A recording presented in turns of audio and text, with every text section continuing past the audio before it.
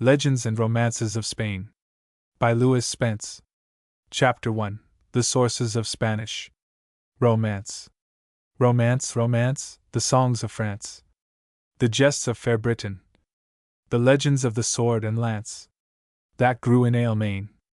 Pale at thy rich inheritance, thou splendor of old Spain.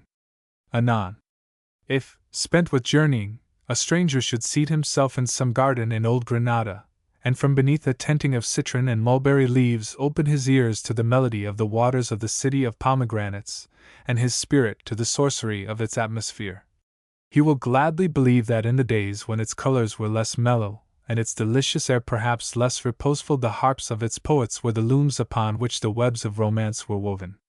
Almost instinctively he will form the impression that the Spaniard, having regained this paradise after centuries of exile, and stirred by the enchanted echoes of Moorish music which still lingered there, was roused into passionate song in praise of those heroes of his race who had warred so ceaselessly and sacrificed so much to redeem it. But if he should climb the Sierra del Sol and pass through the enchanted chambers of the Alhambra as a child passes through the courts of dream, he will say in his heart that the men who builded these rooms from the rainbow and painted these walls from the palette of the sunset raised also the invisible but not less gorgeous palace of Spanish romance. Or if one, walking in the carven shadows of Cordova, think on the Mosque Maxura, whose doors of Andalusian brass opened to generations of poets and astrologers, or on the palace of Azara, built of rose and sea-colored marbles rifled from the Byzantine churches of Africia, will he not believe that in this city of shattered splendors and irretrievable spells the passion flower of romance burst forth full-blown? But we cannot trace the first notes of the forgotten musics, nor piece together the mosaic of broken harmonies in the warm and sounding cities of the Saracens, either in that mine of silk and silver, old Granada, nor among the marble memories of Cordova, whose marketplace overflowed with the painted parchments of Moorish song and science. We must turn our backs on the scarlet southern land and ascend to the bare heights of Castile and Asturias, where Christian Spain, prisoned for 500 years upon a harsh and arid plateau, and wrought to a high passion of sacrifice and patriotism, burst into a glory of martial song, the echoes of which resound among its mountains like ghostly clarions on a field of old encounter. Isolation and devotion to a national cause are more powerful as incentives to the making of romance than an atmosphere of Eastern luxuriance. The breasts of these stern sierras were to give forth milk sweeter than the wine of Almahadin, and song more moving if less fantastic arose in Burgos and Carrion than ever inspired the guitars of Granada. But the unending conflict of Arab and Spaniard brought with it many interchanges between the sensuous spirit of the south and the more rugged manliness of the north, so that at last Saracen gold damascened the steel of Spanish song, and the nets of Eastern fantasy wound themselves about the Spanish soul. In a later day an openly avowed admiration for the art and culture of the Moslem leavened the ancient hate, and the Moorish cavalier imitated the chivalry, if not the verse, of the Castilian knight. 1. The cradle of Spanish song. The homeland of Spanish tradition was indeed a fitting nursery for the race which for centuries contested every acre of the peninsula with an enemy greatly more advanced in the art of warfare, if inferior in resolution and the spirit of unity. Among the flinty wastes of the north of Spain, which are now regarded as rich in mineral resources, are situated at intervals luxuriant and fertile valleys sunk deep between the knees of volcanic ridges, the lower slopes of which are covered with thick forests of oak, chestnut, and pine. These depressions, sheltered from the sword-like winds which sweep down from the Pyrenees, reproduce in a measure the pleasant conditions of the southern land. Although their distance one from another tended to isolation, it was in these valleys that Christian Spain received the respite which enabled her to collect her strength and school her spirit for the great struggle against the Saracen. In this age-long contest she was undoubtedly inspired by that subtle sense of nationhood and the possession of a common tongue which have proved the salvation of many races no less desperately situated, and perhaps her determination to redeem the lost Eden of the South is the best measure of the theory that, prior to the era of Saracen conquest, the Castilian tongue was a mere jargon, composed of the elements of the Roman lingua rustica and the rude Gothic, and according to some authorities, still lacking in grammatical arrangement and fixity of idiom. 2. It is certainly clear that the final phases in the evolution of Castilian took place subsequently to the Arabic invasion, but it is a straining of such scanty evidence as we possess to impute to the form of Castilian speech current immediately before that time the character of an undisciplined patois. 2. Roman and Visigoth. When in the early part of the 5th century the Visigoths, following in the wake of the Vandal folk, entered Romanized Spain, they did not build upon the ruins of its civilization, but retained the habits of their northern homeland and for some generations seem to have been little impressed with Roman culture. Nor did the Latin speech of the people they had conquered at first find favor among them, although, dwelling as they had done on the very flanks of the empire, they were certainly not ignorant of it. They found the people of the peninsula as little inclined to relinquish the cultivated language in which their compatriots Martial, Lucan, and Seneca had contributed to the triumphs of Roman letters. A military autocracy is not usually successful in imposing its language upon a subject people unless it possesses the dual advantages of an ascendancy in arms and literary capacity, and the Visigoths, unable to compete in this latter respect with the highly civilized colonists of Hispania, fell, with the passing of the generations, into the easy acceptance of the Roman tongue. Their illiteracy, however, was not the sole reason for their partial defeat in the give and take of linguistic strife, for, though powerful in military combination, they were greatly outmatched in numbers. As invaders they had brought few women with them, and had perforce to intermarry with native wives, who taught their children the Roman tongue. The necessary intercourse between conqueror and conquered in time produced a sort of pidgin Latin, which stood in much the same relation to the classic speech of Rome as the trade languages of the Pacific did to English. 3.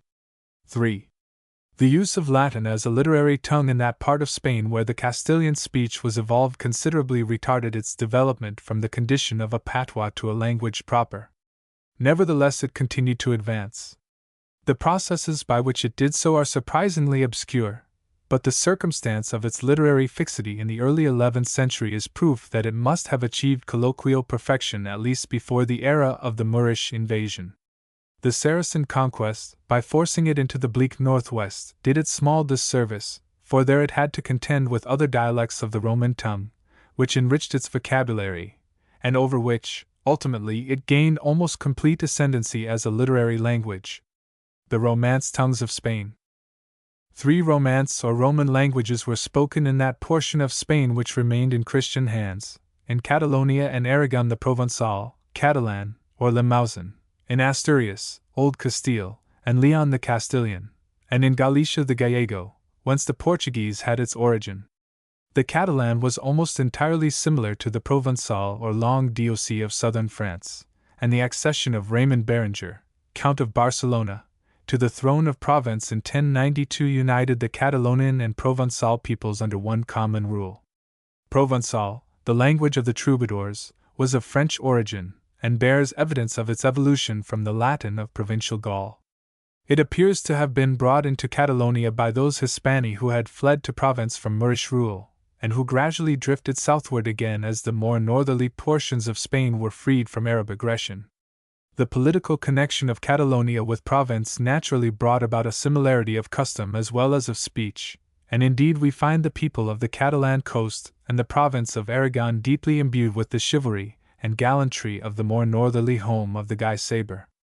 Throughout the whole Provençal Catalan tract were held those romantic courts of love in which the erotic subtleties of its men and women of song were debated with a seriousness which shows that the art of love had entered into competition with the forces of law and religion, and had, indeed, become the real business of life with the upper classes of the country. Out of this glorification of the relations of the sexes arose the allied science of chivalry, no less punctilious or extravagant in its code and spirit. This spirit of Provençal chivalry gradually found its way into Castile, heightened and quickened the imagination of its people, and prepared the Spanish mind for the acceptance and appreciation of romantic literature. But at no time was Castilian imagination passively receptive. It subjected every literary force which invaded it to such a powerful alchemy of transmutation that in time all foreign elements lost their alien character and emerged from the crucible of Spanish thought as things almost wholly Castilian. 4. The perfection of rhyming verse was undoubtedly accomplished by the troubadour poets of Provence and Catalonia, and opened the way for a lyric poetry which, if it never attained any loftiness of flight or marked originality of expression, has seldom been surpassed in melody and finish. But it is remarkable that this extensive body of verse, if a few political satires be accepted, has but one constant theme: the exaltation of love.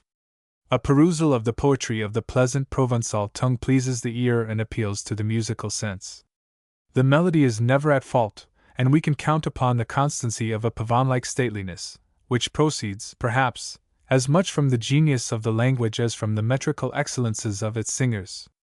But the monotonous repetition of amatory sentiment, for the expression of which the same conceptions and even the same phrases are again and again compelled to do duty, the artificial spirit which inspires these uniform cadences, and the lack of real human warmth soon weary and disappoint the reader, who will gladly resign the entire poetical kingdom of Provence to the specialist in prosody, or the literary antiquary in exchange for the freer and less formal beauties of a music better suited to human needs and less obviously designed for the uses of a literary caste.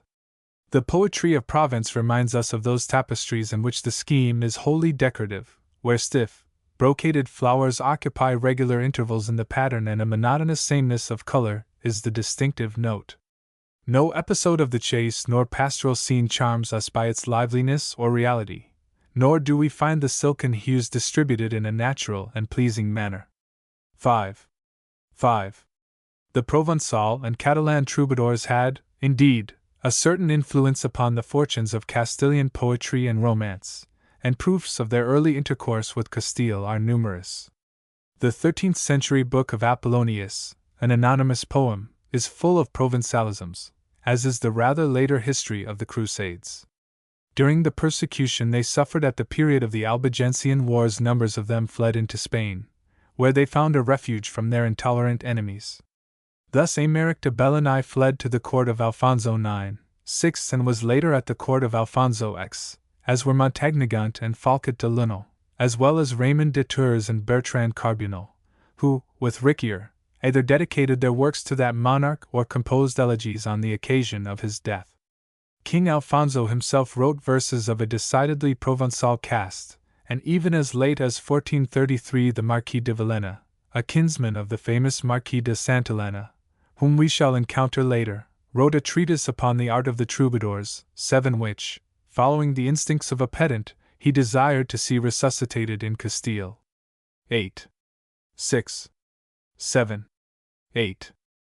The Galician, a Romance language which sprang from the same root as the Portuguese, is nearly allied to the Castilian. But it is not so rich in guttural sounds, from which we may be correct in surmising that it has less of the Teutonic in its composition than the sister tongue.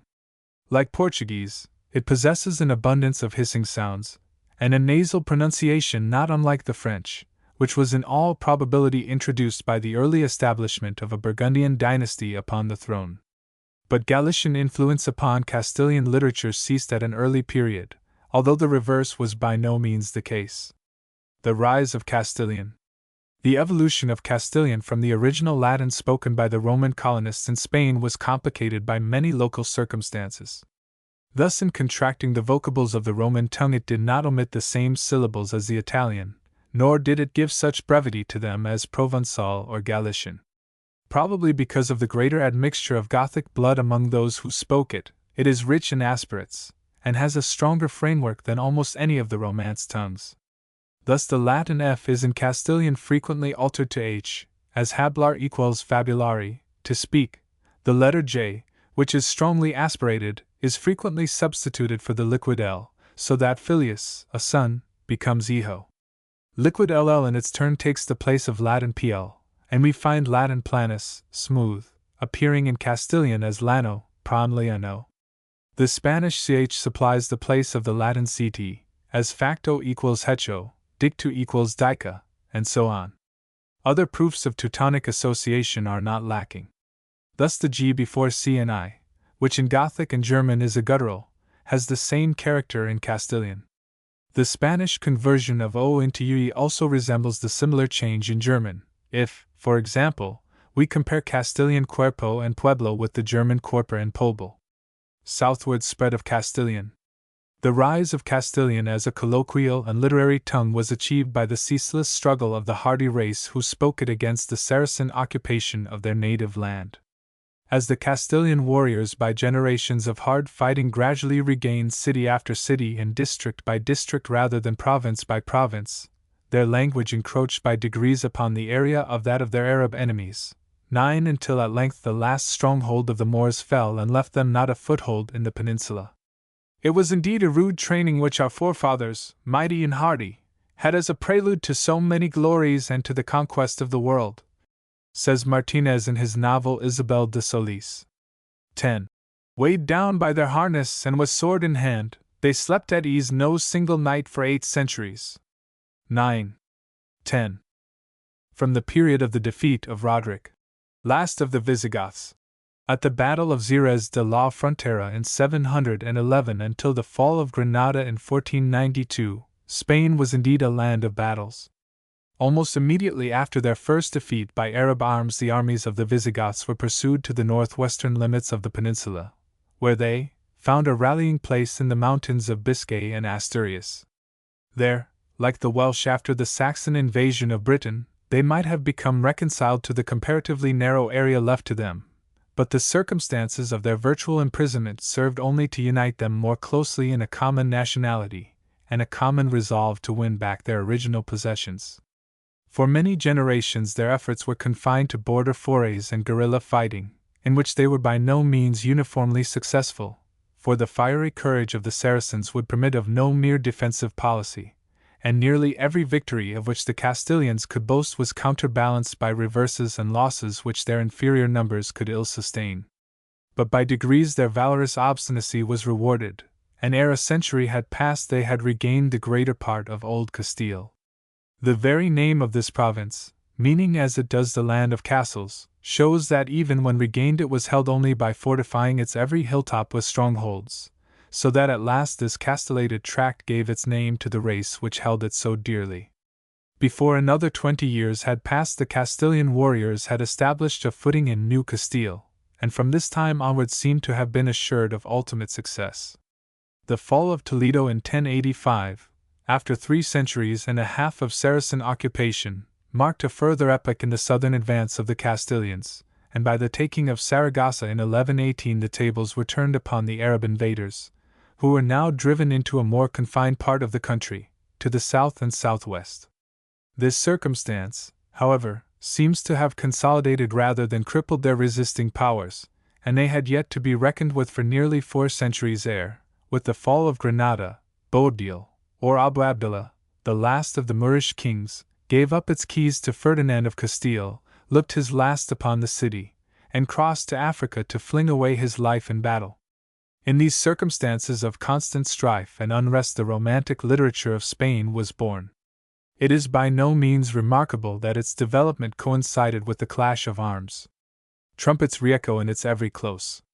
As it expresses the spirit of a martial race, it was also the nursling of necessity, for from the songs and fables of mighty heroes the knights of Castile drew a new courage and experienced an emulous exhilaration which nerved them on the day of battle. Well might the wandering knight of Castile chant, as in the old ballad, "Oh, harness is my only wear. The battle is my play. My pallet is the desert bare. My lampion planet's ray." 11. Border warfare, with its frequent change of scene and constant alarms, was a fitting introduction to errantry.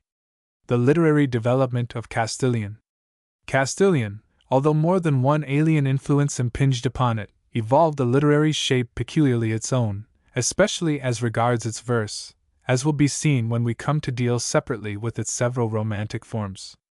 Thus it owed nothing to the literary methods of Provençal or Catalan, though much to their spirit and outward manners.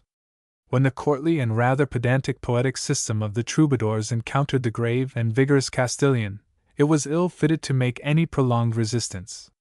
As political causes had hastened their encounter, so they quickened the victory of the Castilian. The ruling power in Aragon had from an early period been connected with Castilian royalty, and Ferdinand the Just, who came to the throne of Aragon in 1412, was a Castilian prince. The courts of Valencia and Burgos were, therefore, practically open to the same political influences. If our conclusions are correct, it was during the reigns of Ferdinand the Just and Alfonso v. 1412–58 that the influence of Castilian first invaded the sphere of Catalan. We find it definitely recognized as a poetic tongue on the occasion of a contest of song in honor of the Madonna held at Valencia in 1474, the 40 poems sung at which were afterward collected in the first book printed in Spain. 4 of these are in the Castilian tongue, which was thus evidently regarded as a literary medium sufficiently developed to be represented at such a contest. Valencia, indeed, at first wholly Catalan in speech and art, seems to have possessed a school of Castilian poets of its own from 1470 to 1550, who did much to popularize their adopted tongue. But the Catalonians were not minded that their language should lose the literary hegemony of Spain so easily, and they made every endeavor to sustain it by instituting colleges of professional troubadours and vaunting its beauties at their great public contests of song. It was in vain. They had encountered a language more vigorous, more ample in vocabulary, more rich in idiomatic construction, and backed by a stronger political power than their own. The poetical courts of Castile. The evolution of Castilian as a literary language was also assiduously fostered by the scholarly character of many of the rulers of Castile. Alfonso the Wise was himself a poet, and cultivated his native tongue with judiciousness and care, affording it purity and precision of expression. Under his supervision the scriptures were translated into Castilian, and a general chronicle of Spain as well as a history of the First Crusade were undertaken at his instance. He made it the language of the law courts, and attempted to infuse into its verse a more exact spirit and poetical phraseology by the imitation of Provençal models.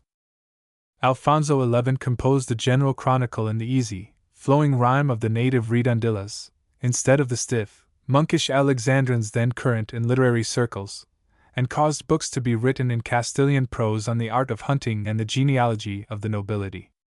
12. His relative Don Juan Manuel did much to discipline Spanish imagination and give fixity to Spanish prose in his Conde Lucaner.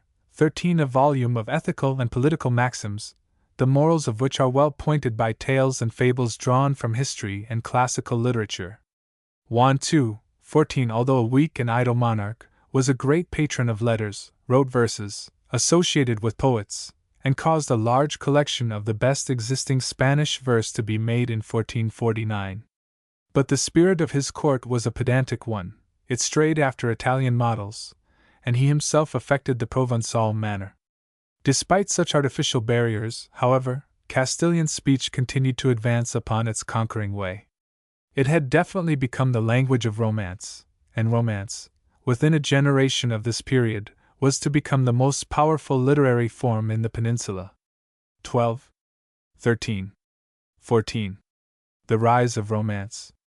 The development of romance in Spain, its evolution, and the phases through which it passed, has not, as a theme, met with that painstaking treatment at the hands of English writers on Spanish literature that might have been expected at this late day, when the literary specialist has to search diligently into the remotest corners of the earth if he seek new treasures to essay.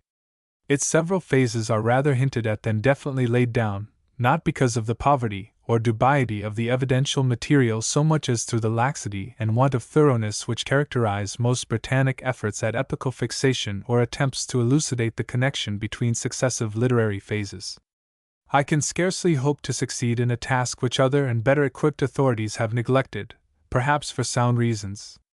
But I had rather fail in an attempt to reduce the details of the evolution of Spanish romance to orderly sequence than place before the reader an array of unrelated facts and isolated tags of evidence which, however interesting, present no definite picture, permit of no reasonable deduction, and are usually accompanied by a theoretical peradventure or so by way of dubious enlightenment. If we regard the literary map of Europe from the 11th to the 13th century, we behold the light shining from two quarters, Jewish Arabic Spain and France. With the first we have, at the moment, no concern. Its literature was at the time alien and inimical to Christian Spain, which, as we shall see later, did not regard anything Saracen with complacence until its sword crossed no longer with the scimitar.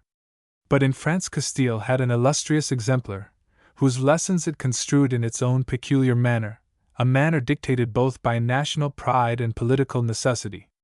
Scimitar. With the influence of southern France we have already dealt. At the era alluded to, northern France, the country of the Langue d'Oil, although in a measure disturbed by unrest, was yet in a much better case to produce great literature than Castile, whose constant vendetta with the Moslem left her best minds only a margin of leisure for the production of pure literature, a margin, however, of which the fullest advantage was taken. The rise of a caste of itinerary poets in France supplied the popular demand for storytelling, and the Travers of the 12th century recognized in the glorious era of Charlemagne a fitting and abundant source for heroic fiction such as would appeal to medieval audiences. The poems, or rather epics, which they based upon the history of the Carlovingian period were known as chansons de geste, songs of the deeds of the great Frankish emperor and his invincible paladins, or, to the Travers themselves, as Matières de France, as the Arthurian tales were designated Matières de Bretagne, and those based upon classical history Matières de Rome. Until comparatively recent times these immense works, many of which comprise 6,000 or 7,000 lines of verse, were practically unknown, even to the generality of literary authorities.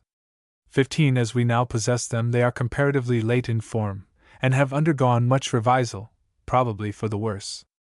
But they are the oldest examples of elaborate verse in any modern language, with the exception of English and Norse, and undoubtedly stand in an ancestral relation to all modern European literature. 15. These chansons were intended to be sung in the common halls of feudal dwellings by the itinerant Travers, who composed or passed them on to one another. Their subject matter deals more with the clash of arms than the human emotions, though these are at intervals depicted in a masterly manner. The older examples among them are written in batches of lines, varying from 1 to several score, each of which derives unity from an assonant vowel rhyme, and known as laisses or tirades. Later, however, rhyme crept into the chansons, the entire laise, or batch, ending in a single rhyme sound. Castilian opposition to the chansons de gestes. In these poems, which probably originated in the north of France, the genre spreading southward as time progressed, Charlemagne is represented as the great bulwark of Christianity against the Saracens of Spain. Surrounded by his peers, Roland, Oliver, Naimes, Olger, and William of Orange, he wages constant warfare against the Moors or the Saracens, pagans, of Saxony. Of these poems Gautier has published a list of 110, a moiety of which date from the 12th century. A number of the later chansons are in Provençal, but all attempts to refer the entire cycle in its original condition to that literature have signally failed. That this immense body of romantic material found its way into Castile is positively certain. Whether it did so by way of Provence and Catalonia is not clear, but it is not impossible that such was the case. It might be thought that Christian Spain, in the throes of her struggle with the Moors, took kindly to a literature so constant in its reference to the discomfiture of her hereditary foes. At first she did so, and certainly accepted the chanson form. But two barriers to her undivided appreciation of it presently appeared. In the first place, the Castilian of the 12th century seems to have been aware that if Charlemagne invaded Spain at all, he encountered not only the Moor but the Spaniard as well. This is not borne out, as some authorities imply, by a piece in the popular poetry of the Basques known as the Alto Biscarco Canta, or Song of Alto Biscar, which tacitly asserts that the defeat of Charlemagne's rearguard at Roncesvalles was due not to Saracens, but to Basques, who resented the passage of the Frankish army through their mountain passes. The whole piece is an effusion written in Basque by a Basque student named Duhalde, who translated it from the French of François Guéret de Montglaive, circa 1833. 16 A second battle of Roncesvalles took place in the reign of Louis le Debonair in 824, when two Frankish counts returning from Spain were again surprised and defeated by the Pyrenean mountaineers. But there appears to have been a still earlier battle between Franks and Basques in the Pyrenees in the reign of Dagobert I, 631 to 638. The folk memory of these contests seems to have been kept alive, so that the Spaniard felt that the Frank was somewhat of a traditional enemy. Archbishop Roderick of Toledo inveighed against those Spanish jugglars who sang the battles of Charlemagne in Spain, and Alfonso the Learned belittles the mythical successes of the Frankish emperor. 16. But this was not all. The idea that Charlemagne had entered Spain as a conqueror, carrying all before him, was offensive to the highly wrought pride and patriotism of the Castilians, who chose to interpret the spirit of the chansons de geste in their own way, and instead of copying them slavishly, raised an opposing body of song to their detriment.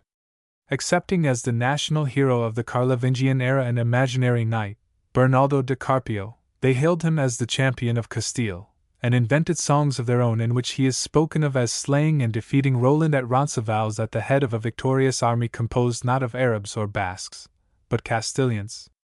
The Cantares de Gesta. But if the Castilians did not accept the matter of the chansons, they assuredly adopted their form. Their literary revolt against the alien spirit and politics of the chansons seems to have taken place at some time soon after the diffusion of these throughout Spain. A Spanish priest of the early 12th century wrote the fabulous chronicle of Archbishop Turpin of Reims, which purported to be the work of that warlike cleric, but in reality was intended to popularize the pilgrimage to Compostela to which it had reference. Many Franks traveled to the shrine, among them Travers, who in all likelihood passed on to the native Castilian singers the spirit and metrical system of the chansons, so that later we hear of Spanish cantares de gesta, most of which, however, unlike their French models, are lost to us.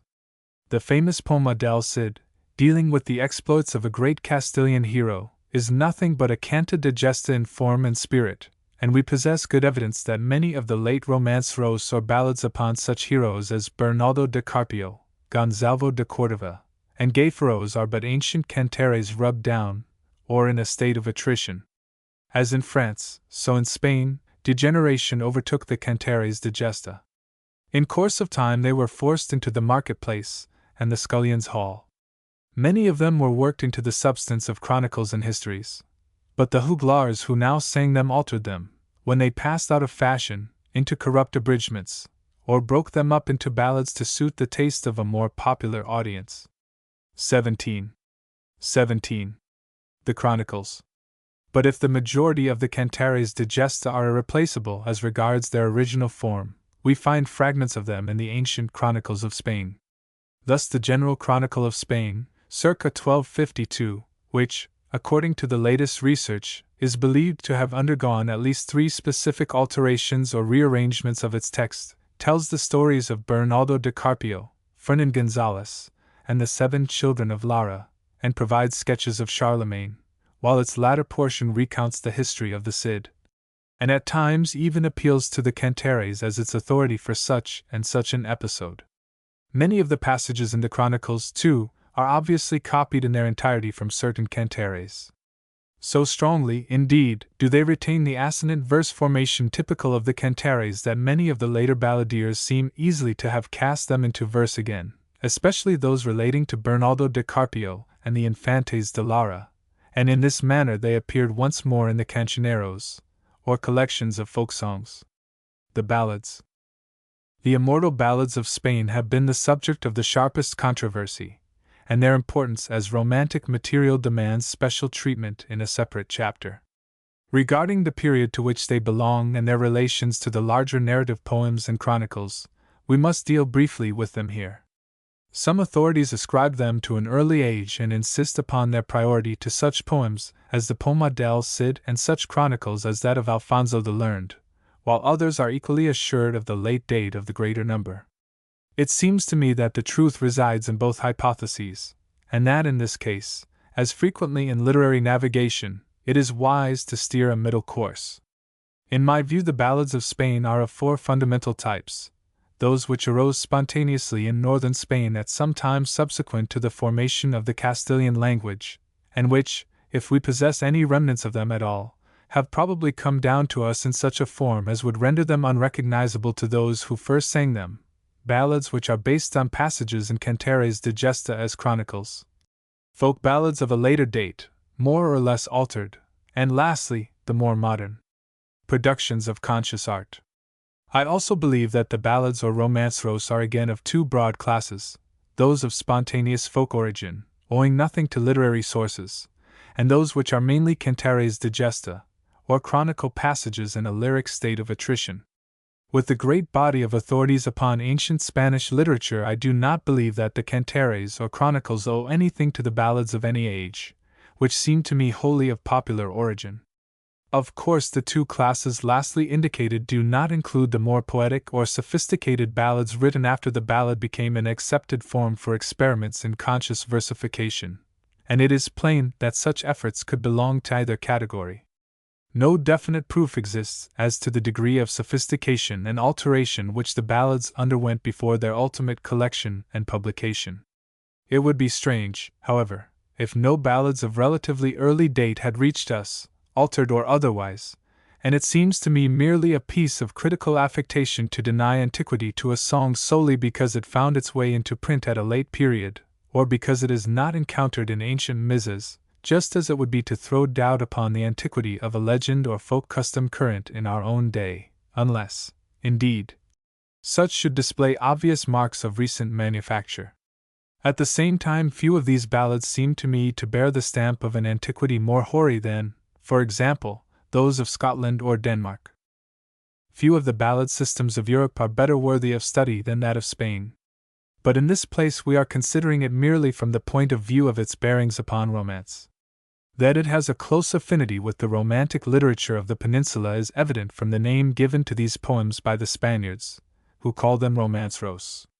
18 Some of them are, indeed, romances or cantares digesta in little, and in fact they deal with all the great subjects sung of in the cantares or prosed upon in the chronicles, such as the Cid, Bernaldo de Carpio, Count Alarcos, and so forth. But they seem to have little in common with the later romances proper, such as Amadis, Pomeran, or Felixmart, for the good reason that by the time these were in fashion the ballad had become the sole property of the common people. As the Marquis de Santillana, 1398–1458, himself a poet of note, remarks in a letter famous for the light it throws on the condition of Spanish literature in his day. There are contemptible poets who, without order, rule, or rhythm, make those songs and romances in which vulgar folk and menials take delight. So might Lovelace or Drummond of Hawthornden have written of our own balladeers. 18. The ballads thus relegated to the peasantry and lower classes, those of the upper classes who found time for reading were accordingly thrown back upon the chronicles and the few cantares digesta which had been reduced to writing.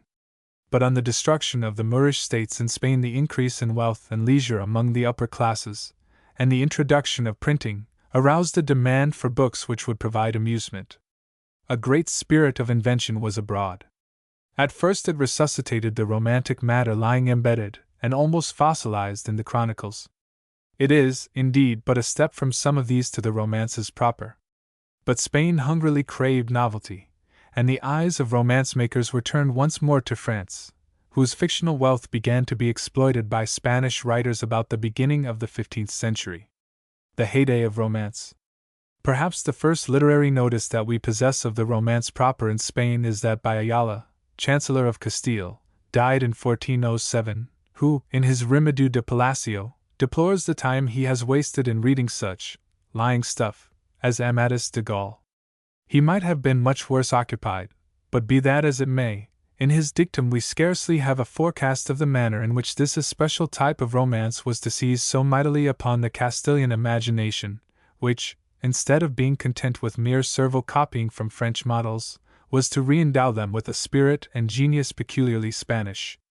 Perhaps in no other European country did the seed of romance find a soil so fitting for its germination and fruition, and certainly nowhere did it blossom and burgeon in such an almost tropical luxuriance of fruit and flower. Amadis had for sequel a long line of similar tales, all of which the reader will encounter later in these pages. By general consent of critics, from Cervantes onward, it is the best and most distinctive of the Spanish romances, and was translated into French, Italian, and indeed into most European languages, 19 a special translation, it is said, even being made for Jewish readers. At a stroke Peninsular Romanticism had beaten French chivalric fiction upon its own ground. But Amadis was not, as Cervantes seems to think, the first book of chivalry printed in Spain, for this distinction belongs to Tirante the White, 1490, which, according to Southey, is lacking in the spirit of chivalry. 20 Among other figures it introduces that of Warwick the Kingmaker, who successfully withstands an invasion of England by the King of the Canary Islands, and ultimately slays the invader single-handed and routs his forces. But if Cervantes errs in his bibliography, his barbarous summing up of Amadis as the best of all books of its kind that has been written is not far from the truth. 21 Tasso thought it the most beautiful and perhaps the most profitable story of its kind that can be read. Did he merely follow the tonsorial critic's opinion, as his language would tempt one to believe? 19. 20. 21. Amadis was followed by a host of imitations. Its enormous success, from a popular point of view, brought into being a whole literature of similar stamp and intention, if not of equal quality. The first of such efforts, in consequence if not in chronology, is that of Pomeran de Oliva, the earliest known edition of which appeared at Seville in 1525, and was followed, like the Amadis, by similar continuations, Primalian, Platter, and Pomeran of England, perhaps the best of the series.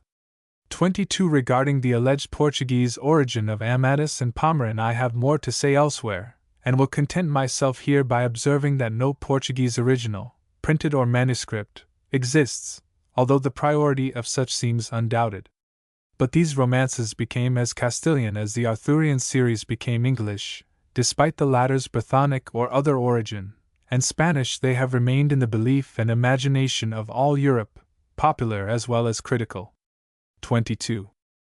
The Pomeran series only fed and increased the passion for romantic fiction.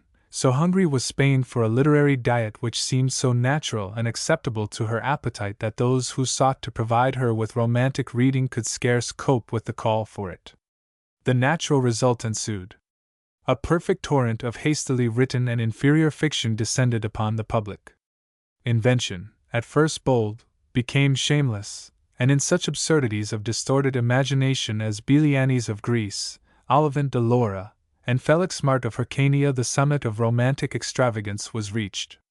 But ridiculous and insulting to human intelligence and decent taste as most of these productions were, still they found countless thousands of readers, and there is every indication that publishing in the Spain of the late 16th and the 17th centuries must have been extremely lucrative.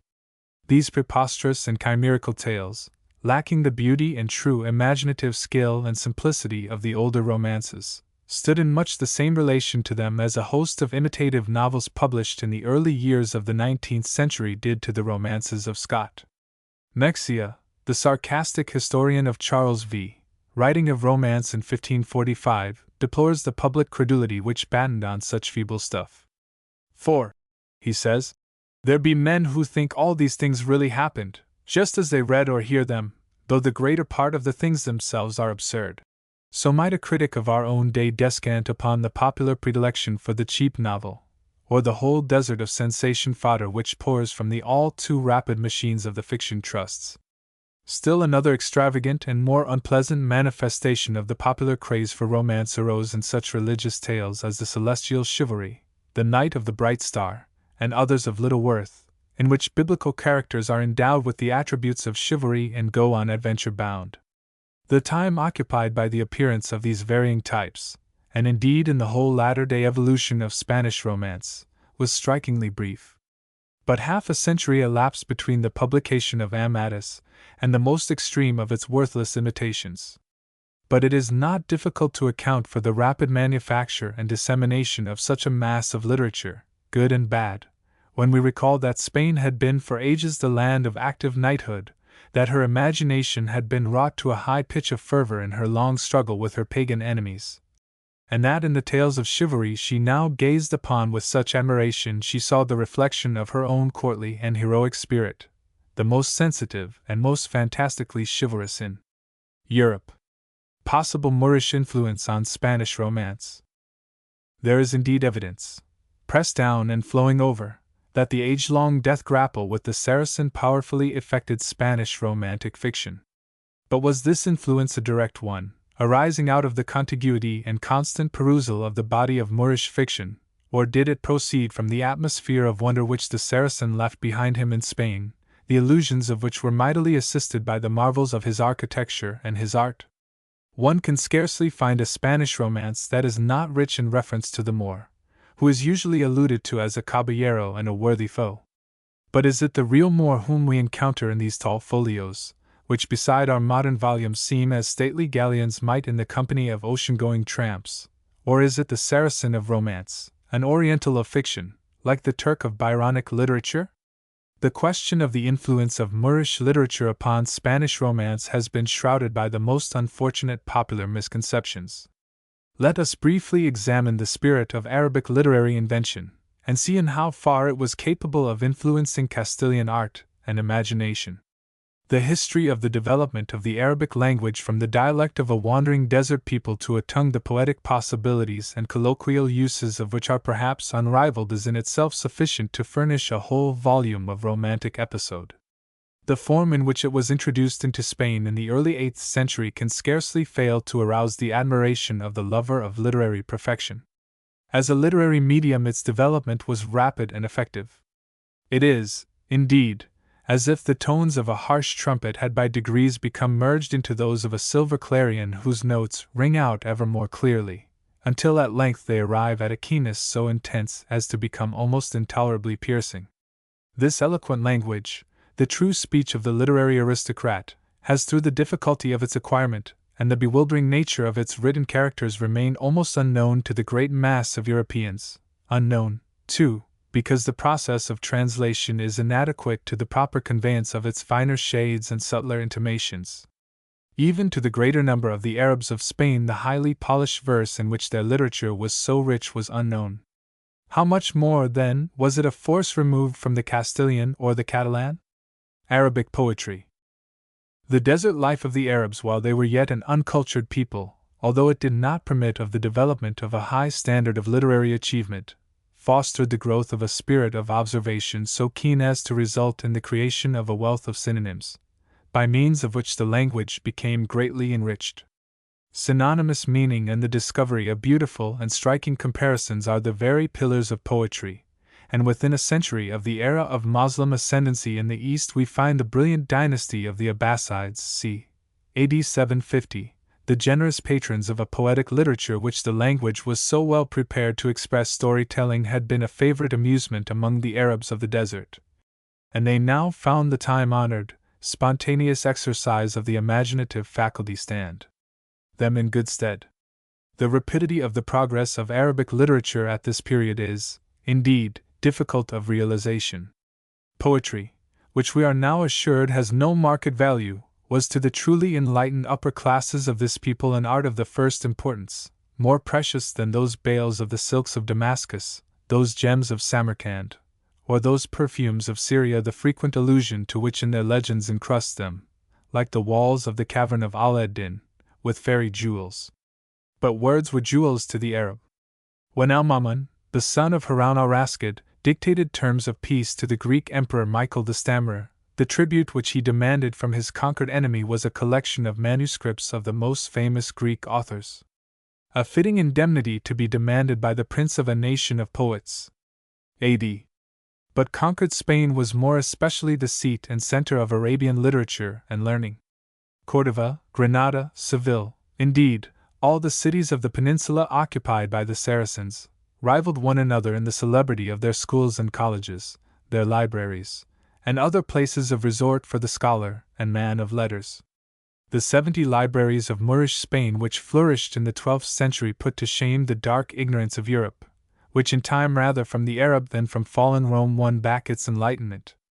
Arabic became not only the literary but the colloquial tongue of thousands of Spaniards who dwelt in the south under Moorish rule. Even the canons of the Church were translated into Arabic, about the middle of the 8th century, for the use of those numerous Christians who knew no other language. The colleges and universities founded by Abderrahman and his successors were frequented by crowds of European scholars. Thus the learning and the philosophy, if not the poetry of the Saracens, were enabled to lay their imprint deeply upon plastic Europe. If, however, we inquire more closely into the local origins of this surprising enlightenment, we shall find it owing even more to the native Jews of Spain than to the Moors themselves.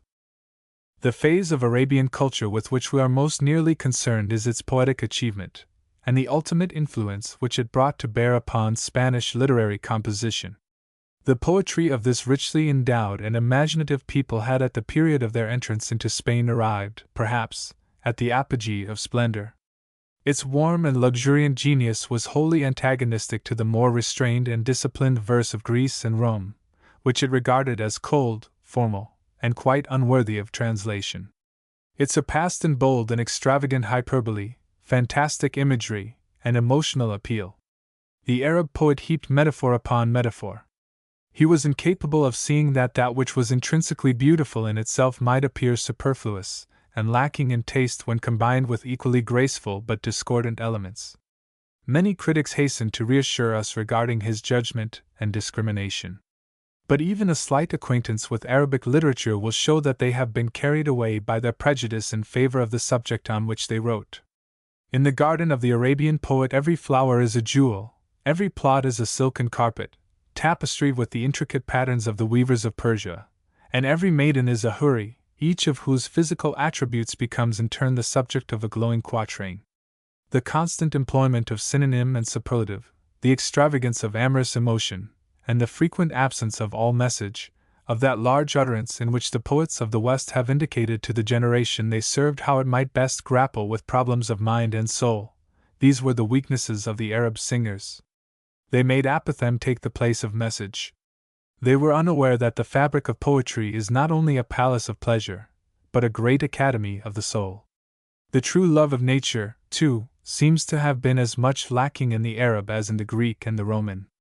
He enameled his theme with the meticulous care of a jeweler. Not content with painting the lily, he burnished it until it seemed a product of the goldsmith's art.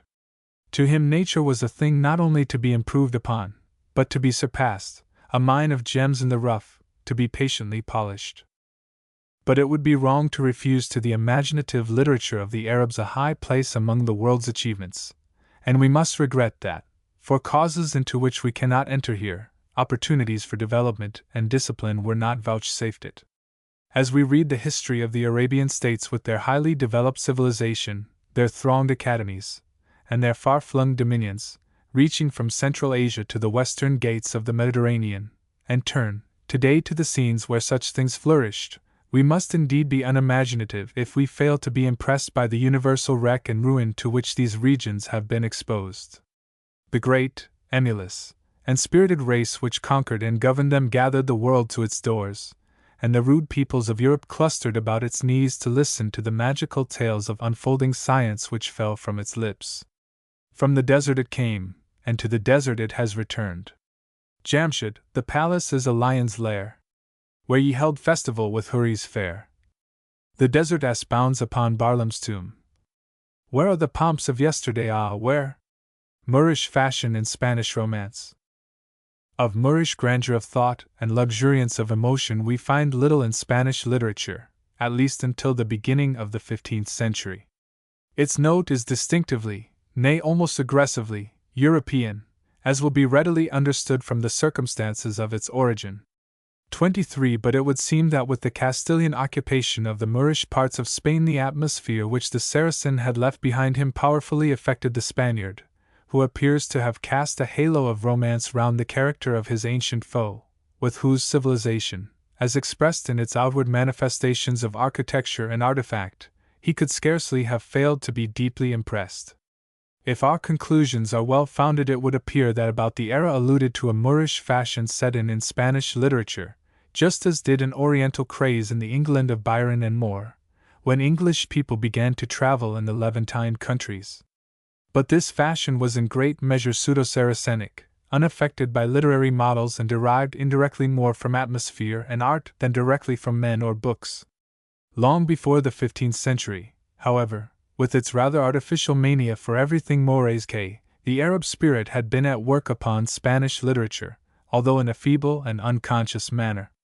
Spanish literary forms, whether in verse or prose, owe absolutely nothing to it, and especially is this the case in regard to the assonance which characterizes Castilian poetry, a prosodic device found in the verse of all Romance tongues at an early period.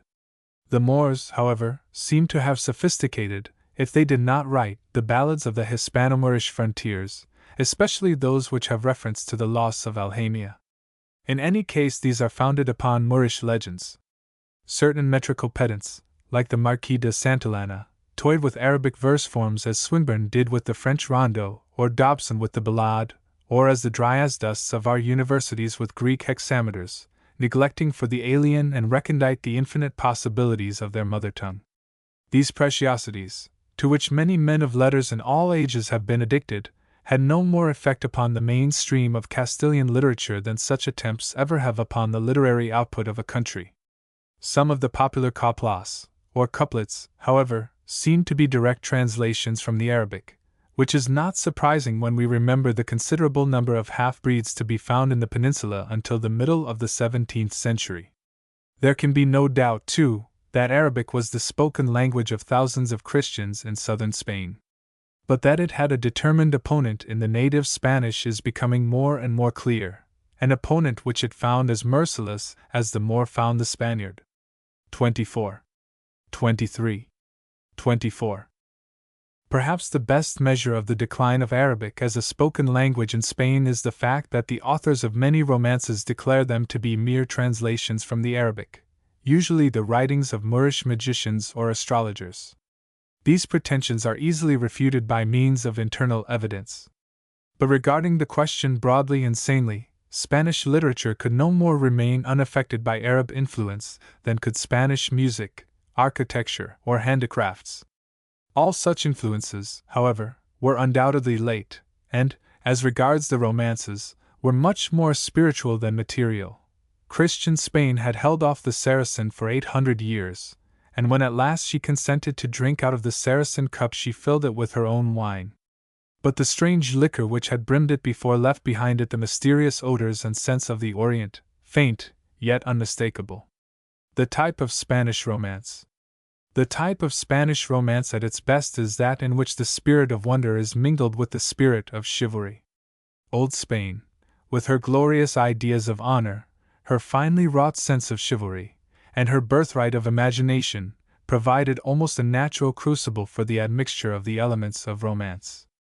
Every circumstance of climate and environment assisted and fostered the illusions with which Spanish story teemed, and above all there was a more practical interest in the life chivalric in Spain than, perhaps, in any other country in Europe. The Spaniard carried the insignia of chivalry more properly than Frenchman or Englishman. It was his natural apparel, and he brought to its wearing a dignity, a gravity, and a consciousness of fitness unsurpassed. If he degenerated into a Quixote, it was because of the wholehearted seriousness with which he had embraced the knightly life. He was certainly the first to laugh when he found that his manners, like his mail, had become obsolete. But even the sound of that laughter is knightly, and the book which aroused it has surely won at least as many hearts for romanticism as ever it disillusioned. The history of Spanish conquest is a chronicle of champions, of warriors almost superhuman in ambition and endurance, mighty carvers of kingdoms, great remodelers of the world's chart, who, backed by a handful of lances, and whether in Valencia, Mexico, Italy, or Arakan, surpassed the fabulous deeds of Amadis or Pomeran. In a later day the iron land of Castile was to send forth iron men who were to carry her banners across an immensity of ocean to the uttermost parts of the earth. What inspired them to live and die in harness surrounded by dangers more formidable than the enchantments of malevolent sorcerers or than ever confronted knights errant in the quest of mysterious castles? What heartened them in an existence of continuous strife, privation, and menace? Can we doubt that the hero tales of their native land magically moved and inspired them, that when going into battle the exploits of the heroes of romance rang in their ears like a fanfare from the trumpets of heralds at a tournament? And as we gat us to the fight, our armor and our hearts seemed light, thinking on battle's cheer, of fierce Orlando's high prowess, of Felixmart's knightliness, and the death of Olivier. 25. 25.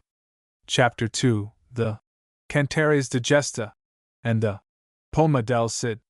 When meat and drink is great plenty, then lords and ladies still will be, and sit and solace lithe. Then it is time for me to speak of Kern knights and Kemps great, such carping for Tokayth, Guy and Colbrand, a romance. The French origin of the Cantares de Gesta has already been alluded to. Their very name, indeed, bespeaks a Gallic source. But in justice to the national genius of Spain, we trust that it has been made abundantly clear that the cantares speedily cast off the northern mode and robed themselves in Castilian garb. Some lands possess an individuality so powerful, a capacity for absorption and transmutation so exceptional, that all things, both physical and spiritual, which invade their borders become transfigured and speedily metamorphosed to suit their new environment. Of this magic of transformation, Spain, with Egypt and America, seems to hold the especial secret. But transfigure the chansons of France as she might, the mold whence they came is apparent to those who are cognizant of their type and machinery. Nor could the character of their composers and professors be substantially altered, so that we must not be surprised to find in Spain the trouvères and jongleurs of France as troubadours and jugglars. The troubadour was the poet, the author, the juglar merely the singer or declaimer, although no very hard and fast line was drawn betwixt them. Some jugglars of more than ordinary distinction were also the authors of the cantares they sang, while an unsuccessful troubadour might be forced to chant the verses of others. Instrumentalists or accompanists were known as jugglars de panola in contradistinction to the reciters or singers, jugglars de boca, the singers of old Spain. With the juglar, indeed, was left the final form of the canta, for he would shape and shear it, add to or suppress, as his instinct told him the taste of his audience demanded. Not infrequently he would try to pour the wine of a canta into the bottle of a popular air, and if it overflowed and was spilt, so much the worse for the canta. Frequently he was accompanied not only by an instrumentalist, but by a remendador, or mimic, who illustrated his tale in dumb show. These sons of the gay science were notoriously careless of their means of livelihood, and lived a hand-to-mouth existence. A crust of bread and a cup of wine sufficed them when silver was scarce. Unsullied by the lust of hire, they journeyed from hall to hall, from castle to castle, unmindful of all but their mission, to soothe the asperities of a barbarous age. Our long-dead brothers of the roundelay, whose meed was wine, who held that praise was pay, hearten ye by their lives, ye singers of today! But this simple state did not last. As the taste for the cantares grew, the troubadours and their satellites, after the manner of mankind, became clamorous for the desirable things of life, making the age-long plea of the artist that the outward insignia of beauty are his very birthright, and forgetting how fatal it is to stain with wealth and power the poet's free and heavenly mind. These spirits from beyond the moon did not, alas, refuse the boon. Kings, infantes, and peers indulged the troubadour out of full purses, flattered him by imitating his art and his life, and even enrolled themselves in his brotherhood. Few men of genius are so constituted as to be able to control altogether a natural hauteur and superiority. In these early days poetical arrogance seems to have been as unchecked as military boastfulness, and the troubadours, pampered and fed by prince and noble, at length grew insufferable in their insolence and rapacity. The land swarmed with singers, real and pretended, the manner of whose lives became a scandal, even in a day when scandal was cheap. The public grew weary of the repetition of the cantares and the harping on a single string. It became fashionable to read romances instead of listening to them, and eventually we see the jugglars footing it on the highways of Spain, and declaiming at street corners in a state of mendicancy more pitiable by far than their old indigent yet dignified conditions. Few of the ancient cantares of Spain have survived, in contradistinction to the 100 or more chansons that France can show. But what remains of them suffices to distinguish their type with sufficient clearness. As has been indicated, we owe our knowledge of more than one of them to the circumstance that they became embedded in the ancient chronicles of Spain. An excellent illustration of this process of literary embalming is provided by the manner in which the canta of Bernaldo de Carpio has become incrusted in the rather dreary mass of the General Chronicle of Spain, which was compiled by King Alfonso the Wise, circa 1260, in which it will be found in the 7th and 12th chapters of the 3rd part. The poet king states that he has founded his history of Bernaldo upon old lays, and in the spirit as well as the form of his account of the legendary champion we can trace the influence of the canta. The story of Bernaldo de Carpio. Young Bernaldo de Carpio, when he arrived at manhood, was, like many another hero of romance, unaware that he was of illustrious parentage, for his mother was a sister of Don Alfonso of Castile, and had wed in secret the brave and noble Count de Sandias de Saldana. King Alfonso, bitterly offended that his sister should mate with one who was her inferior in rank, cast the Count into prison, where he caused him to be deprived of sight, and immured the princess in a cloister. Their son Bernaldo, however, he reared with care. While still a youth, Bernaldo rendered his uncle important services, but when he learned that his father languished in prison, a great melancholy settled upon him, and he cared no more for the things that had once delighted him. Instead of mingling in the tourney or the dance, he put on deep mourning, and at last presented himself before King Alfonso and beseeched him to set his father at liberty. Now Alfonso was greatly troubled when he knew that Bernaldo was aware of his lineage and of his father's imprisonment, but his hatred for the man who had won his sister was greater than his love for his nephew. At first he made no reply, but sat plucking at his beard, so taken aback was he. But kings are not often at a loss, and Alfonso, thinking to brush the matter aside by brusque words, frowned, and said sternly, "Bernaldo, as you love me, speak no more of this matter. I swear to you that never in all the days of my life shall your father leave his prison." "Sire," replied Bernaldo, "you are my king and may do whatsoever you shall hold for good, but I pray God that he will change your heart in this matter." King Alfonso had no son of his own, and in an ill moment proposed that Charlemagne, the mighty emperor of the Franks, should be regarded as his successor. But his nobles remonstrated against his choice, and refused to receive a Frank as heir to the throne of Christian Spain. Charlemagne, learning of Alfonso's proposal, prepared to invade Spain on the pretext of expelling the Moors, but Alfonso, repenting of his intention to leave the crown to a foreigner, rallied his forces around him and allied himself with the Saracens. A battle, fierce and sustained, took place in the pass of Roncesvalles, in which the Franks were signally defeated, chiefly by the address of Bernaldo, who slew the famous champion Roland with his own hand. These and the other services of Bernaldo King Alfonso endeavored to reward. But neither gift nor guerdon would young Bernaldo receive at his hands, save only the freedom of his father. Again and again did the king promise to fulfill his request, but as often found an excuse for breaking his word, until at last Bernaldo, in bitter disappointment, renounced his allegiance and declared war against his treacherous uncle. The king, in dread of his nephew's popularity and warlike ability, at last had recourse to a stratagem of the most dastardly kind. He assured Bernaldo of his father's release if he would agree to the surrender of the great castle of Carpio. The young champion immediately gave up its keys in person, and eagerly requested that his father might at once be restored to him. The treacherous Alfonso in answer pointed to a group of horsemen who approached at a gallop. "Yonder, Bernaldo, is thy father," he said mockingly. "Go and embrace him." Bernaldo, says the chronicle, went toward him and kissed his hand. But when he found it cold and saw that all his color was black, he knew that he was dead, and with the grief he had from it he began to cry aloud and to make great moan, saying, "Alas! Count Sandias, in an evil hour was I born, for never was man so lost as I am now for you. For since you are dead and my castle is gone, I know no counsel by which I may do aught." Some say in their Cantares Digesta that the king then said, "Bernaldo, now is not the time for much talking, and therefore I bid you go straightway forth from my land." Broken-hearted and utterly crushed by this final blow to his hopes, Bernaldo turned his horse's head and rode slowly away. And from that day his banner was not seen in Christian Spain, nor the echoes of his horn heard among her hills. Hopeless and desperate, he took service with the Moors.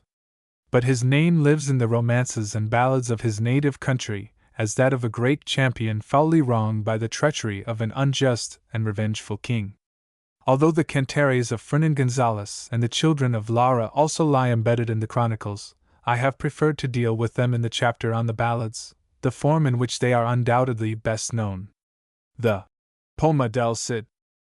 But by far the most complete and characteristic of the Cantares Digesta is the celebrated Poma del Cid, the title which has become attached to it in default of all knowledge of its original designation. That it is a canta must be plain to all who possess even a slight familiarity with the chansons digestes of France. Like many of the chanson's heroes, the Cid experiences royal ingratitude, and is later taken back into favor. The stock phrases of the chansons, too, are constantly to be met with in the poem, and the atmosphere of boastful herohood arising from its pages strengthens the resemblance. There is also pretty clear proof that the author of the poem had read or heard the chanson de Roland. This is not to say that he practiced the vile art of adaptation or the viler art of paraphrase, or in any way filched from the mighty epic of Roncesvalles. But superficial borrowings of incident appear, which are, however, amply redeemed by originality of treatment and inspiration. The thought and expression are profoundly national, nor does the language exhibit French influence, save, as has been said, in the matter of well-worn expressions, the clichés of medieval epic. Its only manuscript. But one manuscript of the Poema del Cid is known, the handiwork of a certain Per or Pedro the Abbot.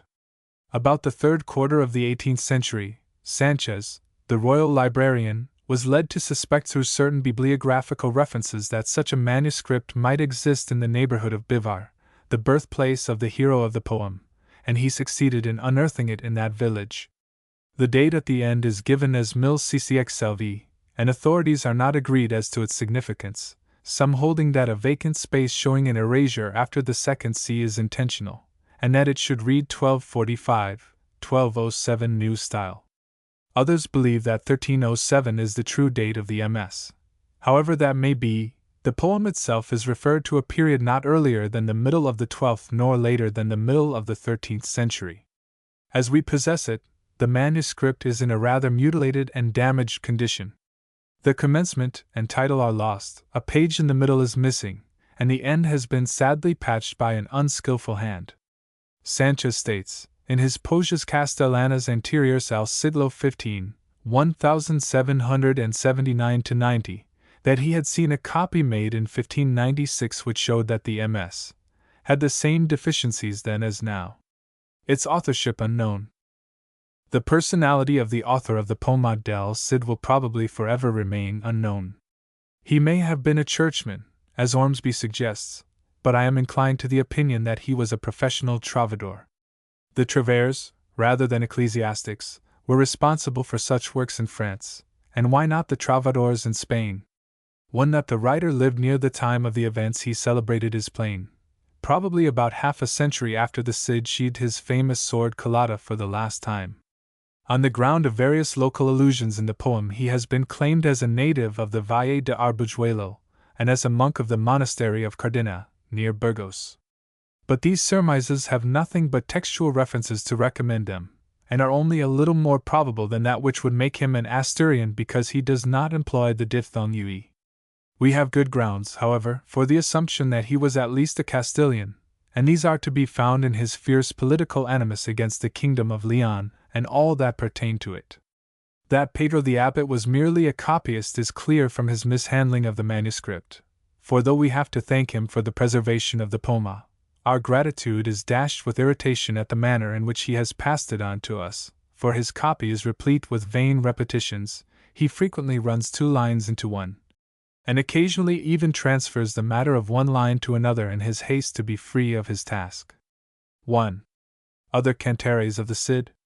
That other Cantares relating to the Cid existed is positively known through the researches of Señor Don Ramón Menéndez Pidal, who has demonstrated that one of them was used in the most ancient version of the Chronica General, of which 3 recensions evidently existed at different periods, and it is now clear that the passage in question does not come from the poema as we have it, as was formerly believed. 2. The passages on the Cid in the second version of the Chronica are also derived from still another canta on the popular hero, known as the Chronica Remeda. 3. Or Canta de Rodrigo, evidently the work of a juglar of Palencia, and which seems to be a mélange of several lost cantares relating to the Cid, as well as to other Spanish traditions. This version, however, is much later than the poema, and is chiefly interesting as enshrining many traditions relative to the Cid as well as to the ancient folktales of Spain. 2. 3. Meter of the Poema del Cid. It would certainly seem as if, like all cantares, the poem had been especially written for public recitation. The expression, "O señors," encountered in places, may be taken as the equivalent of the English "Listen, lordings," of such frequent occurrence in our own lays and romances, which was intended to appeal to the attention or spur the flagging interest of a medieval audience. The meter in which the poem is written is almost as unequal as its poetic quality. The prevailing line is the Alexandrine or 14-syllabled verse, but some lines run far over this average, while others are truncated in barbarous fashion, probably through the inattention or haste of the copyist. For it seems to me that the poem, although of the highest merit in many of its finest passages, has received the most extravagant eulogy, and I suspect that many of the English critics who descant so glibly upon its excellences have never perused it in its entirety. Considerable tracts of it are of the most pedestrian description, and in places it descends to a doggerel which recalls the metrical barbarities of the pantomime. But when the war trump gives him the key, it arouses the singer as it arouses Scott. The parallel is an apt and almost exact one, and it is a mighty orchestra indeed which breaks upon our ears. The lines surge and swell in true Homeric tempest sound, and as we listen to the crash of Castilian spears upon the Moorish ranks we are reminded of those sounding lions in Swinburne's Erechtheus beginning. 4. With a trampling of drenched, red hoofs and an earthquake of men that meet, strong war sets hand to the scythe, and the furrows take fire from his feet. But the music of the singer of the poem does not depend upon reverberative effect alone. His is the true music of battle, burning the blood with keenest fire, and he has no need to rely solely upon the gallop of his metrical war horse to excite our admiration, as does the English poet. The poem opens. The opening of the poema del Cid, as we possess it, is indeed sufficiently striking and dramatic to console us for the loss of the original commencement. The great commander, banished, circa 1088, by royal order from the house of his father through the treachery of the Leonese party at the court of King Alfonso, rides away disconsolately from the broken gates of his castle. A fairly accurate translation of this fine passage might read as follows. He turns to see the ruined hold, the tears fall thick and fast. The empty chests, the broken gates, all open to the blast. Sans raiment are the wardrobes, reft of mantle and of vair. The empty hollow of the hall of tapestry is bare. No feather in the falconry, no hawk to come to hand. A noble beggar must the Cid renounce his father's land. He sighed, but as a warrior sighs. Now I shall not repine. All praise to thee, our Father, for thy grace to me and mine. The slanderous tongue, the lying tale, have robbed my wreck today. But thou in thy good time, O Lord, the debt wilt sure repay. As they rode out of Bivar flew a raven to the right. By Burgos as they bridled the bird was still in sight. The Cid he shrugged his shoulders as the omen he espied. Greetings, cousin Alvarfanez, we are exiles now, he cried. The 60 lances of the Cid rode clattering through the town. From casement and from turret top the burgher folk looked down. Sore were their hearts and salt their eyen as Roderick rode by. There goes a worthy vassal who has known bad mastery. And many a roof that night had sheltered Roderick and his band. But for the dread and Burgos of Alfonso's heavy hand, the missive broad with kingly seals had run throughout the town. Who aids the Cid in banishment, his house shall be cast down. So as the train rode through the streets each eye was turned aside. All silent was the town house where the Cid was wont to bide. Both lock and bar were on the gates, he might not enter there. Then from a casement spoke a maid who had the house in care. My lord Don Roderick, who took the sword in happy hour, the king hath sent a letter broad to ban from hall and bower. Both thee and all thy company, 'tis doomed to shelter one. Never again who aids thee shall his eyes look on the sun. Now go, and God's help with thee, thy pity we implore. In all broad Spain thou canst not lack, O Cid Campeter. Finding no place to lay their heads within the town, the Cid with his men rode disconsolately to the plain of Galera, to the east of Burgos, where he pitched his tents on the banks of the river Arlanzan. To him came Martin Antolínez, one of his former vassals, who brought food and wine for all his train and strove to comfort him. Not a maravedi had the Cid, and how to furnish his men with arms and food he knew not. But he and Antolínez took counsel together, and hit upon a plan by which they hoped to procure the necessary sinews of war. Taking 2 large chests, they covered them with red leather and studded them with gilt nails, so that they made a brave outward show. Then they filled the chests with sand from the river banks and locked them securely. Money lending in the 11th century. Martin Antolínez, said the Cid, thou art a true man and a good vassal. Go thou to the Jews Raquel and Vidas, and tell them I have much treasure which I desire to leave with them, since it is too weighty to carry along with me. Pledge thou these chests with them for what may seem reasonable. I call God and all his saints to witness that I do this thing because I am driven to extremity and for the sake of those who depend upon me. Antolínez, rather fearful of his mission, sought out the Jews Raquel and Vidas, where they counted out their wealth and their profits.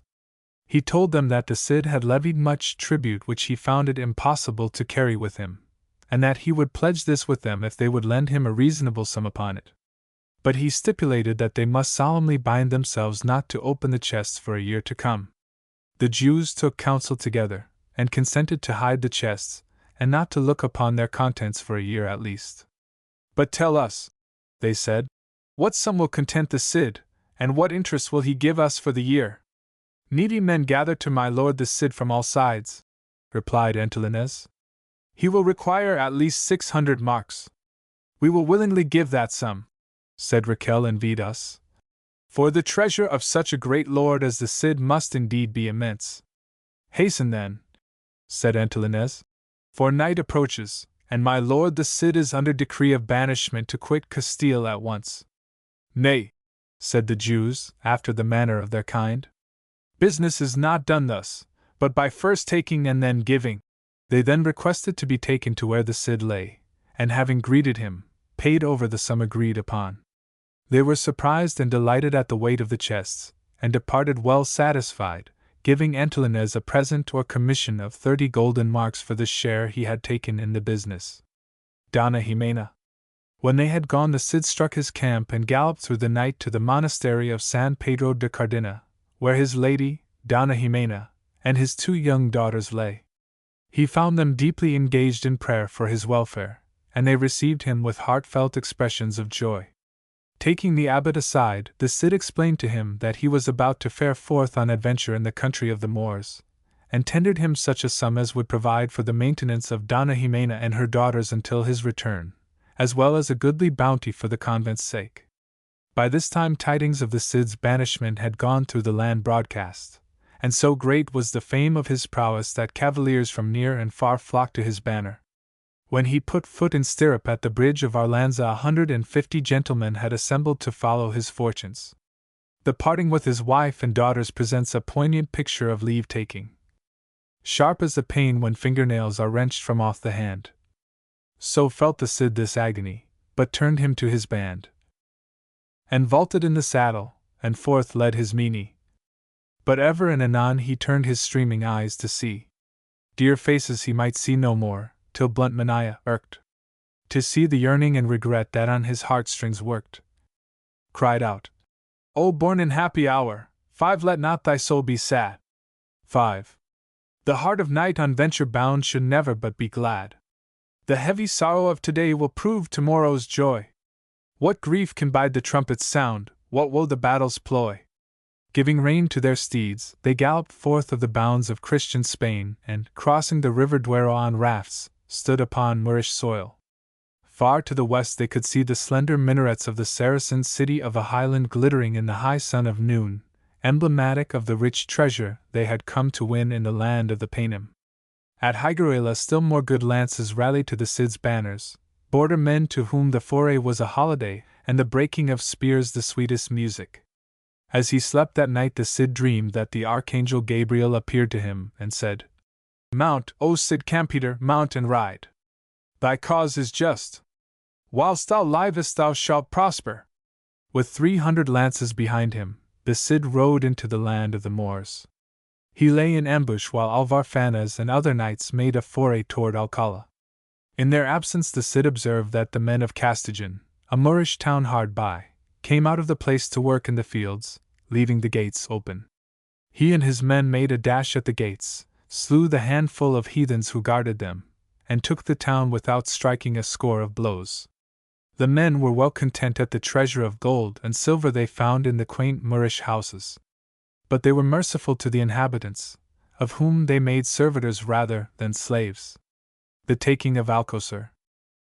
After they had rested at Castigen, the Cid and his array rode down the valley of the Henares, passing by way of Alhamia to Buburca and Ateca, and as he was in unknown country, and environed round by hosts of enemies, he took up a position upon a round hill, near the strong Saracen city of Alcocer, to which he set siege.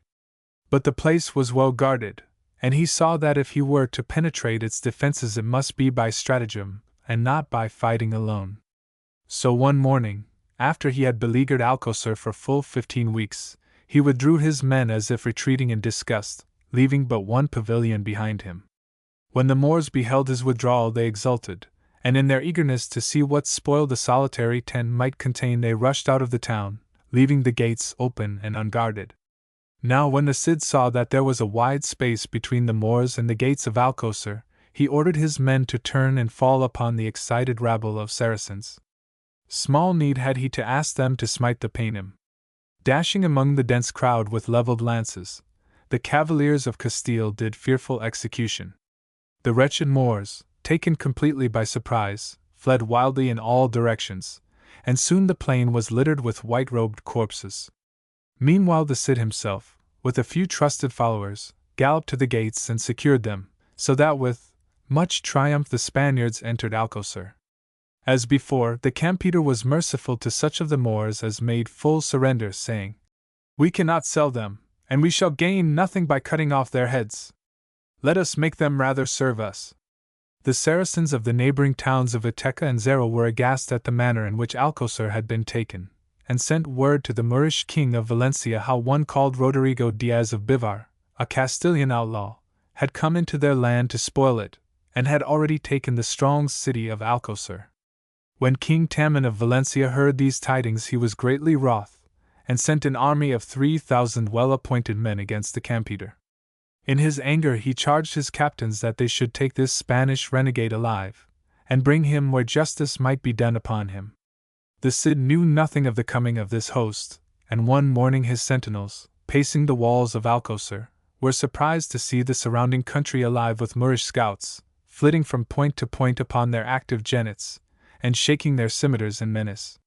His own outposts soon brought in word that he was surrounded, and his knights and men-at-arms clamored to be led forth to do battle with the infidels. But the Cid was old in Moorish warfare, and denied them for the moment. 4 days the enemy paraded around the walls of Alcocer.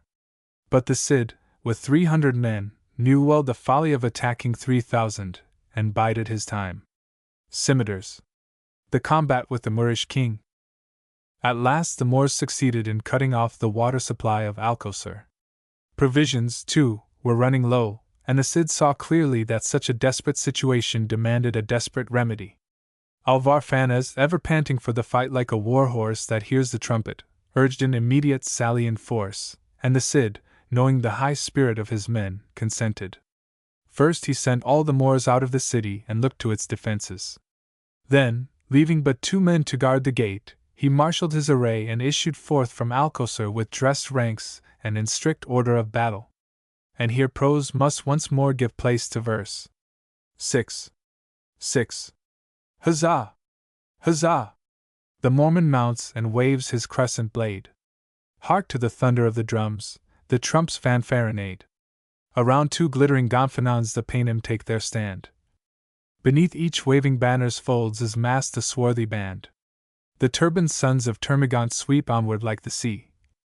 So trust they to engulf and drown the Christian chivalry.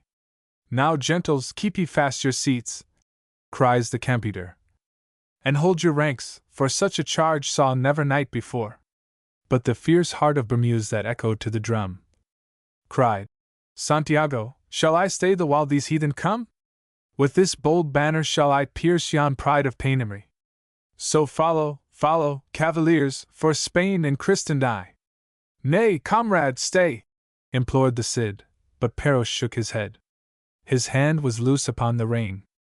It may not be, he said. Then in his destrier flank he drove the bright speed-making spur.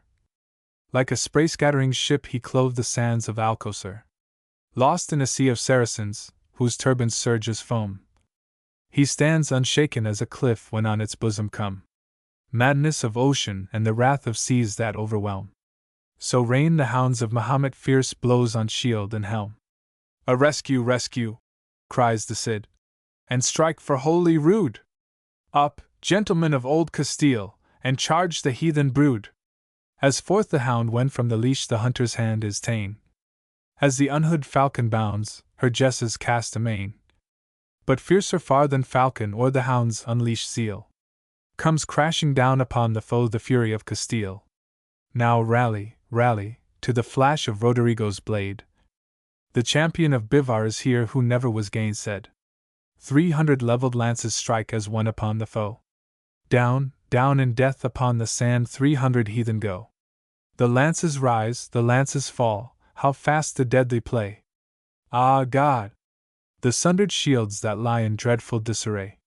The snow-white bannerets are dyed with blood of Moorish slain, and chargers rush all masterless across the littered plain. As lightning circles Roderic's sword above the huddled foe. With Alvarfanez, Gustios, and 100 mo, he reaps right bloodily. But stay, the Saracens have slain bold Alvarfanez Destrier, to aid him comes amain the Cid Campeador, for sore the brave Manaya's need. His way is barred, his stride is marred by a tall Emir's steed. His falchion swoops, his falchion stoops, down sinks the turbaned lord. Mount in his place, Manaya, mount! I need thy trenchant sword. The phalanx of the foe is firm, unbroken still they stand. The stout Manaya leaps in cell, and falchion in hand, strews death to left and right, his trust to rout the Moor right soon. But see, the Cid hath fiercely rid with blood-embroidered shoon. Upon the Moorish Capitan, he cleaves his shining shield. The haughty Moslem turns to fly, that blow hath won the field. Bold Martin Antolinez aims a stroke at Galve's head. The jeweled casket cracks in twain, the infidel hath fled. Rather than bide its fellow, he and Fair Eyes make retreat. They caracoled to victory, they gallop from defeat. Ne'er was a field so worthy sung since first men sang of war. Its laurels unto thee belong, O Cid Campeador.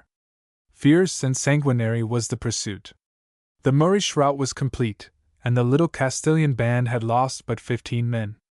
500 Arab horses, heavily caparisoned, each with a splendid sword at the saddle-bow, fell into the hands of the Cid, who kept a fifth share for himself, as was the way with the commanders of such free companies as he led. But greatly desiring to make his peace with King Alfonso of Castile, he sent the trusty Alvarfanez to court with 30 steeds saddled and bridled in the Moorish fashion. But the Moors, even with the dust of defeat in their mouths, were not minded to leave the Cid the freedom of their borders, and seeing that he would not be able to hold Alcocer for long against their numbers, he bargained with the Saracens of the neighboring cities for the ransom of Alcocer.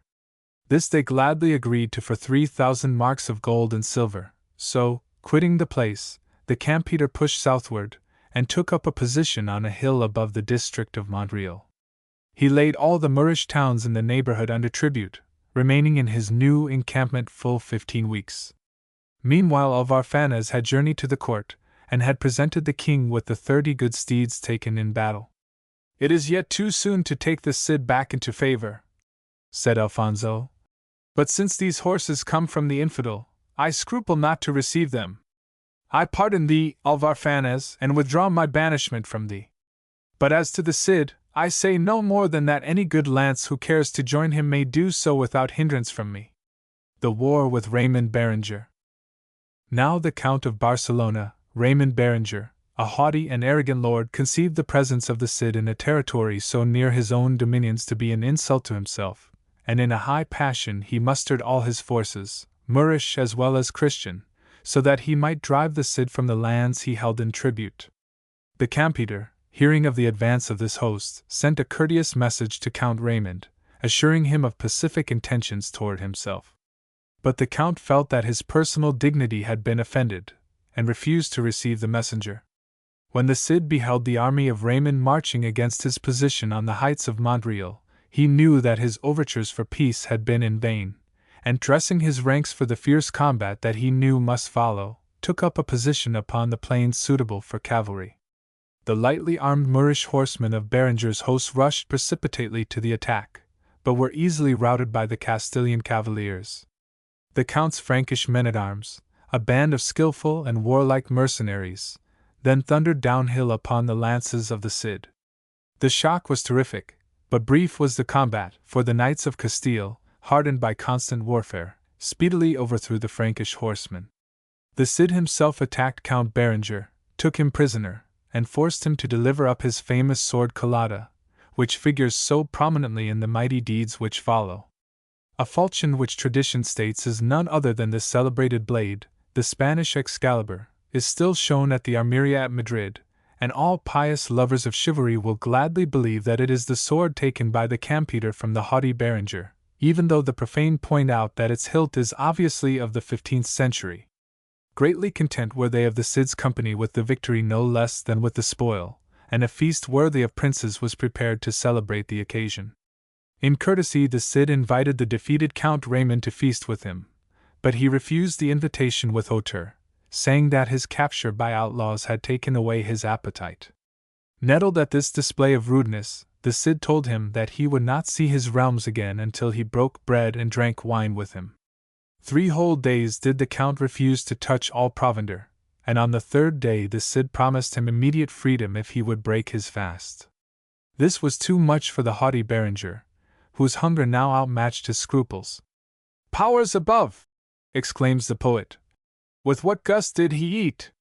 His hands plied so quickly that my Cid 7 might not see their play." The Cid then gave him his liberty, and they parted on good terms. 7. Ride on, my noble Count, a free Frank as thou art. For all the spoil thou leavest me I thank thee from my heart. And if to turn the chance of fate against me thou shalt come, right gladly shall I listen for the echoes of thy drum. Nay, Roderick, I leave in peace, and peace I shall maintain. From me thou sure hast spoil enow to count a 12-month's gain. He drove the spur, but backward glanced, he feared for treachery. So black a thought the Cid had harbored not for Christ I. No, not for all the wealthy world, who kept his soul in light. Whose heart is his so free from guile, the very perfect knight. The Cid makes war seaward. Turning from Huesca and Montalvan, the Cid began to make war toward the salt sea. His eastward march struck terror to the hearts of the Moors of Valencia. They took counsel together, and resolved to send such a host against him as they thought he might not withstand.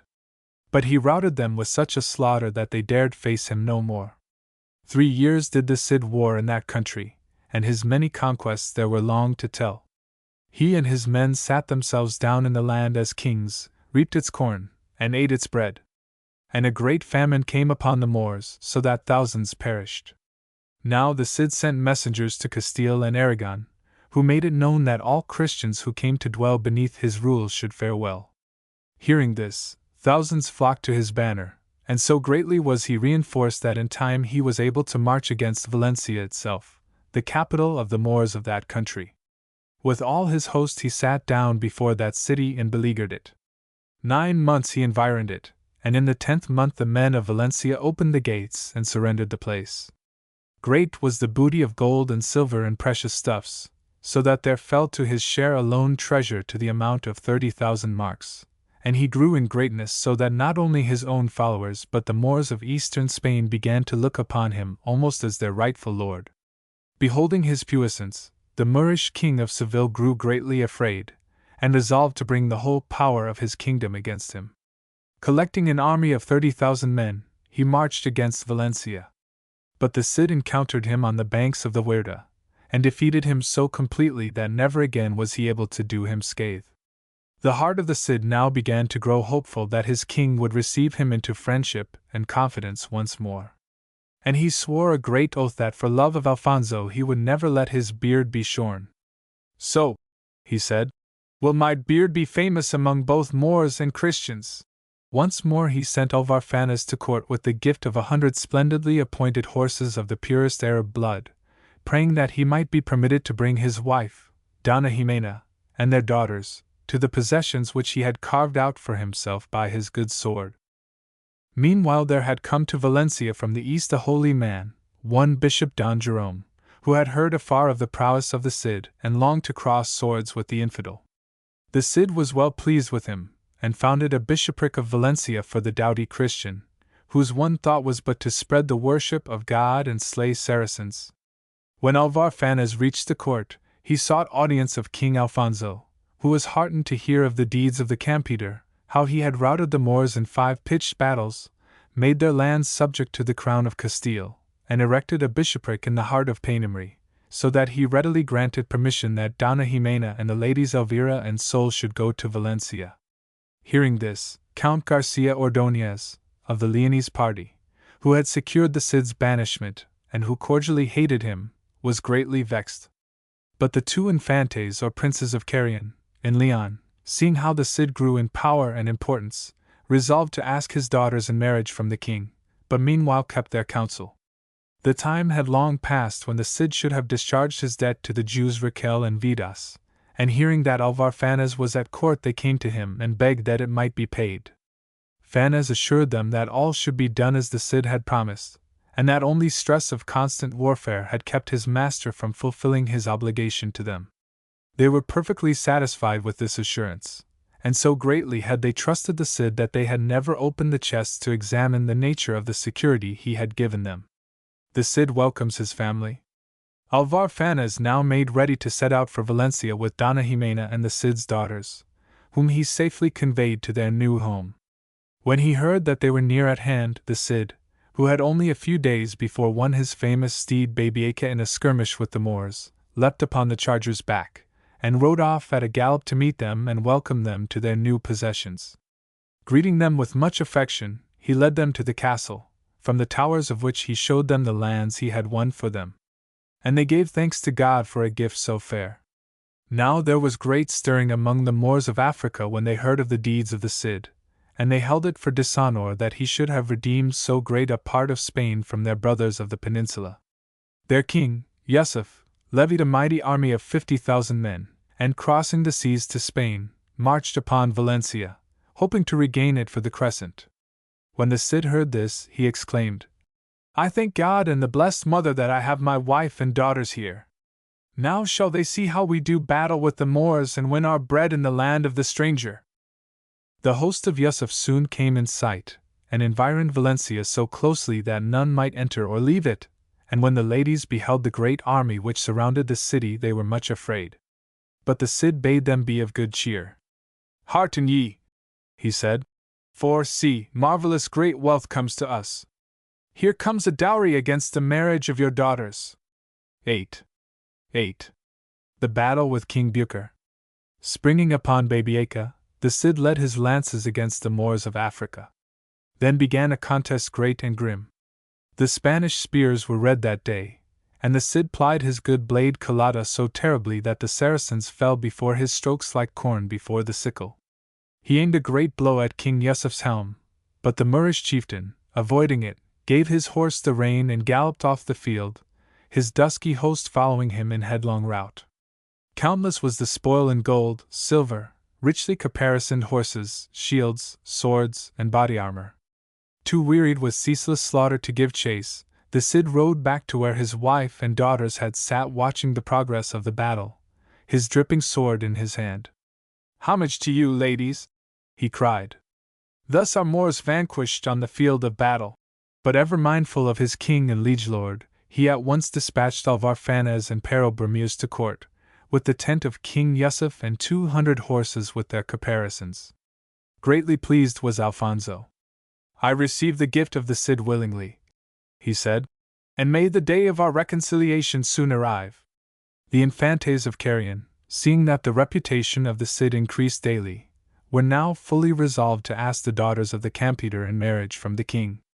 Alfonso agreed to enter into negotiations with the Cid, not only for the hands of his daughters, but with the idea of effecting a reconciliation with him, for he was well aware of all the service which the Campeador had done him. So he sent for Alvar Fanez and Pero Bermúdez and acquainted them with the offer of the Infantes of Carrion, requesting them to convey it to the Cid without loss of time and assuring him of his esteem. The envoys hastened to Valencia and told the Cid how the king had sent him a gracious message, asking for the hands of his daughters for the Infantes of Carrion. The Cid was right joyful on hearing this. "What the king desires is my pleasure," he said, "though the Infantes of Carrion are haughty, and bad vassals to the throne. But be it as God and the king wills." Then the Campeador made great preparations and set out for the court, and when the king knew he was approaching he went out to meet him. And the Cid went on his knees before the king and took the grass of the field in his teeth to humble himself before his lord. But Don Alfonso was troubled at the sight, and raising him, assured him of his grace and affection, at which the Cid was greatly moved and wept joyfully. Then the king feasted the Cid bravely, and when the banquet was at an end asked for the hands of his daughters for the Infantes of Carrion. The Cid made reply that he and his daughters were in the king's hands, and that Alfonso himself might give the damsels in marriage. The Cid's daughters wed. After some days spent in feasting and rejoicing, the Campeador returned to Valencia with the 2 Infantes of Carrion. He told his wife and daughters that the marriage was of the king's making and not of his, as he was not without misgivings as to the result of the alliance. Nevertheless, he made great preparations, as befitted the importance of such a ceremony, with 2 of the greatest lords in Spain, and Donna Elvira and Donna Sol were espoused to the Infantes of Carrion in the church of Santa Maria by the good warrior Bishop Jerome. The wedding celebrations lasted 15 days, and the Cid had no reason to be dissatisfied with his sons-in-law, who bore themselves as gallantly in the lists as in the dance. The Adventure of the Lion. The Infantes of Carrion and their wives had remained in Valencia for about 2 years when a mishap befell.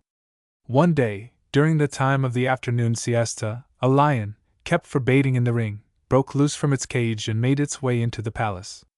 The Campeador reclined upon a couch asleep, but his dauntless followers gathered round him to protect him, all except the Infantes of Carrion, one of whom crept beneath the couch on which the Cid slept, while the other made such speed to quit the palace that he fell across the beam of a winepress and rent his robes. The clamor awoke the Cid, who rose and, going to where the lion crouched, firmly placed his hand on the brute's bristling mane and led him back to his cage. Nor did the lion resist, evidently knowing his master. The Infantes of Carrion, when they knew all danger was past, came out of hiding, looking so pale and terrified that the hardy soldiers of the Cid could not restrain their laughter. At this the haughty northern grandees felt deep insult and resentment, and an unmanly feeling of revenge awoke in their hearts. Within a few days of this incident news reached Valencia that Abu Bakr, the commander of the armies of the King of Morocco, was marching upon the city. The Cid and his captains rejoiced at the news, but not so the Infantes of Carrion, who took counsel together as to how they might avoid the fighting and return to their own territories. Here a break occurs in the narrative, and from a later passage it is clear that the missing lines relate to a test of the courage of at least one of the Infantes, who, stung by an imputation of cowardice, armed himself and set out to fight a Moor, who, however, put him to flight. But Pero Bermúdez, to save the Cid's feelings, slew the Saracen and made it appear that the Infante had done so. A Secret Service story of the Cid. A most romantic tale hangs upon the first line of the next passage. "May the time come when I deserve as much of both of you." The line is supposed to be the last in the speech of Pero Bermúdez to the Infante Don Fernando, who had probably expressed gratitude to him. The first English author to attempt a translation of the Poema del Cid was John Hookham Frere, the translator of the plays of Aristophanes, who was for some years British minister at Madrid. He made a conjectural reading of the above line, which he communicated to the Marquis de la Romana. Some years later, in 1808, when the Marquis was commanding a body of troops in the French service in Denmark, Frere was able to accredit a confidential messenger to him, assuring the Spanish commander of the genuineness of the message he carried by mention of the amended line, the correction in which was known only to the Marquis and himself. The circumstance led to one of the most important movements in the war against Napoleon. The Fighting Bishop. The Infantes of Carrion, who did not relish the idea of a protracted struggle with the Moors, resolved to betake themselves to the security of their own estates at the first opportunity. But, as if to shame them, the warlike Bishop Jerome appeared before the Cid armed cap a pie and entreated his permission to take part in the fighting. The Cid smilingly gave his assent, and no sooner had he done so than the doughty churchman mounted a great war horse, and, issuing out of the gates, galloped headlong against the Saracens. At the first onset he slew 2 of them outright, but had the misfortune to break his lance. Nothing daunted, however, this ardent disciple of the church militant drew his sword and, brandishing it about his head like a trained knight-at-arms, flung himself once more upon the Moorish ranks with all the weight of his charger. Laying about him left and right, he killed or wounded a heathen with every blow. But the enemy closed round him, and it would have gone hard indeed with the fighting bishop had not the Cid, who had witnessed his gallantry with all a warrior's admiration for the deeds of another brave man, laid his lance in rest and, setting spurs to Babieca, plunged into the thickest of the fray. Beneath his terrific onset the lightly armed Moors gave way in terror. Wheeling, he came at them again, crashing through their ranks like a tempest, and dealing death and destruction wherever he went. The Moors wavered, broke, and fled amain. The whole army of the Cid now bore down upon them, horse and man, bursting into their camp, breaking the tent ropes, and dashing aside the gaudy eastern pavilions where they had lodged. Upon the terror-stricken ranks the horsemen of Castile came thundering down, King Bucer's men the iron tempest feel, and down to dust the severed arm, the severed steel-capped head, fall lifeless, and the charger's hoofs trample the gory dead. Ha! Stay, King Bucer! Cries the Cid. Now tarry, Moorish lord! You came to seek me o'er the sea, mine is the peaceful word. If peace is in thy naked sword and in thy charging steed, then I would flee it, cried the king, and spurred his horse to speed. With hasty stride the king doth ride straight for the open sea. Spain's champion is at his side, never again will he know the delights of Algiers halls, Collada shines on high. Now whether by the sword or sea, King Bucer, wilt thou die? The good blade shears the Moor in twain, down to the saddle bow. So perished the Algerian lord, may every Moor die so! And thus upon this day of fame the Cid his guerdon won, worth many a purse of minted marks, the noble blade 'tis on. Riding back from the fray, the Cid espied the Infantes of Carrion, and welcomed them. Now that they are brave will they be welcomed by the brave, he said, rather wistfully, to Alvarfanez. The proud and shallow princes were wrathful when they overheard this, and the shadow of vengeance once more arose within their haughty hearts. Let us take our leave of the Cid and return to Carrion, they said. We have been flouted and insulted here by these banditti and their leader. On the way home we shall know how to avenge ourselves upon his daughters. With this cowardly purpose they smilingly requested the Campeador to permit them to depart. Sorrowfully he granted it, and loading them with presents and bestowing upon them the famous swords Collada and Tizon, which he had himself taken in battle from the Moors, he requested Feliz Munoz, his nephew, to accompany the Infantes and his daughters to Carrion. The Infantes' revenge. Great was the grief of the Cid and Donna Ximena at parting with the ladies Elvira and Sol, and they were not without some misgivings. But they charged Feliz Munoz to keep good watch over their daughters, and this he promised to do. After journeying for some days the party had to traverse the great forest of Corpse, where in a glade they pitched pavilions and spent the night. In the morning the Infantes sent their suite on ahead, and taking the saddle girths from the horses, beat the unfortunate daughters of the Cid most cruelly. The wretched ladies begged for death rather than suffer such disgrace, but the cowardly Infantes, laughing scornfully, mocked them, cast them off, and so dealt with them that they left them for dead. Thus, they said, the dishonor of the affair of the lion is avenged. And mounting their horses they rode off. As the deserted and dishonored wives of the cowardly pair lay bleeding on the grass, Feliz Munoz, their cousin, who had lodged during the night in another part of the forest, rode up, and seeing their piteous condition hastened to their relief. Having dressed their hurts to the best of his ability, he rode quickly to the nearest town and purchased clothing and horses for them as befitted their station. When these tidings reached the Cid in Valencia, great anger rose in his heart. He did not give it vent, however, but sat moodily pondering upon the dishonor done to his daughters. At last, after many hours, he spoke. By my beard, he cried, the Infantes of Carrion shall not profit by this. Soon the Lady Sol and Elvira arrived at Valencia, and he received them lovingly, but not compassionately. "Welcome, my daughters," said he. "God keep ye from evil. I accepted this marriage, for I dared not gainsay it. God grant that I see you better married hereafter, and that I have my revenge upon my sons-in-law of Carrion." The court at Toledo. Then the Cid dispatched messengers to King Alfonso, acquainting him of the great wrong done to his daughters by the Infantes, and pleading for justice. The king was greatly wroth at the news, and ordered the court to sit at Toledo, and the Infantes to be summoned before him to answer for their crime. They begged to be excused attendance, but the king peremptorily refused to accept any apology or subterfuge, and demanded their instant compliance with his summons. With great misgivings they journeyed to Toledo, taking with them the Count Don Garcia, Osir Gonzalez, Gonzalo Azures, and a great band of dependents, thinking thereby to overawe the Cid. The Campeador himself soon arrived at court, with many a trusted veteran, all armed to the teeth. He wore a rich robe of red fur broidered with gold, and his beard was bound with a cord to preserve it. When he entered the court with his men, all rose to greet him save the Infantes of Carrion and their party, for he seemed a great baron, and the Infantes might not look at him for shame. "Princes, barons, and hidalgos," said King Alfonso, "I have summoned ye here that justice may be done the Cid Campeador. As ye all know, foul wrong has been done his daughters, and I have set judges apart to moderate in this business, and to search out the right, for wrong I will not have in Christian Spain.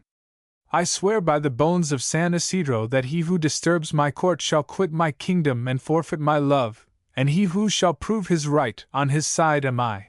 Now let the Cid make his demand, and we shall hear the answer of the Infantes of Carrion." Then rose the Cid, and in the court among all these great barons and lords there was no nobler figure. "My lord the king," he said, "it is not I alone whom the Infantes of Carrion have wronged, but yourself also, who gave them my daughters in marriage. Let them first restore my swords Colada and Tizon, since they are no longer my sons-in-law." The Infantes, hearing the Cid speak thus, thought that he would urge no more against them if they restored the swords, and so they formally handed them over to the king. But it was the Campeador's intention to punish them by every means in his power, so when he received the wondrous falchions from the hands of Alfonso he at once presented them to Feliz Muñoz and Martin Antolínez, thus showing that it was not for himself that he desired them. Having done this, he turned once again to the king. "My liege," he said, "when the Infantes left Valencia I bestowed upon them 3,000 marks in gold and silver. Let them now restore this, since they are no longer my sons-in-law." "Nay, if we do this," cried the Infantes, "we must even pay it out of our lands in Carrion." But the judges demanded that the sum be paid in court without delay. The treacherous princelings could not raise such a treasure in money, so the court decided that it must be paid in kind. Then the Infantes saw that there was no help but to acquiesce, and brought many a steed and trained palfrey with their furniture to repay the Cid, borrowing from the members of their suite and entering into such obligations as would burden them for many a day. Redress by combat. When this matter had at last been settled, the Cid then advanced his principal grievance against the Infantes, and asked for redress by combat in the list for the great wrong they had done his daughters. At this Count Garcia, their spokesman, rose to defend the Infantes. He pleaded that they were of princely degree, and for that reason alone were justified in casting off the daughters of the Cid. Then Fernan Gonzalez, the elder of the Infantes, himself rose to approve the speech of his vassal, and cast fresh scorn upon the alliance he had made, justifying his cowardly action by his princely rank as a thing quite natural and fitting. At this Pero Bermúdez opened the vials of his wrath upon the Infantes, taunting them with cowardice in the affair of the lion and casting defiance of battle in their teeth. Enter Osir Gonzalez. The argument waxed high, when at that moment Osir Gonzalez, a haughty vassal of the Infantes, entered the hall. With early viands and with wine flushed were his face and brow. Disordered were his garments, and his mantle hung full low. He scanned the court with bearing rude, right clownish was his vaunt. "How now, my lords? What have we here? Thinks Carrion to daunt? What brute is this about the Cid, the lordling of Bivar? At drawing tithes from dusty millers better is he far. Then ruffling at a Cortez, he to match with Carrion. Then up leapt Muno Gustios. Ha done, thou knave, ha done! Drunkard, who lookest on the wine before ye tell a bead, who never yet did keep thy troth, evil in word and deed. The only boon I crave is but to have thee wear my sword. May cut the false tongue from thy throat, and cease thy lying word. Enough, enough, Alfonso cried. I give thee my consent to meet each other in the lists. So ends this parliament. The tumult which the king had endeavored to abate had hardly died away when two cavaliers entered the court. The newcomers were ambassadors from the Infantes of Navarre and Aragon, who had come to request the king to bestow the hands of the Cid's daughters upon their masters. Alfonso turned to the Cid and requested his permission to ratify the marriage at once, and when the Campeador had humbly given his consent, he answered to the assembled nobles that the espousals would duly take place, adding that the combat between the disputants would be fought out on the morrow. This was right woeful news to the Infantes of Carrion, who, in great fear, requested him to permit them some delay to procure fitting horses and arms, so that at last the king scornfully fixed the day of combat at 3 weeks from that date, and the place where it was to be fought out as Carrion itself, so that the Infantes should have no grounds of excuse for absence, or be able to plead that the champions of the Cid had been granted any undue advantage. The Cid then took his leave of the king, and on parting pressed him to accept his courser Babieca. But Alfonso refused the proffered gift, saying courteously that if he accepted it Babieca would not have so good a lord. Turning to those who were to uphold his cause in the lists, the Campeador bade them an affectionate farewell, and so he departed for Valencia, and the king for Carrion to see justice done. The trial by combat. When the time of truce was over, the contending parties sought the lists. The Cid's men did not waste much time in arming themselves, but the treacherous Infantes of Carrion had brought with them a number of their vassals in the hope that they might be able to slay the Cid's champions by night, when they were off their guard. But Antolinez and his comrades kept good watch and frustrated their design. When they saw that there was no help for it but to meet their challengers à outrance, they prayed the king that the Cid's men might not be permitted to use the famous swords Colada and Tizon, for they superstitiously dreaded the trenchancy of these marvelous weapons, and bitterly repented that they had restored them. Alfonso, however, refused to listen to this appeal. Ye have swords of your own, he said brusquely. Let them suffice you, and see that you wield them like men, for, believe me, there will be no shortcoming on the side of the Campeador. The trumpets sounded, and the Cid's 3 champions leapt upon their impatient destriers, first having made the sign of the cross upon their saddles. The Infantes of Carrion also mounted, but none so blithely. The marshals or heralds who were to decide the rules of the combat, and give judgment in case of dispute, took their places. Then said King Alfonso, Hear what I say, Infantes of Carrion. This combat ye should have fought at Toledo, but you would not, so I have brought these 3 cavaliers in safety to the land of Carrion. Take your right, seek no wrong, who attempts it, ill betide him. The description of the scene that follows has more than once been compared with Chaucer's description of the combat between Palamon and Arcite in the Knight's Tale, and, as will be seen, a resemblance certainly exists. 9. And now the marshals quit the lists and leave them face to face. Their shields are dressed before their breasts, their lances are in place. Each charger's flank now feels the spur, each helm is bending low. The earth doth shake as horse and man hurl them upon the foe. The echo of their meeting is a sound of meikle dread, and all who hear the deadly shock count them as good as sped. The false Ferrando and Bermuse strike lance on either shield. The infant's spear goes through the boss, but the stout shaft doth yield, and splinters ere the point can pass thorough the other's mail. But Perro's shaft struck home, nor did the seasoned timber fail. It pierced Ferrando's corslet and sank into his breast, and to the trampled ground there drooped the infant's haughty crest. Bermuse then drew Tizon's bright blade, ere ever he could smite. The infant yielded him and cried, Thou hast the victor's right. While this combat was proceeding, Antolinez and the other Infante came together. Each of their lances smote the other's shield and splintered. Then, drawing their swords, they rode fiercely against one another. Antolinez, flourishing Colada, struck so mightily at Diego that the good blade shore its way clean through the steel plates of his casque, and even cut half the hair from Diego's head. The terrified princeling wheeled his courser and fled, but Entellines pursued him with mock fury and struck him across the shoulders with the flat of his sword. So had the hound the chastisement of cowards. As he felt the blade across his withers, Diego shrieked aloud and spurred past the boundaries of the lists, thus, according to the rules of the combat, admitting himself vanquished. When the trumpets of the pursuivants sounded, Nuno Gustios and Osir Gonzalez ran swiftly and fiercely together.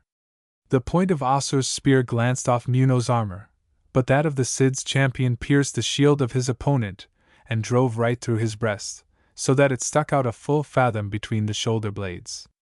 The haughty Osir fell heavily to the ground, but had enough of life left in him to beg for mercy.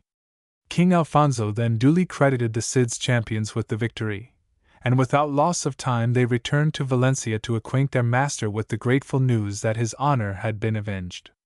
Shortly afterward the espousals of the Cid's daughters to the noble infantes of Navarre and Aragon were celebrated with much pomp. The Poma del Cid, however, concludes as abruptly as it begins.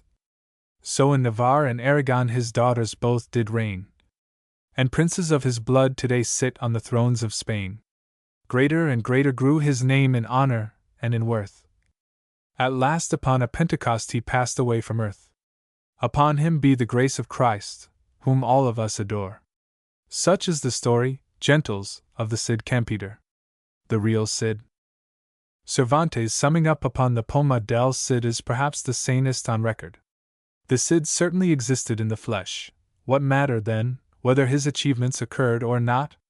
For the Cid of romance is a very different person from the Cid of history, who was certainly a born leader of men, but crafty, unscrupulous, and cruel. The Poma is thus romance of no uncertain type, and as this book deals with romance and not with history, there is small need in this place to provide the reader with a chronicle of the rather mercenary story of Roderigo of Bivar the Real. Mio Cid, the title under which he is most frequently mentioned, is a half-Arabic, half-Spanish rendering of the Arabic Cid y, my lord, by which he was probably known to his Moorish subjects in Valencia, and it is unlikely that he was given this appellation in Spain during his lifetime. But even to this day it is a name to conjure with in the peninsula. So long as the heart of the Briton beats faster at the name of Arthur and the Frenchman is thrilled by the name of Roland, the Spaniard will not cease to reverence that of the great romantic shadow which looms above the early history of his land like a very god of war, the Cid Campeador. Chapter 3. Amadis de Gaul. There stands a castle on a magic height, whose spell-besetten pathways ye may climb, if that ye love fair chivalry sublime. Come, its enchanted turrets yield the sight, as long ago to demoiselle and knight, of many a satrapy of ancient rhyme, and in its carven corridors shall time display us trophies of a dead delight, the damascene of armor in the dusk, shadows of banners torn from infidels, the fragments of an unremembered glory, fragrant with faint, imperishable musk of Moorish fantasy. Dissolve, ye spells! Open, ye portals of Castilian story! L.S. Many a casement in the grey castle of Spanish romance opens upon vistas of fantastic loveliness or gloomy grandeur, but none commands a prospect so brilliant, so infinitely varied, or so rich in the colors of fantasy as that airy embrasure overlooking the region of marvel and high chivalry where is enacted the gallant and glorious history of Amadis de Gaul. The window of which I speak is perched high in a turret of the venerable Fort Alice, and displays such a landscape as was dear to the weavers of ancient tapestries or the legend-loving painters of old Florence. Beneath is spread a princely domain of noble meadowland, crossed and interlaced by the serpent silver of narrow rivers and rising northward to dim, castellated hills. Far beyond these, remote and seeming more of sky than of earth, soar the blue and jagged peaks of dragon-haunted mountains. This scene of almost supernatural beauty presents, at the first glance, an unbroken richness of color and radiance. The meadowland is populous with pavilions, and the air is painted with pennons and gilded with the blazonry of banners. The glitter of armor thrills the blood like the challenge of martial music. Strange palaces of marble, white as sculptured ice, rise at the verges of magic forests, or glitter on the edges of the promontories, their gardens and terraces sloping to silent and forlorn beaches. The scene is indeed beautiful as a wreck of paradise. Such seems the Book of Amadis when first we glance through its rainbow-colored pages. But when we gain a nearer view by the aid of the romancer's magical glass, we find that the radiant scene is deeply shadowed in places. Ravines profound as night lie near the castled hills, in which all manner of noxious things swarm and multiply. The princely fortresses, the gay palaces, are often the haunts of desperate outlaws or malignant sorcerers. Hideous giants dwell in the mountains, or in the shadowy islands which rise from the pale sea, and dragons have their lairs in fell and forest. But whether it breed light or gloom, the atmosphere of Amadis is suffused with such a glamour that we come to love the darker places. We feel that the horror they hold is but the stronger wine of romance, a vintage which intoxicates. And if we remain at our point of vantage until nightfall and watch the illumination of this wondrous region by the necromancy of moonshine, we shall be granted an even more inspiring draught from the strange chalice of romance. In the mystery of moonlight, armor is silvered to an unearthly whiteness, blood-red lights gleam from the turrets of the magicians, and the sylph-like shapes of sorceresses flit from sea to forest like living moonbeams. From the deserts between the hills and the distant mountains come the cries of ravening monsters, and all the fantastic world of faerie is vivid with life. What marvel then that when this surpassing picture was unveiled to the eyes of a nation of knights it aroused such a fervor of applause and appreciation as has been granted to few works in the history of literary effort? The author of Amadis displayed to the chivalry of Spain such a world as it had dreamed of. Every knight felt himself a possible Amadis, and every damsel deemed herself an Oriana. The philosophy and atmosphere of the book took complete possession of the soul of Spain, banishing grosser ideals and introducing a new code of manners and sentiment. The main plot and the manifold incidents which arise from it were coherently and skillfully arranged, and were not made up of isolated and disconnected accounts of combats, or tedious descriptions of apparel, appointments, or architecture, interspersed with the boastful bellowings of rude paladins or vociferous kings, as the plots of the Cantares de Gesta had been. Moreover, the whole was powerfully infused with the love philosophy of chivalry, in which woman, instead of being the chattel and plaything of man, found herself exalted to heights of worship, and even of omnipotence, undreamed of by the ruder singers of the Cantares. Origin of the Amadis Romances. The first peninsular version of Amadis appeared in a Portuguese dress, and was the work of a Lusitanian knight, Joam de Lobera, 1261–1325, who was born at Porto, fought at Aljubarrota, where he was knighted upon the field by King Joam of happy memory, and died at Elvas. But Southey's protestations notwithstanding, everything points to France as being the original home of the romance, and there is even a reference in Portuguese literature to the circumstance that a certain Pedro de Lobera translated Amadis from the French by order of the Infante Dom Pedro, son of Joam I. The original French tale has vanished without leaving a trace that it ever existed, save in the peninsular versions to which it gave birth, and we are no more fortunate as regards the Portuguese rendering. A manuscript copy of Lobera's romance was known to exist at the close of the 16th century in the archives of the Dukes of Aveiro at Lisbon, and appears to have been extant as late as 1750. After that period, however, it disappears from the sight of the bibliophile, and all the evidence points to its having been destroyed at the earthquake at Lisbon in 1755, along with the ducal palace in which it was housed.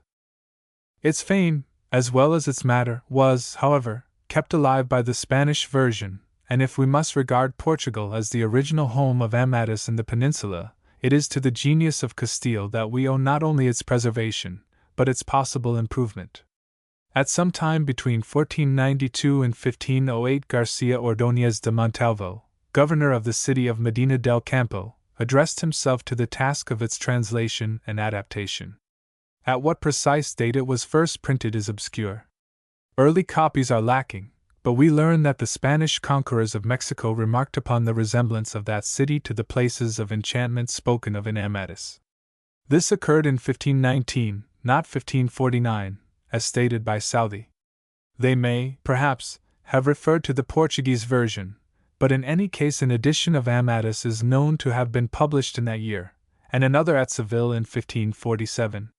Reference has already been made to the numerous translations of the romance in all languages, and to the equally manifold continuations of it by several hands, but it is necessary to remark that only the first 4 books of Amadis, that is, those which constitute the Amadis proper, were written by Montalvo, the remainder being the independent and original work of imitators. 1. Elisena and Pyrrhion. The action of the romance begins at an obscure and indefinite period, described as following almost immediately upon the death of our Redeemer, at which time, we are told, there flourished in Brittany a Christian king named Garinter, who was blessed with 2 lovely daughters. The elder, known as the Lady of the Garland, because of her fondness for wearing a coronal of flowers, had some years before the period of the story's commencement been wed to King Languines, Angus, of Scotland, and had 2 beautiful children, Agrayes and Mabilia. Elisena, the younger daughter, was famed for her beauty throughout the lands of Christendom, but though many powerful monarchs and princes had asked her hand in marriage, she would wed with none, but gave herself up to a life of holiness and good works. In the opinion of all the knights and ladies of her father's realm, one so fair grievously transgressed the laws of love by remaining single, and it came to pass that the beautiful and saintly Elisena earned from the more worldly of her gay critics the name of the lost devotee. If Elisena was devoted to a life of austerity, her royal father was equally partial to the pleasures of the chase, and spent much of his time in the green forest land which occupied the greater part of Lesser Britain in those remote days. On one of those occasions, as he rode unattended in the greenwood, as was his wont, he chanced to hear the clash of arms, and riding to a clearing whence came the sounds of combat, he saw 2 knights of Brittany attacking an armed stranger, whom he guessed by his armor and bearing to be a person of rank and distinction, and who bore himself with such courage and address that he succeeded in slaying both his opponents. As the stranger was in the act of sheathing his weapon, he observed Garinter, and rode forward to meet him, saluting him with a courteous mien. He complained that in a Christian country an errant knight did not expect such treatment from its inhabitants as had been meted out to him, to which the king sagely replied that in all countries evilly disposed people were to be found as well as good folk, and that the slain knights had been traitors to their liege lord and well deserved their fate. The stranger then proffered the information that he sought the king of Brittany with tidings of a friend, and on learning this Garinter revealed his identity. The knight then informed him that he was King Pyrrhion of Gaul, who had long desired his friendship. Garinter insisted that his brother monarch should accompany him to his palace, and Pyrrhion consenting, they turned their horses' heads toward the city. Arrived at the palace, they sat down to a rich banquet, which was graced by the queen and the princess Elisena. No sooner did Elisena and Pyrrhion behold one another than they knew that a great and deathless love had sprung up between them. When the queen and princess had risen from the banquet, Elisena divulged her love for Pyrrhion to her damsel and confidant, Darioleta, and asked her to discover whether the king of Gaul had pledged his troth to any other lady. Darioleta, who was not easily abashed, went straight to Pyrrhion, who avowed his love for Elisena in passionate terms and promised to take her to wife. He begged the damsel to bring him to where Elisena was, that he might have the happiness of expressing his love in person, and she returned to the princess with his message. So impatient was Elisena to hear from Pyrrhion's own lips that he loved her, that, recking not of time or tide, she sought the apartment in which he was lodged, where she remained until dawn, detained by his protestations of affection and her own devotion to the noble and knightly monarch who had so suddenly made her regard her former mode of life as savourless and melancholy. 10 days did Pyrrhion sojourn at the court of Garinter. At the end of that time it became necessary that he should depart, but before he took his leave he plighted his troth to Elisena, and left her one of 2 duplicate rings he wore, as a pledge of his faith. Search as he might, however, he failed to find his good sword, a tried and trusty weapon, and at last was forced to abandon the search for it. The birth and casting away of Amadis. When her lover had gone, Elisena was plunged in the deepest grief, and all the comfort which Darioleta could bestow upon her failed to rouse her from the lethargy of sorrow into which she had fallen.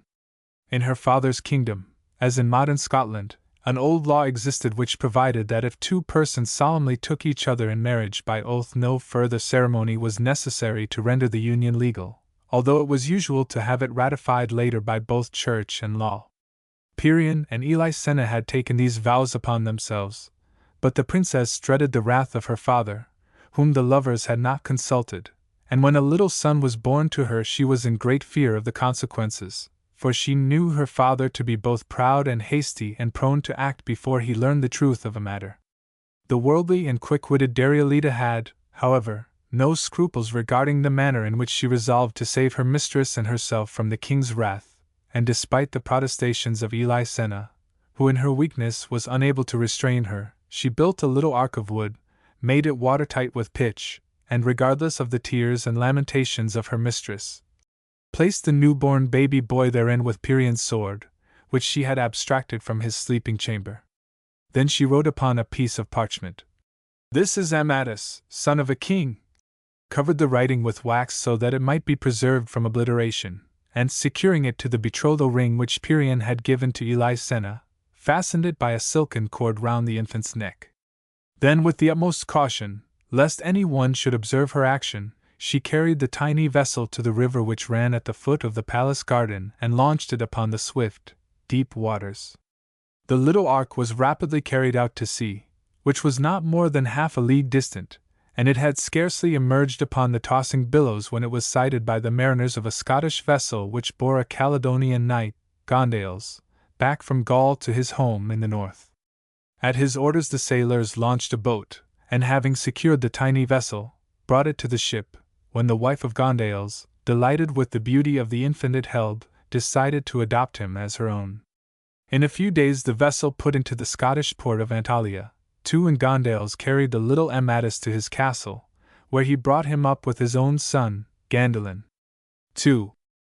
Some years afterward, when Amadis was about 5 years old, Languines, the king of Scotland, and his queen, the Lady of the Garland, and sister to Elisena, paid a visit to the castle of Gondales, and were so greatly attracted by the child's grace and beauty that they expressed a desire to adopt him as their own. Gondales acquainted them with what he knew of Amadis's history, and the royal pair promised to regard him as their own son. Amadis, because of the circumstances of his strange discovery, was known to every one as the Child of the Sea, and indeed this mysterious and poetic name cleaved to him until his identity had been proven beyond cavil. He showed no reluctance to accompany his new guardians, although he was grieved at having to part with his first foster parents, but the little Gandalin would in no wise be separated from him, and begged so hard to be permitted to share his fortunes that at last King Languines took both the boys under his protection. Pirian's dream. Let us return to King Pirian. Occupied once more with the affairs of his kingdom, he still knew great heaviness of spirit because of a dream that he had had while at the court of Garantur. It seemed to him in his dream that someone entered his sleeping apartment, thrust a hand through his side, and taking out his heart, cast it into the river that flowed through King Garantur's garden. Crying out in his anguish, he was answered by a voice that another heart was still left to him. Troubled by memory of the dream, which he could not unriddle, he called together all the wise men of his realm and requested them to attempt its solution. Only one of them could unravel the mystery, and the sage who did so assured him that the heart which had been abstracted represented a son which a noble lady had borne him, while the remaining heart symbolized another son who would in some manner be taken away against the will of her who had cast away the first.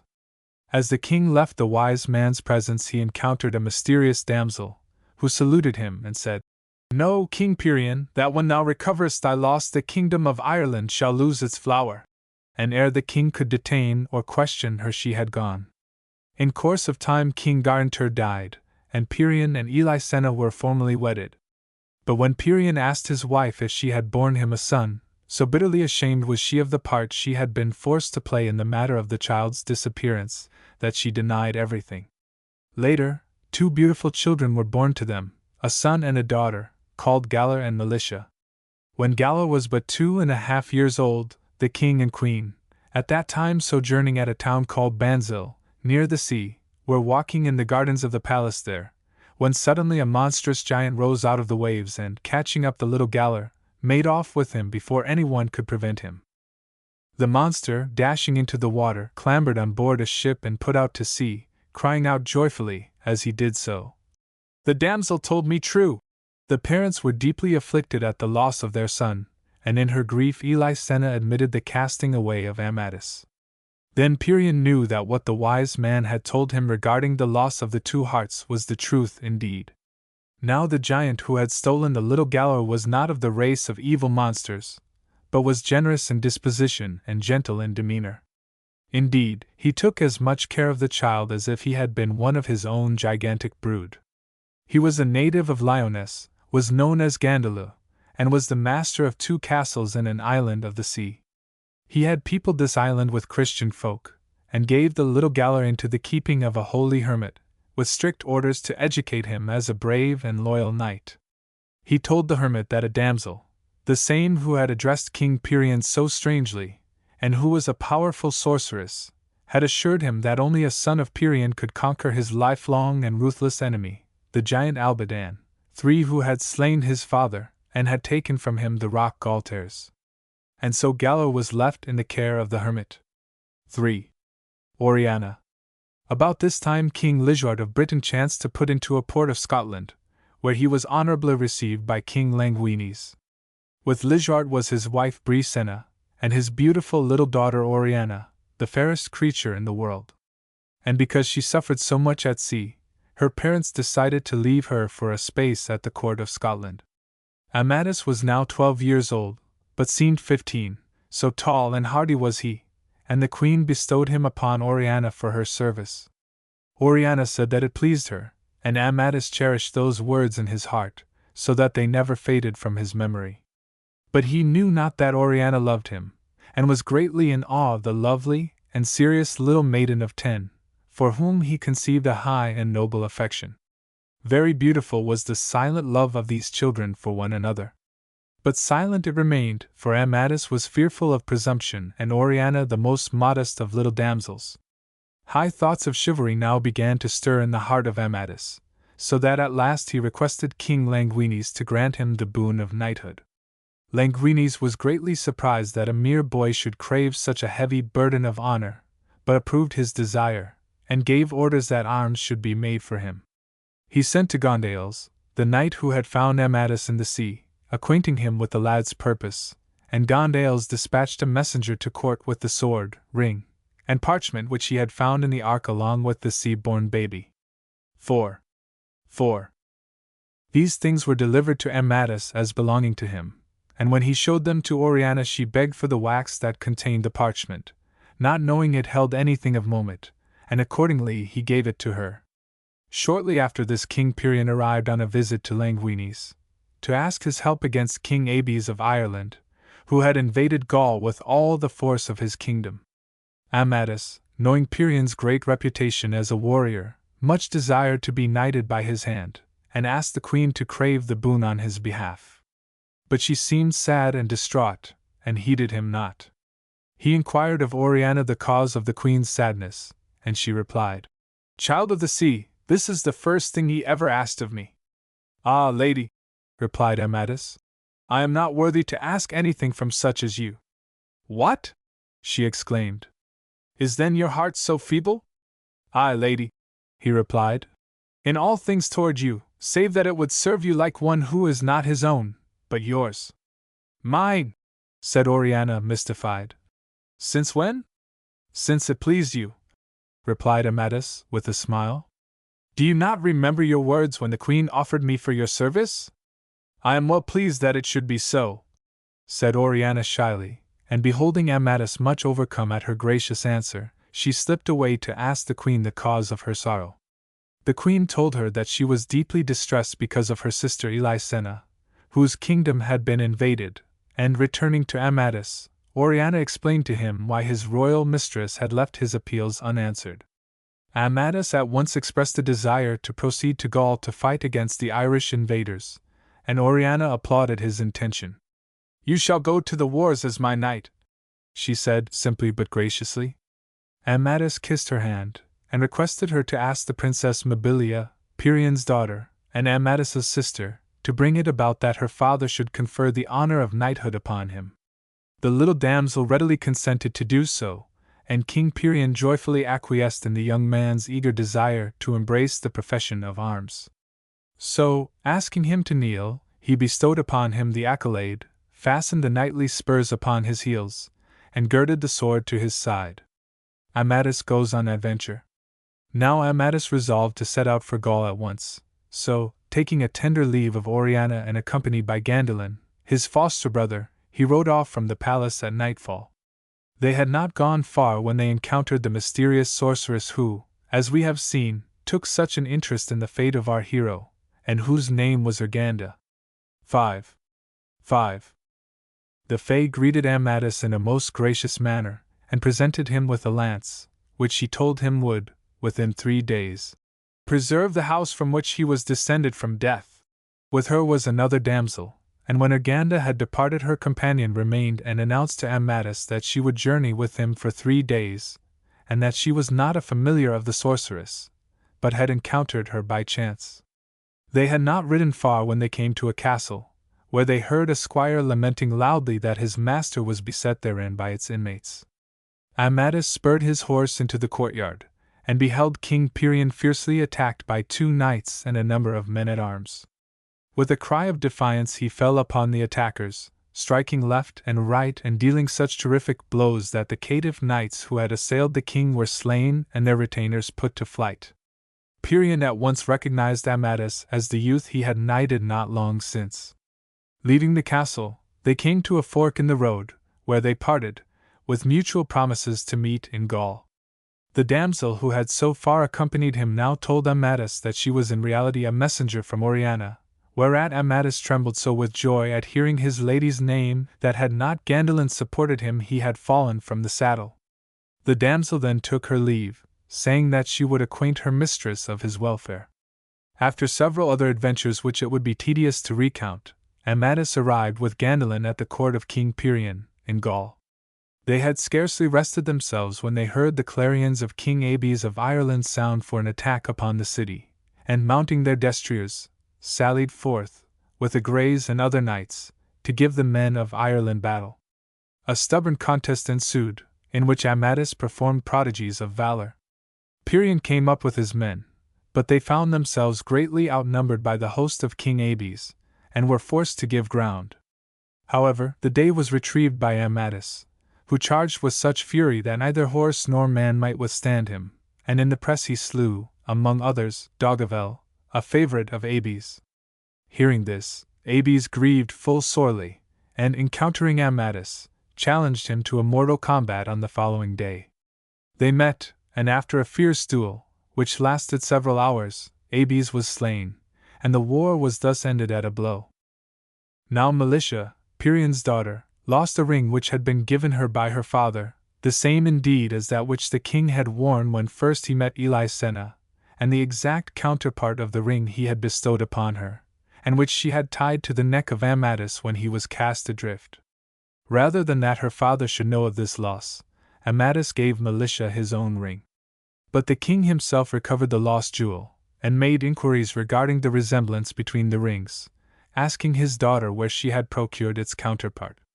Through her explanation, and his recognition of the sword which Amadis wore, Pirien felt certain that Amadis could be no other than his long-lost son, and when the young knight recounted the circumstances of his history, how that he had been found in the sea, the last doubts of his parents regarding his identity were quite dissipated, and they were overjoyed at recovering him, publicly acknowledging him as prince of the realm.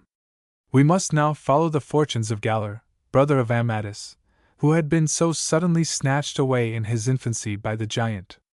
In due time he grew to be a youth of courage and address, and as he had heard that at no court did chivalry flourish so gallantly as at that of King Ligeard of Britain, he resolved to journey thither in the hope of receiving the honor of knighthood. His giant foster-father accompanied him, and they had travelled but 2 days when they came to the castle of a felon knight, whom, with his retainers, they saw attacking a single champion. Galar spurred to the rescue, and by his aid the caitiff crew were slain or routed. Galar conceived such an affection for the stranger that he requested knighthood at his hands.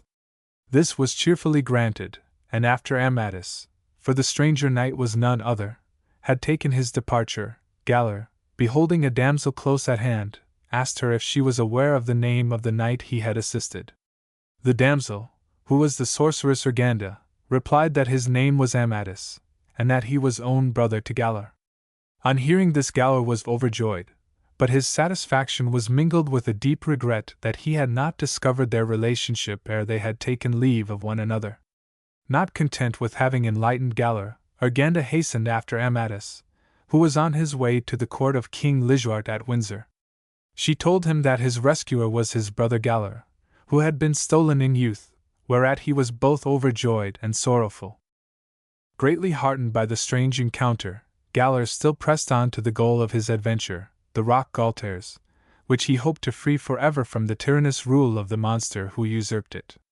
A few days' journey brought him to the Fort Alice, and at his defiance the giant issued from his castle, armed at all points, mounted upon a gigantic charger, and mouthing the most terrible threats imaginable.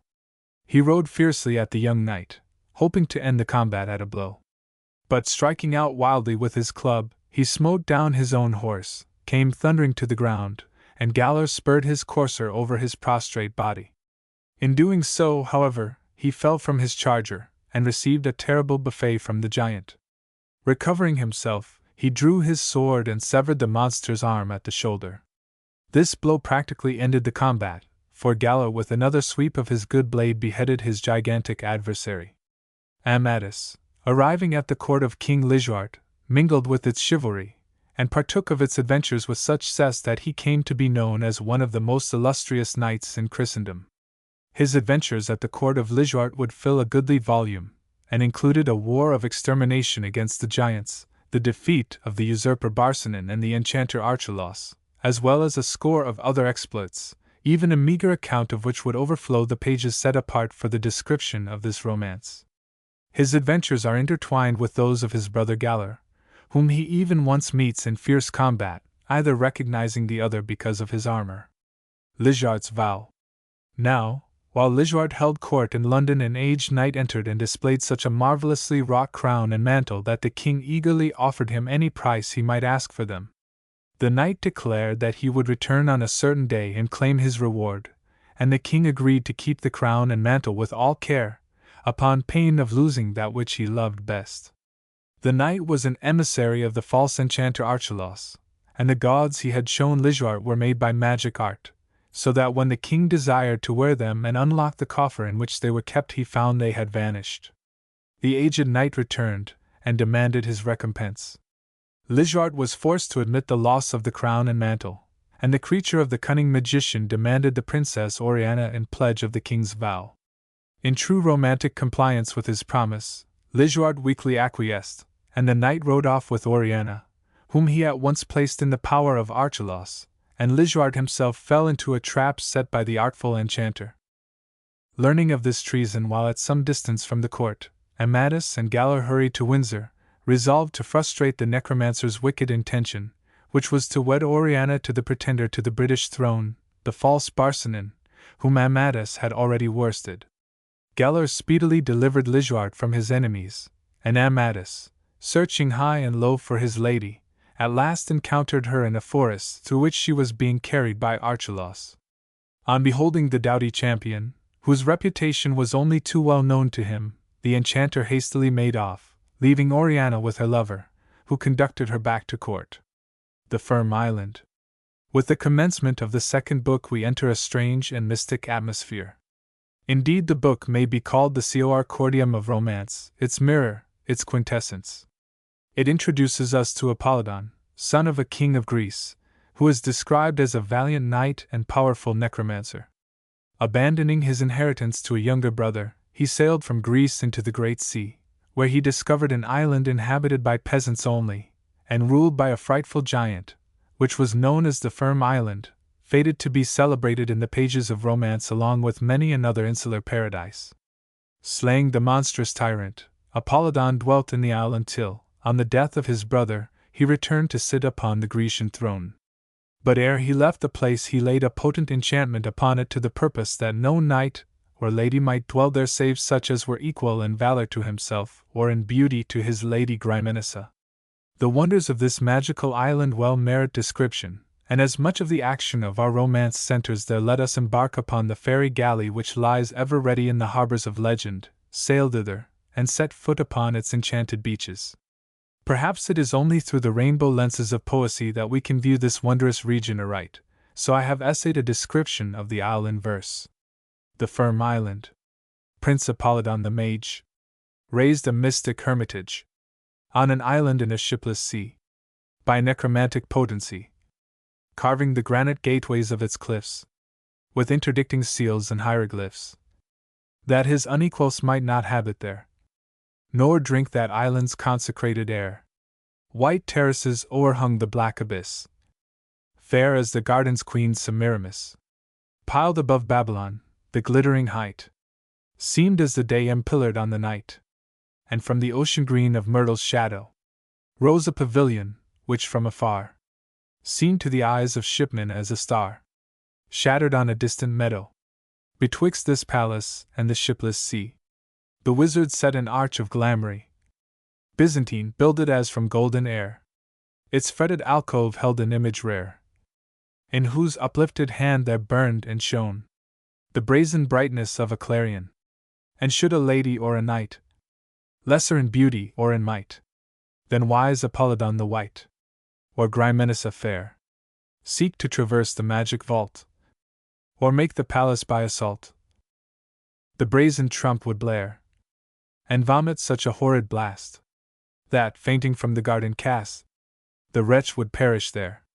But should a knight of equal fame, or lady of unblemished name, seek entrance by the port, the trumpet, with a high fanfare of praise, would waken all the air of that celestial court. 2 crystal pillars mark the magic line, a tablature of jasper, serpentine, surround by arabesques like carven flame, on which would flash the lineage and name of that illustrious paladin or dame, gleamed in the Grecian pavement, who did pass. Those pillars frozen in Phoenician glass would see, mid splendor like reflecting ice, the lord and lady of that paradise, molded in immortality of brass.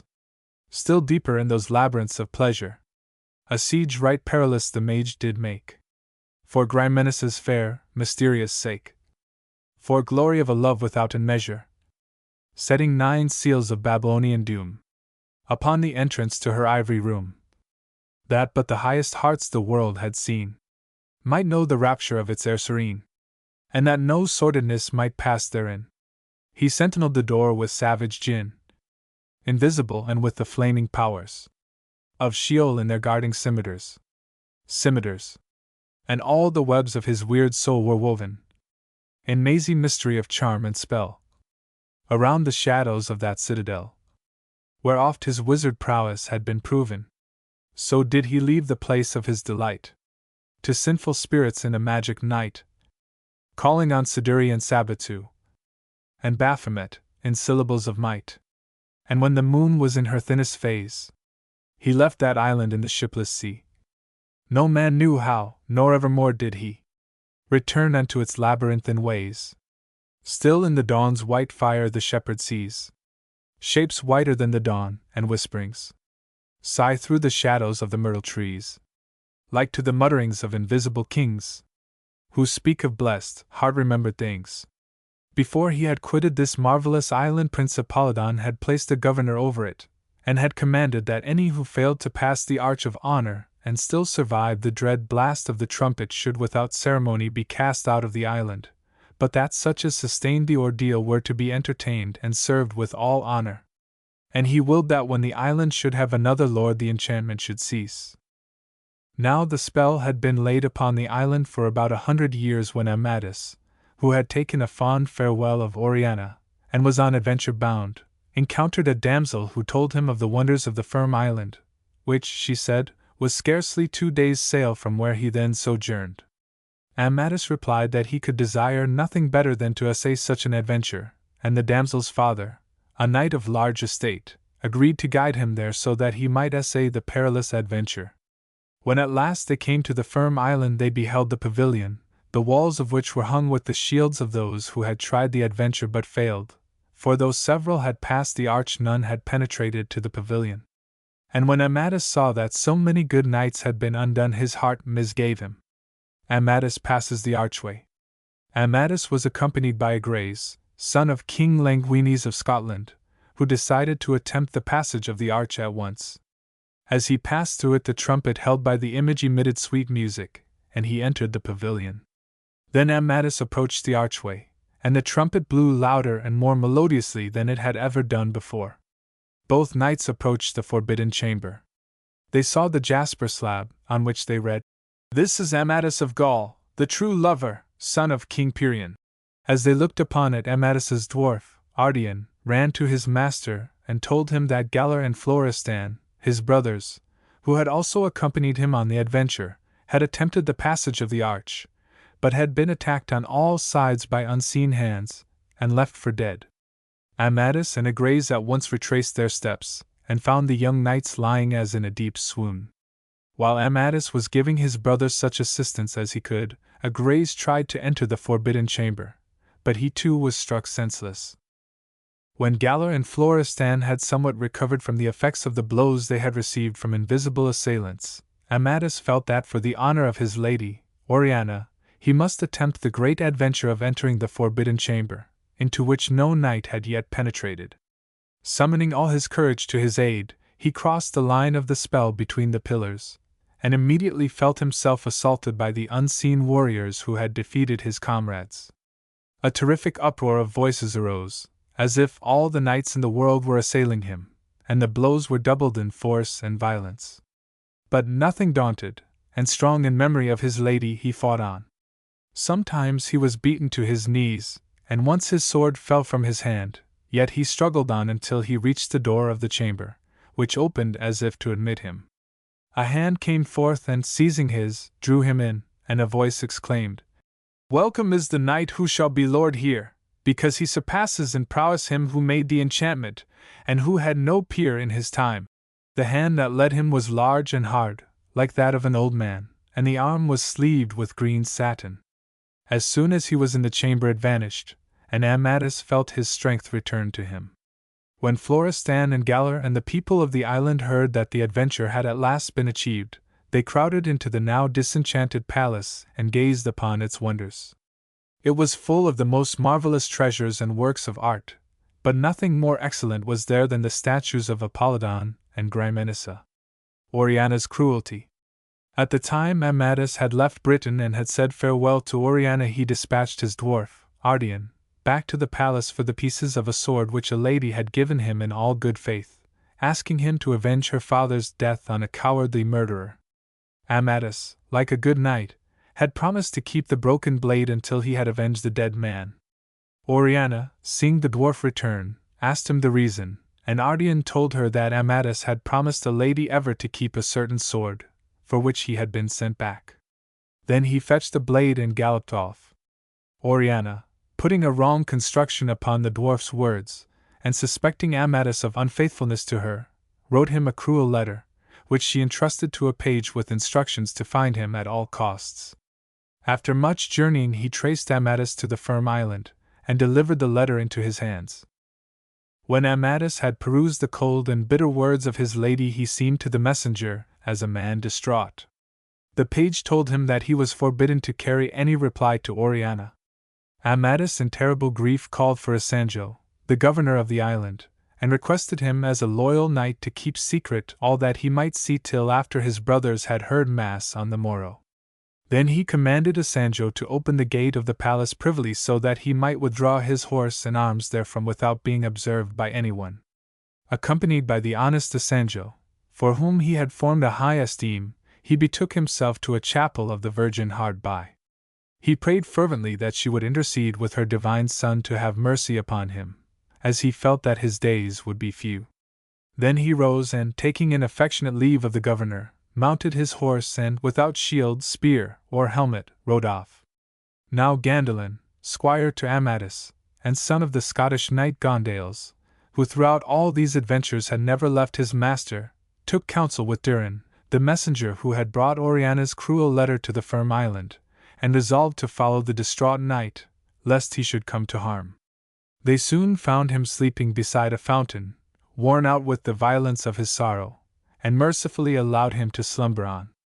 But when night had fallen, Amadis awoke and, remembering his wretchedness, broke into pitiful lamentations for his evil fate.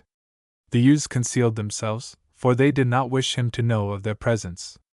But Amadis, catching sight of Gandalin, was angry with him for having followed him. To arouse him from his lethargy, Gandalin told him that a knight, like himself abandoned by his lady, was in the neighborhood, threatening vengeance upon any whom he might encounter. Amadis, minded to throw away his life, leapt on his horse at hearing this, and accompanied Gandalin in search of the crazy challenger. They soon came up with the unknown, and Amadis hurled a fierce defiance at him. A stubborn combat ensued, and Amadis, by a desperate blow, struck his opponent senseless. Leaving the wounded knight with Durin, Amadis rode on, still followed by the faithful Gandalin. Galar, Florestan, and Igraze, hearing of Amadis's plight and his hurried departure, resolved to follow him. Meanwhile the object of their search rode onward, allowing his horse to choose its own path, and given over to weeping and lamentation. While the anxious Gandalin slept, the crazed lover eluded him, and traversed the wildest parts of the savage country which they had penetrated. Ere long he came to a plain at the foot of a mountain, where he encountered a hermit, and begged the holy man for leave to remain with him. The hermit greeted him kindly, and Amadis confided his history to the good old man, who told him that he dwelt on a high rock full 7 leagues out at sea. And the hermit gave him the name Beltenebros, or the Fair Forlorn, as he was at once so comely and so sore distracted. The poor rock. In due time they reached the seashore, and giving his horse to the mariners, Amadis accompanied the hermit on board a vessel and sailed to the poor rock, as the holy man had named his place of hermitage. And here Amadis partook of the austerities of the hermit, not for devotion but for despair, forgetting his great renown in arms and hoping and expecting death, all for the anger of a woman.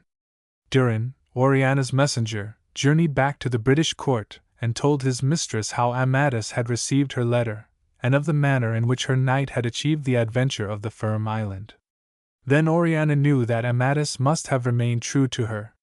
When she learned that he had gone into the desert to die, her shame and anguish knew no bounds, and she wrote a letter of deep contrition to her lover, and dispatched it to him by one of her women called the Damsel of Denmark, a sister of Durin.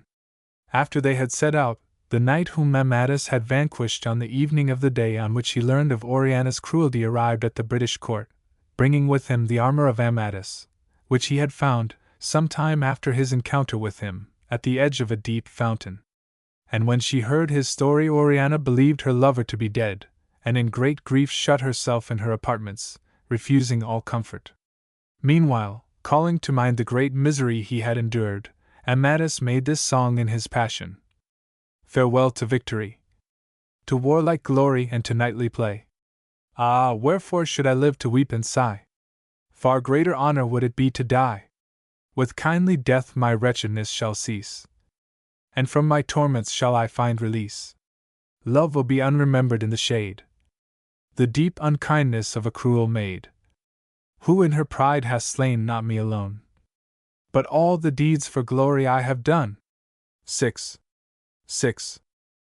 At this time the Lady Corisanda, who loved Florestan, chanced to visit the poor rock, and her damsels heard the story of Amadis, who told them that his name was Beltenebros, but that the song had been made by one Amadis, whom he had known. On her return to the British court, Corisanda's maidens sang the song to Oriana as the composition of Amadis. And she knew that Amadis and Beltenebros were one and the same. Now the damsel of Denmark, who had been sent to search for Amadis, was driven by tempest to the foot of the poor rock. 7 Landing with Durin and an attendant, Enel, she found Amadis praying in the chapel, and when he beheld the damsel's face he fainted away. 7. This extreme sensitiveness to love is characteristic of the late Middle Ages, however absurd and overdrawn it may appear to us. That Amadis fainted at the mere sight of one who had served his lady seems to us ridiculous, and that he should imprison himself upon a barren rock for the remainder of his life because she had been unkind to him is to the modern reader more than a little grotesque. Shall I, wasting in despair, die because a woman's fair? But we must deal gently with the ideas of the past, as with one of those faded samplers of our great-grandmothers, which, if we handle it carelessly, is apt to fall to pieces. When we think of the manner in which Dante and Petrarch had established the worship of woman, and how the courts of love had completed the work they had begun, can we wonder that men bred in this creed, and regarding the worship of womankind as second to that of God alone, were apt to become disconsolate and despairing if the object of their devotion condemned or deserted them? Again, exalted and sensitive minds in all ages have been peculiarly amenable to feminine criticism, as we can see in perusing the biographies of such men as Goethe. Genius, too, which itself nearly always abundantly partakes of the nature of the feminine, is prone to adopt this ultra-reverent attitude, as the sonnets of Shakespeare and the poems of Lovelace and many another singer show. The rough, manly common sense of the average male is too often denied it, and man and woman in itself, it must suffer the emotions of both sexes. But if maintained within rational bounds, this reverence for women in general and for the best type of woman in particular must be regarded as one of the great binding forces of humanity, a thing which has accomplished perhaps more than aught else for the world's refinement and advance. And here, even in a work of romance, which perhaps, after all, is the fitting place for such an exhortation, I would appeal to the younger generation of today to look backward with eyes of kindness upon the tender beauty and infinite charm of a creed which, if it is not entirely dead, is in a manner moribund. I do not ask our youths and maidens to imitate its fantastic features or its extravagances, but I do entreat them to regard its fine spirit, its considerate chivalry, and above all, the modest reserve and lofty intention which were its chief characteristics. It is a good sign of the times that the sexes are growing to know each other better. But we must be wary of the familiarity that breeds contempt. Let us retain a little more of the serious beauty of the old intercourse between man and woman, and learn to beware of a flippancy of attitude and laxity of demeanor which in later years we shall certainly look back upon with a good deal of vexation and self-reproach. When he had regained consciousness, the damsel of Denmark gave Amadis Oriana's letter, beseeching him to return to her and receive her atonement for the wrong she had done him.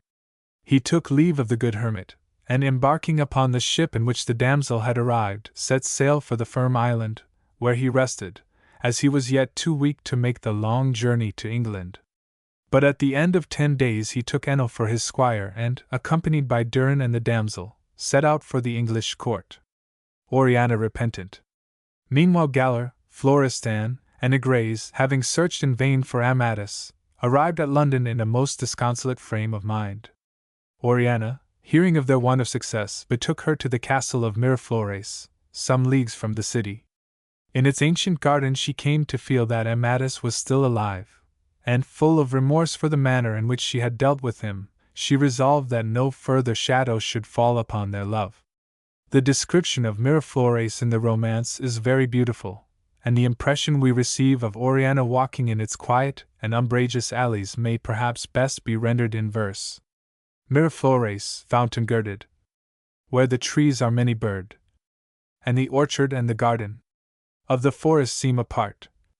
In the stillness of thy meadows, in the solace of thy shadows, I await the blessed pardon that will ease a breaking heart. Miraflores, name of beauty, may I learn a lover's duty in the evening and the morning, in this fair and fragrant place. May I know the bliss of pardon in thy battlement garden, come to hate the hate of scorning, and to love the love of grace. Now a herald came to King Lisuart at Windsor giving him defiance in the name of Famingamadon, the giant, Cardadake, his nephew, giant of the defended mountain, and Medanfable, giant of the Vermilion Tower, from Quadragant, brother of King Abes of Ireland, and Archelaus the Enchanter, all of whom were to join against Britain on behalf of King Cildadan VIII of Ireland, who had quarrelled with Lisuart. The knight, however, made one condition which he said would ensure peace, and that degrading enough. For he announced that, should Lisuart give his daughter Oriana as damsel and servant to Madasima, the daughter of Famingamadon, or in marriage to Basagant, his son, the allied giants and kings would not advance against him, but would remain in their own lands. Lisuart rejected the proffered terms with quiet dignity. 8. Now Amadis had slain King Abes long before, and it was revenge against him the ill-assorted allies desired, and Florestan, who was present, hearing this, challenged the ambassador to battle. This the knight, whose name was Landon, promised him on the completion of the war, and they exchanged gages of battle. When the knight had departed, Lisuart called for his little daughter Leonora to come with her damsels and dance before him, a thing he had not done since the news that Amadis was lost. And he asked her to sing a song which Amadis, in sport, had made for her. So the child and her companions made music and chanted this little lay. White rosebud, Leonore, unblemished flower, pure as a morning in the fields of May, thy perfume haunts my heart. Why dost thou bloom apart, hid in the shadows of thy modesty? Or if thou mayst not be, blossom of purity, mine own to wear and cherish, as the leaves embrace thee and enfold, be not so white, so cold. Bloom also for the lonely heart that grieves. 9. Gandalin journeyed to Miraflores to acquaint Oriana with the news that Corisanda had arrived at court and had been reunited to Florestan. Delighted as she was at this intelligence, she could not help comparing the happy condition of the lovers with her own, and burst into tears. But even as she wept, the damsel of Denmark was announced. Oriana listened to her tidings with a beating heart, and when the damsel gave her a letter from Amadis, in which she found his ring enclosed, she all but swooned with excess of joy. Amadis lay in a distant nunnery, recovering from the wasting sorrow from which he had suffered so long. When he felt stronger, he donned green armor, so that he might not be known, and traveled toward London. On the 8th day of his journey he encountered the giant knight Quadragant, he who among others had defied King Lisuart. Amadis unhorsed the gigantic warrior, who yielded himself vanquished, and promised to deliver himself up to Lisuart. Amadis slays Famingamadin. Proceeding on his way, Amadis passed some tents pitched in a meadow which were occupied by a party of knights and damsels in the service of the Princess Leonora. The knights insisted upon his breaking a lance with them. He unhorsed them all and rode on. While he was in the act of drinking from a well not many miles farther on, he espied a wagon full of captive knights and damsels in chains. Before it, on a huge black horse, rode a giant so immense that he was terrible to behold, and Amadis knew him for Famingamadin, who had sent his challenge to Lisuart. Amadis, who was much wearied by his recent encounter with the knights, did not then desire to meet him, but when he saw that Leonora was in the wagon along with the other damsels he leapt on his destrier and, looking toward Miraflores, where Oriana was, awaited the giant's onset. Seeing him, Famingamadin thundered down upon him like a human avalanche. His great boar spear transfixed Amadis's horse, but the lance of the paladin ran its way clean through the monster's carcass and broke off short in his body. At this his son Basigant ran to the rescue, but Amadis, disengaging himself from his fallen steed, drew his sword and severed one of Basigant's legs from the trunk. But his falchion snapped in twain with the violence of the blow, and a fierce struggle for Basigant's axe ended in Amadis wrenching it from his opponent's grasp and smiting off his head. Then he slew Famingamadin with his own spear, and releasing the knights in the wagon, requested them to carry the bodies of the dead giants to King Lisuart, and say that they were sent by a strange knight, Beltenebros. And mounting the great black horse of Famingamadin, he galloped off. Giants. At long last Amadis came to Miraflores and met with Oriana, and great was the love between them. 8 days he sojourned in the castle with his lady, then he rode away to assist Lisuart in his war against Cildadan of Ireland, who, as we have seen, had challenged the king's supremacy in Britain. Cildadan and his giant allies were vanquished, and the Irish king sorely wounded by Amadis. Now Briolania, the lady from whom Amadis had received the broken sword, visited Oriana, and told her in confidence that she was enamored of Amadis, who on his part had told her that he loved her not, whereat Oriana was both relieved and not a little amused. And now the whole court knew that Beltenebros and Amadis were one and the same, and great was the wonder at the puissance of his single arm. But Amadis, who knew that adventure was the duty and lot of a knight, desired once more to go in quest of it, and with him went 10 knights, his friends and kinsmen, greatly to the discontent of Lijart, whom mischief-makers tried to incense against Amadis, for removing the best and bravest of his court. Meanwhile Briolania had betaken herself to the Firm Island, where she was much disturbed by signs and portents of a very terrible nature. She passed between the arch of true lovers. But when she attempted to penetrate to the forbidden chamber, she was violently cast out. So, sad at heart, she returned to her own country. Shortly after this Amadis arrived at the island, greatly to the joy of all therein. Here we learn something further regarding the topography and natural history of the Firm Island, which was 9 leagues long and 7 wide, full of villages and rich dwelling-houses. Apollodon had built himself 4 wonderful palaces in the isle. One was that of the serpent and the lions, another that of the hart and the dogs. The third was called the whirling palace, for 3 times a day, and as often in the night, it whirled round, so that they who were in it thought it would be dashed to pieces. The fourth was that of the bull, because every day a wild bull issued out of an old covered way and ran among the people as though he would destroy them. Then he entered a tower, from which he emerged ridden by an aged ape, which flogged him back to the place whence he had come. 10. News reached the island that Gromadaza of the Boiling Lake, the wife of Famingamadin, had sent her defiance to Lijart, who in consequence had resolved to behead her daughter Madasima and other damsels of the race of giants unless she gave up her castles and yielded her kingdom to him. Amadis and his knights thought it ill in Lijart to take such measures against women, and dispatched 12 of their number to act as champions to the distressed giantesses. This action naturally gave color to the stories of the mischief-makers at Lijart's court, who desired to put Amadis to shame. But Lijart was of too noble a mind to listen to them, and on the arrival of the knights he set the damsels free. Amadis quarrels with Lijart. But fate and the counsels of wicked men are often stronger than the nobility of kings. His advisers urged Lijart to attempt the siege of the island of Mangaza, the last stronghold of the giants, and held only by their womenkind. Amadis and his company conceived this proposal as unchivalrous, and when Lijart heard of their opinion he grew wroth, and sent his defiance to Amadis in the Firm Island. Amadis replied that Madasima, the daughter of Famingamadin, having wed with Galvans, a friend of both Lijart and himself, the island could not be held as sheltering the enemies of Lijart any longer, and that he would defend it with his whole force. And he set sail for the island with a large and well-equipped army.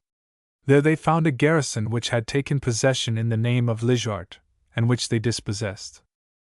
Leaving a suitable force in the island, Amadis, who was becoming anxious regarding Oriana, set sail for his own land of Gaul, and putting in at an island for supplies chanced then to rescue his brother Galar and King Sildadan from the clutches of a tyrannous giant, who had entrapped them. Arrived in Gaul, Amadis greeted his parents, whom he had not seen for some years.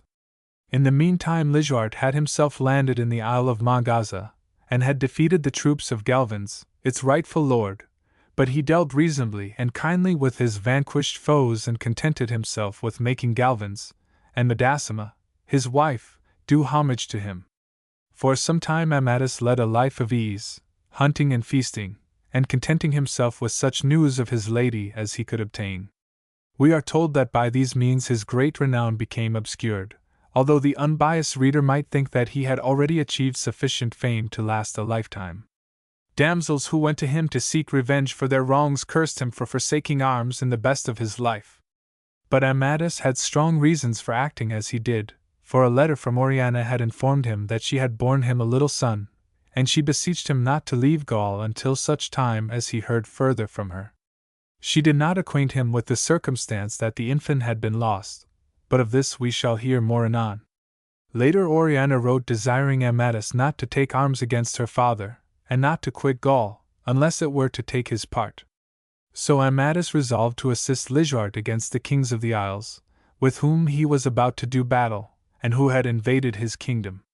Now the damsel of Denmark had taken the little son of Amadis and Oriana and had carried him by night through a gloomy forest, in order that her mistress might not be disgraced. Left alone for a moment, the child had been carried off by a lioness, from which it had been rescued by a hermit, Nasciano, who had called him Esplandian, and educated him along with his own nephew. The good man brought the lads up as hunters, and not the least strange thing about this remarkable child was the circumstance that a lioness had affectionately attached herself to him, refusing to leave him, either when at home or in the chase. Meanwhile Amadis, calling himself Knight of the Green Sword, had resolved to do away with the ill reports of his unchivalrous sloth. Taking only Ardian the dwarf with him, he entered Germany, where he passed 4 years in adventure without word or message from Oriana.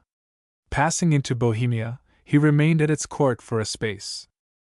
One day Lisuart, going to the chase with the queen and his daughters, came to the mountain where the hermit Nasciano dwelt, and encountering Esplandian, resolved to adopt him, and the hermit showed him a letter, written by Urganda, which had been tied to Esplandian's neck when Nasciano found him. The letter was addressed to King Lisuart himself, and advised him to cherish the boy, who one day would deliver him from the greatest danger.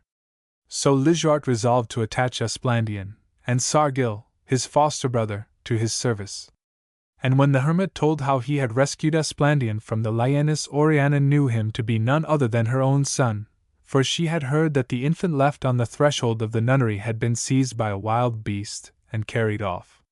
In the course of his adventures, which were numerous and stirring, Amadis was sorely wounded by a monster which he had slain, and was cured of his hurt by a certain lady called Gracinda, to whom he was grateful for her kindness and assistance, and he promised to do her will in any adventure she might choose for him.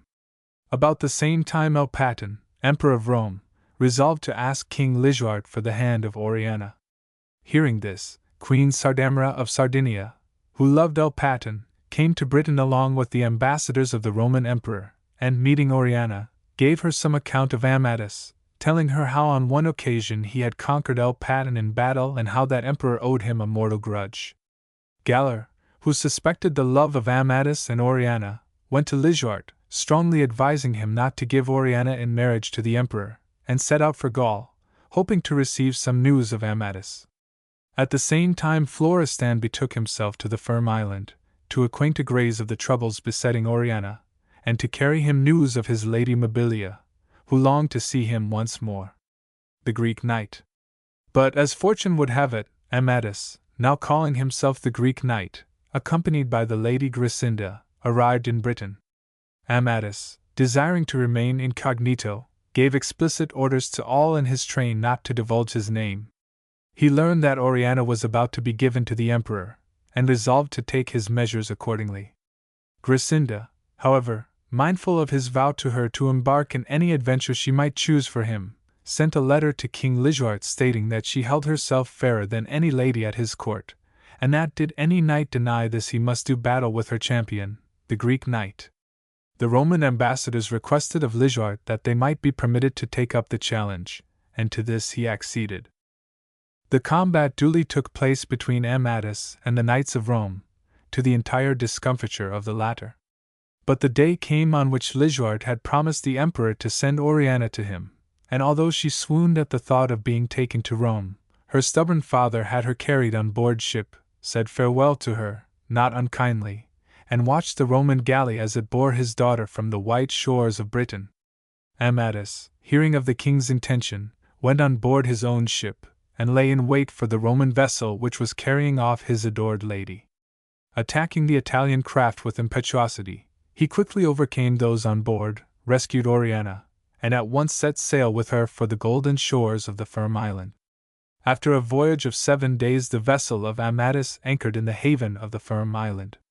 The lady Gracinda had by this time arrived there, and now came out to welcome Oriana, whom of all ladies in the world she most desired to see, because of her great renown, which was everywhere spread abroad. And when she beheld Oriana, she could not believe that such beauty was possible in any mortal creature. Oriana and the other ladies were lodged in a tower of the palace wrought by the magic skill of Apollodon, and by her request no knight was permitted to enter this tower till some terms might be made with the king, her father. Amadis was well aware that the defiance he had thrown in the teeth of Lisuart and the Emperor of Rome by his abduction of Oriana must lead to serious consequences, So he dispatched messengers to his many friends throughout the world asking that they would send succor to him in his necessity. The enmity which had arisen betwixt his two ancient enemies, Amadis and King Lisuart, presented an opportunity to the wily enchanter Archelaus which he had no intention of letting slip. He therefore approached several other spirits of discord and proposed to them that if strife commenced between Amadis and the British king, they with their forces should conceal themselves in the neighborhood of the engagement, and when one side or the other had achieved victory, they should fall upon the remnants of both armies and overwhelm them in a common ruin. This dastardly plan commended itself to the malcontent lords and petty kings to whom the wizard proposed it, and they resolved to carry it into effect. War with Lisuart. Meanwhile Amadis had dispatched an embassy to the court of Lisuart, requesting the hand of Oriana, but the stubborn old monarch gave a stern refusal and sent him his defiance. El Patin, Emperor of Rome, had by this time arrived in Britain, and was busy concerting measures against Amadis. Soon a mighty host was gathered together, and marched to seek the army of Amadis, who, taking time by the forelock, had invaded Britain, and now advanced to meet the forces of Lisuart and the Emperor. The friends of Amadis had not failed him. In the first place his father, King Pirien, was behind him with the whole force of Gaul. Ireland had sent a large contingent, and his old friends, the King of Bohemia and the Emperor of Constantinople, had furnished him with well-equipped legions, all of which were under the skilled leadership of King Pirien. Moreover, the army was accompanied by Oriana, Gracinda, and the other dames and princesses who had come to the Firm Island, and their presence heartened the champions to deeds of high emprise. Meanwhile Archelaus the enchanter and his allies dogged the progress of Lisuart's forces in the hope of taking them at a disadvantage. Presently the armies came within sight of one another. Their meeting place was a great plain, and for miles nothing was to be seen but the blaze of armor and gay surcoats, the waving of plumes and banners, and all the proud circumstance of chivalry. For 2 days the armies lay in sight of one another. Then they advanced to the charge with such a tumult of drums and cymbals, trumpets and clarions that it could be heard many a league away. They met with a crash like thunder, and the noise which arose from the clash of swords upon armor was like that of 1,000 hammers upon as many anvils. Amadis led the van. Challenged by Gascoigne, the haughty king of Sweden, he charged him, and dashed him from the saddle with such force that he lay as dead. But in the encounter Amadis fell from his horse. Quadragant, who was close to him, unhorsed a Roman knight, and gave his destrier to the steedless hero, who, followed by Gandalin and other paladins, attacked the flank of the Romans with great fierceness. Meanwhile Quadragant did fearful execution on their front, few of the enemy being able to withstand his giant might for long. The Roman army now showed signs of falling into confusion, but at that moment the emperor came up with a reinforcement of 5,000 men. He headed the charge in person, crying, "Rome! Rome!" and brandishing a great sword in his hand. Encountering Quadragant, he received such a buffet from the giant knight as made him give back and seek shelter among his own men. Now Amadis, surrounded by his bravest paladins, performed deeds of valor which were a wonder in the eyes of both friends and enemies. The Romans began to give ground before the terrific blows he dealt on all sides, and at last broke and fled. So greatly had his forces suffered, however, that he refrained from pursuing his beaten enemies, and as yet the army of Lisuart had taken no part in the fighting, so that he thought it better to spare his own men, who must meet Lisuart's force anon. On the following day King Lisuart marshalled his army, and now King Pirien came up with his forces, which had been held in reserve. The battle had not been long in progress, however, when Amadis encountered the Roman emperor, and with such a blow as even he had seldom delivered ended his career. When the Romans and Britons saw that their leader was slain they began to give way, and Lisuart, observing this, sought to withdraw his men in good order. Seeing that he retreated, and fearing for Lisuart's personal safety, Amadis took advantage of the darkness which was now falling to withdraw his troops rather than pursue, so that the king was able to effect an orderly retiral. When the holy hermit Nasciano heard of the great discord between the kings he resolved to make an endeavor to prevent further slaughter, and although he was old and infirm he succeeded in making his way to the camp of King Lisuart. He did not arrive, however, until the two battles which have just been described had been fought. Making himself known to the king, he revealed to him that Oriana had promised marriage to Amadis, and that Esplandian was their son. On hearing this, the king was greatly troubled, and blamed the lovers for their secrecy, remarking, with justice, that many valuable lives would have been spared had they seen fit to trust him. He requested the hermit to approach Amadis with a view to the conclusion of peace between them, and this the good man was only too pleased to do. Accompanied by Esplandian, he betook himself to the camp of Amadis, where he was courteously received. The hermit first revealed Esplandian's identity to the boy's father, and Amadis cordially embraced his son. But he did not forget his pacific mission.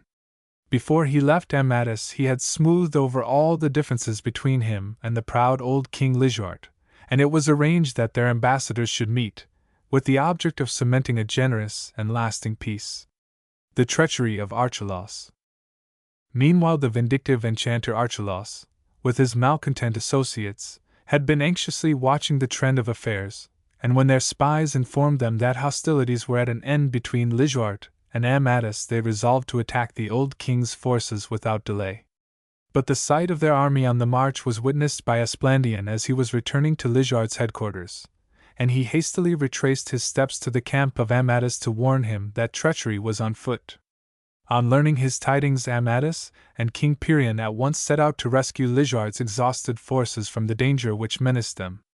But before Amadis and his knights could come up with the army of Archelaus, Lisuart and his remaining squadrons had been attacked by the troops of the wizard and his allies, who had inflicted upon them a crushing defeat. The aged monarch was compelled to escape as best he could from the stricken field, and seeking refuge in a neighboring town, prepared for a last desperate defense against his implacable enemies. The place was fiercely attacked by Archelaus, and as fiercely defended by Lisuart and such knights as remained to him.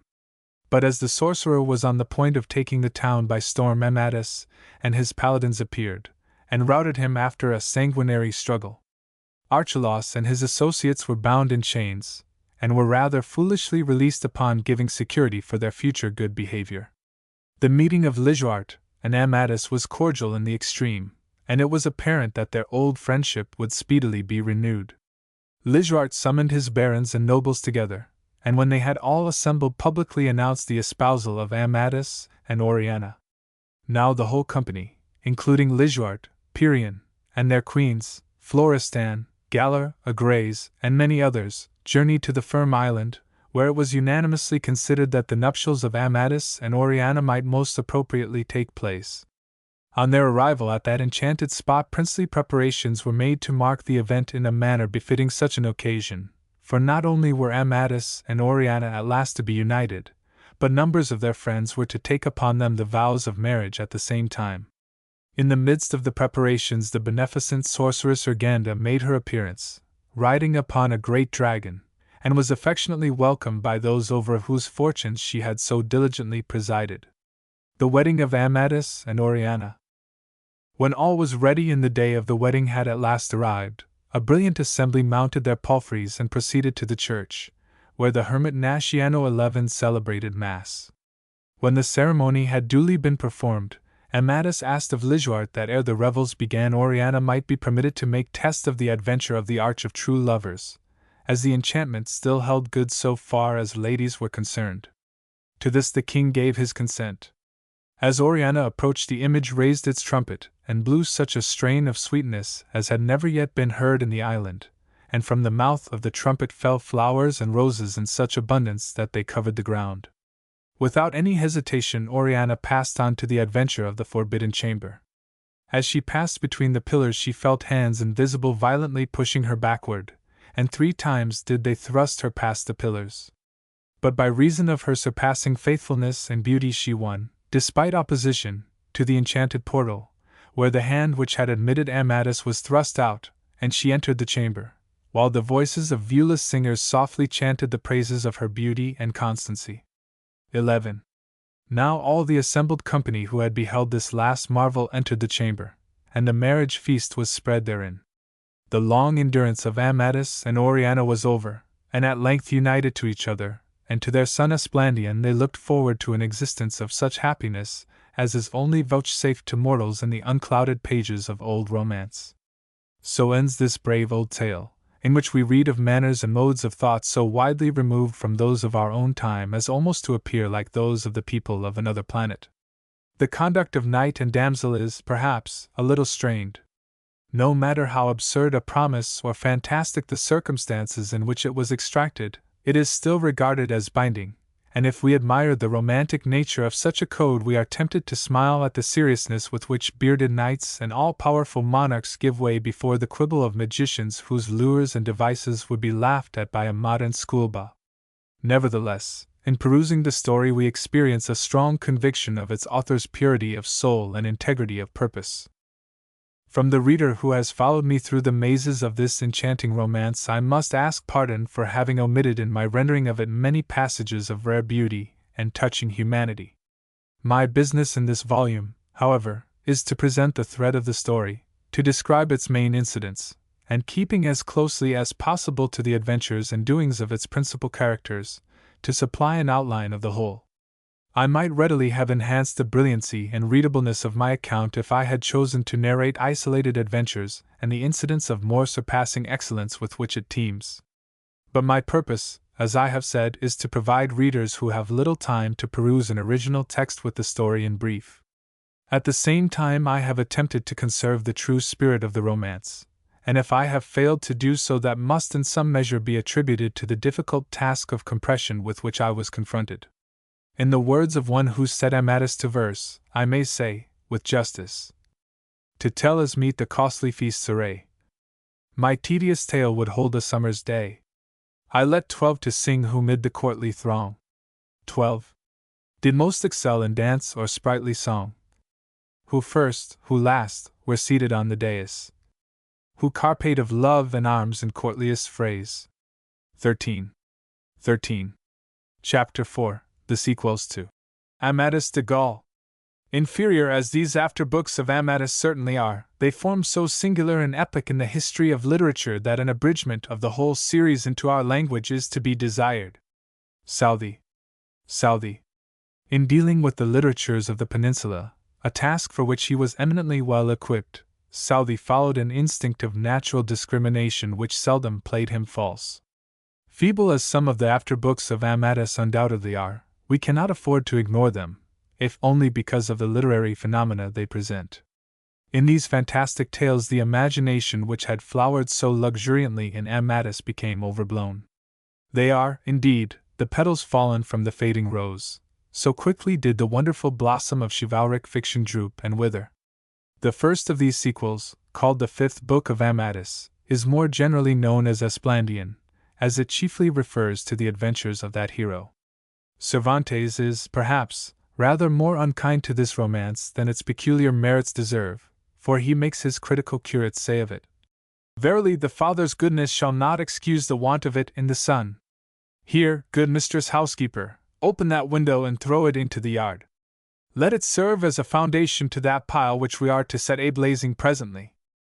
The first edition of Esplandian was published at Seville in 1542. The greater part of it seems to have been composed by Montalvo, the original translator of Amadis. But whereas when he penned that work he acted the part of a translator only, in Esplandian he undertook the role of authorship proper, and that he failed to discern the wide distinctions which separate these tasks is rather painfully apparent. It seems to me, however, a mistaken criticism which brands Esplandian as entirely lacking in merit, and I suspect that more than one of the censorious folk who have thus entreated it have not perused it in the original, or have merely taken Cervantes' word regarding its lack of quality. It is notorious that many English critics seem to believe it possible to pass a verdict upon works written in Spanish without possessing more than a nodding acquaintance with the language, and the absurd idea obtains among many men of letters, who ought to know better, that, given a knowledge of Latin and French, the acquisition of the Castilian tongue is merely a matter of a little reading. Esplandian possesses many quaint beauties, and the fairy machinery and rather distinguished simplicity of its atmosphere make it most pleasant and delectable to peruse. Where, too, may we encounter a better or more representative example of romantic extravagance at its best? For Esplandian, without exhibiting the grosser faults of its descendants, has the rich and varied color of that imaginative excess which is the birthright of all true poets, and in the discipline of which all are not successful. I quite admit, however, that Esplandian is food for the enthusiast, and I do not recommend its perusal to unromantic souls. It is not for the barbers and curates of this world, and pity 'tis that they who cannot appreciate its spirit should attempt to influence others to its detriment. Esplandian spent his childhood at the court of his grandfather, King Lisuart, and had scarcely been knighted when he felt the call of high adventure. His wishes in this respect were speedily gratified, for shortly after the gilt spurs had been placed on his heels he fell into a deep swoon, which seemed to portend enchantment of no common order. As he slept, the people of the Firm Island, whence he had journeyed to have knighthood conferred upon him, beheld a vast mountain of fire approach the shore, from which issued the sylph-like form of the enchantress Urganda the Unknown, sailing through the air upon the back of an enormous dragon. Some time prior to these events Amadis, to whose custody the malicious Archelaus had been entrusted, had injudiciously released that firebrand of the magical world, only to learn shortly afterward that the unscrupulous wizard had taken advantage of his new-found liberty to work his wiles once more upon the all too unsuspecting Lisuart, who seemed incapable of profiting by experience, and who now paid for his credulity by incarceration in the deepest dungeons of the necromancer's castle. Urganda announced to the distracted son-in-law that it would be necessary for Esplandian to execute a mission of vengeance, and ere it was possible to question her further she bore away the youth on the back of the winged monster she bestrode. The enchantress conveyed the sleeping Esplandian to a mysterious vessel called the Ship of the Great Serpent, and on waking it was with no little exaltation of spirit that he found himself on its deck. As he was wafted across the smooth ocean he felt a thrill of pleasure arising from the magical ease with which the enchanted galley skimmed the waves. In time he beheld a rocky islet standing in the midst of a forsaken sea, and going ashore he found it to be barren, and showing no other sign of habitation than a tall tower, which crowned its topmost height. He climbed the eminence upon which it stood, and discovered the ancient Fort Alice to be completely deserted. Exploring its recesses, he observed a stone in which a richly ornamented sword was firmly embedded, but as he attempted to grasp this the air was rent by the bellowings of a frightful dragon, which descended upon him with such velocity that ere he could prepare himself for its onset it had coiled its enormous folds round his body in an effort to break through the plates of his armor and crush him to death. Man and monster wrestled to and fro in a death grapple, and so terrific were their exertions that the earth shook and the castle rocked beneath them as they swayed and writhed in a deadly embrace. At length Esplandian succeeded in freeing his right hand from the dragon's encircling folds, and drawing a magic sword which Urganda had bestowed upon him, passed it through the monster's scaly hide. Mortally wounded, the dragon relaxed its grip, and its huge body became rigid in death. When he had assured himself that it was quite dead, Esplandian quitted the castle and returned to the shore, a weird light which came from the enchanted sword, which he had extracted from the boulder, guiding his footsteps through the gathering dusk. Re-embarking on the Ship of the Great Serpent, he was speedily wafted to a rugged country known as the Forbidden Mountain, a stronghold on the borders of Turkey and Greece. At a distance he perceived a castle, and was making his way thither when he encountered a hermit, who warned him to avoid it, and told him that a prince of renown was imprisoned therein. At once it occurred to Esplandian that this must be none other than Lisuart, and the castle the stronghold of the wicked Archelaus, and this surmise naturally made him resolve to inquire into the character of the place. As he neared the gate he saw that it was guarded by a giant sentinel, who, on espying him, rushed at him fiercely, brandishing a formidable club. Avoiding the onset of his gigantic adversary, Esplandian slew him with the sword of power, and was about to enter the castle when he was suddenly confronted by Archelaus in person. A bitterly contested struggle ensued. The enchanter, enraged at the stripling's audacity in seeking to probe the mysteries of his stronghold, and in the knowledge that he came of the race of his detested enemy Lisuart, attacked Esplandian with great fury. But his blind rage could not avail against the cooler courage of his youthful antagonist, who succeeded in dispatching him with the magic sword, thus forever putting an end to his necromantic enormities. A nephew of the slain enchanter next assaulted the young knight, but he too fell before the magic falchion of Urganda. Next Arcobone, the mother of Archelaus, a witch deeply versed in the mysteries of the occult arts, sought to vanquish him by the force of her anathemas, but the powers of countercharm concealed in Esplandian's blade saved him from the fury of the dread Sibyl, who felt herself bound to obey his behests. He commanded her to reveal the place of Lisuarte's confinement, and had the satisfaction of releasing his aged relative. As Esplandian and Lisuarte were about to leave the island, the fleet of Matrode, eldest son of Arcobone, arrived off its shores, and the young hero found himself forced to do battle with a fresh enemy, for, relying upon his ability to defeat such a youthful adversary with ease, Matrode made the combat a strictly personal one. And he and Esplandian were engaged in deadly fight until the waning of the sun, but at length the many wounds which the pagan warrior had received forced him to discontinue the struggle, and he begged Esplandian to permit him to die in peace. At this juncture a holy man arrived, and the expiring heathen requested his blessing, which was piously granted. Assuming the name of the Black Knight, from the color of his armor, Esplandian now ruled in the Forbidden Mountain as lord of the castle he had subdued. But he was not permitted to remain in quiet for long, as the Fort Alice was speedily invested by Armado, the Soldan of Turkey, with a great army. Attracting numerous followers to himself, however, Esplandian defeated the Paynims, and took their sovereign prisoner. Encouraged by this success, he carried the war into the heart of the Turkish dominions, and captured the principal city. Before entering upon his career of adventure, Esplandian had met Leonorina, daughter of the Emperor of Constantinople, of whom he had become greatly enamored, and during the course of his war with the Turks he had dispatched many messengers to her, assuring her of his undying affection.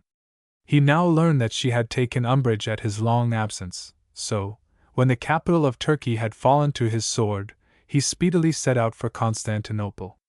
Arrived there, he purchased a cedar chest of exquisite workmanship, which he entrusted to certain messengers, commanding them to bear it to the lady. When she opened it in the privacy of her own apartment, to her mingled confusion and delight her long-absent lover himself emerged from its recesses. In Spanish romance it is inevitable that the loves of the hero and heroine should remain unknown to the lady's relatives, not only because this was demanded by the romantic susceptibilities of the average Spanish reader, but because Spanish opinion would have been seriously affronted by the idea of parental compliance in any intercourse between the lovers prior to marriage, save of the most formal kind. This sorry condition of affairs still obtains among the middle and upper classes of Spain and Spanish America, and we can scarcely suppress amusement when we hear of ardent youths unable to converse confidentially with the maidens to whom they are formally affianced otherwise than by assuming some ridiculous disguise, or through the kind offices of servants. Not infrequently young Spanish couples whose engagement is quite en règle, and to whose union not the slightest opposition is made, arrange and carry out an elopement, purely because of the romantic atmosphere surrounding such a proceeding. It is circumstances such as these which enable us to appreciate the firm hold of romance upon the Spanish heart. But Esplandian had but little time for dalliance, as the Turks were once more arrayed against him in the field. He had, however, a firm ally in Urganda, but to counterbalance this, the infidels were supported by the enchantress Melia, the sister of Armado, the defeated Soldan, who had succeeded in making his escape upon the back of a flying dragon, dispatched for that purpose by this Turkish witch. With all speed he levied a large army, and set siege to Constantinople. Numerous as the sands of the sea were his allies, one of whom was a beautiful Amazonian queen, who brought with her to the scene of hostilities a squadron of 50 griffins, which flew over the city much in the manner of devastating aircraft, belching fire and smoke on the heads of the unhappy folk below. So dire was the loss of life in this combat between the forces of Christendom and paganism that at last it was agreed that the question of preeminence should be settled by the issue of a double combat. Amadis and Esplandian were selected on the one side, and the Amazon queen and a celebrated pagan Soldan on the other. The heathens were defeated, but so enraged were they at their downfall that they rushed to the attack with every available man and woman in their hosts. But the Christians, mightily encouraged by the victory of their champions, repulsed them with terrific loss, and drove them from the bounds of the Grecian dominions. The Greek emperor, probably only too happy to rid himself of the burden of such a troublous inheritance, resigned his crown to Esplandian, who espoused his Leonorina and settled down to the task of governing the Hellenic realm. Relieved from the pressure of military duties, in which she had proved herself no inefficient ally, the sage Urganda had now leisure to pay some attention to the private affairs of her mortal charges. On consulting her magic mirror and other divinatory apparatus, she was desolated to find that Amadis, Galar, Esplandian, and indeed all of her favorite champions, were soon to pay the debt of nature. Had her prophetic soul been enabled to envisage the immensities of fiction to which their future adventures were to give rise, she would undoubtedly have allowed nature to take its course, so we must conclude that her powers of vision were limited. Resolved to frustrate unkindly fate, she summoned her protégés to the Firm Island, and advised them, if they desired to escape mortality, to obey the injunctions she would now place upon them. They anxiously assured her that these would be carried out to the letter, and with the best possible grace submitted to be cast into a magic sleep, from which, it was decreed, they were not to awaken until disenchanted by Lisuart, son of Esplandian, who, on gaining possession of a certain magic sword, would be enabled to bring them once more to life with renewed vigor. The sixth book of the Amadis series is concerned with the adventures of Florisando, his nephew, but as its hero is not in the line direct, and is, moreover, intolerably tiresome, we may well pass him over with a mere mention of his existence. Lisuart of Greece. More sprightly is Lisuart of Greece, hero of the 7th and 8th books, which are believed to have been written by Juan Diaz, Bachelor of Canon Law, and published in 1526. Lisuart is not, however, the sole hero of this romance. Pirion, a later son of Amadis and Oriana, claiming a considerable share of the exploits which fall to be recounted in the volume. This young warrior, hearing of the prowess and address in arms of the King of Ireland, resolved to gratify a desire to be knighted by him, and for this purpose embarked for the Green Isle. While traversing St. George's Channel, or its romantic equivalent, he encountered a damsel cruising in a boat managed by 4 apes. The animals begged Pirion to accompany their mistress for the fulfillment of a great enterprise, so, quitting his own vessel, he embarked in the boat along with the apes and the lady. His attendants, chagrined by his acceptance of the adventure thus thrust upon him, turned their vessel eastward and sailed on until they eventually arrived at Constantinople, where they reported his virtual disappearance, on learning of which his kinsman Lisuart decided to go in quest of him. In the meantime young Pirion had arrived with his strange fellow-wanderers in the kingdom of Trebizond, which, as we are all aware, is readily accessible from the Irish coast. In that city he had seen and fallen in love with the daughter of the emperor, but did not have much leisure to pay his addresses to her, as the Lady of the Apes rather unduly hurried him in the preliminaries of the task she had set him. They had scarcely left Trebizond when Lisuart arrived in the city, and promptly fell in love with Onooria, the emperor's remaining daughter. But one day, as the lovers were enjoying each other's society, an enormous giantess entered the court and requested a boon from Lisuart, which, in true romantic fashion, he granted without inquiring its nature. It proved to be his attendance for a year wherever the gigantic damsel chose to demand it. The giantess was, indeed, a pagan spy, and had concocted this device to withdraw Lisuart, who was one of the great props of Christian Greece, from the support of the Hellenic throne at a difficult and dangerous time. When Lisuart had quitted Trebizond on the adventure in which he was an unwilling partaker, the emperor of that country, father of his inamorata, was informed of the true character of the prodigious damsel who had carried him off by a letter which was closed with 67 seals and which announced that Constantinople was about to be besieged by Armado, the Turkish Sultan, who had placed himself at the head of a league of 67 princes for the purpose of waging war against the imperial city. Meanwhile Lisuart was given into the care of the king of the Giants' Isle, whose daughter Gratiphile fell in love with him, procured his escape, and followed him to Constantinople, whence he at once betook himself for the purpose of combating the infidels who invested it. In this task he was assisted by Pirion, who now arrived in Greece, after having accomplished the behest of the Lady of the Apes. In course of time Lisuart became conscious that duty now called him to effect the release of his sleeping ancestors from the spell in which they had been cast for the purpose of prolonging their existences. After many adventures, which we spare the reader, he obtained possession of the fatal sword and proceeded to the Firm Island, where he broke the enchanted sleep into which Amadis, Esplandian, and the rest had been lulled by the far-sighted Urganda. These, naturally refreshed by their long slumber, and longing for martial exercise, at once assisted him in routing the pagan forces before Constantinople, and achieving peace once more. Lijart, freed from his patriotic labors, now bethought himself of his lady love, and turned his steps to the city of Trebizond. Pierian had also gone thither from a similar reason, but on the request of the Duchess of Austria had accompanied that lady to her dominions, which were in the grip of a usurper. On his return from this chivalrous task he encountered his kinsman Lijart, and both champions were in the act of preparing their wedding festivities when Pierian and the Emperor of Trebizond were carried off by pagan treachery in the midst of a hunting expedition. Lijart, following on their track, was also seized by the enemy, and imprisoned along with those he had sought to succor. Amadis of Greece. The 9th book carries on the adventures and exploits of the race of Amadis, who in more senses than one may be said to be immortal. It was first published in 1535 at Burgos, a place of many literary associations, and purports to have been imitated in Latin from the Greek, after the manner of the famous Troy romance Dares and Dictys, and at a later time translated into the Romance language by the potent and wise magician Alquife. Evidently a supposititious more pressed into the service of the most imaginative but undisciplined writer who fabricated it.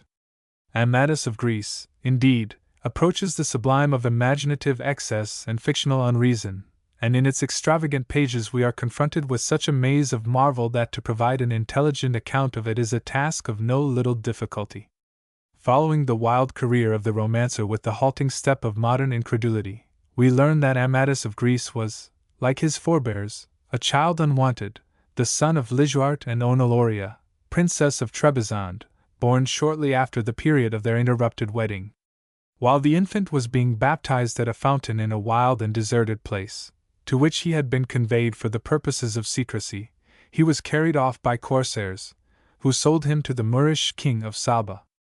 Distinguished by the representation of a sword upon his breast, he adopted the name, when knighted by the pagan monarch, of the Knight of the Flaming Sword.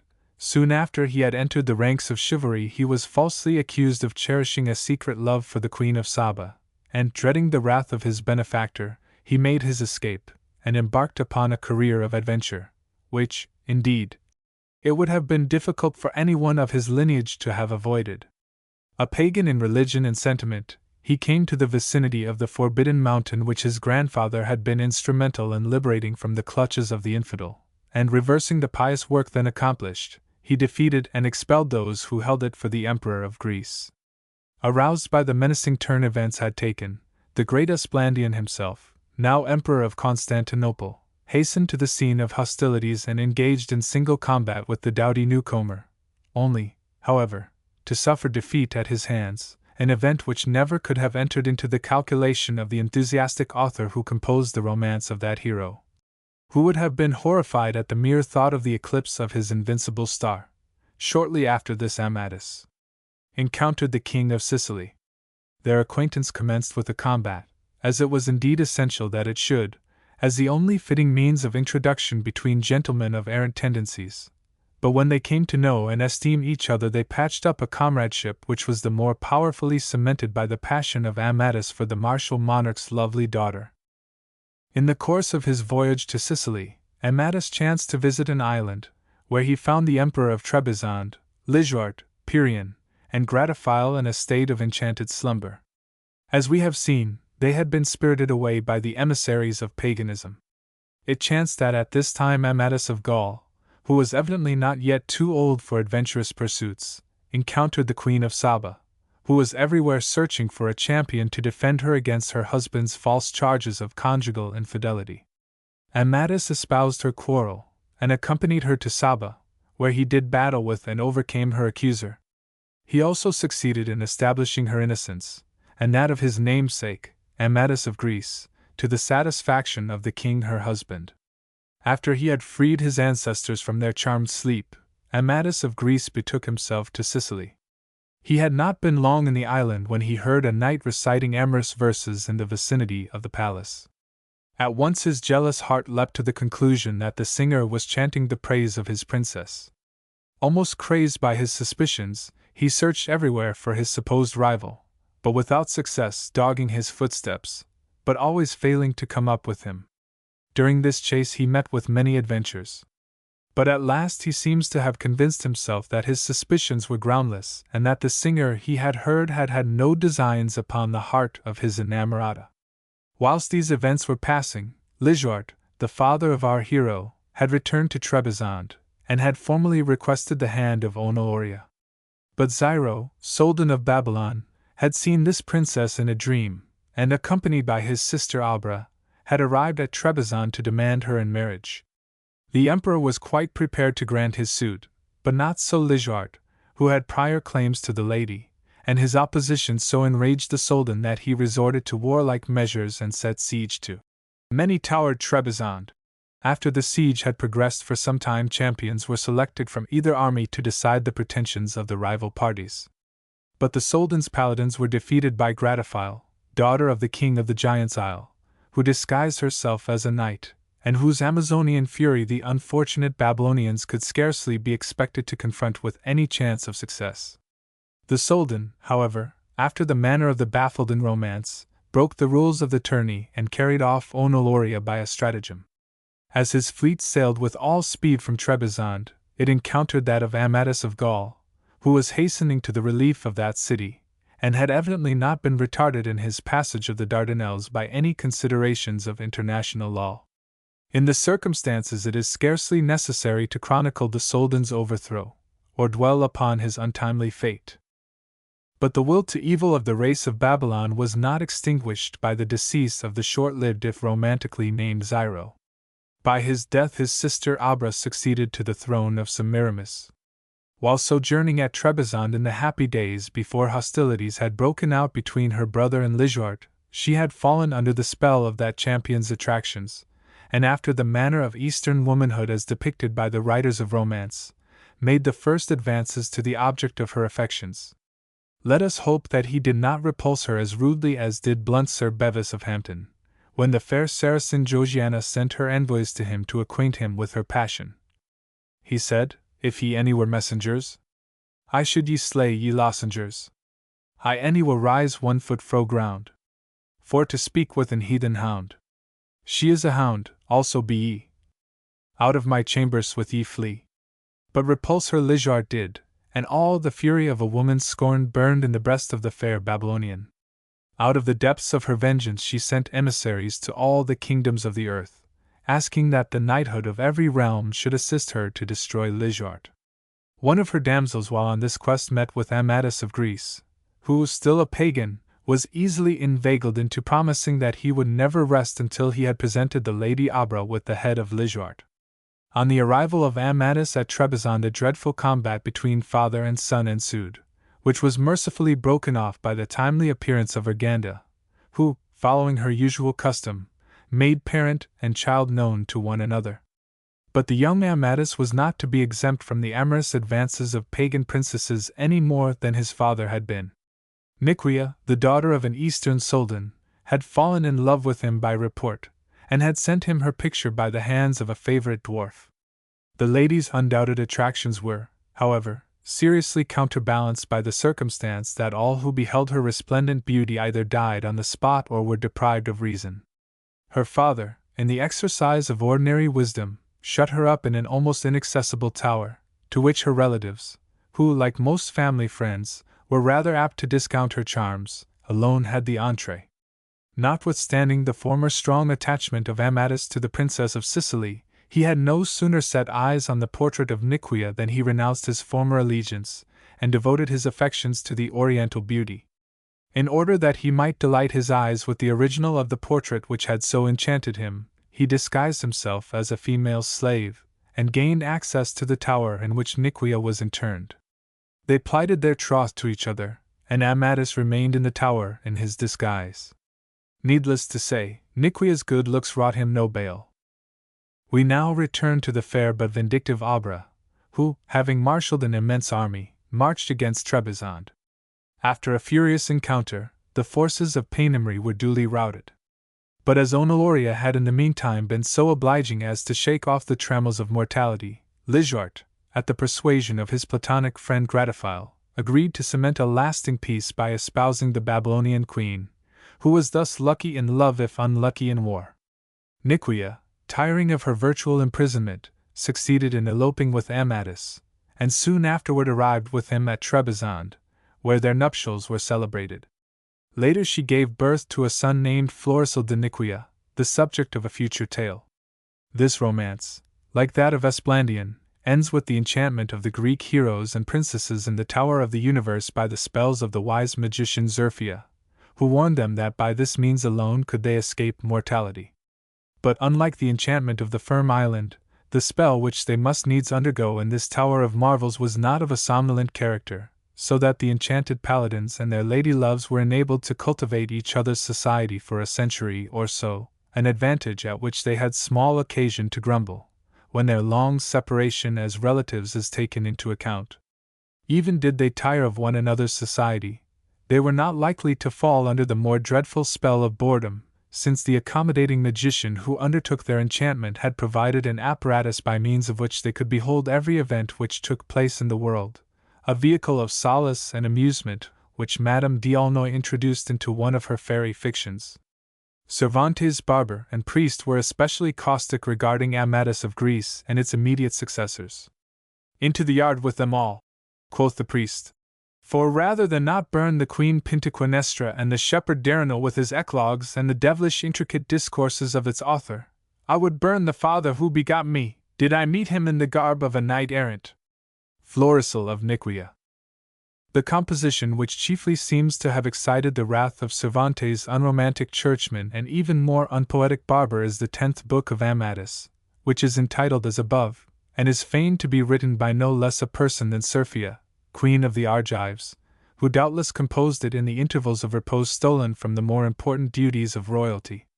Her Majesty does not degrade her exalted position by revealing to us the fee which she received from the Valladolid publishers who produced the work in 1532, but if one may place a value on her compositions without breaking the dread law of lèse majesté, it might be suggested that a penny a line would amply remunerate the literary output of this most imaginative sovereign.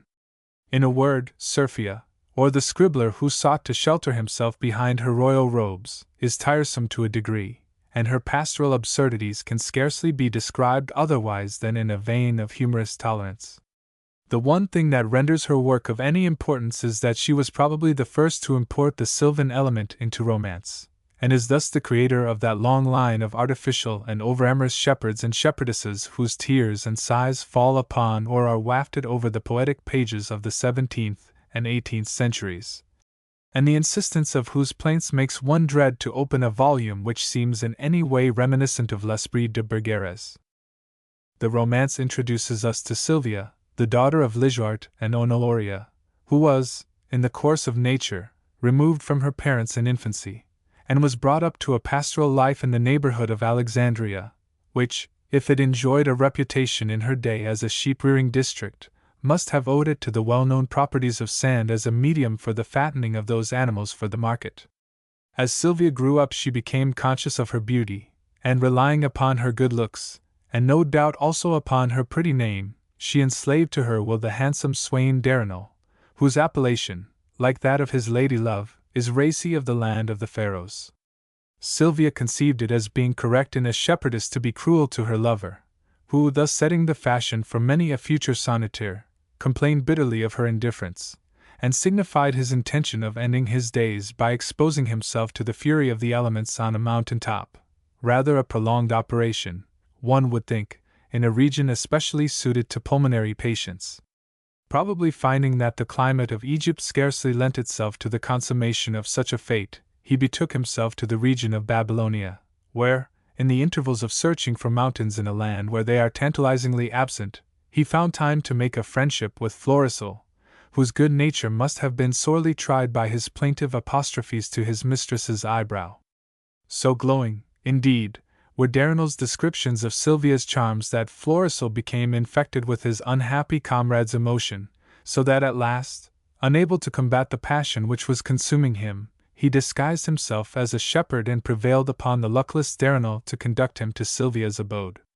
But although Florissel had paid her the great compliment of walking all the way from Babylon for a glance from her bright eyes, she showed herself every whit as cold to him as she had been to Darnel. One evening, when Florissel deigns to grant the reader a blessed intermission from his pleadings to the fair shepherdess, he described to her how the Prince Anastarax, brother of Nicaea, had been enclosed in a fiery palace by the enchantments of the potent magician Xerphia. On hearing the story, the petulant Sylvia fell headlong in love with Anastarax, and persuaded Florissel and Darnel, who no longer hankered after alpine rigors, to attempt the deliverance of the fire-encircled prince. But when they arrived in the vicinity of the tower in which he was detained, they learned that the adventure was reserved for Alastraxer, a fair Amazon, daughter of Amatus of Greece and the Queen of Caucasus. The reader is now compelled to follow the fortunes of this female Hercules, whose tongue-encircling name has proved a stumbling block to generations of printers.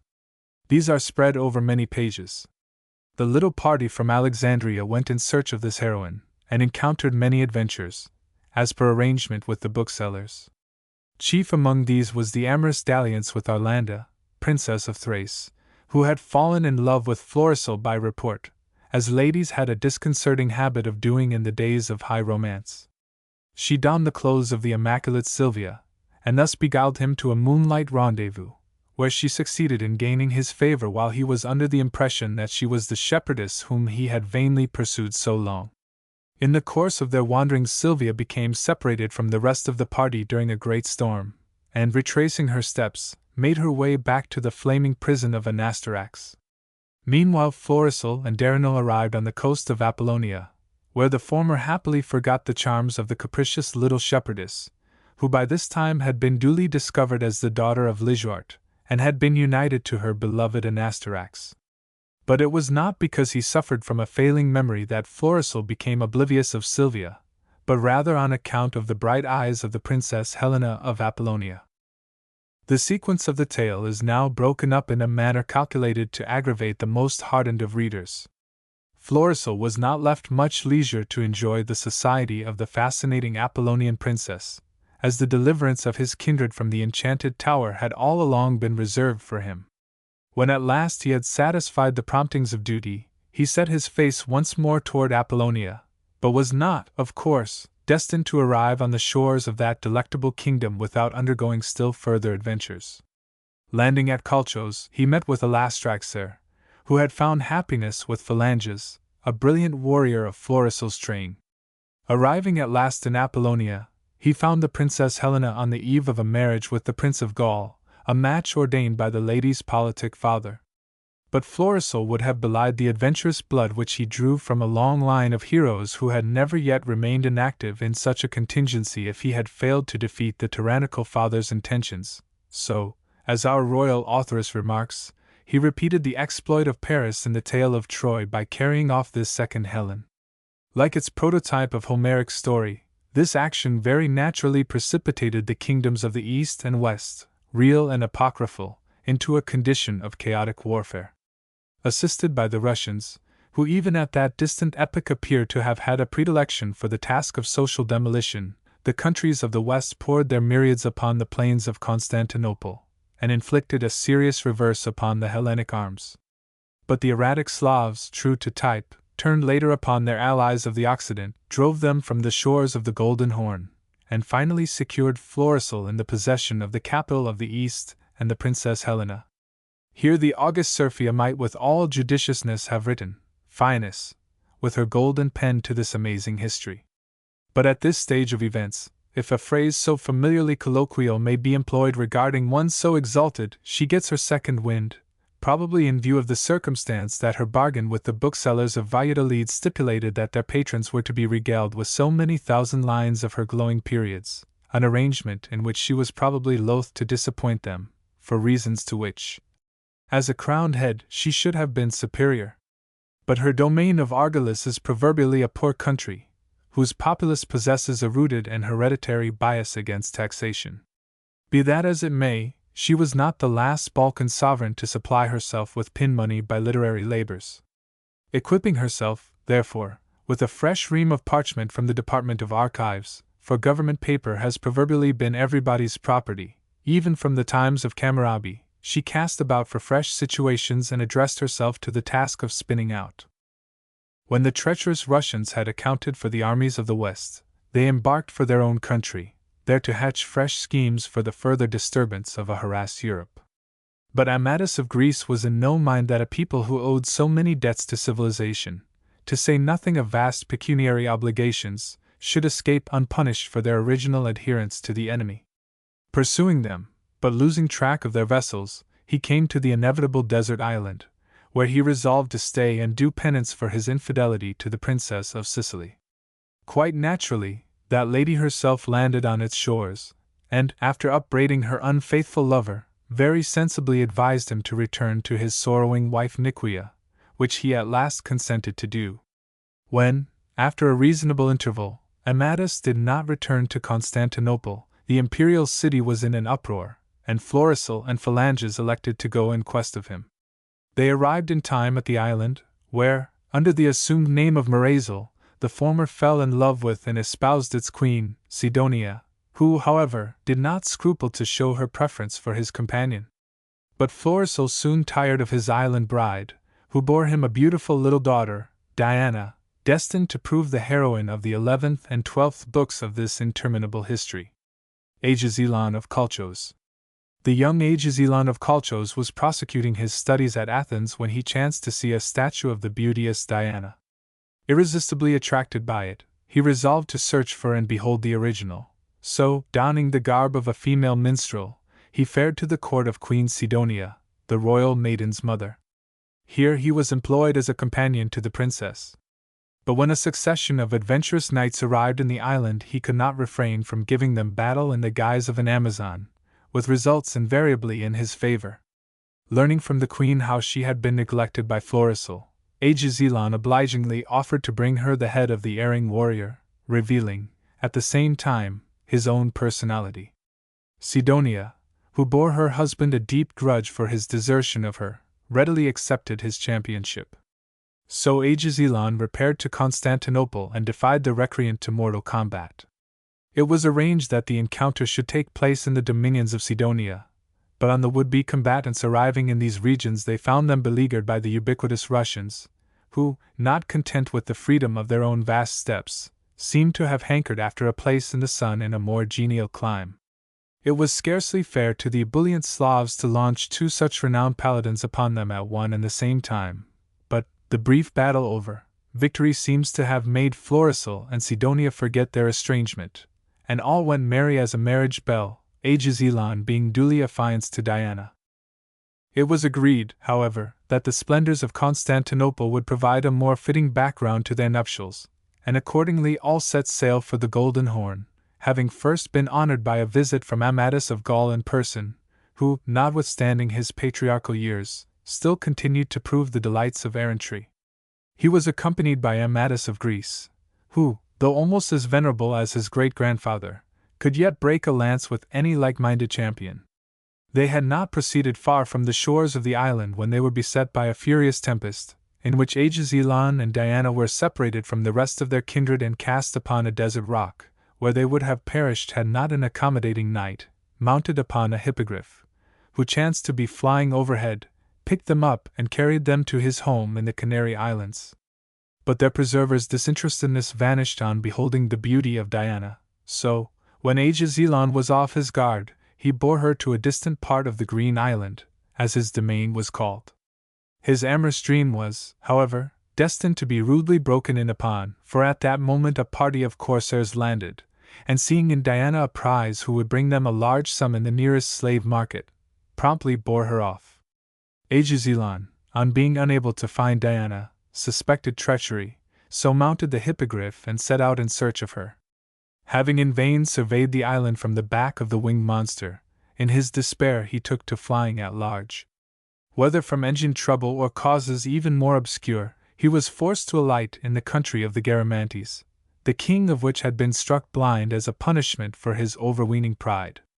Moreover, the unfortunate monarch was doomed to have the food prepared for him devoured daily by a hideous dragon. From this monster Aegisilon delivered him. The whole incident is an unblushing imitation of a passage in Orlando Furioso, Can. 33, St. 102 ff., in which Xenopus, king of Ethiopia, is visited by a like misfortune, and has his food daily destroyed by harpies until relieved by Astolpho, who descends in his dominions on a winged steed. But the author of Ages Elon is no whit more guilty than Ariosto himself, for both incidents are derived originally from the story of Phineus and the harpies in the Argonautica of Apollonius Rhodius. Ages Elon, pursuing the quest of Diana, arrived at the desolate isle. The god Termagus equals Tyr the mighty, had fallen in love with the queen of this country, and on being repulsed by her let loose a band of demons upon her possessions, who ravaged them far and wide. The god's oracle had announced that he would not be appeased unless the inhabitants daily exposed a maiden on the seashore until such time as he found one as much to his taste as the queen. Each day a hapless damsel was chained to a rock on the desolate shores of the island, and was promptly devoured by a monster which rose out of the sea. This naturally rendered the supply of maidens in the vicinity rather scarce, so in order to save one of the local ladies for another occasion, Diana, who had been brought to the island, was tied to the rock one morning and, like another Andromeda, of whose myth the incident is a paraphrase, was left to the mercy of the monster. Ages Elon, soaring through the air on his hippogriff, witnessed her plight, descended to her aid, and, after a terrific combat, slew the monster which had been about to devour her. Having accounted for the grisly satellite of Tervagant, he placed the almost unconscious Diana upon his airy steed, whose head he turned in the direction of Constantinople. But on the way thither this now practiced airman caught sight of the ship of Amatus from which he and his mistress had been separated in the tempest. Alighting on the vessel with all the skill of a seaplane pilot on the deck of a mother ship, he greeted his astonished kindred, and the party eventually reached Constantinople, where the wedding of the principal characters was solemnized. Silvio de la Selva. Silvio de la Selva, son of Amatus of Greece and a certain Phinistia, is the hero of the 12th and last book of the Amatus series. He first came into prominence by the gallant display he made against the Russians at the siege of Constantinople. And when the Tsar of that turbulent folk showed a desire to plunge Europe into the distractions of war once more, he was not the last to unsheath his falchion and assure the 12 dwarfish ambassadors of the Muscovite that the confederacy of 160 monarchs which he had brought together had a small chance of returning to their respective dominions. The resultant siege, with its sallies and combats à outrance, we shall forbear to describe, only remarking en passant that, in the mercantile phrase, its details are up to sample. But if the Greek princes bethought them to escape the consequences of having incurred the enmity of the turbulent Rus merely by defeating him in the field, they were destined to receive a rude awakening. For by one fell stroke of necromantic art the entire galaxy was spirited away. Once more the inhabitants of the romantic city on the Bosphorus were plunged into the deepest consternation. But nothing daunted at the task which now confronted them, the knights and paladins of the family, in themselves an army of no mean dimensions, set out in search of their honored relatives. But we are not yet liberated from the tangle of plot and counterplot excogitated by the expiring hackery of Castile, and the dying candle of the great romance of Amatus does not flare up and flicker out with the rescue of the heroes and heroines who have swaggered through its pages an almost immortal sequel of intrigue and battle. For, the princesses having been brought safely back to Constantinople, it was discovered that during their absence some of them had been blessed with little olive branches, many of whose adventures are related, until the bewildered reader, lost in the maze of their story, like Milton's Satan, looks round in desperation for any outlet of escape, exclaiming with the fallen great one, "Me miserable, which way shall I fly?" But like the doomed archangel, he must dree his weird, and wade through the adventures of Spherimond, son of Rogel of Greece, and Amatus of Astur, son of Ages Elon, or, better still, he may do as we did, and reverently closing the worm-eaten volume, restore it to the library, where its embossed back is, perhaps, rather more appreciated than its grotesque contents. Instead of being hurled from the throne by an incensed and neglected populace, the line of Amatus continued to flourish exceedingly, and perhaps the secret of its success as a dynasty lies in the fact that it was more habitually resident in fire-ringed castles or enchanted islands than in its palace in the metropolis.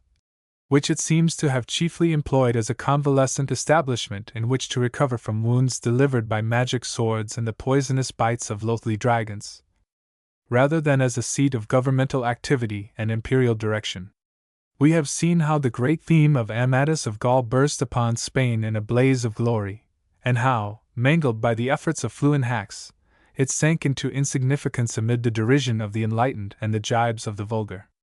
It is as if our own peerless British epos of Arthur, that thrice heroic treasury of the deeds of those who jousted in Aspermont or Montalban, Damasco or Morocco or Trebizond, had been seized upon by Grub Street and prostituted to the necessities of scribblers. We cannot give thanks enough to the god of letters that it has escaped such a doom, though this has been more by virtue of good hap than through that of any protecting influence. The sequels of Amadis descend by stages of lessening excellence until at length they approach the limits of drivel.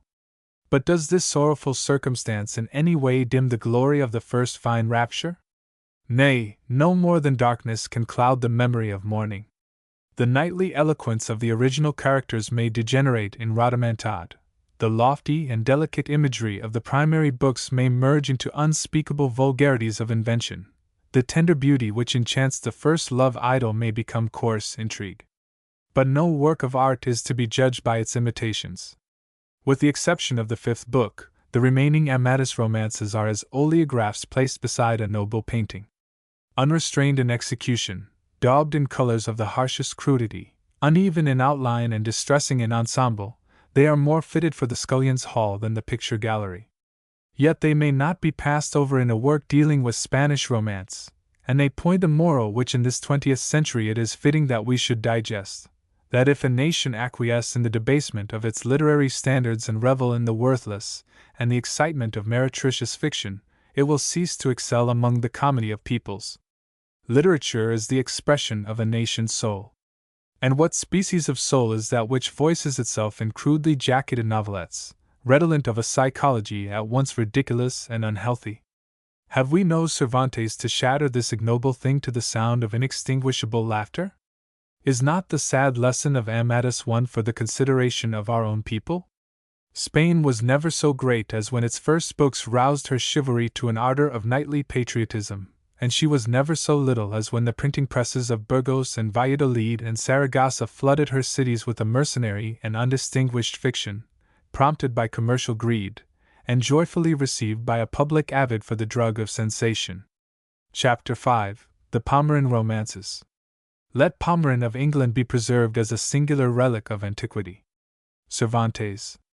Cervantes. It would seem to have been a foible with the early critics of Spanish romance to seek to discover a Portuguese origin for practically all of its manifestations. They appear to have argued from the analogy of Amadis that all romantic effort hailed from the Lusitanian kingdom, yet they are never weary of descanting upon the Provençal and Moorish influences which molded Spanish romance. It is precisely as if one said, "Yes, the Arthurian story displays every sign of Norman French influence, but all the same, it was first cast into literary form in Wales. England? Oh, England merely accepted it, that's all." The Pomeran series ran almost side by side with Amadis in a chronological sense, and tradition ascribed its first book to an anonymous lady of Augusta Briga. But there is reason to believe, from a passage in Primalian, one of its sections, that it was the work of Francisco Vasquez de Ciudad Rodrigo. No early Portuguese version is known, and the Spanish edition of the first romance of the series, Pomeran de Oliva, printed at Seville in 1525, was certainly not the earliest impression of that work. The English translation, by Anthony Munday, was published in black letter in 1588. Pomeran de Oliva. No sooner did Pomeran de Oliva appear than it scored a success only second to that of Amadis, its resemblance to which can scarcely be called fortuitous, and, as in the case of that romance, translations and continuations were multiplied with surprising rapidity. The commencement of Pomeran de Oliva carries us once more to the enchanted shores of the Golden Horn. Riomiccio, the Emperor of Constantinople, had a daughter named Griana, whom he had resolved to give in marriage to Tiresias, son of the King of Hungary, and nephew to the Empress. But Griana had given her heart to Florendos of Macedon, to whom she had a son.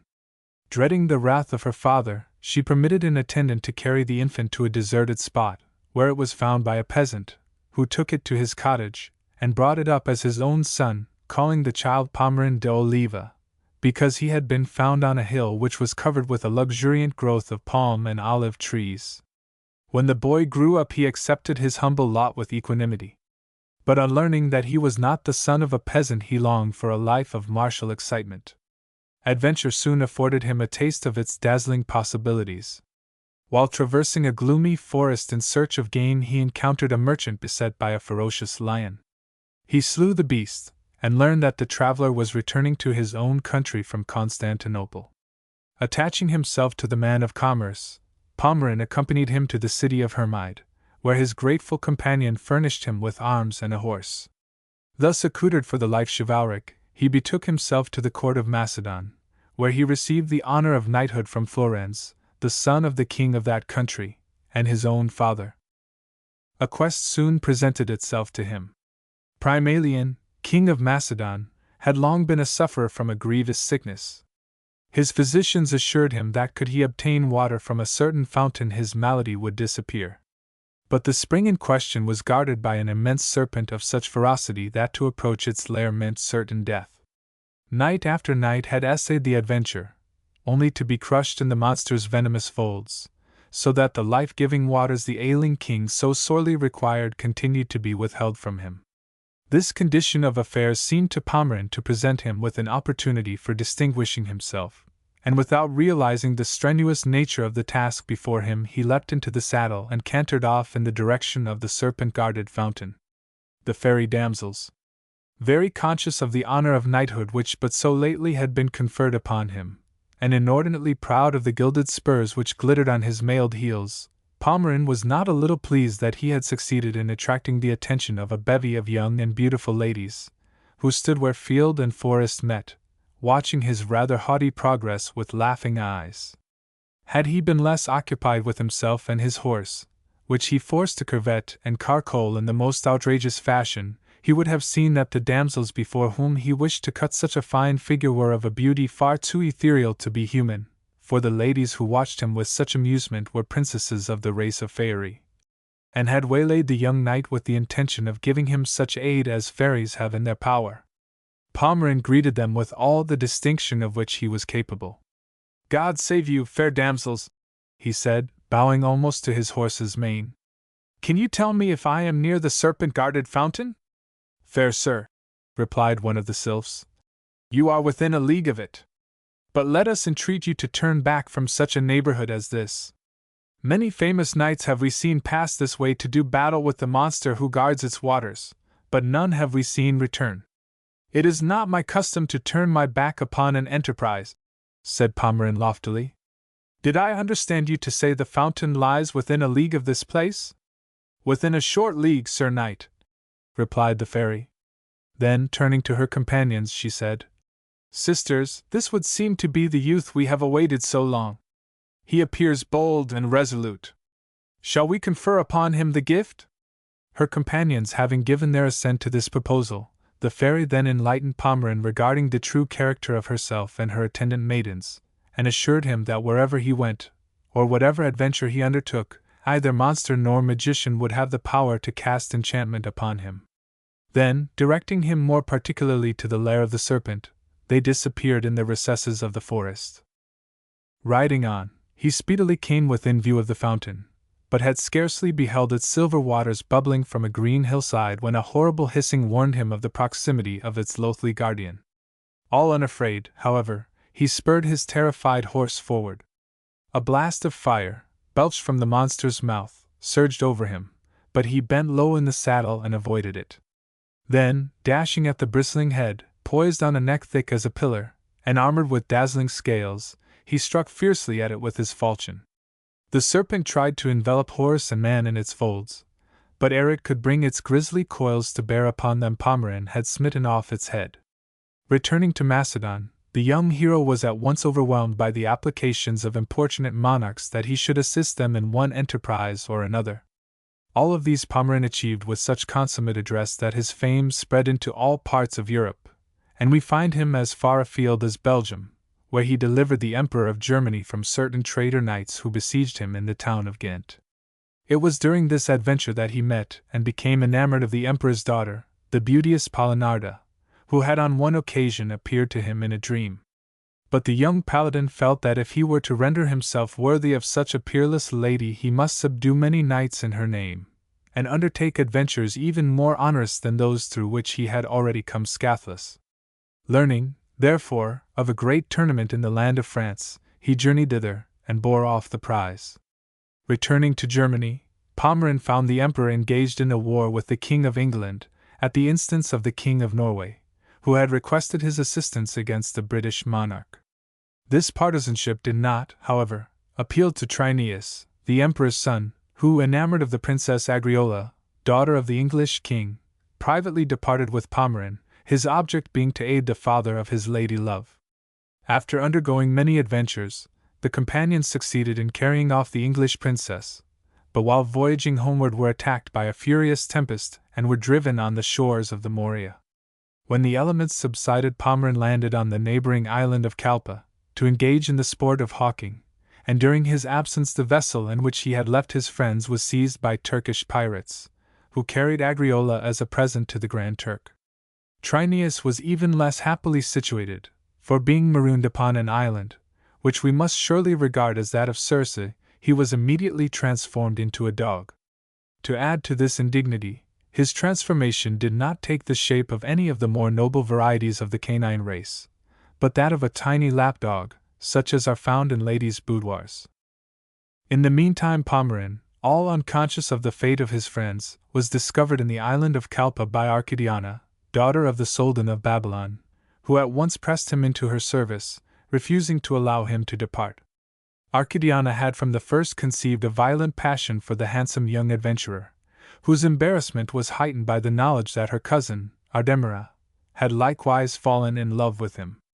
The knight, however, stoutly repelled the fair advances, and Ardemira took her repulse so much to heart that she burst a blood vessel and expired, shortly after the party had arrived at the Babylonian court. Hearing of her demise, Amran, son of the king of Phrygia, to whom she had been affianced, hastened to Babylon, and precipitately accused Arcadiana of her death, offering to make good his assertion by an appeal to arms. Pommeren, as in duty bound, espoused the princess's quarrel, slew Amran in single combat, and by doing so won the good graces of the Soldan, whom he assisted in the war with Phrygia which followed. The Soldan, elated by his military successes, resolved to extend his empire, and with this object in view fitted out a great expedition against Constantinople, which Pommeren was forced to accompany. But during a tempest which the Babylonian fleet encountered he commanded the seamen of his own vessel to steer for the German coast. On reaching it he made his way to the capital, and made himself known in secret to Palinarda, with whom he spent some time. But his heart misgave him regarding the fate of his friend Trineus, and he resolved to set out in quest of that unhappy prince. Journeying across Europe, he arrived at the city of Buda, where he learned that Florendos, prince of Macedon, had recently slain Tiresias, who, it will be remembered, was his rival for the hand of the Princess Griana, and whom she had been forced to marry by her tyrannous father, the Emperor of Constantinople. Florendos had, however, been taken captive by the kinsman of Tiresias, and had been sent to Constantinople, where he was condemned to be burnt at the stake, along with Griana, who was believed to be his accomplice. On hearing of the impending fate of those who, unknown to him, were his parents, Pommeren at once repaired to Constantinople, where he maintained their innocence, defeated their accusers, the nephews of Tiresias, in a combat à outrance, and succeeded in saving them from the terrible fate which had awaited them. While he lay in bed recovering from his wounds he was visited by the grateful Griana, who, from a mark upon his face, and the account of his exposure as an infant, knew that he must be her son. On hearing her story the emperor joyfully received Pommeren, and acknowledged him as his successor. The quest for Trineus. But his new accession to power did not render Pommeren unmindful of his vow to search for his lost friend Trineus. Sailing over the Mediterranean in quest of him, he fell in with an overwhelming force of Turks, and was taken prisoner. Brought to the palace of the Grand Turk, he succeeded in liberating the Princess Agriola from the power of that tyrant. Effecting his own escape, he came to the palace of a princess to whom Trineus in his shape of a lapdog had been presented by those who had found him. This lady had contracted a severe inflammation in the nose, unromantic detail, and requested Pomeran to accompany her to Musabelin, a Persian magician, whom she believed to be able to remove the distressing complaint. But the sage informed her that only by means of the flowers of a tree which grew near the castle of the 10 steps could she be cured. Now the castle of which the magician spoke was guarded by enchantment. But that dread power was harmless to Pomeran, ever since the fairy sisters had provided him with an antidote against it. Making his way to the magic castle, he secured the flowers of the healing tree, and also took captive an enchanted bird, which was destined to announce the hour of his death by an unearthly shriek.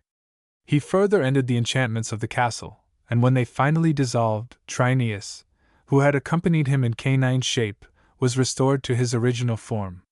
The subsequent adventures of Pomeran bear such a strong likeness to those already related of him as to render their recital a work of supererogation. From the court of one Soldan he proceeds to that of another, enchantment follows enchantment, as combat treads upon the heels of combat. Finally Pomeran and Trineus return to Europe, and wed their respective ladies. Cervantes' curate is perhaps too hard upon Pomeran de Oliva. Then, opening another volume, he found it to be Pomeran de Oliva. "Ha! Have I found you?" cried the curate. "Here, take this Oliva. Let it be hewn in pieces and burnt, and the ashes scattered in the air." This notwithstanding, there are some brilliant passages in the romance we have just outlined, grains of gold dust in a desert of unrestrained and undisciplined narrative, such flashes of genius as we find here and there in Shelley's Zastrozzi, S.D. Irvine, and the other hysterical outpourings of his Oxford days. Primalian.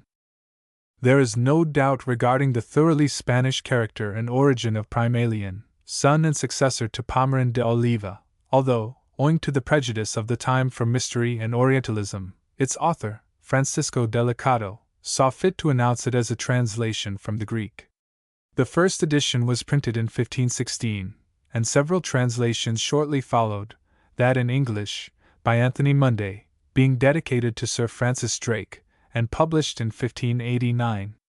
This translation, however, dealt only with that portion of the romance which related to the exploits of Polindos, but Munday completed the whole in editions published in 1595 and 1619. The adventures of Polindos constitute, however, by far the best part of the work. Polindos was the son of the Queen of Tharsis. Returning one day from the chase, he beheld a little old woman sitting on the steps of the palace, from which he removed her by a most ungallant but forceful kick. "It was not in this manner that your father Pomeran succored the unfortunate," cried the crone, on picking herself up. Polindos thus learned the secret of his birth, for he was indeed the son of Pomeran and the Queen of Tharsis, and exalted by the intelligence, he burned to distinguish himself by feats of arms worthy of his sire. Departing for Constantinople to make himself known to his father, he encountered many adventures on the way. Arrived at the imperial city, he did not long remain there, but set out to rescue the Princess Francelina from the power of a giant and a dwarf, who held her in bondage in an enchanted castle. Returning to Constantinople, he greatly distinguished himself at a tournament held on the occasion of the marriage of one of the emperor's daughters, and Primalian, the real hero of the story, son of Pomeran and Pollinarda, desirous of emulating the exploits of his half-brother, was duly knighted, and took part in the melee. The rest of the romance is occupied with the adventures of this young hero, and those of Doardos, Edward, of England. In the course of his adventures Pomeran had slain the son of the Duchess of Armidos, who vowed that she would only give her daughter in marriage to the man who could bring her the head of Primalian. One by one Primalian slew the lovers of Gridoina, the Duchess's daughter, so that in time she came to detest the mere mention of his name. But one evening Primalian arrived at her castle, and not knowing who he was, she fell deeply in love with him. The child of their affections was Plater, whose exploits were recounted by the same author, and published at Valladolid in 1533. We may well pass over this very indifferent romance, and bestow our attention and interest upon its more entertaining successor. Pomeran of England. This is perhaps the best of the series. The first Spanish edition was believed to be lost, but a French translation from it was published at Lyons in 1553, and an Italian one at Venice in 1555. Southey maintained that there never was a Spanish original of this story, and that it was first written in Portuguese. But this hypothesis was upset by Salva's discovery of a copy of the lost Spanish original, written by Luis Cuxtado I and published at Toledo in 2 parts, in 1547 and 1548. Southey attempted to show in his English translation of Pomeran of England that a consideration of its mise en scene would afford irrefutable proof of its Lusitanian origin, surely a good illustration of the dangers and fallacies connected with this species of reasoning. An argument of equal cogency could be advanced for its original English authorship, as most of its action takes place within the borders of the perilous Isle of Britain, in which respect it follows Amatus, its model. 1. In Pomeran of England we are provided with a biographical sketch of the hero's parents. Don Dardos, or Edward, son of the King of England, was wedded to Florida, daughter of Pomeran de Oliva. While engaged in the chase, he lost his way in the depths of an English forest, and sought shelter in a mysterious castle, where he was detained by a giantess, Eutropa, whose brother he had slain. But Dramuziendo, her nephew, son of the giant whom Dardos had sent to his death, was of milder mood than his terrible aunt, and conceived a strange friendship for the captive Dardos. In the meantime Florida, alarmed at Dardos' absence, set out to search for him, accompanied by a train of attendants, and while traversing the forest in the hope of tracing him gave birth to twin sons, who were baptized in the greenwood by her chaplain. The ceremony had scarcely come to an end when a wild man, an inhabitant of the forest recesses, burst from the undergrowth, and seizing upon the infant princes, carried them off. None might stay him, for he was accompanied by 2 lions of such size and ferocity that their appearance struck terror into the hearts of the stoutest of Florida's retainers. The savage conveyed the infants, who had been named Pomeran and Florian, to his den, where he resolved to give them to the lions. Florida returned disconsolately to the palace, and dispatched a messenger to Constantinople with news of her losses. On receiving this intelligence, Primalian and a number of the Grecian knights took ship for England, and learning of the imprisonment of Dardos in the castle of the giantess, they essayed his deliverance. But they made the mistake, common to errantry, of attempting to do so singly and not in a body, and so, one by one, fell a rather easy prey to the giant Dramuziendo, who forced them to combat each new enemy who approached. The sylvan savage who had destined the royal twins as food for his lions had reckoned without his wife, whose motherly instincts prompted her to save the children from a fate so dire. Having prevailed upon her uncouth mate to spare them, she brought them up along with her own son Selvian. In course of time they became expert in the chase and woodcraft, and on one of his excursions in the forest while following the slot of a red deer Florian encountered Sir Pridos, son of the Duke of Wales, who took him to the English court, where he was brought before his mother, Florida. Attracted to the savage youth, she adopted him, and trained him in the usages of civilization, calling him the child of the desert. Florian had not long been lost to the sylvan family when Pomeran and Selvian, wandering one day by the sea-coast, observed a galley cast upon the shore by the violence of a tempest. From this vessel Polandos, whose prior adventures were recited in the romance of Primalian, disembarked, having come to England with other Greek knights in search of Dardos. Pomeran and Selvian requested him to take them on board his vessel, which put to sea once more, and shortly afterward arrived at Constantinople, where they were brought before the emperor, who, of course, was in ignorance of the extraction of Pomeran, but knew of his high rank from letters he had received from a certain lady of the Bath, who seems to have acted as the hero's good genius. The emperor, impressed by such an introduction, knighted Pomeran, whose sword was girded to his side by Polynarda, the daughter of Primalian. During Pomeran's residence at Constantinople a tournament was held, in which he and a stranger knight, who bore for his device a savage leading 2 lions, greatly distinguished themselves. The stranger departed still incognito, but was afterward discovered to be Florian, who was thenceforth known as the Knight of the Savage. Pomeran fell an easy victim to the charms of the Princess Palinarda, but the precipitate nature of his wooing, prompted, probably, by his sylvan upbringing, offended the courtly damsel, and she forbade him her presence. In despair at her coldness, he quitted the Grecian capital, and journeyed toward England, under the name of the Knight of Fortune, taking Selvian as his squire. On the way he encountered a wealth of adventure, in which he was uniformly successful, and at last arrived in the dominions of his grandfather. But while passing through the forest inhabited by his savage foster-father, he came face to face with him, and recounted his adventures. Pressing on, he came to a castle in the neighborhood of London, the castellan of which begged of him to do battle with the Knight of the Savage, who had slain his son. Arriving in London, he defied Florian, but the Princess Flerida intervened and forbade the combat, which was not resumed, for Pomeran having at last overcome Dramuziando and set Dardos at liberty, the birth of the twin brothers was revealed by Doliart, a magician, and confirmed by their savage foster-father. The castle of Almirall.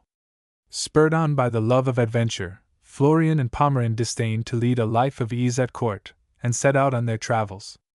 We cannot follow them here through the maze of exploit into which they are plunged, but many of their trials, especially those undergone by Pomeran in the Perilous Isle, are among the most interesting and attractive in the series which bears his name. In several of the passages the amiable giant Dramuziando figures to advantage, but his aunt, the vindictive Eutropa, still retains her ill will to the family of the Pomerans, and is constant in the exercise of her machinations against them. These are, however, challenged and countered by the skill of the magician Doliart. The chief scene of adventure is the castle of Almirall, where, under the care of a giant, dwelt the beautiful but haughty Miragarda, whose lineaments were pictured on a shield which was suspended over the gate of the castle. It was guarded by a body of knights, who had become enamored of the original, and when other paladins arrived vaunting the charms of their ladies, these gave them battle. Among these victims of the fair Miragarda was the giant Dramuziando, but during his custody of the picture it was purloined by Alhazer, the Soldan of Babylon, whose lady, Targiana, daughter of the Grand Turk, had commanded him to bring it to her as a trophy of his prowess.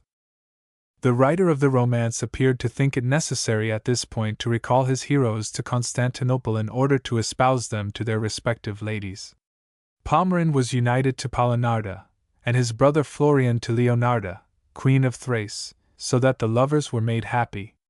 These espousals, however, by no means bring the romance to a conclusion, for we learn that matters had become complicated by the passion of the daughter of the Grand Turk for the newly wedded Florian. That gay young prince, while residing at the court of the lady's father, had taken the liberty of eloping with her, and although she was now safely married to Alhazer, Soldan of Babylon and picture thief, she still retained a strong affection for her former lover, which was mingled with resentment that he should have deserted her charms for those of the Queen of Thrace.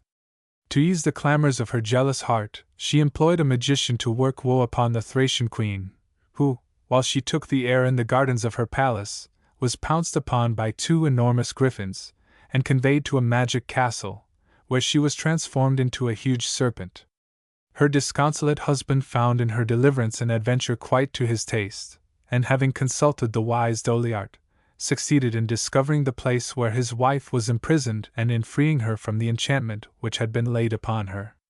In accomplishing this, however, he seriously offended the proud Alhazer, who determined to avenge the affront placed upon his queen, and demanded the person of Florian from the Emperor of Constantinople. On receiving the imperial refusal which naturally followed his request, he invaded the Greek territories, with an army of 200,000 men, recruited from all the kingdoms and satrapies of the Orient, real and imaginary. 3 sanguinary battles occurred, in one of which Alhazer was slain and the pagan army totally annihilated. Cervantes' eulogy. Cervantes launches into an extravagant eulogy of this romance. "This Pomeran of England," he says, "let it be kept and preserved as a thing unique, and let another casket be made for it such as Alexander found among the spoils of Darius. This book, Sir Comrade, is of authority for 2 reasons, the one because it is a right good one in itself, and the other because the report is that a wise king of Portugal composed it. All the adventures at the castle of Miragarda are excellent, and managed with great skill, The discourses are courtly and clear, observing with much propriety and judgment the decorum of the speaker. I say then, saving your good pleasure, Master Nicholas, this and Amadis de Gaul should be saved from the fire, and all the rest be, without further search, destroyed. Saving your good pleasure, Master Cervantes, I would come to an issue with you regarding this. For though Pomeran of England is the best romance of those which recount the adventures of that line, still it does not bear away the bell quite so easily as you say. Indeed, its merits are not transcendently above those of its kind, and its faults are of the same character. Again, true Spaniard as you are, do you not praise it so greatly because you believe it to be the work of a king? And do you not demean yourself to the level of a newspaper critic when you doom to extinction those romances which you have not read? Further, as a Castilian gentleman, do you agree with the author's most despiteful entreatment of that sweet sex for whose sake all romances were written? No good knight, no good man, could have penned so many stupidities concerning their envy, their fickleness, their lack of reason, as he has done, and still worse, he has made them mere puppets, moving as the strings are pulled.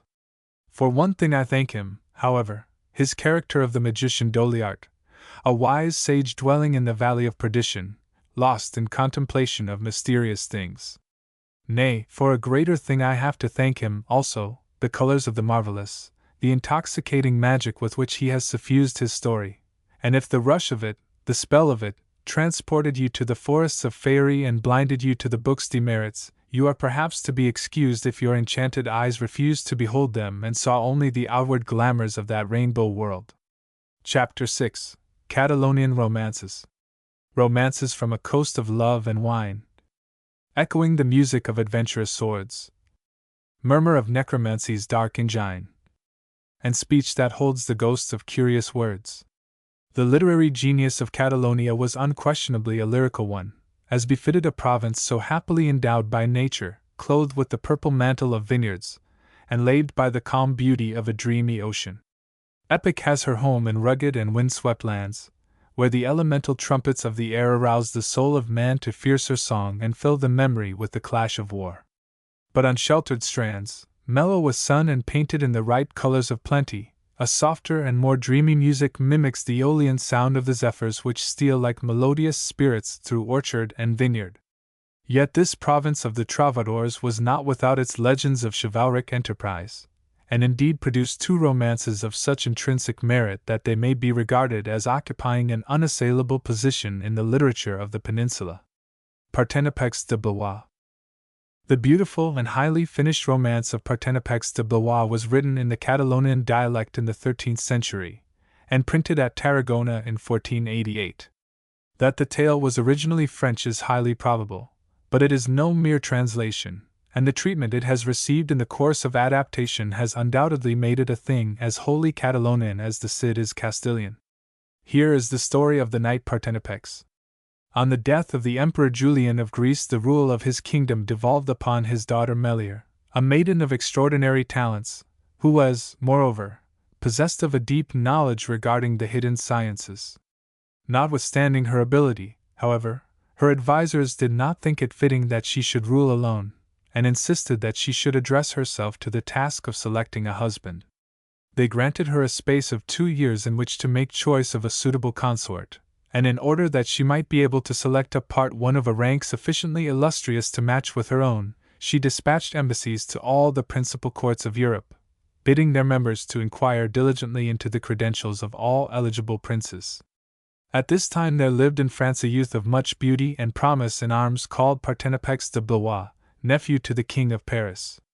While following the train of his royal uncle in the chase one day, in the green shades of the forest of Ardennes, he became separated from the rest of the party, and lost his way. Forced to spend the night in the forest, he awoke with the dawn, and, in trying to find his bearings, came to the seashore. To his surprise, he beheld a splendid vessel moored near to the land.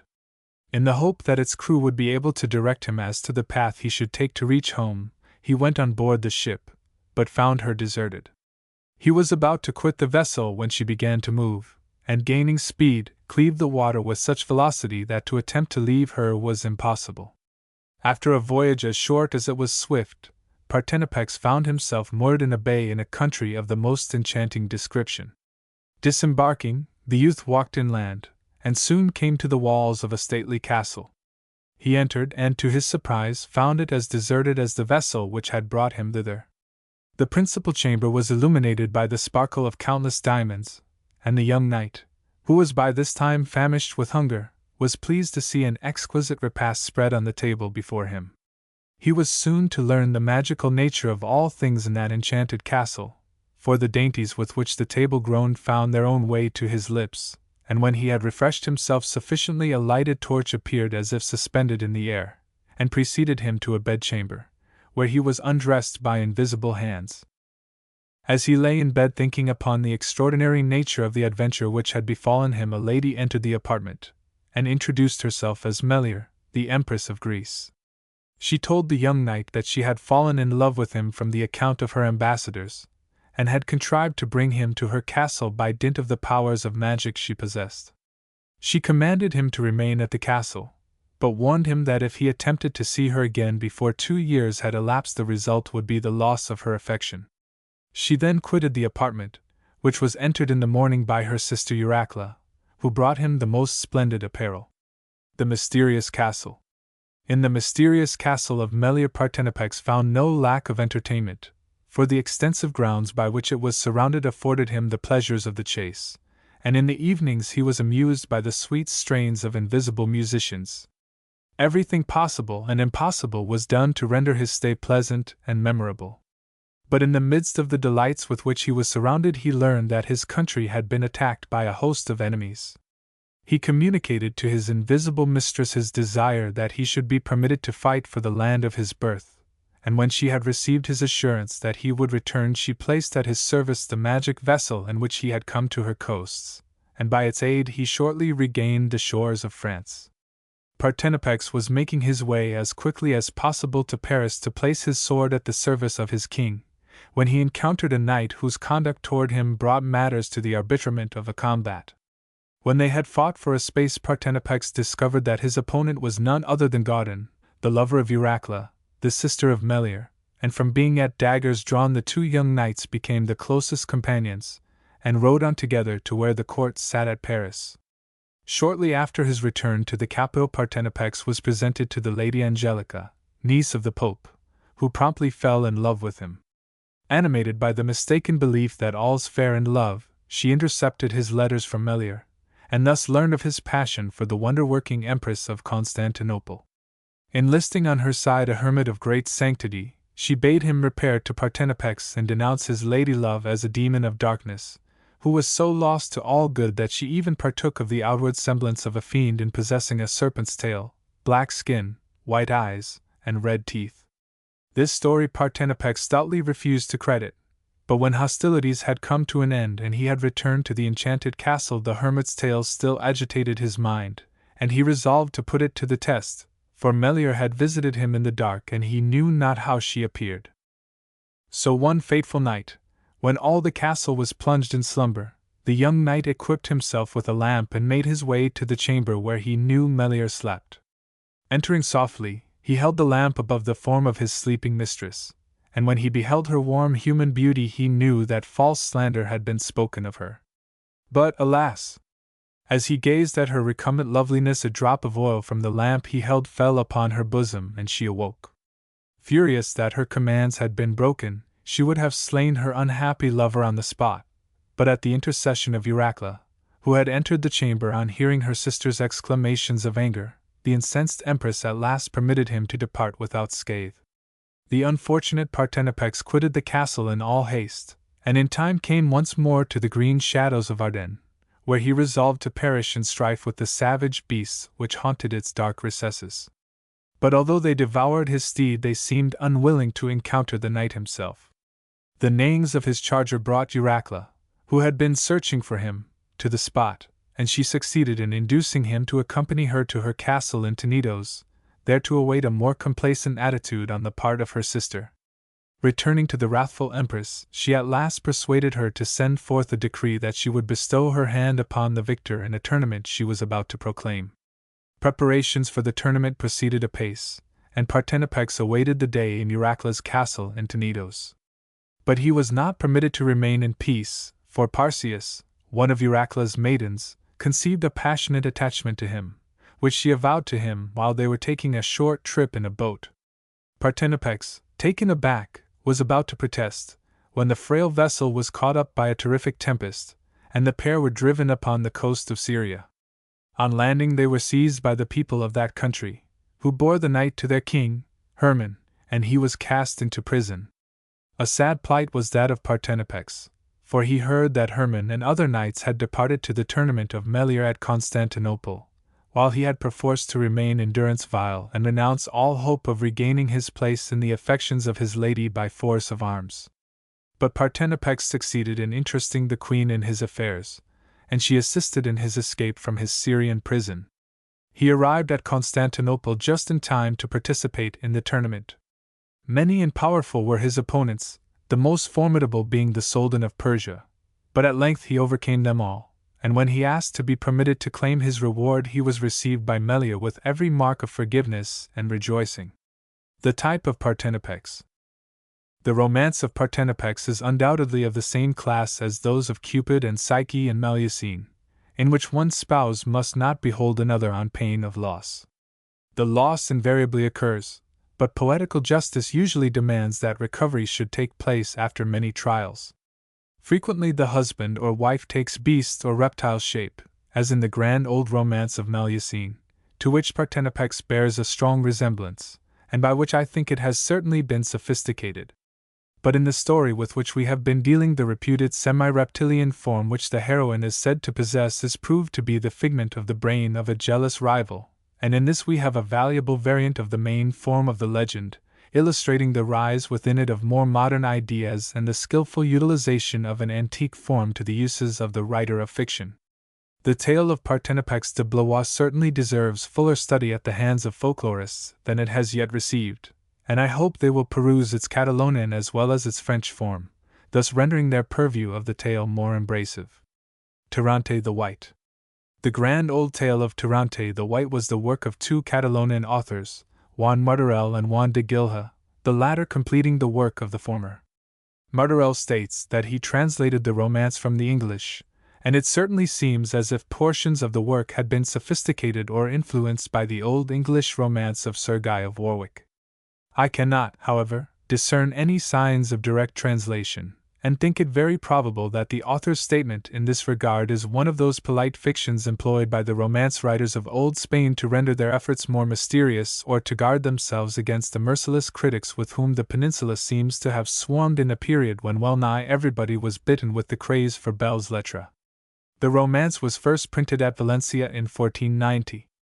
It contains reference to the Canary Islands, which were first discovered in 1326, and were not well known even in Spain until the beginning of the 15th century, so that we may perhaps be justified in fixing the date of its composition about that period, especially as it alludes to a work on chivalry entitled El Arbre de Bedelis, which was not published until 1390.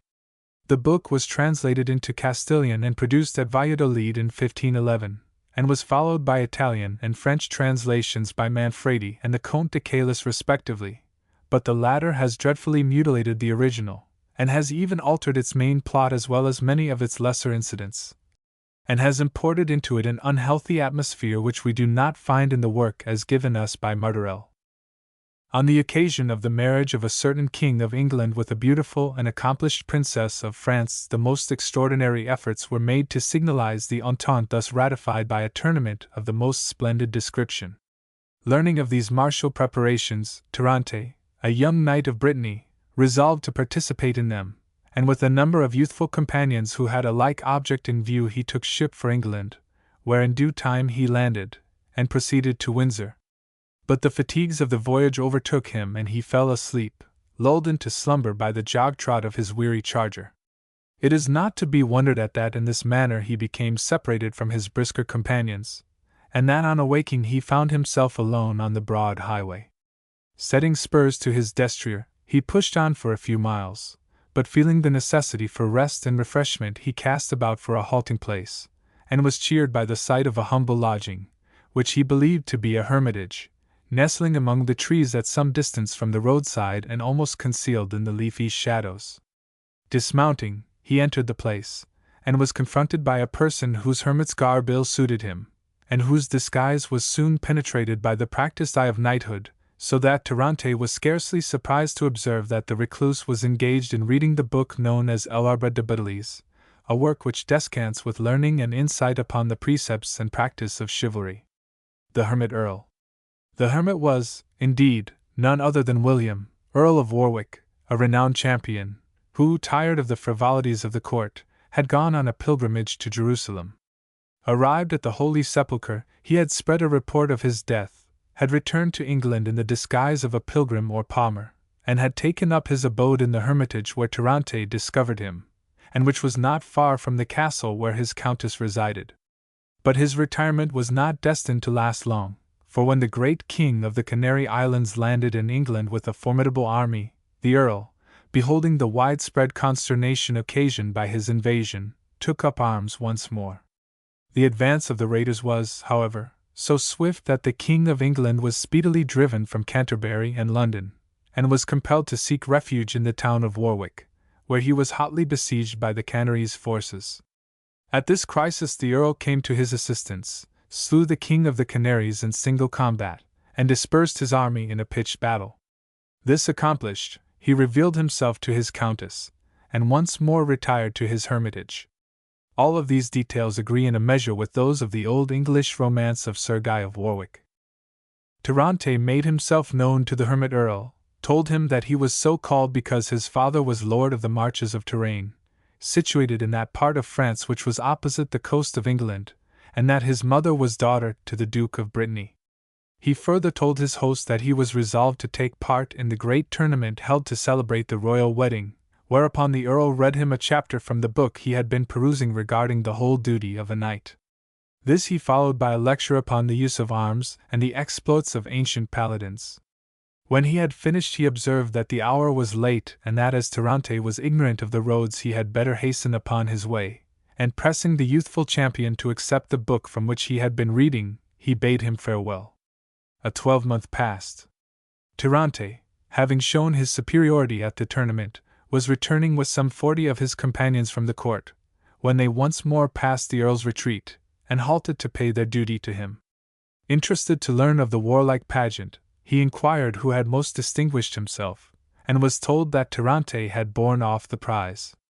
A French lord called Villermes, having objected to his wearing a favour given him by the fair Agnes, daughter of the Duke of Berry, had defied him to mortal combat, and had required that they should fight armed with bucklers of paper and helmets of flowers. Villermes was slain in the encounter, but Tirante, having recovered from 11 wounds, shortly afterwards slew 4 knights, brothers in arms, who proved to be the kings of Poland and Friesland and the dukes of Burgundy and Bavaria. A certain subject of the king of Friesland, rejoicing in the name of Kyrie eleison, or Lord have mercy upon us, and descended from the ancient giants, now arrived in England to avenge his master's death. On beholding his sovereign's tomb, however, he expired from grief on seeing the arms of Tirante suspended over the Frisian standard. His place was supplied by his brother, Thomas of Montauban, a champion of stature still more gigantic, who was, however, defeated by the young Breton knight and forced to sue for his life. Having paid his respects to the Earl, Tirante returned to his native Brittany, but he had been only a few days in the castle of his fathers when a messenger arrived with the news that the Knights of Rhodes were closely besieged by the Genoese and the Soldan of Cairo. Accompanied by Philip, youngest son of the King of France, Tirante set out to the relief of the island, and in the course of the voyage anchored in the roads of Palermo, where he sojourned for a space. When at length he arrived at Rhodes the besiegers beat a hasty retreat, and having freed the island from their presence Tirante and his men returned to Sicily, where Prince Philip espoused the princess of that country. But the wedding festivities had scarcely come to an end when a herald from the Emperor of Constantinople arrived at the Sicilian court with the moving information that his master's territories had been invaded by the Grand Turk and the Soldan of the Moors. Once more chivalric honor demanded that a Christian land should be rescued from the clutches of the Paynim, and Tirante, setting sail for Constantinople, was, on his arrival there, entrusted with the supreme command of the Hellenic forces. A great part of the romance is occupied by the details of the war carried on against the Turks, who were invariably defeated in battle after battle, so that at length they called for a truce. This was granted, and the interval of repose was occupied with splendid festivals and tournaments. At this juncture of affairs no less a personage than the celebrated Urganda arrived in Constantinople in quest of her brother, the renowned Arthur, King of Britain. The Emperor, searching among those of his prisoners who were kept in the most obscure dungeons, found the hero of heroes pining out his old age in an iron cage, reduced to the lowest level of physical debility. Restored to his ancient weapon, the good sword Excalibur, the hapless monarch was able to answer any questions put to him with address. But when the blade was withdrawn from his grasp, he sank ever lower into the second childhood of senility. After giving a splendid supper, Urganda disappeared with her ancient brother, nor was anyone aware whither they had gone. Up to this time Tirante had contrived to remain fancy-free, but at last he fell a willing victim to the bright eyes of the Emperor's daughter, the Princess Carmesina. His affair went smoothly enough until one of her attendants, Reposada, having fallen passionately in love with the young knight, succeeded in arousing his jealousy by a wretched stratagem, and offended to the soul at what he believed to be the baseness of his mistress, he set out once more for the army without taking his leave of her. But the vessel in which he set sail was caught in a violent tempest and driven upon the coasts of Africa. Wandering disconsolate on the shore, Tirante encountered an ambassador of the King of Tormeson, who conducted him to court and presented him to his master, whom he assisted in the wars in which that monarch was naturally engaged. On one occasion he besieged the city of Montegada, when a lady issued from its gates to sue for peace on behalf of its inhabitants. To his surprise he found her to be one of the Princess Carmesina's attendants, who told him the truth regarding the trick played upon him by the false Reposada. He at once raised the siege, and returned to Constantinople at the head of an enormous army to succor the Greek emperor. Burning the Turkish fleet, he rendered the retreat of the Sultan's forces impracticable, and secured an advantageous peace. Splendid preparations were now made for the wedding of Tirante and Carmesina. But while on his return to Constantinople after the conclusion of the treaty he received orders, at the distance of a day's journey from the city, to wait until the completion of those preparations before entering Constantinople. While walking on the banks of a river in conversation with the kings of Ethiopia, Fez, and Sicily, he was seized with a deadly pleurisy, and despite all the efforts of his attendants, expired shortly afterward. The emperor and princess, on learning of his demise, were unable to restrain their grief, and died on the day they heard of his death. We have at last encountered a romance which does not end happily. In what manner such a denouement was received by the Spanish public we know not, but at least they cannot but have been struck by its originality. That Tirante the White was a popular favorite, however, is clear from the praise lavished upon it by Cervantes. By her taking so many romances together, he says, there fell one at the barber's feet, who had a mind to see what it was, and found it to be Tirante the White. God save me, quoth the priest in a loud voice, is Tirante the White there? Give me him here, neighbor, for I shall find him a treasure of delight, and a mine of entertainment. He then advised the housewife to take it home and read it. For though the author deserves to be sent to the gallows for writing so many foolish things seriously, yet in its way it is the best book in the world. Here the knights eat and sleep and die in their beds, and make their wills before their death, with several things which are wanting in all other books of this kind. Is not this the essence of the revolt against the unnatural absurdities which so often characterized romance, expressed succinctly by the man who headed the mutiny? Chapter 7 Roderick, Last of the Goths. Last night I was a king of Spain, today no king am I. Last night fair castles held my train, tonight where shall I lie? Last night 100 pages did serve me on the knee. Tonight not one I call my own, not one pertains to me. Lockhart, Spanish Ballads. Lockhart. The tragic and tumultuous story of the manner in which Spain was delivered into the hands of the Moors is surely a theme worthy of treatment by the highest genius.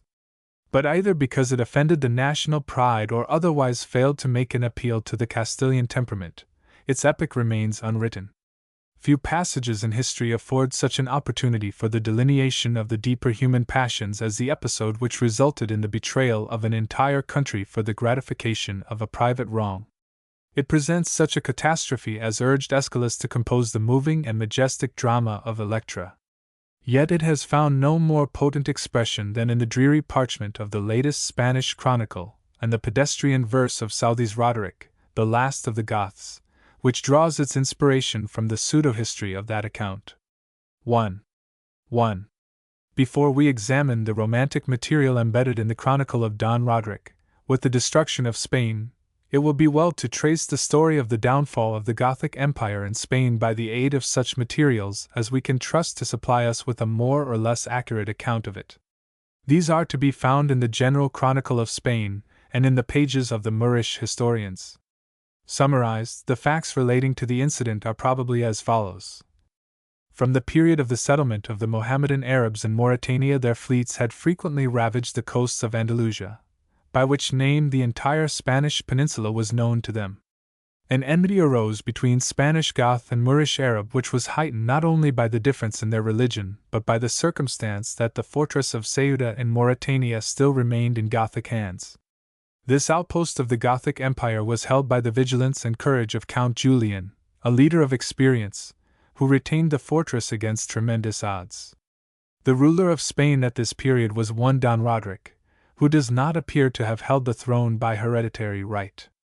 Witiza, his predecessor, had slain Roderick's father, the governor of a province, and whether to gratify his revenge or purely because of his ambitions, Roderick succeeded in having the claims of Witiza's two sons set aside and in securing the crown for himself. But the monarchy among the Goths of Spain was still elective, and it may be that Roderick had been legally placed on the throne by the suffrages of his fellow peers. It is probable that Count Julian was a member of the unsuccessful faction headed by the royal brothers, and that, in despair of displacing Roderick by force of arms, he sought the assistance of his Moorish enemies to accomplish his downfall. But tradition, whether rightly or otherwise, disdains to accept the circumstances of a cold political issue as an adequate reason for Count Julian's defection from loyalty, and has a much more romantic explanation to advance for his traitorous act. Roderick, we are told, was a ruler of evil and scandalous character. He conceived a violent passion for Cava, the young and beautiful daughter of Count Julian, whom he abducted and dishonored. Roused to fury and despair at Roderick's act, Julian instantly resolved upon a terrible revenge, and not content with handing over the fortress which he had so long maintained against a powerful enemy, he suggested to Musa, the Moorish king or satrap, the invasion of Spain, binding himself even more closely to the infidels by accepting their religion and conforming to their customs. He impressed upon Musa the natural advantages of his native land, and laid stress upon its distracted and defenseless condition, the effeminacy and degeneracy of its warriors, and the unprotected state of its cities. Musa recognized that an opportunity offered itself to extend the Arab dominions, and sent an embassy to Walid, the Caliph, his suzerain, asking his opinion of such an enterprise. Walid encouraged him to proceed with it. But Musa, although a brave and active leader, was shrewd and cautious, and instead of launching a great armada against a country of whose defensive capacity he knew little, contented himself in the first instance by making a raid, in July AD 710, on the Spanish coast, as if to test the fighting qualities of its defenders. The expedition consisted of only 500 men, who, landing at Tarifa, marched some 18 miles through Spanish territory to the castle and town of Julian. There they were joined by the disaffected adherents of that nobleman, and, meeting with no opposition, returned to Africa with an abundance of spoil. Encouraged by the success of their preliminary enterprise, the Saracens now levied an army of 5,000 men, and in the spring of 711, under the leadership of a certain Tariq, landed upon Spanish soil at a spot which still bears the name of their commander, Gibraltar, for Gebel al-Tariq signifies the mountain of Tariq. They speedily defeated a Spanish force under Edico, but Roderick, now fully aroused to the danger by which his rule was threatened, summoned his vassals to the royal standard, their number, we are told, amounting to nearly 100,000 men. Tariq had by this time been reinforced, but could muster only some 12,000 troops of Moorish race, though these were augmented by a host of Africans and disaffected Goths. The armies met near Cadiz, Roderick himself leading the Gothic host, resplendent in his princely robes of silk and gold embroidery, and reclining in a car drawn by white mules. The Gothic attack almost succeeded by sheer weight of numbers, and 16,000 of the Moorish army were slain in the first encounter. But Tariq encouraged his flagging forces by pointing out to them that retreat was impossible. "The enemy is before you," he said, "the sea behind you. Whither would ye fly? Follow me, my brethren. I shall trample on yon king of the Romans or perish." Roderick's fate. But assistance for the Moors was at hand, for the two sons of Witiza, who occupied the most important posts in the Spanish army, suddenly broke away from the main body. This brought about a general panic. Roderick, mounting his fleet charger Aurelia, was drowned while attempting to swim the Guadalquivir, leaving his diadem and robes on the bank. At the instigation of Count Julian, Tariq pressed on to Toledo, which, however, held out for 3 months, and dispatched a force to reduce the kingdom of Granada. This was duly accomplished, and Toledo surrendered on the Moors' assurance that its inhabitants would be permitted to leave with their possessions, a promise which was faithfully kept. The Jews, who had especially assisted the pagan invaders, were richly rewarded by them, and indeed, formed an alliance with them which lasted until both were eventually and happily expelled from the country. From Toledo Tariq spread his conquests over Castile and Leon, penetrating north as far as the town of Gijón in Asturias, where further progress was barred by the waters of the Bay of Biscay. In a few months practically the whole of Spain had become a Mohammedan province, and only a handful of Gothic warriors were able to hold out in the valleys of Asturias against the conquering Moor. We may now leave the path of definite history for the more picturesque if also more uncertain road of romance. The chronicles recount Don Roderick's abandoned wickedness, and tell how the invasion of the Moors, instigated by Julian, broke as a thunderclap upon the unprincipled ruler. The strife with the Saracens is described, and Roderick's flight is painted in gloomy colors. But just as popular legend refused to credit the death of Arthur on that day at Camelot, or the fate of James IV of Scotland on Flodden Field, or the death of Harold at Hastings, so it refused to believe in that of Roderick. Racial sentiment refuses to admit the death of a popular leader, and have not legends been afloat even in our own day concerning the lamented Lord Kitchener? Tradition too has it, then, that as Roderick was about to plunge into the waters of the Guadalquivir a divine light burst upon him, and a secret voice adjured him to repent of his sins and live. Acting upon the advice of this inward counselor, he divested himself of his royal insignia, and taking from the dead the garment of a humble peasant, stole from the field. All night he fled, haunted by fearful visions of the wrath to come. On all sides he beheld the dreadful consequences of his defeat. Staggering on through scenes of misery and ruin which wrung his heart, he came at length, after 7 days' travel, to the monastery of Canlin, on the banks of the river Anna, near Minda. The place was deserted, but the wretched fugitive cast himself down beside the altar to await his doom in prayer, for he fully believed that sooner or later the infidels would trace him to this retreat and dispatch him. He fed the lamps with oil, only leaving the holy shrine from time to time to see if the Saracens approached. Beneath the crucifix he lay, clasping the feet of the Redeemer's image, and weeping icy tears of penitence. As he grovelled there he became aware that someone had entered the chapel, and raising his eyes in hope of a speedy death by the scimitar of a Moorish soldier, to his surprise he beheld a monk, who gently addressed him, and explained that he had returned to the place which for 65 years he had called home, trusting to die there by the hand of an infidel and thus to gain the crown of a martyr. 2. Scimitar. Roderick revealed his name to the father, who, deeply impressed by the tone of penitence in his voice, knelt beside him and ministered to the stricken monarch throughout the long night hours. He assured him that he must live to work out his salvation, and when morning broke the aged priest and he who yesterday had been one of the proudest kings in Christendom quitted the chapel and went on their way. The Holy Father led the crownless king to a hermitage, where he gave him further ghostly counsel, enjoining him to remain in that place so long as it should please God. "As for me," he said, On the 3rd day from hence I shall pass out of this world, and thou shalt bury me and take my garments, and remain here for the space of a year at least, that thou mayst endure hunger and cold and thirst in the love of our Lord, that he may have compassion on thee. On the 3rd day, as he had prophesied, the hermit expired. Deeply grieved at his death, Roderick busied himself in carrying out his last wishes, and with an oaken staff and his bare hands dug a grave for the holy man's body. When he was in the act of laying him in the ground, he found a scroll in his hand covered with writing, addressed to himself, and containing advice concerning the life he should lead while an inmate of the hermitage. This Roderick reverently perused, and resolved to follow its injunctions to the letter.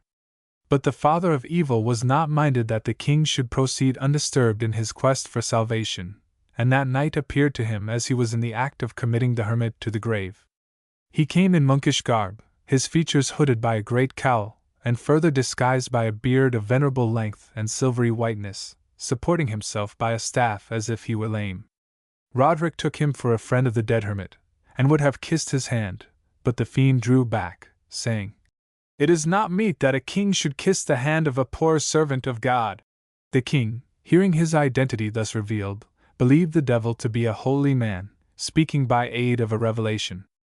"Alas," he said, "I am not a king, but a miserable sinner, who had better never have been born, so much woe has visited the land through my misdoing."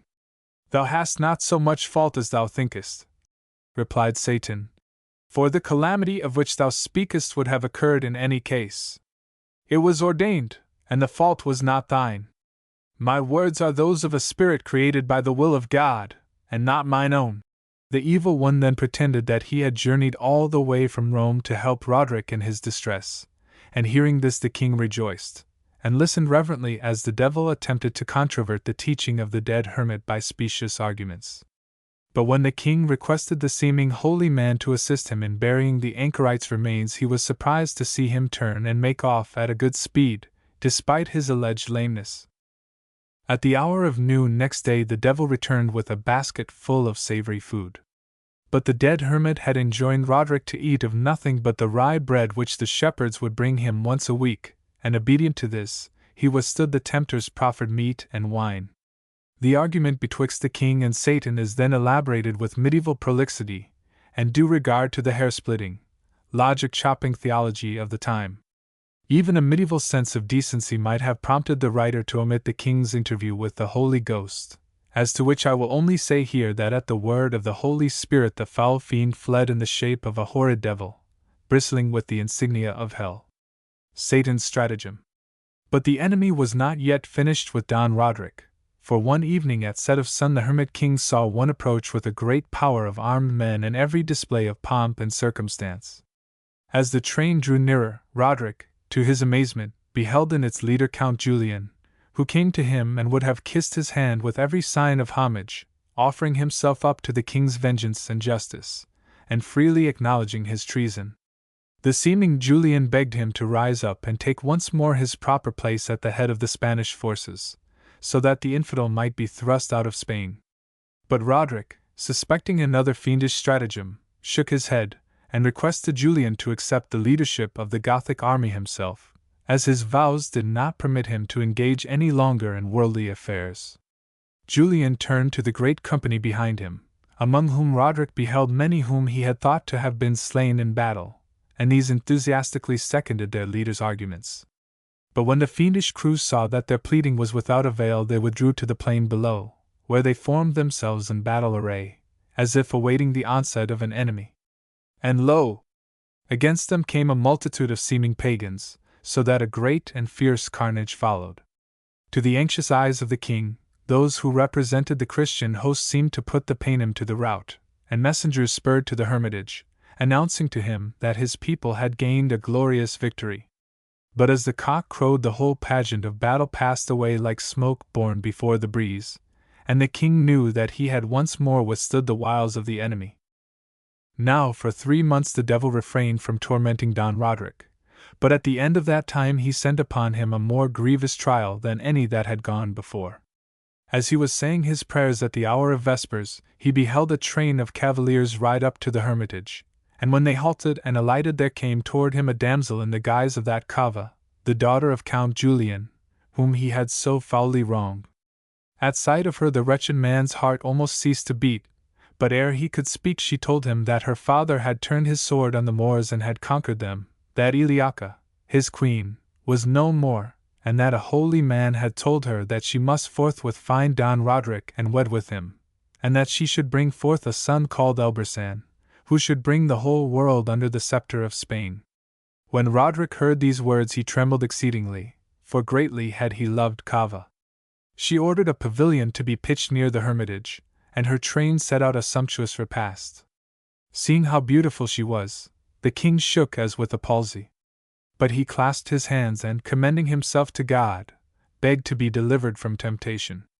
As he made the sign of the cross, the false Cava fled shrieking, and her infernal train followed with such a rout and noise that the whole world seemed to be falling to pieces. Once more the Holy Spirit admonished Roderick to guard against such stratagems of the devil, and far into the day the repentant, but victorious king prayed without ceasing in thanksgiving for his deliverance from the snares of hell. The death of Roderick. The time now came when it was appointed that the king should leave the retreat where he had passed through trials so many and so terrible, and following a cloud appointed for his guidance, he girded up his loins and set forth on his journey. Before nightfall of the first day he came to another hermitage, where he lodged during the hours of darkness. After 2 days' journeying he came to a place unnamed, which was destined to be that of his burial. The elder of this place told him that he must go to a fountain below the hermitage in which he had taken up his abode, and that he should there find a smooth stone. This he was instructed to raise, when he would find below it 3 little serpents, one having 2 heads. This 2-headed serpent he must place in a jar and nourish secretly, so that none should know of its existence, and so hide it until it grew large enough to wind its coils 3 times within the jar and put its head out. Then he must place it in a tomb and lie down himself with it, naked, for such, it pleased God, should be his penance, according to a voice the elder had heard speaking in the church of that place. Roderick scrupulously followed the elder's injunctions, found the reptile, and waited patiently till the 2-headed serpent had waxed great within the jar. Then, in company with the elder, he divested himself of his raiment, and sought the tomb, wherein he laid himself down. And when he had done so, the elder took a lever and laid a great stone upon the top. Having lain there 3 days, during which the elder prayed and watched devoutly, the serpent raised its heads and began with one head to devour his sinful nature and with the other to eat his heart. In great torment did Roderick lie in that place. But at length the serpent broke through the web of the heart, so that incontinently the king gave up his spirit to God, who by his holy mercy took him into his glory. And at the hour when he expired all the bells of the place rang of themselves, as if they had been rung by the hands of men. So, in the strange spirit of medieval mysticism, ends the piteous legend of Don Roderick of Spain. Who shall unriddle the weird significance of its close, unless, like old Thomas Newton in his notable history of the Saracens, they believe that the serpent with 2 heads signifieth his sinful and wild conscience. Requiescas in pace, Domini Rodrice. Chapter 8. Calanos the Moor, Gayferos, and Count Alarcos. I bracket these 3 romances together in this chapter not only because they appear to have been held in the highest favor by the people of Old Spain, but for the equally good reason that they seem to me to manifest the national taste and genius more markedly than others of the same class, if, indeed, they did not belong to a class by themselves, as I have always suspected they did. For in all Castilian accounts of romantic fiction they are frequently mentioned together, and this traditional treatment of them may arise from the consciousness of their similarity of genre. But above and beyond this they possess and enshrine that grave and austere spirit so typical of all true Spanish literature, and at least one of them is deeply tinged with the atmosphere of fatal and remorseless tragedy which only the Latin or the Hellene knows how to evoke, for not the greatest masters of the northern races, either Marlowe nor Massinger, Goethe nor Shakespeare, can drape such somber curtains around their stage as Calderon or Lope. Calanos, one of the most renowned of the Moorish knights, is the hero of more than one romance in verse. But that which is best known, and most regular in its sequence of events, is the Coplas de Calenos, which has been translated so successfully by Lockhart in his Spanish ballads. The Moorish champion, it tells us, was enamored of a maiden of his own nation, and in order to win her favor offered her broad estates and abundant wealth. But in her petulance she refused this comfortable homage, and demanded the heads of 3 of the most valiant champions of Christendom, Rinaldo, Roland, and Oliver. Bestowing on his lady a farewell kiss, Calenos immediately set out for Paris, and when he had arrived there displayed the crescent banner of his faith before the church of St. John. He caused a blast to be blown upon his trumpet, the sound of which was well known to Charlemagne and his 12 peers, and was heard by them as they hunted in the greenwood, some miles from the city. Shortly afterward the royal train encountered a Moor, and the emperor haughtily demanded of him how he dared to show his green turban within his dominions. He replied that he served Calenos, who sent his defiance to Charlemagne and all his peers, whose onset he awaited at Paris. As they rode back to encounter the bold infidel, Charlemagne suggested to Roland that he should take the chastisement of Calenos upon himself, but that haughty paladin proposed that the task should be delegated to some carpet knight, as he considered it beneath his prowess to do battle with a single Moor. Sir Baldwin, Roland's nephew, boasted that he would bring Calenos' green turban to the dust, and spurring ahead, soon came face to face with the stern Moorish lord, who, with a sneer, offered to take him into the service of his lady as a page. Right angry was Baldwin when he heard these words, and, hurling his defiance at Calenos, bade him prepare for battle. The Moor vaulted upon his barb, and leveling his lance, rode fiercely at Baldwin and bore him to earth, where he made him sue for mercy. But Roland, the youth's uncle, was at hand, and winding his terrible horn, shouted to Calenos to prepare for combat. "Who art thou?" asked Calenos. "Thou wearest a coronet in thy helm, but I know thee not." "No words, base Moor," replied Roland. "This hour shall be thy last." And, so saying, he charged his enemy at full speed. Down crashed the haughty infidel, and Roland, leaping from the saddle, stood over him, drawn sword in hand. "Thy name, Paynim," he demanded. "Speak or die." "Sir," replied Calenos, "I serve a haughty maiden of Spain, who would have no gift of me but the heads of certain peers of Charlemagne." "So," laughed Roland, "fool that thou art, she could not have loved thee when she bade thee beard our fellowship. Thou hast come here to thy death." And with these words he smote off Calenos' head, and spurned his crescent crest in twain. "No more shall this moon rise above the meads of Seine," he cried, as he sheathed his falchion. Thus was Calenos fooled by a maiden's pride and by his own. The story is, of course, wildly improbable, and that a Moorish knight could have reached Paris on such a quest is unthinkable. But the tale has a very human accent, and is not without its moral. Gayferos. Gayferos was a figure dear to Spanish romance. His story was connected with the Charlemagne cycle, and was included in the pseudo-chronicle of Archbishop Turpin, but though a knight of France, he appears to have possessed a special attraction for the Castilian mind, owing, probably, to the circumstance of his 7 years' search for his wife in Spanish territory. Gayferos of Bordeaux was a kinsman of Roland, the invincible hero of the Chansons de Gestes, and husband of Charlemagne's daughter Melisenda. Shortly after their marriage the lady was kidnapped by the Saracens and confined in a strong tower at Saragossa. Determined to rescue her from pagan custody, Gayferos set out in search of his wife, but after spending 7 long years in diligent inquiry failed to locate the place where she was imprisoned. From province to province, from castle to castle of sunny Spain he journeyed, until at length, disconsolate and dejected, he returned to Paris. In the hope of drowning the remembrance of his loss, Gayferos plunged into the recreations of the court. One day as he played dice with the emperor's admiral, Charlemagne, seeing him thus employed, said to him, "How is it, Gayferos, that you waste your time on a paltry game, while your wife, my daughter, languishes in a Moorish prison? Were you as ready to handle arms as to throw dice, you would hasten to the rescue of your lady." The emperor's speech was unmerited, for he had only just learned of the place in which Melisenda was held in durance, whereas the faithful Gayferos was not yet aware of it. but gathering from Charlemagne the name of the castle in which she was confined, he made speed to his uncle Roland, and begged him for armor and a horse. Roland, seeing the dismay in which his nephew was plunged, pressed upon him his own famous arms and his favorite charger, and thus equipped, Gayfrose once more turned his face to the land of Spain. In due time he arrived at Saragossa, and meeting with no opposition at its gates, he entered and rode straight to the house where his captive wife lay. Beholding him from the window, she begged him as he was a Christian knight to send the tidings of her to her husband Gayfrose.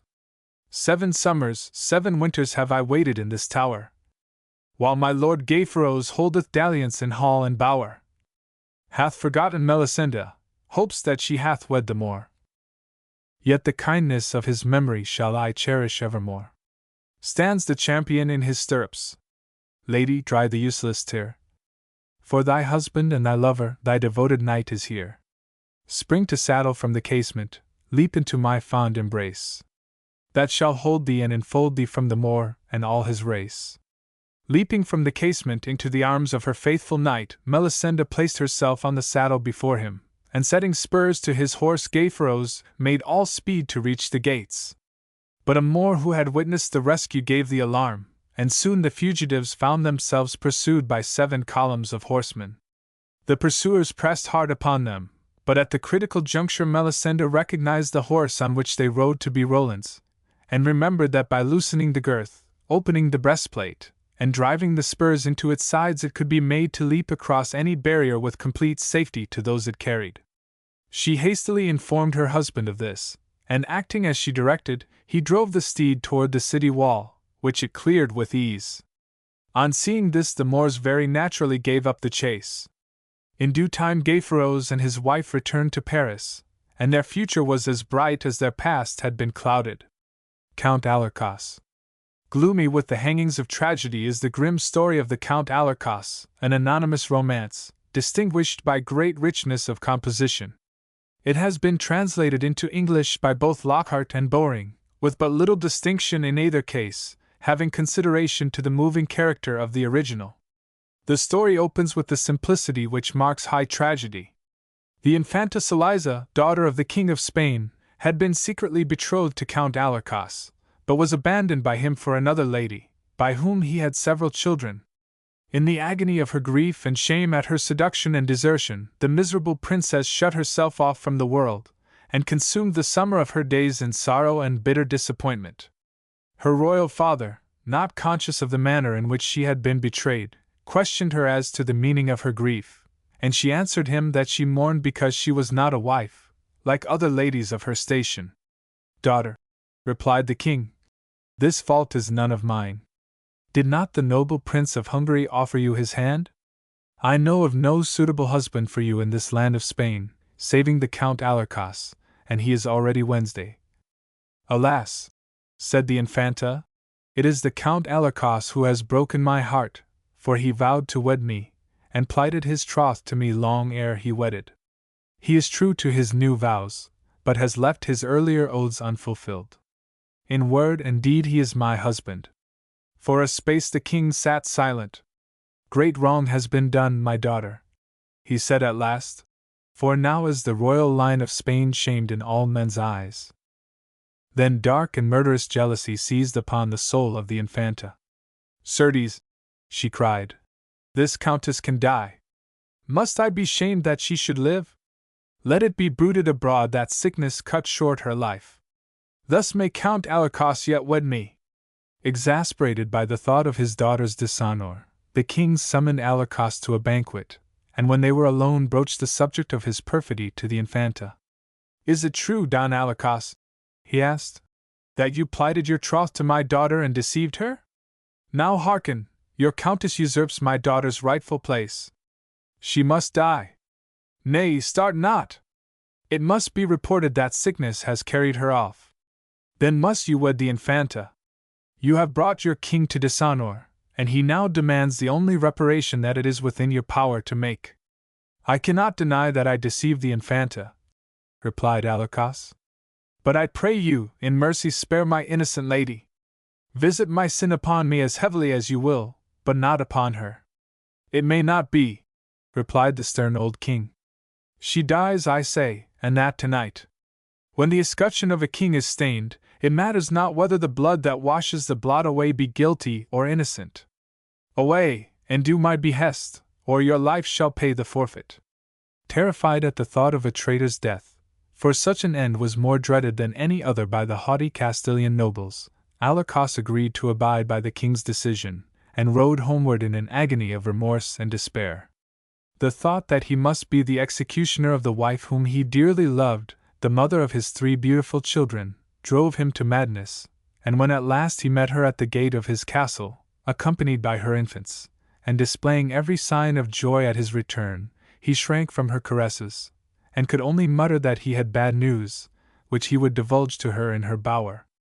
Taking her youngest babe, she led him to her apartment, where supper was laid. But the Count Alarcos neither ate nor drank, but laid his head upon the board and wept bitterly out of a breaking heart. Then, recalling his dreadful purpose, he barred the doors, and standing with folded arms before his lady, confessed his sin. "Long since I loved a lady," he said. "I plighted my troth to her, and vowed to love her like a husband. Her father is the king. She claims me for her own, and he demands that I make good the promise. Furthermore, alas that I should say it, the king has spoken your death, and has decreed that you die this very night." "What?" cried the countess, amazed. "Are these then the wages of my loyal love for you, Alarcos? Wherefore must I die?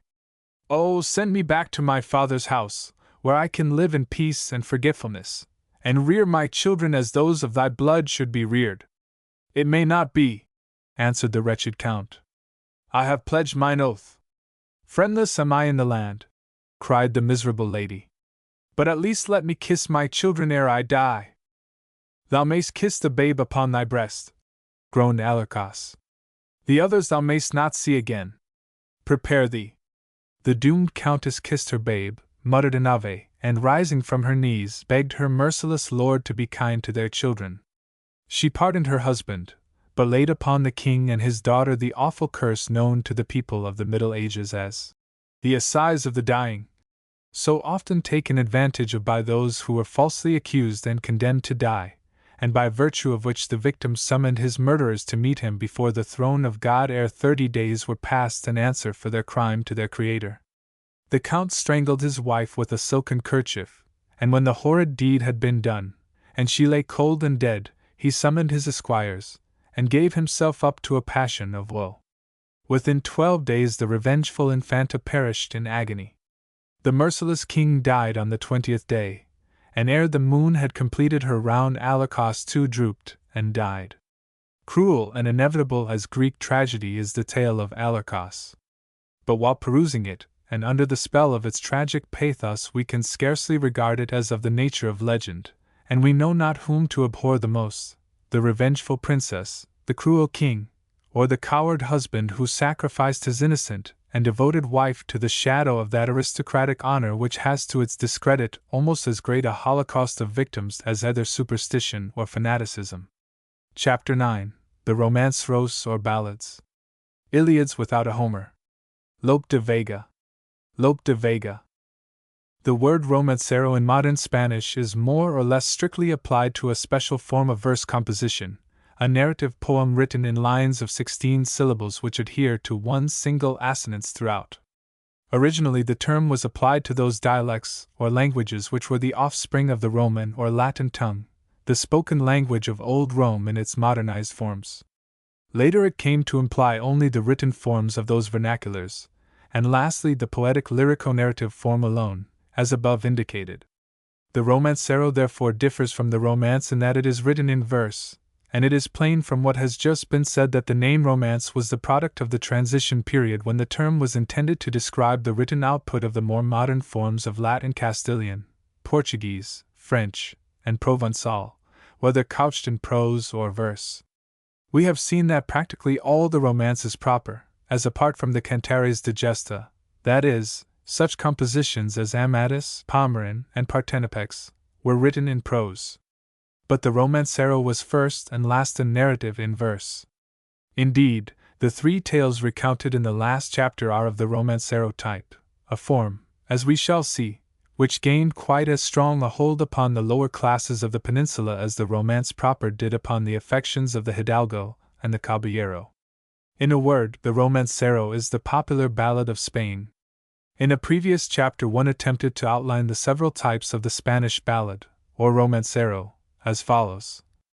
1. Those of spontaneous popular origin and early date. 2. Those based upon passages in the chronicles or cantares de gesta. 3. Folk ballads of a relatively late date. 4. Those later ballads which were the production of conscious art.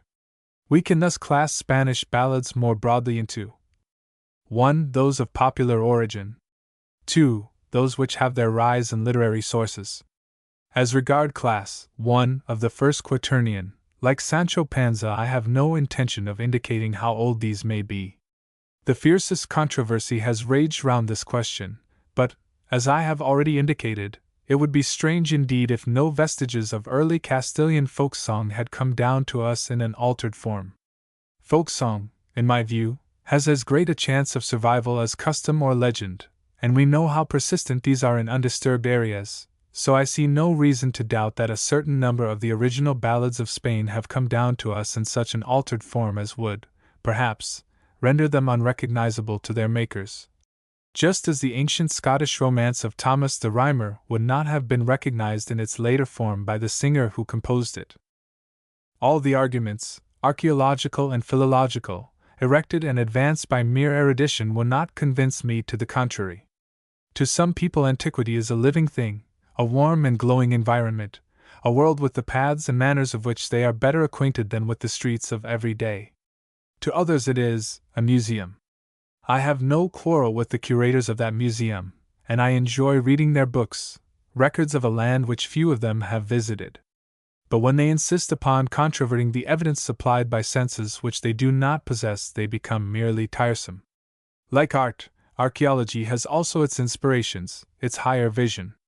Alas, that those who do not share it should attempt to justify their conclusions by lifeless logic alone. Therefore I shall say no more concerning the age of the ballads of old Spain, but will only remark with Sancho that they are too old to lie. I have clearly shown, too, that a number of them were based on passages in the chronicles and cantares, a circumstance which in itself vouches for their relative antiquity. With the later artificial imitations of Góngora and Lope de Vega, and others of similar stamp, we are not concerned here. After all, we can only take the ballads of Spain as we find them in the cancioneros. It is much too late in the day now to do anything else. Like the ballads of Scotland and Denmark, those of Spain have been collected and published for centuries, and in the pages of the cancioneros old and new, popular and literary, are mingled together in almost inextricable confusion. Let us glance, then, at the history of these cancioneros, these treasure houses of a people's poetry, and attempt to realize their plan and scope as perhaps the best method by which to approach the subject of the Spanish ballad generally. Having done this, we can then discuss matters of origin with critics of insight and sympathy. The Cancionero General. If we accept the fragmentary collection of Juan Fernández de Constantina, the Cancionero General, or Universal Songbook, as it might be translated, was originally brought together and published at the beginning of the 16th century by a certain Fernando del Castillo. The arrangement of the ballads it contains is neither chronological nor thoroughly systematic, although the productions of each author are kept distinct. Later editions of this work quickly multiplied, and as the collection extended, the additions were always inserted at the end of the book. The collection consists for the most part of the ballads of authors of the 15th and early 16th centuries, such as Talante, Nicolas Núñez, Juan de Mina, Portocarrero, and the still earlier Marquis de Santillana. The first portion of the work is confined to the spiritual songs, obras de devotion. These are monotonous and informed with a rigid fanaticism. Nor are the moral poems, which follow, any more attractive, allegorizing virtues and vices according to the definitions of scholastic philosophy. The amatory verses in the collection are more ingenious than truly poetic. They lack true feeling, and appear stiff and artificial in their reiteration of burning passion and the overwhelming woes of unrequited love, mingled with pseudo-philosophical appeals to reason. But gay and graceful love songs are not lacking, as, for example, the Muy Mas Clara que de Luna of Juan de Mu or the Pensamienti Pius Mostres of Diego López de Haro. But these trail off into philosophical disquisition, and the tender sentiment in which they were conceived and commenced is lost in the shallows of paltry argument. Muy Mas Clara que de Luna. Pensamienti Pius Mostres. Much more promising are the canciones, or lyrical poems of a semi-conventional cast, which have a character and metrical form all their own. They usually consist of 12 lines, divided into 2 parts. The first 4 lines comprehend the idea on which the song is founded, and this is developed or applied in the 8 succeeding lines. The Cancionero General contains 156 of these little songs, some of which are the best poems contained in it, and perhaps they owe their excellence to the verbal restraint which their form compels. An allied form is the villancico, or conceit, usually of 3 or 4 lines, a fugitive piece, enshrining some fleeting emotion, and often packed with the matter of poesy. The Romancero General. The title Romancero General was applied to many collections of Spanish songs and narrative romances in verse published during the 17th century and later. Of these only the older require illustration here. The first in point of date was the collection of Miguel de Madrigal, published in 1604, although another work containing upward of 1,000 romances and songs was produced in the same year, and bears the same title. Another collection of primary importance is that of Pedro de Flores, 1614. This is obviously a bookseller's compilation, but is none the worse for that, save that it pretends to embrace the entire sum of Spanish romanceros, whereas it contains not one of those appearing in the Cancionero General. All of these works contain numerous amatory poems of the kind so liberally exemplified in the Cancionero General, but with these we have little concern, and our attention may be better employed in examining the romanceros proper which it contains. These for the most part would seem to belong to the 15th century, and relate to the civil wars of Granada, the last Moorish principality in Spain, and the heroic and gallant adventures of Moorish knights. It is, indeed, in this work that we first perceive the trend toward a literary fashion in things Moorish to which we have referred in a previous chapter, but, as has been indicated, this is very far from saying that these poems owe their origin to Moorish models. But there are not wanting Castilian themes and stories, such as those relating to Roderick, Bernardo de Carpio, Fernan Gonzalez, the Infantes of Lara, and the Cid. Most of these were written by men of humble station, the true poets of the people, the late representatives of those juglars who had sung or recited the Cantares de Gesta. 1. Mr. James Fitzmaurice Kelly is at once the best informed and most sympathetic of modern critics on the subject of the romancero. In his admirable chapters on Spanish literature, a delightful series of excursions into several of the most interesting provinces of Spanish letters, he reviews the romancero in some 40 vivid pages, remarkable alike for critical insight and the sanity of the conclusions to which they point. Taking Lockhart's Spanish ballads as a basis for comment, he addresses himself to the racy criticism of the collection of the Scottish translator. A better plan for the initiation of the English-speaking reader into the mysteries of the romancero could scarcely be conceived, for there are few who possess no acquaintance with Lockhart's work, one of the most persistent of the drawing-room books of Victorian days. Following Mr. Kelly's admirable lead, then, though not in the spirit of base imitation, let us take Lockhart as our document, and examine the more interesting of his translations, not only as regards their subject matter, but their excellences and shortcomings, comparing them also with those of Bowring and others. Following Depping, Lockhart divides his volume of ballads into 3 sections: historical, Moorish, and romantic. With the first 2 groups of poems, or rather with their subject matter, those relating to King Roderick and Bernardo de Carpio, we have dealt elsewhere. The Maiden Tribute. The next in order. The Maiden Tribute deals with the demand of the Moorish monarch Abderrahman that 100 Christian virgins should annually be delivered into his hands. King Ramiro refused to comply with such a shameful custom, and marched to meet the Moor. A 2 days' battle was fought near Alveida, and at the conclusion of the first day's hostilities the superior discipline of the Saracens had told heavily against the Castilians. During the night, Estiago, the patron saint of Spain, appeared to the king in a vision, and promised his aid in the field next day. With morning the battle was joined once more, the saint, true to his word, led the Spanish charge, and the Saracens were cast into headlong rout. The maiden tribute was never afterward paid. Lockhart's ballad, or rather translation, certainly does not enhance the original. If the Moslem must have tribute, make men your tribute money. Send idle drones to tease them within their hives of honey. Is the commonest of Crambo, and must go, like all the others, the proud Moor's bed to sleep in. In all the rest they're useless, and nowise worth the keeping. Is reminiscent of the pantomime days of our youth. Mr. Fitzmaurice Kelly contents himself by remarking about this ballad that it scarcely calls for comment. Count Fernan Gonzalez. The escape of the Count Fernan Gonzalez, which is based on the old Historia del Noble Caballero Fernan Gonzalez, a popular arrangement of the Chronica General, 1344, is later than two other ballads which Mr. Kelly and others believe represent a lost epic which was worked into the Chronica in question. A wealth of legends certainly clustered round the name of this cavalier, and he has a string of romance roasts to his credit.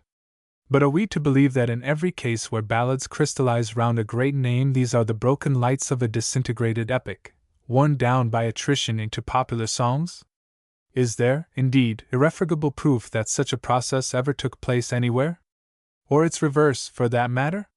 Practical writers of verse, if a writer of verse can be practical, do not take kindly to the hypothesis. They recognize the generic differences between the spirit of epic and that of folk poetry, and prefer to believe that when both have fixed upon the same subject the choice was fortuitous, and not necessarily evolutionary. Fernan Gonzalez of Castile owed not a little of his romantic reputation to his wife, who delivered him from captivity on at least 2 occasions. On that celebrated in the ballad she played the part of a faithful lover and a true heroine. Gonzalez, taken by his enemies, had been carried to a stronghold in Navarre. A Norman knight passing through that country requested the governor of the castle for an audience with the captive, and as he offered a suitable bribe the official gladly conceded the request. The interview over, the knight departed and sought the palace of King Garcia of Navarre, who held Gonzalez in bondage. One of the counts against the prisoner seems to have been that he had asked Garcia for the hand of his daughter, and to this princess, who secretly loved the captive, the knight now addressed himself. The Moors may well be joyful, but great should be our grief. For Spain has lost her guardian when Castile has lost her chief. The Moorish host is pouring like a river o'er the land. Curse on the Christian fetters that bind Gonzalez' hand. Gonzalez. At murk of night the Infanta rose, and proceeding alone to the castle where Gonzalez was confined, proffered such a heavy bribe to the governor to set him at liberty that he permitted his prisoner to go free. But the hero was still hampered by his chains, and when the pair were stopped by a hunter priest who threatened to reveal their whereabouts to the king's foresters unless the Infanta paid him a shameful ransom, Gonzalez was unable to punish him as he deserved. But as the wretch embraced the princess she seized him by the throat, and Gonzalez grasped the spear which he had let fall and drove it through his body. Shortly afterward they encountered a band of Gonzalez's own men-at-arms, with which incident their night of adventure came to a close.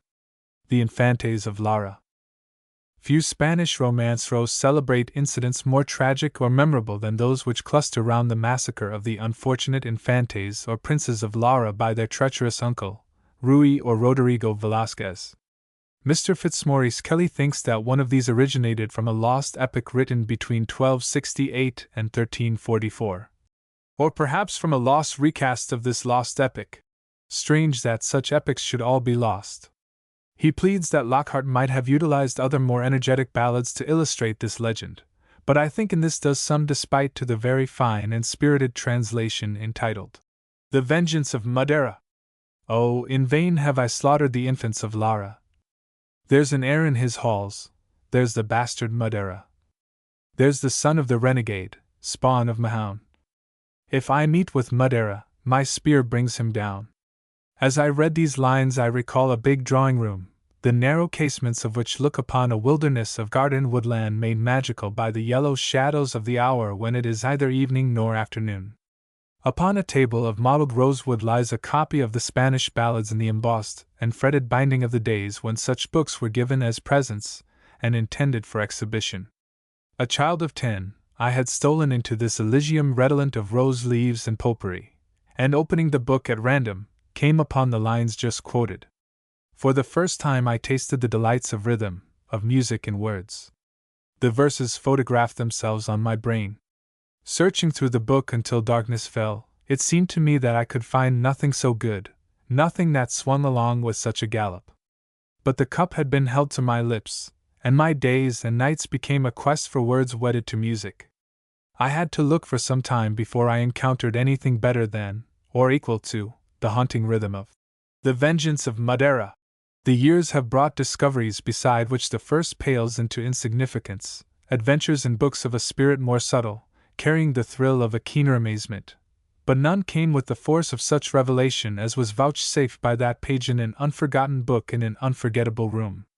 The first of the ballads in which Lockhart deals with the subject of the Infantes of Lara, for the one we have been discussing follows it, is entitled The Seven Heads, and details the circumstance of the massacre of the unhappy princes. From the Historia de España of Juan de Mariña, 1537 to 1624, we learn that in the year 986 Ruy Velázquez, Lord of Villarin, celebrated his marriage with Donna Alhambra, a lady of high birth, at Burgos. The festivities were on a scale of great splendor, and among the guests were Gustio González, Lord of Salas of Lara, and his 7 sons. These young men, of the blood of the Counts of Castile, were celebrated for their chivalric prowess, and had all been knighted on the selfsame day. As evil chance would have it, a quarrel arose between Gonzales, the youngest of the 7 brothers, and one Alvar Sanchez, a relation of the bride. Donna Alhambra thought herself insulted, and in order to avenge herself, when the young knights rode in her train as she took her way to her lord's castle, she ordered one of her slaves to throw at Gonzales a wild cucumber soaked in blood. A heavy insult and outrage, according to the then existing customs and opinions of Spain. What this recondite insult signified does not matter. But surely, whatever its meaning, and making all allowance for the rudeness of the age of which she was an ornament, the lady did greater despite to herself than to her enemy by the perpetration of such an act of crude vulgarity. The slave, having done as he was bid, fled for protection to his mistress's side. But that availed him nothing, for the outraged Infantes slew him within the very folds of her garment. Ruy Velázquez, burning with Latin anger at what he deemed an insult to his bride, and therefore to himself, was determined upon a dreadful vengeance. But he studiously concealed his intention from the young noblemen, and behaved to them as if nothing of moment had occurred. Some time after these events he sent Gustio González, the father of the 7 young champions, on a mission to Cordova, the ostensible object of which was to receive on his behalf a tribute of money from the Moorish king of that city. He made Gustio the bearer of a letter in Arabic, which he could not read, the purport of which was a request to the Saracen chieftain to have him executed. But the infidel displayed more humanity than the Christian, and contented himself with imprisoning the unsuspecting envoy. In furtherance of his plans, Velázquez pretended to make an incursion into the Moorish country, in which he was accompanied by the Infantes of Lara with 200 of their followers. With fiendish ingenuity he succeeded in leading them into an ambuscade. Surrounded on all sides by the Saracen host, they resolved to sell their lives at the highest possible price rather than surrender. Back to back they stood, taking a terrible toll of Moorish lives, and one by one they fell, slain but unconquered. Their heads were dispatched to Velázquez as an earnest of a neighborly deed by the Moorish king, and were paraded before him and in front of their stricken father, who had been released in order that Velázquez might gloat over his grief. When he had satisfied his vengeance, the Lord of Villarin permitted the stricken father to return to his empty home. But Ruy Velázquez was not destined to go unpunished. While Gustio González had been imprisoned in the dungeons of the Moorish king of Cordova, he had contracted an alliance with that monarch's sister, by whom he had a son, Madeira. When this young man had attained the age of 14 years, his mother prevailed upon him to go in search of his father, and when he had found his now aged parent, he learned of the act of treachery by which his brothers had been slain. Determined to avenge the cowardly deed, he bided his time, and, encountering Ruy Velasquez when on a hunting expedition, slew him out of hand. Gathering around him a band of resolute men, he attacked the castle of Villarin, and executed a fearful vengeance upon the haughty Don Alhambra, whom he stoned and burnt at the stake.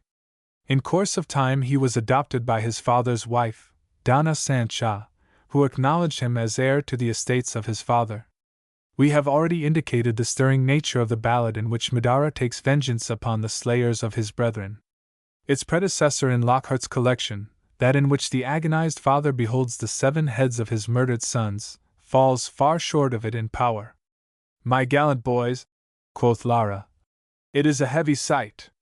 These dogs have brought your father to look upon this night. 7 gentler boys, nor braver, were never nursed in Spain. And blood of Moors, God rest your souls, ye shed on her like rain."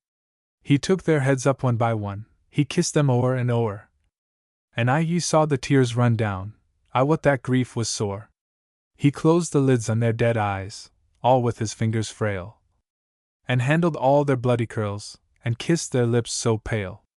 "Oh, had ye died all by my side upon some famous day, my fair young men, no weak tears then had washed your blood away. The trumpet of Castile had drowned the misbeliever's horn, and the last of all the Lara's line a Gothic spear had borne." The Wedding of the Lady Teresa. The Wedding of the Lady Teresa is a semi-historical ballad which tells of the forced alliance of a Christian maiden to a noble worshipper of Mahon. Alfonso, King of Leon, desirous of strengthening his alliance with the infidel, intended to sacrifice his sister, Donna Teresa, to his political necessities. He paved the way for this betrayal by pretending that Abdallah, king of the Moors, had become a Christian, and by indicating to her the benefits of a union with the pagan prince. Totally deceived by these representations, the lady consented to the match, was taken to Toledo, and wed to the Moor with much splendor. But on the day of the marriage she learned of her brother's perfidy, and when she found herself alone with the Moorish lord she repulsed him, telling him that she would never be a wife to him in aught but name until he and his people embraced the Christian faith. But Abdallah ridiculed her scruples, and took advantage of her unprotected state. As she had prophesied, a scourge fell upon him as the consequence of his wicked act. Terrified, he sent Teresa back to her brother, with an abundance of treasure, and she entered the monastery of St. Pelagius, in Leon, where she passed the remainder of her days in pious labors and devotions. Sad heart had fair Teresa when she the Pactyon knew. With streaming tears she heard them tell she 'mong the Moors must go. That she, a Christian damosel, a Christian firm and true, must wed a Moorish husband, it well might cause her woe. But all her tears and all her prayers, they are of small avail. At length she for her fate prepares, a victim sad and pale. This ballad is no earlier than the 16th century, and seems to be based upon historic fact, and, as Mr. Fitzmaurice Kelly points out, it confuses Almanzor and the Tolden governor Abdallah on the one hand and Alfonso V of Leon with his father, Bermudo II, on the other, and introduces chronological difficulties. Passing by the ballads of the Cid, to the subject matter of which we have already done ample justice, we come to that of Garcia Perez de Vargas. This Mr. Fitzmaurice Kelly dismisses in a word, although it seems to me to merit some attention. De Vargas distinguished himself greatly at the siege of Seville in the year 1248. One day, while riding by the banks of the river, accompanied only by a single companion, he was attacked by a party of 7 mounted Moors. His comrade rode off, but Perez, closing his visor, and setting his lance in rest, faced the Paynim warriors. They, seeing who awaited them, made all speed back to their own lines. As he made his way back to camp, Perez noticed that he had dropped his scarf, and immediately returned to seek for it. But although he rode far into the danger zone ere he found it, the Moors still avoided him, and he returned to the Spanish camp in safety. The ballad makes Perez recover the scarf from the Moors, who had found it, and looped it on a spear. "Stand, stand, ye thieves and robbers, lay down my lady's pledge!" he cried, and ever as he cried they felt his falchion's edge. That day when the Lord of Vargas came to the camp alone, the scarf, his lady's largest, around his breast was thrown. Bare was his head, his sword was red, and, from his pommel strung 7 turbans green, sore hacked, I ween, before dawn Garcy hum. This last verse shows how strongly Lockhart was indebted to Scott for the spirit and style of his compositions. 2.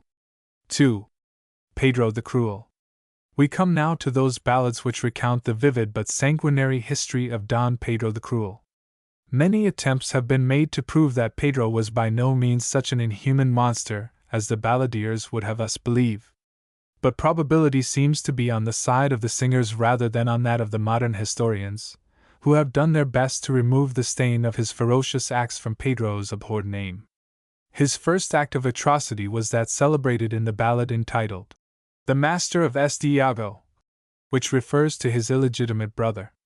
On the death of that nobleman, his father, well aware of Pedro's vindictive temperament, fled to the city of Coimbra, in Portugal. But believing Pedro's asseverations that he had no intention of offering him violence, he accepted his invitation to the court of Seville, where a gallant tournament was about to be held. No sooner had he arrived, however, than he was secretly put to death, 1358, it is believed at the instance of the notorious Maria de Padilla, Pedro's mistress. Stand off, thou traitor strong. 'Twas thus he said to me. Thy time on earth shall not be long, what brings thee to my knee? My lady craves a New Year's gift, and I will keep my word. Thy head, methinks, may serve the shift, good yeoman, draw thy sword.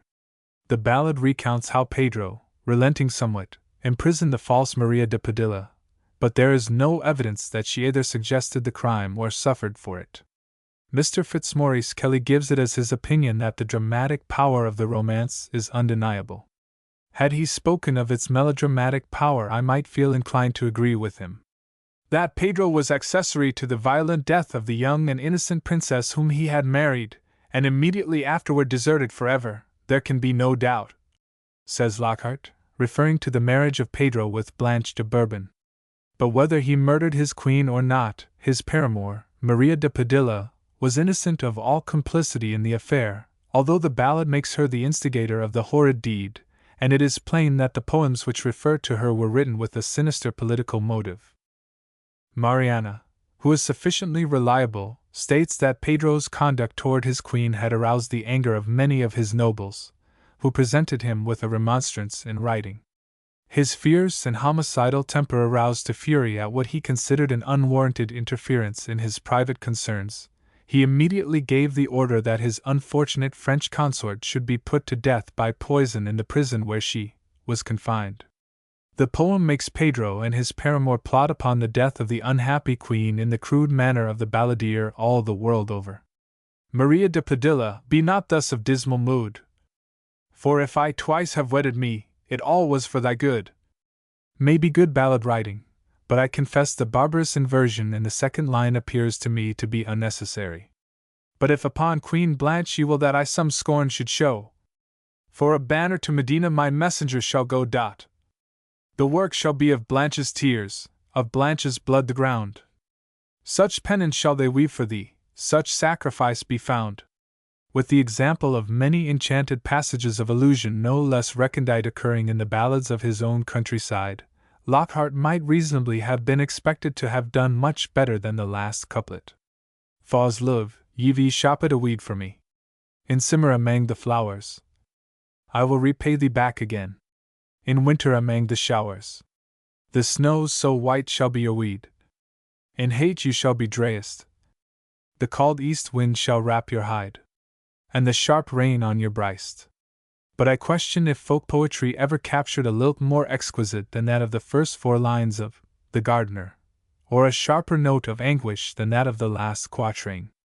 3 To me at least old Scots must always remain the language of the ballad par excellence, by virtue of the subtlety, the finely wrought and divinely colored wealth of expressive idiom which bursts from its treasure chest in a profusion of begemmed and enameled richness, more various, more magical than any Spanish gold.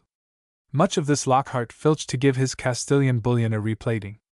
But in places he falls back most wretchedly upon the poetical trickeries of his day, falls to the level of Rogers and Southey, to the miserable devices and tinsel beggary of those bravely bound annuals beloved by the dames and damsels of the day before yesterday. In places, however, he outballads the ballad in pure gaucherie. 3. These words she spake, then down she knelt, and took the bowman's blow. Her tender neck was cut in twain, and out her blood did flow. The next, and not the last of the series, as Mr. Fitzmaurice Kelly has it, is obviously the handiwork of Walter Scott, than whom none could fail more miserably on occasion. We can picture him doling the death of Don Pedro from out the great thesaurus of his brain, that sadly drained mint, ever at the service of a friend or a publisher, as a dinted and defaced coin.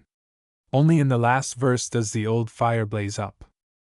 Thus with mortal gasp and quiver, while the blood and bubbles welled, fled the fiercest soul that ever in a Christian bosom dwelled. On such a subject the composer of Bonnie Dundee might well have felt the blood run faster, and the pen quiver in his fingers like an arrow on a tightened bowstring. Two royal brothers strive with hateful poniards for each other's lives. Pedro, a prisoner in the hands of Henry of Trastamara, his natural brother, is wantonly insulted by the victorious noble, and replies by flying at his throat in an outburst of animal courage and kingly rage. Dumbfounded at the death struggle of monarch and usurper, Henry's allies look on, among them the great Du Guesclin. Pedro pins the Lord of Trastamara to the ground. His dagger flashes upward. Du Guesclin turns to Henry's squire. "Will ye let your lord die thus, you who eat his bread?" he scoffs. The esquire throws himself upon Pedro, clings to his arms and turns him over, and thus aided, Henry rises, searches for a joint in the king's armor, and thrusts his dagger deep into that merciless heart. The murderer, the friend of Jew and Saracen, is slain. His head is hacked off, and his proud body trampled beneath mailed feet.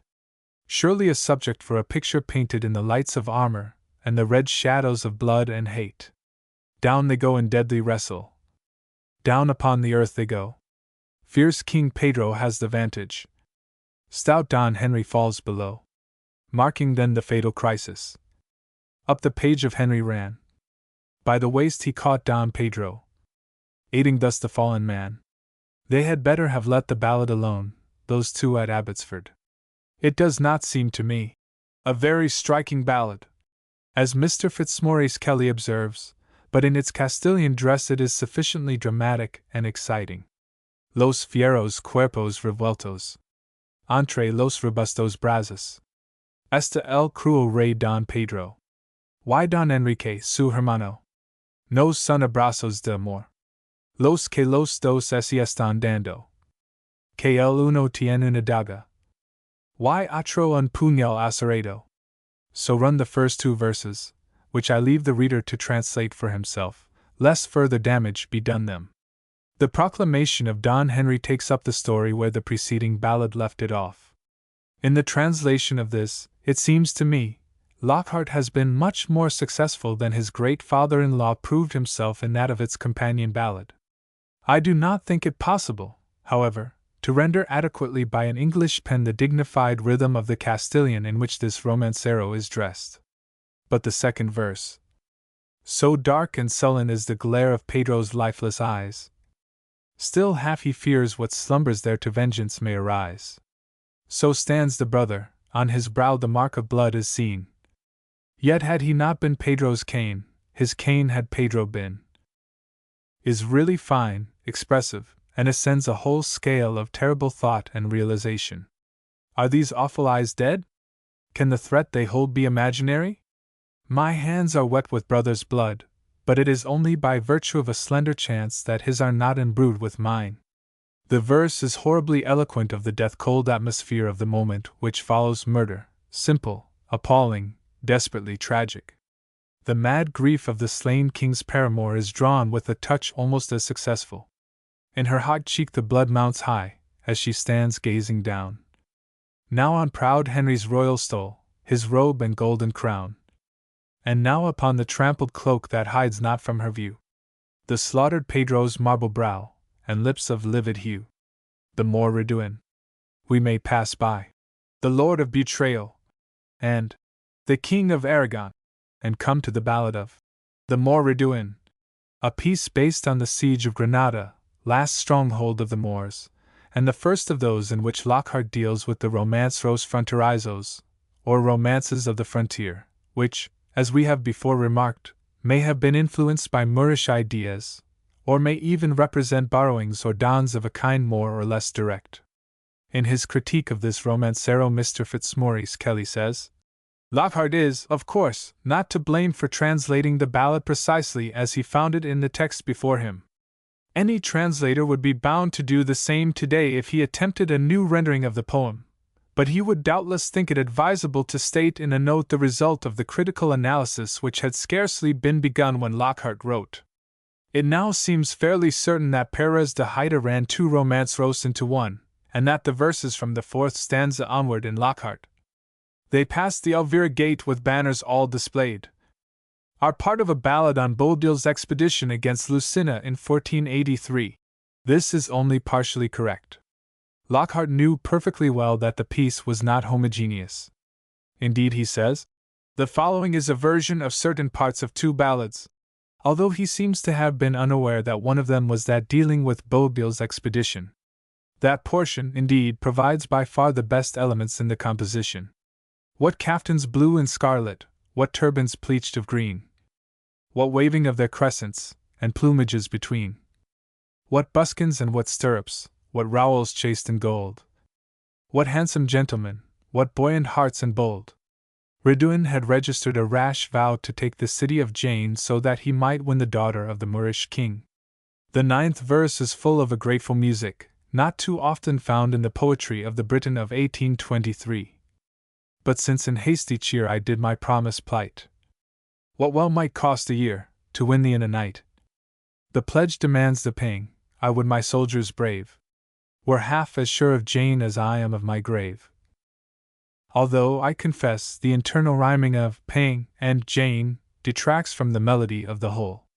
And this is the besetting sin of Lockhart, that he mars his happiest efforts by crudities which he evidently confounded with the simplicity of the ballad form. In all British balladry, if memory serves me, there is no such vulgarism as this. Chapter 10. The Romanceros or Ballads, continued. There was crying in Granada as the sun was going down. Some calling on the Trinity, some calling on Mahoun. Here passed away the Koran, there in the cross was born. And here was heard the Christian bell, and there the Moorish horn. In this vivid verse, the first two lines of which seem to me especially successful, Lockhart, with a stroke or two of his pen, provides us with a moving sketch of the confusion and turmoil attending the Moorish flight from Granada, the last stronghold of the Moors in Spain, which fell to the victorious arms of Ferdinand and Isabella on the 6th of January, 1492, the year of the discovery of America. The remainder of the ballad is no better than Lorenzo de Sepulveda's rather unmusical original. It is pity that a ballad beginning with such a spirited couplet should be lost in the shallows and the miseries of such stuff as "Unhappy king, whose craven soul can brook," she gone reply, "to leave behind Granada, who hast not heart to die. Now for the love I bore thy youth thee gladly could I slay. For what is life to leave when such a crown is cast away?" Here the spirit of the meter has deserted the body of the verse, which is now merely galvanized into life by an artificial current of pedantry. The striking inequalities in the work of Lockhart are surely eloquent of the tragedy of the half-talent. Don Alonso de Aguilar.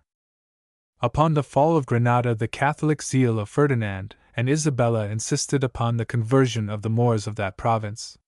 Most of the defeated pagans concurred, outwardly at least, with the royal decree, but in the Sierra of Alpuxarra there remained 11 of the infidel blood who refused baptism at the hands of the priests who were sent to seal them of the faith.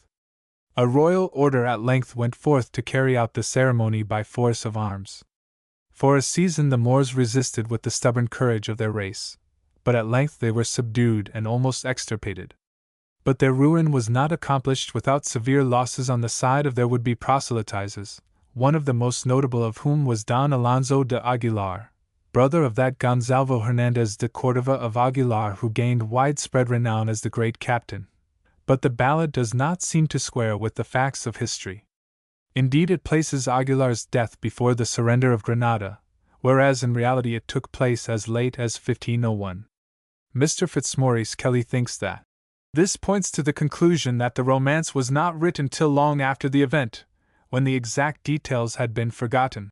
But why blame an entire people for what may have been a lapsus memoriae on the part of a single balladeer?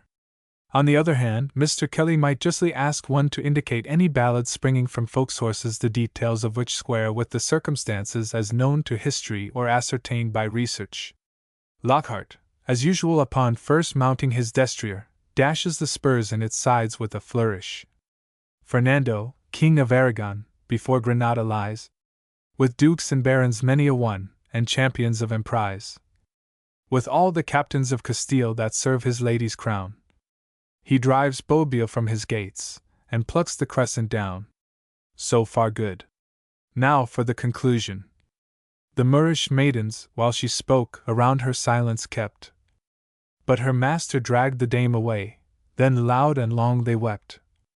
They washed the blood, with many a tear, from dint of dart and arrow, and buried him near the waters clear of the bank of Alpuxerra. It will not serve to point out that this is just what one might expect in a ballad, for it bears not the shadow of resemblance to the original. Que de chiquito en la cuna, a sus pechos la criara, a las palabras que dice, cualquiera mora la raba. Don Alonso, Dios perdón la tu alma.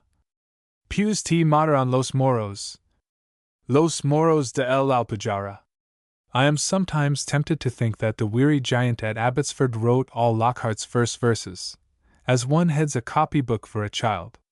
Lockhart omits from his collection the very fine ballad beginning, Rio Verde, Tinto vas en sangre viva, Entre ty Sierra Bermeja, Mario Gran Caballeria, Murieran Duques y Condes, Señores de Gran Valia, Ali Muriera Urdiales, Hombre de Valor y Estima, which was rather inaccurately rendered by Bishop Percy as follows: Gentle river, lo, thy streams are stained with gore.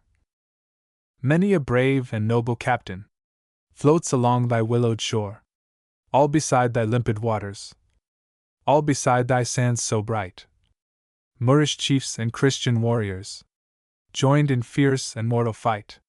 Perhaps a more accurate though less finished rendering of these opening verses might be: Emerald river, stained with slaughter's evil cheer, twixt Bermeja and thy meadows perished many a cavalier. Duke and count and valiant esquire fell upon thy fatal shore. There died noble Urdiales, who the stainless title bore. I have translated these two verses chiefly for the purpose of showing how very freely those English authors who have attempted to render verse from the Castilian have dealt with the originals. And, as I have said before, I suspect that the principal reason for this looseness is a lack of idiomatic grasp. Indeed, it is obvious from most English translations that the sense of the original has been gathered rather than fully apprehended. We can pass over the departure of King Sebastian, with its daring rhythm of "It was a Lusitanian lady, and she was lofty in degree," recalling in some measure the irregular lilt of the old Scots ballads, and enter the division entitled by Lockhart, Moorish ballads. We have already discussed the question of the Moorishness, or otherwise, of these ballads. Let us now discuss them as ballads and as nothing more. The first, The Bullfight of Ganzel, is not only a famous piece, but in translating it Lockhart has risen to the occasion. It describes the dexterity of Ganzel, a noble Moor, in the bull ring, and is certainly not without its quota of Moresque color. King Almanzor of Granada, he hath bid the trumpet sound. He hath summoned all the Moorish lords, from the hills and plains around. From Vega and Sierra, from Betis and Zeno. They have come with helm and cuirass of gold, and twisted steel. 8 Moorish lords of valor tried, with stalwart arm and true. The onset of the beasts abide, as they come rushing through. The deeds they've done, the spoils they've won, fill all with hope and trust. Yet ere high in heaven appears the sun they all have bit the dust. Then sounds the trumpet clearly, then clangs the loud tambour. Make room for Ganzel, throw wide the door. Blow the trumpet clearer still, more loudly strike the drum. The alcaide of Agalva to fight the bull has come. He defeats the bulls sent against him with the exception of one Harpadu, a furious yet sagacious beast. The quatrain which describes him is well forged. Dark is his hide on either side, but the blood within doth boil. And the dim hide glows as if on fire, as he paws to the turmoil. His eyes are jet, and they are set in crystal rings of snow. But now they stare with one red glare of brass upon the foe. But it is not surpassingly like the original. Veo en color encendido. Y los ojos como brasa. Arrogada frente y cuello. La frente velosa y ancha. But proud as his Harpadu, he must give way to the knightly Moor, regarding whom many other tales are told, especially with reference to his love affairs with a fair lady of his own race. The Zegri's Bride. The Zegri's Bride tells in ballad form of the fierce feud between the two Moorish parties in Granada, the Zegris and the Abencerrages, the Montagues and Capulets of the last of the Moorish strongholds, when factious strife certainly accelerated the fall of their city. The ballad is well turned, and attractive in rhythm. Of all the blood of Zegri, the chief is Lissaro. To wield region like him is none, or javelin to throw. From the place of his dominion, he ere the dawn doth go. From Alcala de Henares he rides in weeds of woe.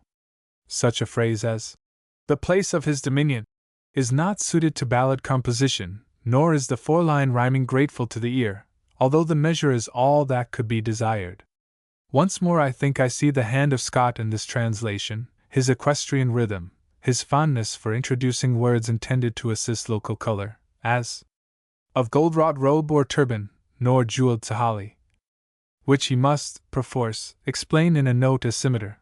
The young Zegri, we are told, is attired for action, not for the cavalcade or procession. Indeed, his armor and even his horse are camouflaged to assist his passage through an enemy's country without observation. The belt is black, the hilt is dim, but the sheathed blade is bright. They have housened his barb in a murky garb, but yet her hoofs are light. And again, in darkness and in swiftness rides every armed knight. The foam on the rein you may see it plain, but nothing else is white. Lissaro wears on his bonnet a sprig of bay given him by Zeta, his lady. And ever as they rode, he looked upon his lady's boon. God knows, quoth he, what fate may be, I may be slaughtered soon. But he lives to win his bride, as we are told in the curt final verse. Young Lissaro was musing so, when onwards on the path, he well could see them riding slow, then pricked he in his wrath. The raging sire, the kinsman of Zeta's hateful house, fought well that day, yet in the fray the Zegri won his spouse. The bridal of Anella. The bridal of Anella is brilliant with oriental coloring. Rise up, Zarifa, lay the golden cushion down. Rise up, come to the window, and gaze with all the town. From gay guitar and violin the silver notes are flowing, and the lovely lute doth speak between the trumpets lordly blowing. And banners bright from lattice light are waving everywhere, and the tall, tall plume of our cousin's bridegroom floats proudly in the air. Rise up, Zarifa, lay the golden cushion down. Rise up, come to the window, and gaze with all the town. Skillful weaving this. The lady would not look, however, because Anella, who was about to wed another, had been false to her. Ballad literature is scarcely a record of human constancy. In balladland the percentage of faithless swains, black or white, clown or knight, is a high one. Was the law regarding breach of promise first formulated by a student of ballad lore, I wonder? Whatever else it may have effected, it seems to have put an end to ballad writing, perhaps because it ended the conditions and circumstances which went to the making of balladeering. Zara's Earrings. The intriguing ballad of Zara's Earrings bears upon it the stamp of natural folk song. It may come from a Moorish original, but appearances are often deceptive. In any case it is worth quoting in part. My earrings, they've dropped into the well. And what to say to Muka, I cannot tell. 'Twas thus Granada's fountain by, spoke Albirez's daughter. The well is deep, far down they lie, beneath the cold blue water. To me did Muka give them when he spake his sad farewell. And what to say when he comes back, alas! I cannot tell. The lady resolves in the end to do the best thing she can, that is, to tell the truth. There is a sequence of romances about this Muka, who seems to have been a Saracen of worth, and the same must be remarked about Selim or Selim, his successor in the collections of Lockhart and Depping. Had Lockhart been well advised, he would have substituted the ringing and patriotic Las Soberbias Torres Mira, which is certainly difficult of translation, for the very somber lamentation for the death of Selim, fine though it is. Anything in the nature of a ceremony or a procession seems to have attracted him like a child. But let us have a verse of the first poem. Even should we not know Spanish, its music could not fail to haunt and hold us. Las Soberbias Torres Mira. Y los lejos las alminas. De su patria dulce y cara. Selim, que el rey la de tierra. Y perdida la esperanza. De jamás volver a vela. Con suspiros tristes dice. Del cielo luciente estrella. Granada bella. Mi lanto escucha, why dilate mi pena? Romantic Ballads. We now come to consider the Romantic Ballads, the third and last section of Lockhart's collection. The Morcalenos we have already described, and the same applies to Gayferos and Melisendra, its sequel. The ballad which follows these, Lady Alda's Dream, is alluded to by Lockhart as one of the most admired of all the Spanish ballads. It is no favorite of mine. I may judge it wrongly, but it seems to me inferior, and I much prefer the stirring Admiral Guarinos, which treads upon its halting heels with all the impatience of a warlike rhythm to spur it on. Guarinos was admiral to King Charlemagne. In my boyhood days, the condition of the British Navy was a newspaper topic of almost constant recurrence, and I was wont to speculate upon the awful inefficiency which must have crept into the Frankish fleet during the enforced absence of its chief in the country of the Moors, for Guarinos was captured by the Saracens at Roncesvalles.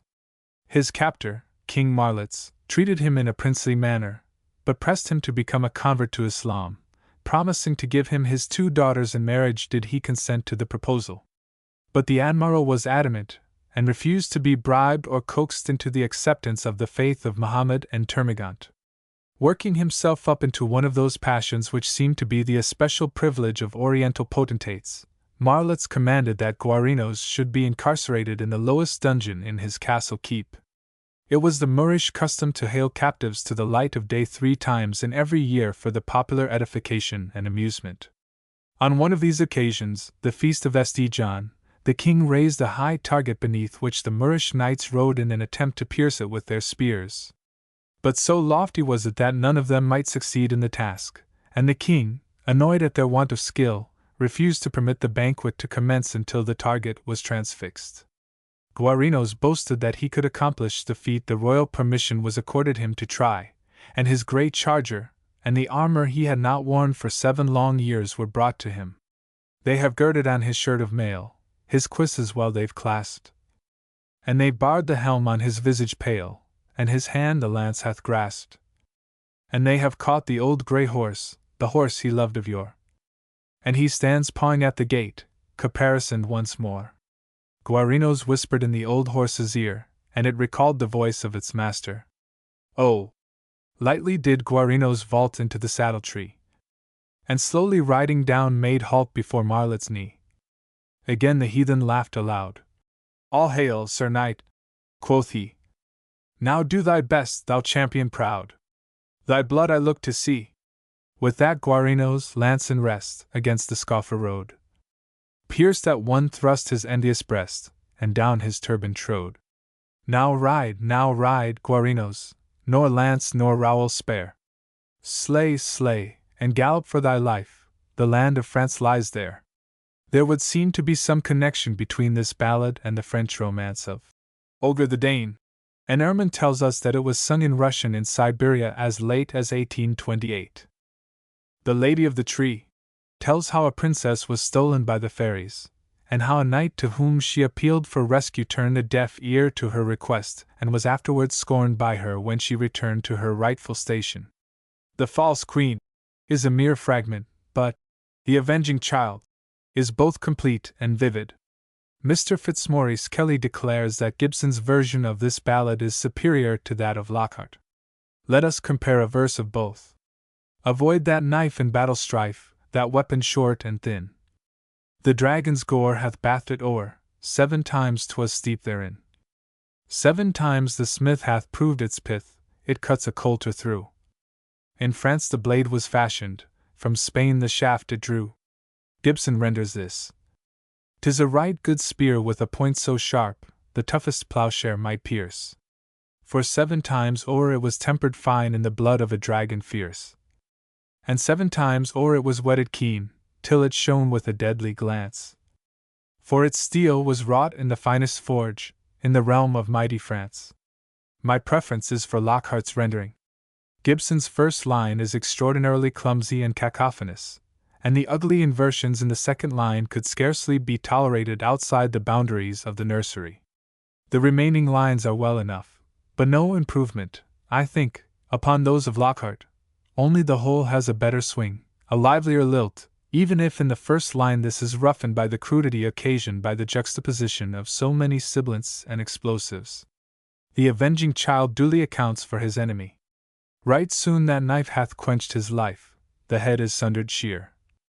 Then gladsome smiled the avenging child, and fixed it on his spear. Pity it is that a sense of humor seldom chimes with a sense of the romantic.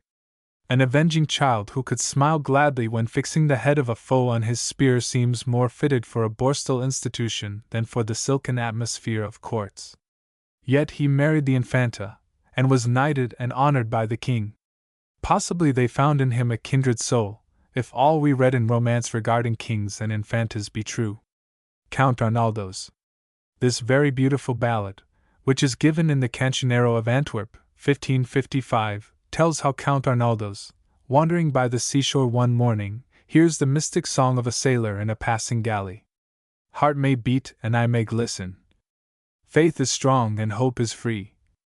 But mortal ear no more may listen to the song that rules the sea.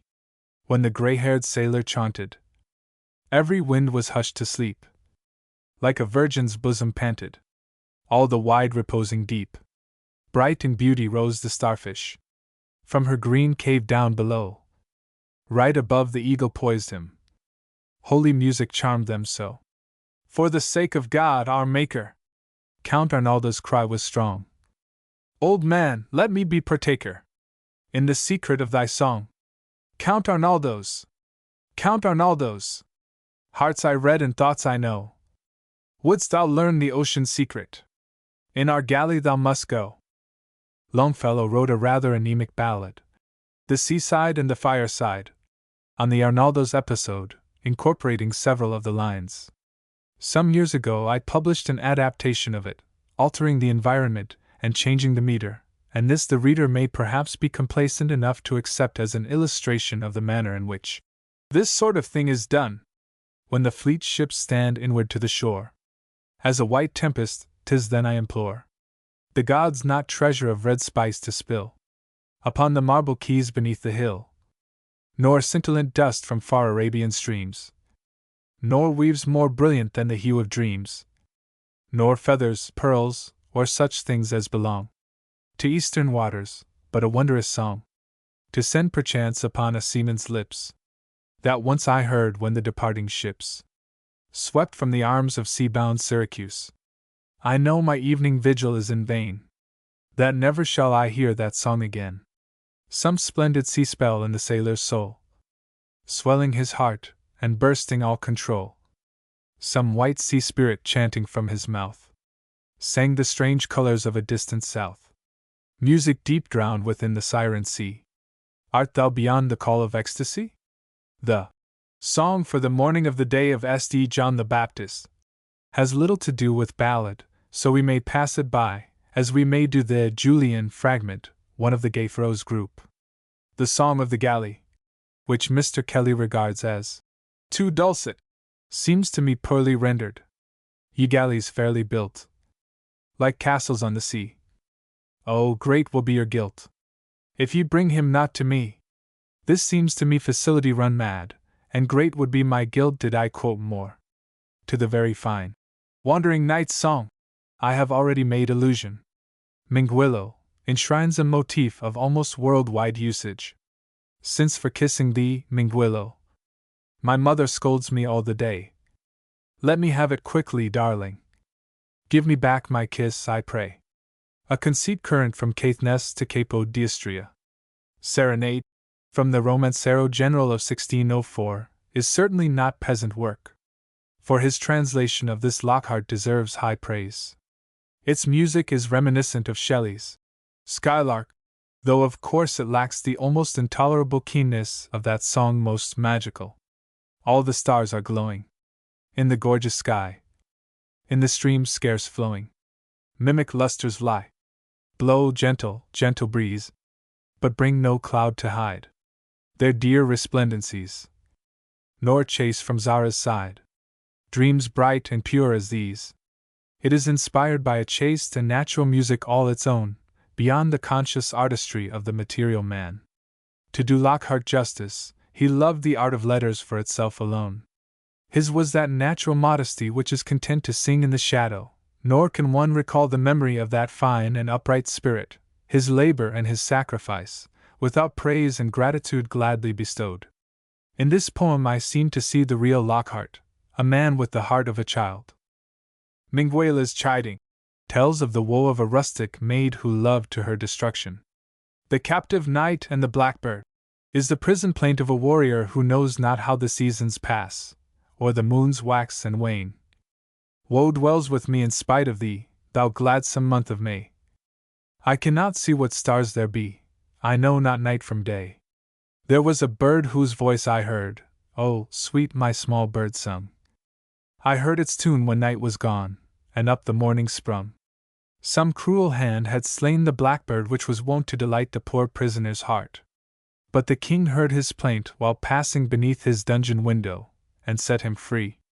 We may pass over the rather sepulchral Valladolid, which tells of the visit of a knight to the tomb of his lady-love in that city. The ill-married lady recounts the grief of a dame whose husband is faithless to her, and who consoles herself with another cavalier. They are surprised by her lord, and she artlessly asks, must I die today? And requests to be buried in the orange garden. The romance does not tell us if her last wishes were complied with, or even if her life was forfeited, but to a Spanish public of the 17th century it was probably a supererogation even to allude to such a sequel. Dragut tells the story of a famous corsair whose ship was sunk by a vessel belonging to the Knights of Malta. Dragut saved himself by swimming ashore, but the Christian captives with whom his bark was laden were all drowned save one, to whom the Maltese threw a rope. It was a Spanish knight, who had long been in Algiers, from ladies high descended and noble cavaliers, but forced for a season a false Moor's slave to be. Upon the shore his gardener, and his galley slave at sea. We have already recounted the tale of the Count Alarcos, and with it Lockhart's collection comes to an end. But it is not in the pages of Lockhart alone that we should look for good translations of the Spanish romanceros. John Bowring in his Ancient Poetry and Romances of Spain, 1824, has undoubtedly done much to render some of the lesser lyrics of Castilian balladeers into successful English verse. His translation of the celebrated Fontfrida is, perhaps, the best version of that much-discussed poem to be met with in our language. It is clear that Ticknor's rendition of this piece is practically a paraphrase of Bowring's translation, of which I give the first two verses. Fount of freshness, fount of freshness, fount of freshness and of love, where the little birds of springtime seek for comfort as they rove, all except the widowed turtle, widowed, sorrowing turtle dove. There the nightingale, the traitor, lingered on his giddy way. And these words of hidden treachery, to the dove I heard him say, I will be thy servant, lady, I will ne'er thy love betray.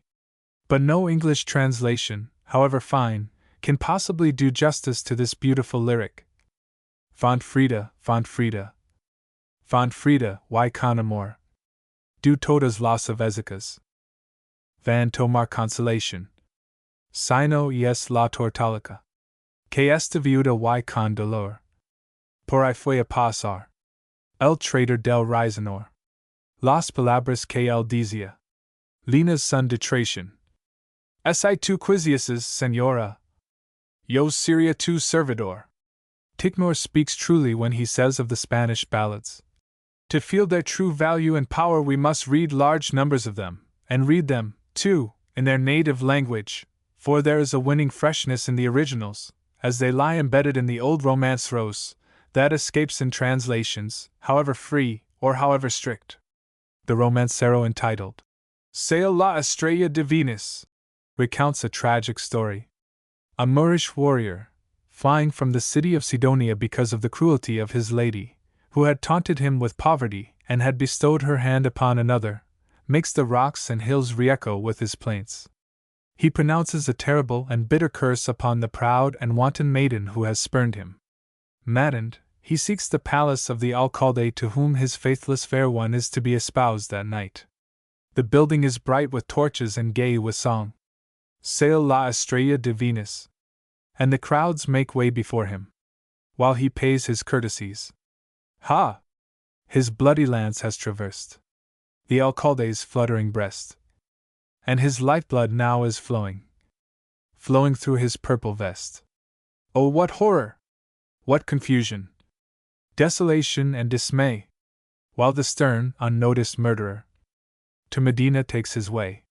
We have examined every type of Spanish ballad poetry.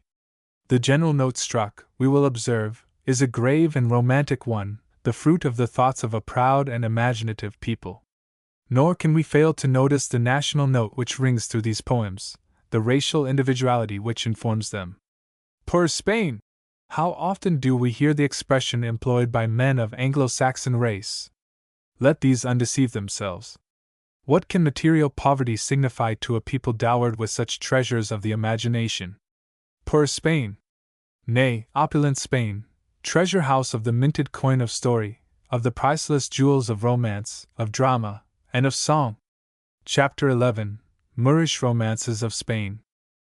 These are, of course, more of the nature of romances of the Moors than by the Moors, tales embedded in Spanish folklore relating to Saracen times and themes, rather than written fictions existing in ancient Arab manuscripts. The Arab literature of Spain was rather didactic, theological, and philosophical than romantic. Fiction was, perhaps, the province of the itinerant storyteller, as it still is in the East. But that many Moorish legends and stories were handed down among the Spanish peasantry, especially in the more southerly parts of the peninsula, can hardly be doubted. These, however, have been much neglected by compilers, and but few of them are available. Such as exist in written form make up for their scantiness in number by the qualities of wonder and beauty which inform them. Perhaps no collection of the traditions of the Moors of Spain equals that of Washington Irving in his Tales of the Alhambra. These, he tells us, he diligently wrought into shape and form, from various legendary scraps and hints picked up in the course of my perambulations, in the same manner that an antiquary works out a regular historical document from a few scattered letters of an almost defaced inscription. The first of our Moorish legends, therefore, I shall retell from the enchanted pages of the great American wizard in words, apologizing to his shade for the alterations in verbiage which I have been forced to make in view of the requirements of modern readers. I have, indeed, entirely recast the tale for 20th century use. The Arabian astrologer Ibn Habuz, king of Granada, had in his old age earned the right to repose. But the young and ardent princes whose territories marched with his were in no mind that his old age should be free from the alarms of war, and although he took every precaution to ensure his possessions against the incursions of such hotheads, the constant menace of an attack from one or other of them, no less than the unrest which occasionally raised its head within his own dominions, filled his declining years with irritation and anxiety. Harassed and perplexed, he cast about him for an adviser capable of assisting him to strengthen his position, but among the sages and nobles of his court he experienced such a cold selfishness and lack of patriotic fervor as restrained him from adopting any of them as his confidant in high affairs of state. While he meditated upon his friendless condition, it was announced to him that an Arabian sage had arrived in Granada, whose fame as a man of wisdom and understanding was proverbial throughout the East. The name of this pundit was Ibrahim ibn Abu Ajib, and it was whispered of him that he had existed since the days of Muhammad, of one of whose personal friends he was the son. As a child he had accompanied the army of Amru, the Prophet's general, into Egypt, where he had remained for generations, employing his time in the study of those occult sciences of which the Egyptian priests were such consummate masters. Old as he was, and his appearance was most venerable, he had walked the whole way from Egypt on foot, aided only by a staff, on which were engraved hieroglyphs of deep and hidden import.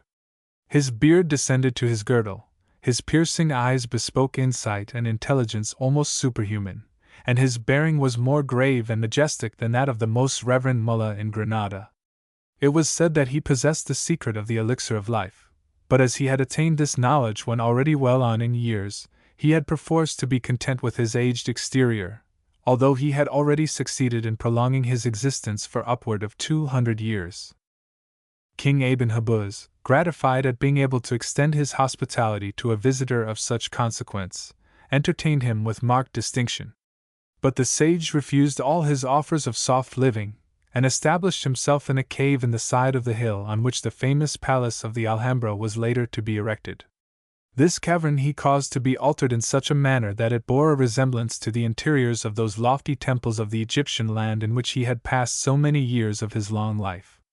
Through the living rock which formed its roof he commanded the court architect to drive a deep shaft, so that from the gloom of his cavernous abode he might be able to behold the stars even at midday, for Ibrahim was preeminent in the study of that lore of the heavenly bodies, that thrice noble science of astrology, which the truly wise of all ages have recognized as the real source of all divine knowledge, and the shallow erudition of a later day foolishly despises.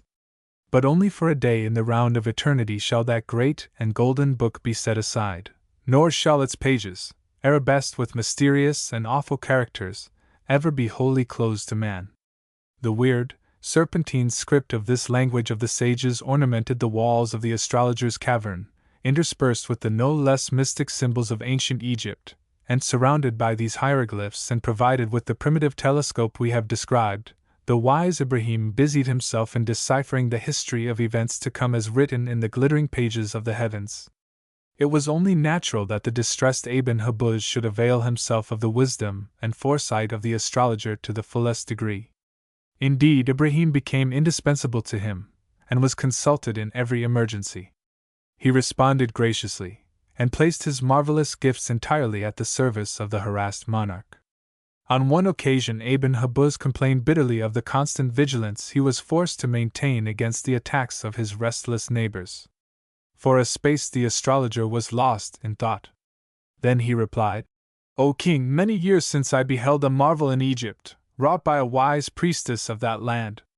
Above the city of Borsa towers a lofty mountain, on which was placed the image of a ram, and above it the figure of a cock, both cast in brazen effigy and turning upon a pivot. Should the land be threatened by invasion, the ram would turn in the direction of the enemy and the cock would crow, and by this means the inhabitants of Borsa were enabled to take timely measures for defense.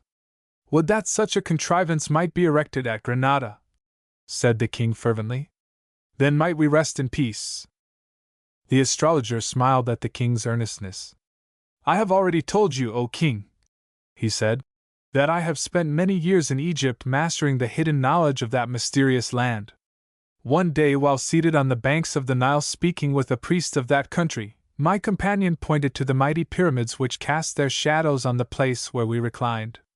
'My son,' remarked the sage, 'thou beholdest these mountains in stone, the memorials of kings who died while Greece was yet in the cradle and Rome was unthought of. All the lore that we can teach thee is as a drop of water to the ocean compared with the secrets contained in those monuments. In the heart of the Great Pyramid is a death chamber where rests the mummy of the high priest who designed and builded that stupendous pile. On his breast lies a wondrous book containing magical secrets of great potency. That book, indeed, which was given to Adam after the fall and by the aid of which Solomon built the temple at Jerusalem. From the moment I heard those words, O king, I might not rest. I resolved to find my way into the Great Pyramid and possess myself of the magic volume. Collecting a number of the soldiers of the victorious Amru and many of the native Egyptians, I addressed myself to the task of piercing the solid masonry which concealed this ineffable treasure, until, After unheard of labors, I came upon one of its hidden passages. Long time I searched in the labyrinths of the vasty pyramid ere I arrived at the sepulchral chamber. At length, groping in profound darkness, and haunted by the rustling of the wrappings of mummied pharaohs, I came upon the shrine where the corpse of the high priest lay in grim state. I opened the sarcophagus, and unwrapping the voluminous bandages, found the mystic tome lying among spices and amulets on the shriveled breast. Seizing it, I hastened through the black corridors, nor stayed until I beheld the fierce Egyptian day and the friendly green of the languid river. But in what manner may all this assist me in my dilemma, O son of Abu Ajib? Asked the king querulously.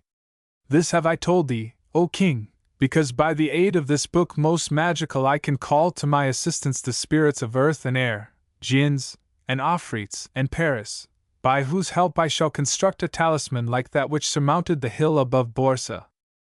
The astrologer was as good as his word. With all the resources of the kingdom at his command, he built a great tower on the steeps of the hill of Albion. At his words of power, spirits conveyed great stones from the pyramids of Egypt, and of these the edifice was built. In the summit of this tower he made a circular hall with windows looking toward every point of the compass, and before each window he set a table on which was arranged, as on a chessboard, a mimic army of horse and foot, with the effigy of the potentate who ruled in that direction, carved out of wood. Along with each table there was a small lance engraved with magical characters. And this hall he closed with a gate of brass, the key of which was kept by the king. Surmounting the tower was a figure of a Moorish horseman cast in bronze and fixed on a revolving pivot. He bore a shield and spear, the latter held perpendicularly. This image looked toward the city, but when a foeman approached it the horseman would face in his direction and would level the lance as if about to charge. Now, averse as Ibn Habuz had been to war, he was all impatience to test the virtues of this talisman. He had not long to wait, for one morning he was informed that the face of the bronze horseman was turned toward the mountains of Elvira, and that his lance was directed against the pass of Lope. The trumpets were at once commanded to sound the alarm, but Ibrahim requested the king not to disturb the city nor call his troops together, but only to follow him to the secret hall in the tower. When they entered they found the window overlooking the pass of Lope wide open. Now, O king, said the astrologer, behold the mystery of the table.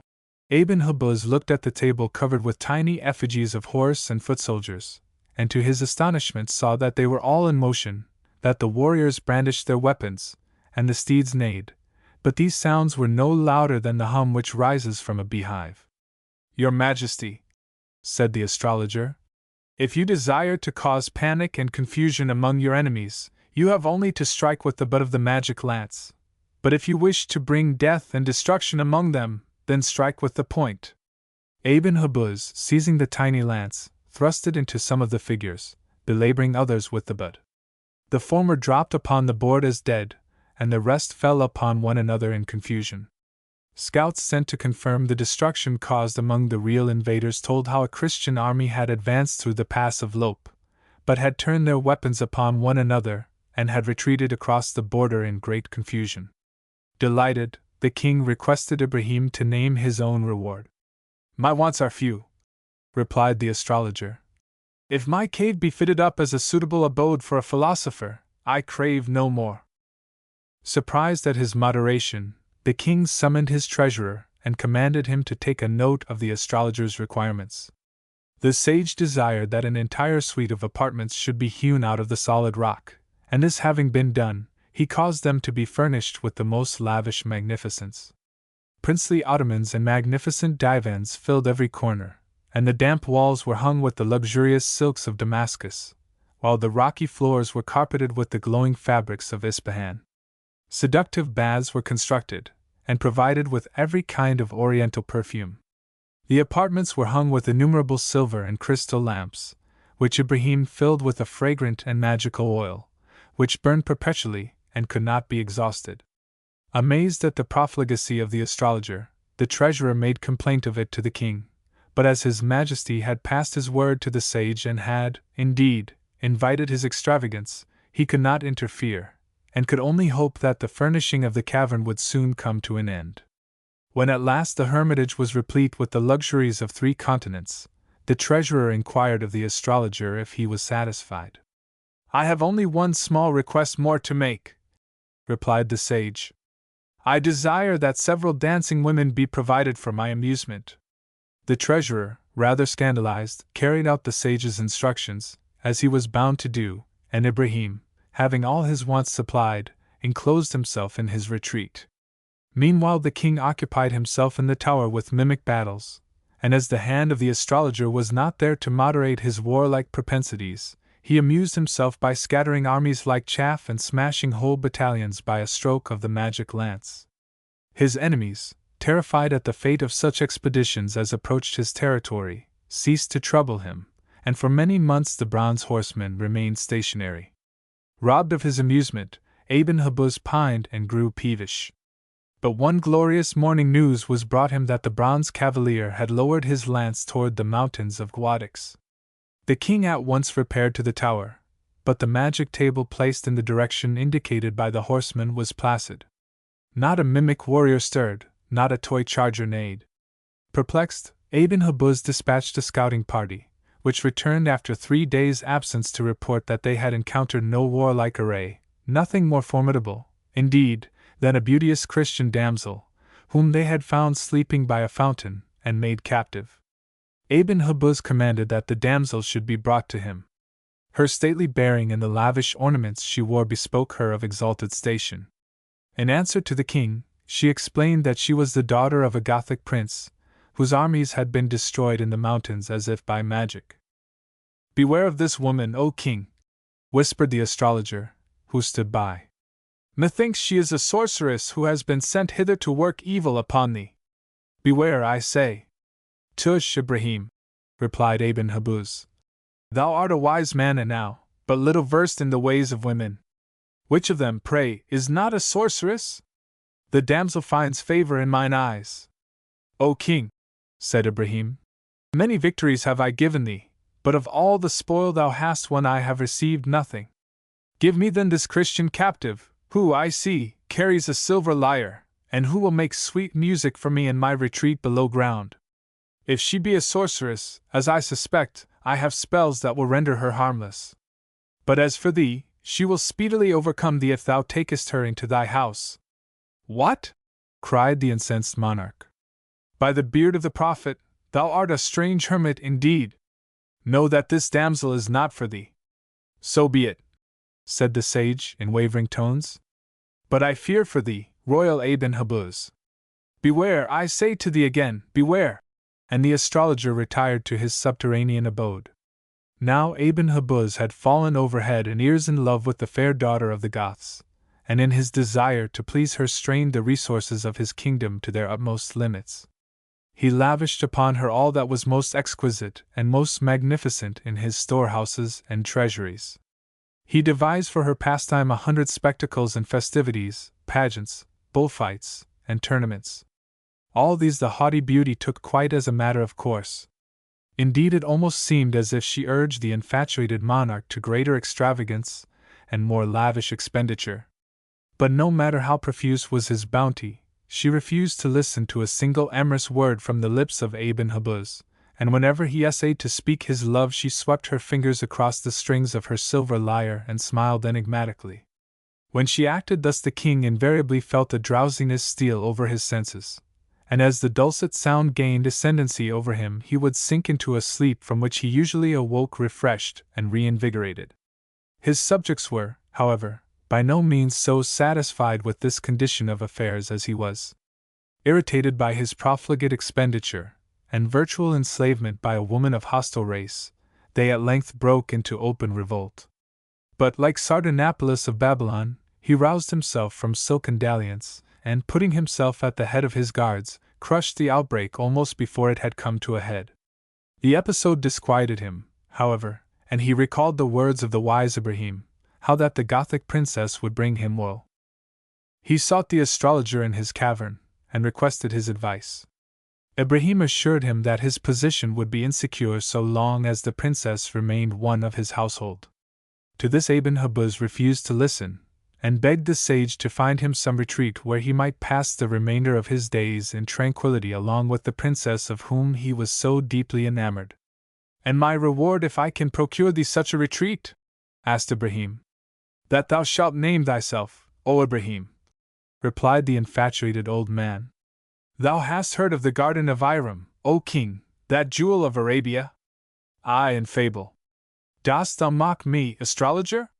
No more than these eyes have mocked me, O king, for I myself have beheld that most delectable of all paradises. As a youth I stumbled upon it when searching for my father's camels. Once the country of the Adites, its capital was founded by Shaddad, son of Ad, great-grandson of Noah, who determined to build in it a palace surrounded by gardens that should rival paradise itself. But the curse of heaven fell upon him for his presumption. He and his subjects were swept from the earth, and his palace and gardens were laid under an enchantment that hides them from human sight. When I had recovered the Book of Solomon, I revisited the Garden of Iram, and wrung from the jinns who guard it the secret of the spells which render it invisible to mortal sight. By virtue of these spells I can rear for thee, O king, such a retreat even here on the mountain above thy city." "O wise philosopher!" cried Ibn Habuz. "Ill was it of me to doubt thee. Do as thou dost promise, and name thy reward." "All the reward I ask is the first beast of burden with its load that shall enter the gate of thy paradise," said Ibrahim. "A moderate request, surely." "Moderate indeed," cried the king, transported by the thought of joys to come, "and I grant it immediately." The astrologer at once set to work. On the summit of the hill above his cavern he built a strong tower pierced by a great gateway, and on the keystone of this portal he wrought the figure of a great key. The gateway had also an outer guard, on which he engraved a gigantic hand. Then on a night of unexampled darkness he ascended the hill and wrought many incantations. In the morning he sought Ibn Habuz and intimated that his labors were at an end, and that the paradise which should be invisible to all save him and his beloved awaited him. On the following morning the king, accompanied by the princess, ascended the hill, the latter riding on a white palfrey. Beside them stalked the astrologer, assisted by his hieroglyph-covered staff. They came to the arch, and the sage pointed out the mystic hand and key. "No mortal power can prevail against the Lord of this paradise," he said, "until yonder hand shall seize that key." As he spoke, the princess on her palfrey passed through the portal. "Behold!" cried the astrologer. "Did we not agree that the first animal with its burden which should pass through the magic gateway should be mine?" Ibn Habuz smiled at first at what he regarded as a humorous sally on the part of the sage, but when he discovered him to be in earnest he waxed wroth. "Presumptuous astrologer!" he cried. "Dare you raise your thoughts to her whom I have chosen from among many women?" "Thy royal word is pledged," replied Ibrahim. "I claim the princess in virtue of thine oath." "Dog of the desert!" cried Ibn Habuz. "Thou shalt feel the weight of my anger for this, juggler though thou art." "I laugh at thee, Ibn Habuz," cried Ibrahim derisively. "Mortal hand cannot harm me. Farewell. Remain in thy fool's paradise and continue to reign over thy province. As for me, I go where thou canst not follow me." And with these words he seized the bridle of the palfrey, smote the earth with his magic staff, and sank with the princess through the center of the barbican. The earth closed over them, and left not a trace of the aperture through which they had disappeared. When Ibn Habuz recovered from his astonishment, he ordered gangs of workmen to be brought to the spot, and commanded them to dig. But the earth seemed to fill in as fast as they threw it out. The opening of the astrologer's cavern too had disappeared. Worse still, the talismans by which the astrologer had secured peace to Granada refused to work, and the old unrest recommenced. But one morning a peasant came before Ibn Habuz and told him that while wandering on the hill he had found a fissure in the rock through which he had crept until he had looked down into a subterranean hall, in which sat the astrologer on a magnificent divan, dozing, while the princess played to him on her silver lyre. The distracted monarch failed, however, to find the fissure.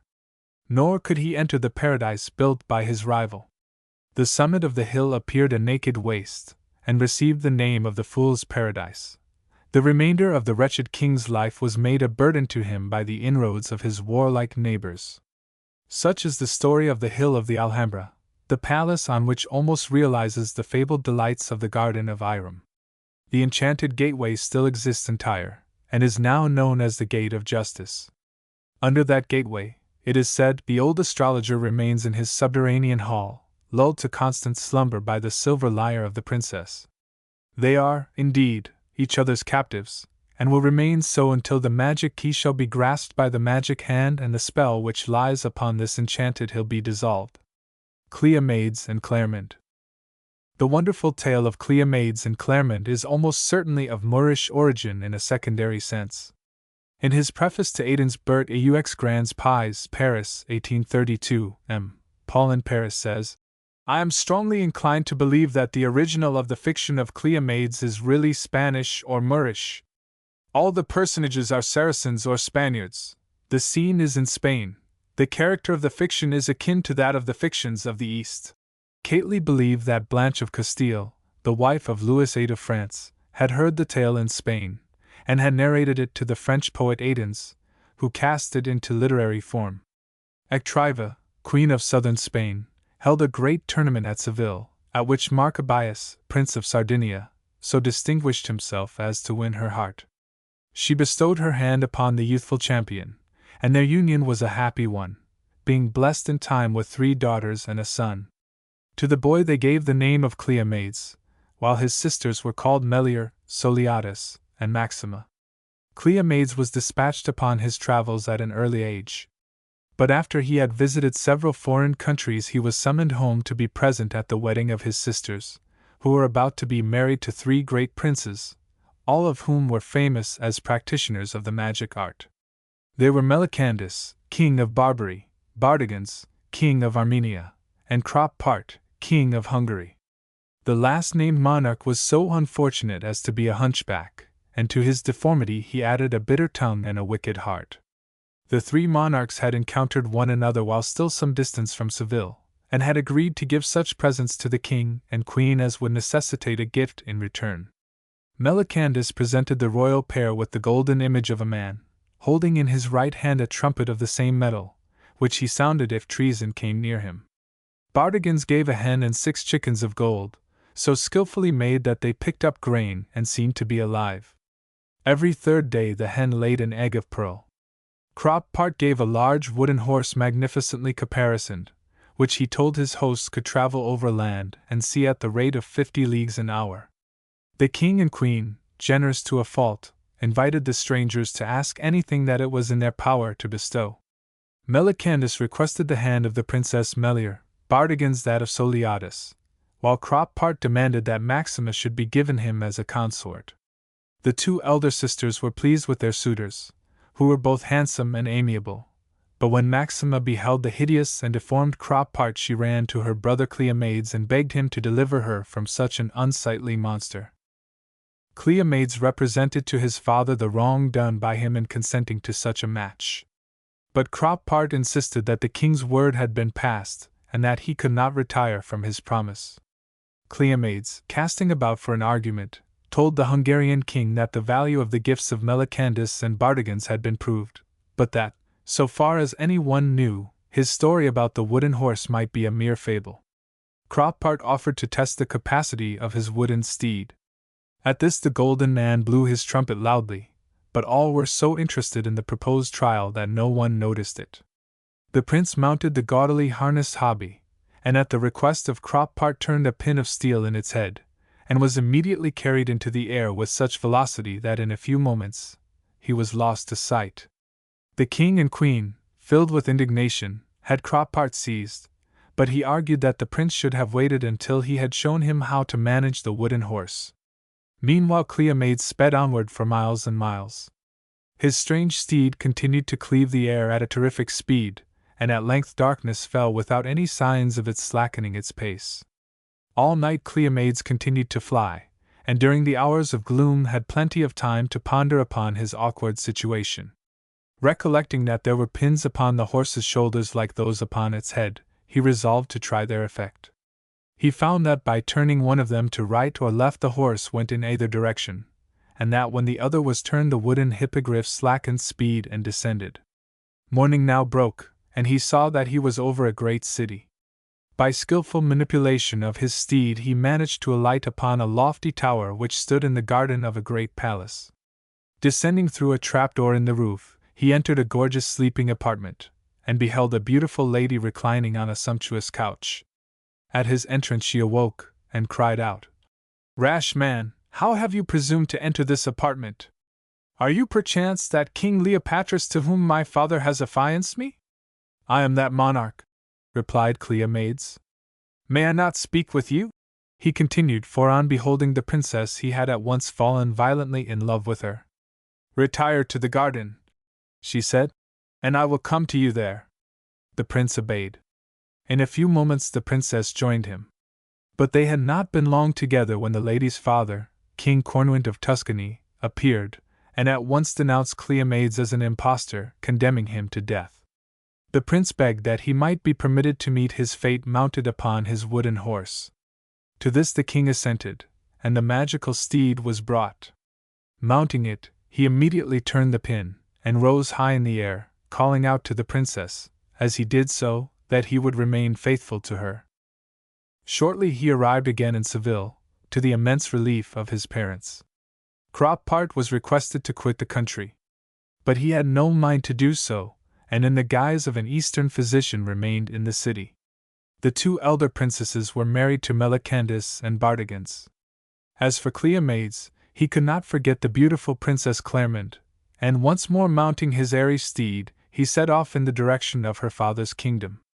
On this occasion he had timed his visit so as to arrive by night at the palace of his lady love. Alighting in the garden, he made his way to the chamber of Clermont, whom he found fast asleep. He awoke her gently, and told her his name and station, avowed his love, and placed himself at her mercy. "What?" exclaimed the princess. "Are you indeed that Cleomades whom we regard as the very mirror of knighthood?" The prince assured her that such was the case, and taking from his arm a splendid bracelet containing his mother's portrait and his own, he presented her with it as an assurance that he spoke truly. The princess confessed her love, and at his entreaty mounted behind him on the magic horse. As they rose, Cleomades beheld the king in the gardens beneath, surrounded by his courtiers. He called to him to fear nothing for his daughter, and setting the head of his mount toward Seville, sped onward. Alighting at a small rural palace some distance from the court, Cleomades left the princess there to recover from her journey, while he proceeded to acquaint his royal parents with the result of his adventure.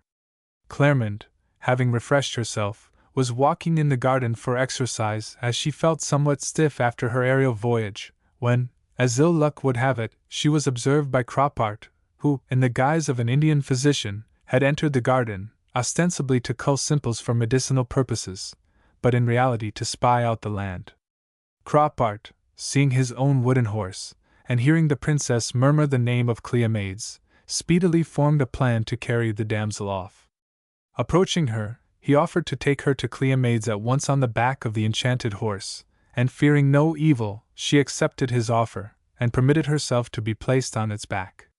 Croppart immediately turned the pin, and the horse ascended with terrific velocity. At first Clermont was quite unsuspicious of the designs of her abductor, but as time passed her fears were aroused, and looking down, she beheld, instead of populous cities, only gloomy forests and deserted mountains. She begged Croppart to return with her to the palace garden, but he merely laughed at her entreaties, and at last, worn out with grief and disappointment, she swooned away. Descending near a fountain, Croppart sprinkled the princess with its water until she revived. Then he acquainted her with his intention to make her Queen of Hungary. But the princess did not lack wit, and told him that she was merely a slave girl whom Cleomades had purchased from her parents. This intelligence made the ferocious Croppart treat her with even less respect than before, so that to save herself from his violence she consented to wed him at the first city to which they might chance to come. When he had wrung this promise from Clermont, Croppart, who suffered greatly from thirst, drank deeply of the fountain. So icy cold were its waters that on quaffing them he fell to the ground, almost insensible. Clermont, overcome by fatigue and anxiety, fell fast asleep. In this condition they were discovered by Mengelus, king of Salerno, who at once conceived a strong attachment to the sleeping damsel, and had her conveyed to his palace, where he lodged her in a fair apartment. As for Cropart, so severe was the disorder which he had contracted by drinking of the icy fountain that he expired shortly afterward. Clermont told King Mengelus that she was only a foundling whose name was Trouvé, and that she had accompanied Cropart, a traveling physician, from one place to another, seeking a precarious livelihood. This did not prevent him, however, from offering her his hand and crown. To save herself from this new danger, Clermont had recourse to feigned madness, and so convincingly did she play her part that Mengelus had perforce to confine her under the charge of 10 chosen women, whose duty it was to restrain her. Meanwhile the court of Spain was thrown into the utmost confusion. Cleomades, returning to the summer palace with his parents, could find no trace of Clermont, and overcome with grief, was brought back to the capital in a state bordering upon frenzy. When he recovered he set out for the kingdom of Tuscany in the hope that there he might obtain tidings of his lady. Riding alone, he came to a castle, where he encountered and overthrew 2 knights who refused to let him pass. From them he learned that when a prince named Leopatris, who had been betrothed to Clermont, arrived at the court of Tuscany, 3 of his knights had accused 3 of Clermont's maids of honor of being accomplices in the abduction of their mistress. The knights whom Cleomades had worsted were suitors for the hands of 2 of those ladies, and had challenged their detractors, but as one of them had been wounded by Cleomades, they could not now make good their challenge.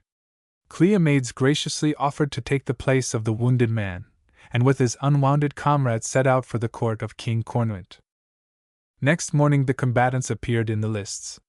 The 3 accusers were overthrown, and the maids of honor pronounced innocent, according to the laws of chivalry. Taking the damsels with them, Cleomades and his new brother-in-arms returned to the castle whence they had come, and when he had doffed his armor the prince errant was recognized by the ladies whom he had helped to rescue. Great was their grief when they learned of the fate of Clermont. But one of them begged Cleomades to seek the assistance of a famous astrologer who dwelt at Salerno, who saw most secret things right clear. Cleomades instantly resolved to go and consult this sage, and accordingly next morning he set out for the city of Salerno, after having taken an affectionate leave of the lovers. Arrived at Salerno, Cleomades put up at an inn, and lost no time in inquiring of the landlord where the astrologer might be found. "Alas, sir," said the host, "it is now a year since he passed away. Never did we need him more. For had he been alive, he might have served our king by restoring to reason the most beautiful creature who ever lived." And he told Cleomades the story of how Mengelus had found the hunchback and the maid. At the mention of the wooden horse Cleomades started, but kept his presence of mind, and assured the innkeeper that he possessed an infallible cure for madness. He begged the man to lead him to the king, and on the plea that his arms might excite suspicion, donned a false beard and the dress of a physician. He was at once admitted to the royal presence, and on hearing of his skill the king led him to the place where Clermont was confined. Cleomades had taken with him a glove belonging to his lady-love, which he had stuffed with herbs, and on the pretense that these would cure her he placed it upon her cheek. Seeing her own glove, she regarded the seeming physician earnestly, and succeeded in penetrating his disguise. But still feigning insanity, she begged that her wooden horse might be brought, so that it could dispute with the learned doctor. It was carried into the garden where they were, and the princess pretended to have a whim that she could only be cured if she and the physician mounted the wooden steed. To this Mengelus consented, and when they bestrode the artificial hippogriff Cleomades turned the pin, and in a moment they rose like an arrow from the bow. Next morning the happy pair arrived in Seville. Their nuptials were immediately performed, and Leopatris was consoled with Princess Maxima, so that no one was left lamenting. The 3 beautiful princesses. Legend tells us that when Muhammad el-Hagari, or the left-handed, reigned in Granada he once encountered a train of horsemen riding back from a foray in Christian lands. He observed in the ranks of their captives a beautiful damsel richly attired, and learned that she was the daughter of the commander of a frontier fortress which had been taken and sacked in the course of the expedition. The lady was accompanied by a duenna, and Muhammad ordered that both women should be conveyed to his harem. Day by day he urged the captive damsel to become his queen. But his faith as well as his age caused her family to reject his advances. In his perplexity he resolved to enlist the good graces of her duenna, who undertook to plead his cause with her young mistress. She told the lady that she was foolish to pine in a beautiful palace, who had henceforth been used only to a dull old frontier castle, and that by marrying Mohammed she could make herself mistress of all she surveyed instead of remaining a captive. At last her arguments prevailed. The Spanish lady consented to unite herself to the Moorish monarch, and even outwardly conformed to his religion, which the duenna also embraced with all the fervor of a proselyte, being renamed Cadiga. In course of time the Spanish lady presented her lord with 3 daughters at a single birth. The court astrologers cast the nativities of the infants, and with many ominous warnings cautioned their father to keep strict guard over them when they arrived at a marriageable age. Shortly afterward his queen died, and Mohammed, with the astrologer's warning ringing in his ears, resolved to shut the princesses up in the royal castle of Salabrina, a place of great strength, overlooking the Mediterranean, where he felt certain no harm could come to them. Years passed, and at length the princesses became of marriageable age.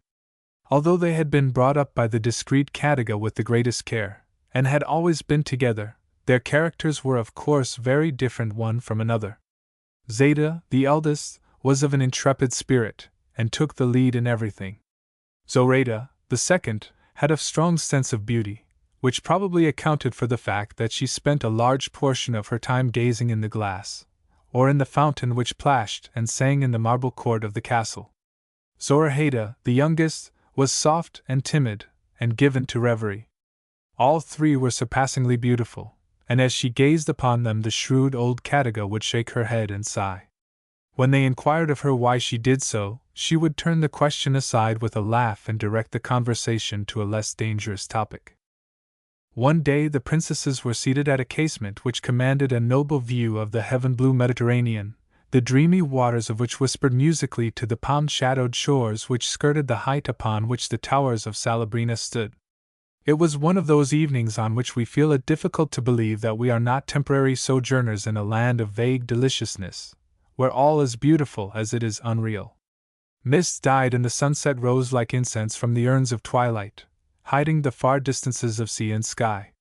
From between the curtains of sea shadows there drifted a white-sailed galley, which glided toward the shore, where it anchored. A number of Moorish soldiers landed on the beach, conducting several Christian prisoners, among whom were 3 Spanish cavaliers richly dressed. These, though loaded with chains, carried themselves in a lofty and distinguished manner, and the princesses could not refrain from gazing upon them with intense and breathless interest. Never before had they seen such noble-looking youths, who had so far only beheld black slaves and the rude fishermen of the coast, so small wonder was it that the sight of these brave cavaliers should arouse commotion in their bosoms. The princesses remained gazing until the prisoners were out of sight. Then with long-drawn sighs they turned from the window and sat down, musing and pensive, on their ottomans. The discreet Cadiga, finding them thus, learned from them what they had seen, and in answer to their inquiries regarding such beings related to them many a tale of cavalier life in Christian Spain, which only served to heighten the curiosity which the appearance of the captives had excited. But it did not take the sage old woman long to discover the mischief she was doing, and, full of fears for which she could scarcely account, she dispatched a slave to her royal master, with the symbolic message of a basket filled with leaves of the fig and vine, on which lay a peach, an apricot, and a nectarine, all in the early stage of tempting ripeness, which Mohammed, skilled in the oriental language of fruits and flowers, rightly interpreted as meaning that his daughters had arrived at marriageable age. Recalling the advice of the astrologers, he resolved to bring the princesses under his immediate guardianship, and at once commanded that a tower of the Alhambra should be prepared for their reception. He himself set out for Salabrina to conduct them thither, and on beholding them, and perceiving how beautiful they were, he felt glad that he had wasted no time in bringing them to court. So conscious was he of the danger that 3 such beauties would run that he prepared for his return to Granada by sending heralds before him, commanding every one to keep out of the road by which he was to pass, on pain of death. Then, escorted by a troop of the most hideous black horsemen he could find, he set forth on the journey to his capital. As the cavalcade was approaching Granada, it chanced to overtake a small body of Moorish soldiers with a convoy of prisoners. It was too late for the soldiers to retire, so they threw themselves on their faces on the earth, ordering their captives to do likewise. Among the prisoners were the 3 cavaliers whom the princesses had seen from the window of the castle of Salabrina, and they, too proud to obey the order to grovel before their pagan enemy, remained standing.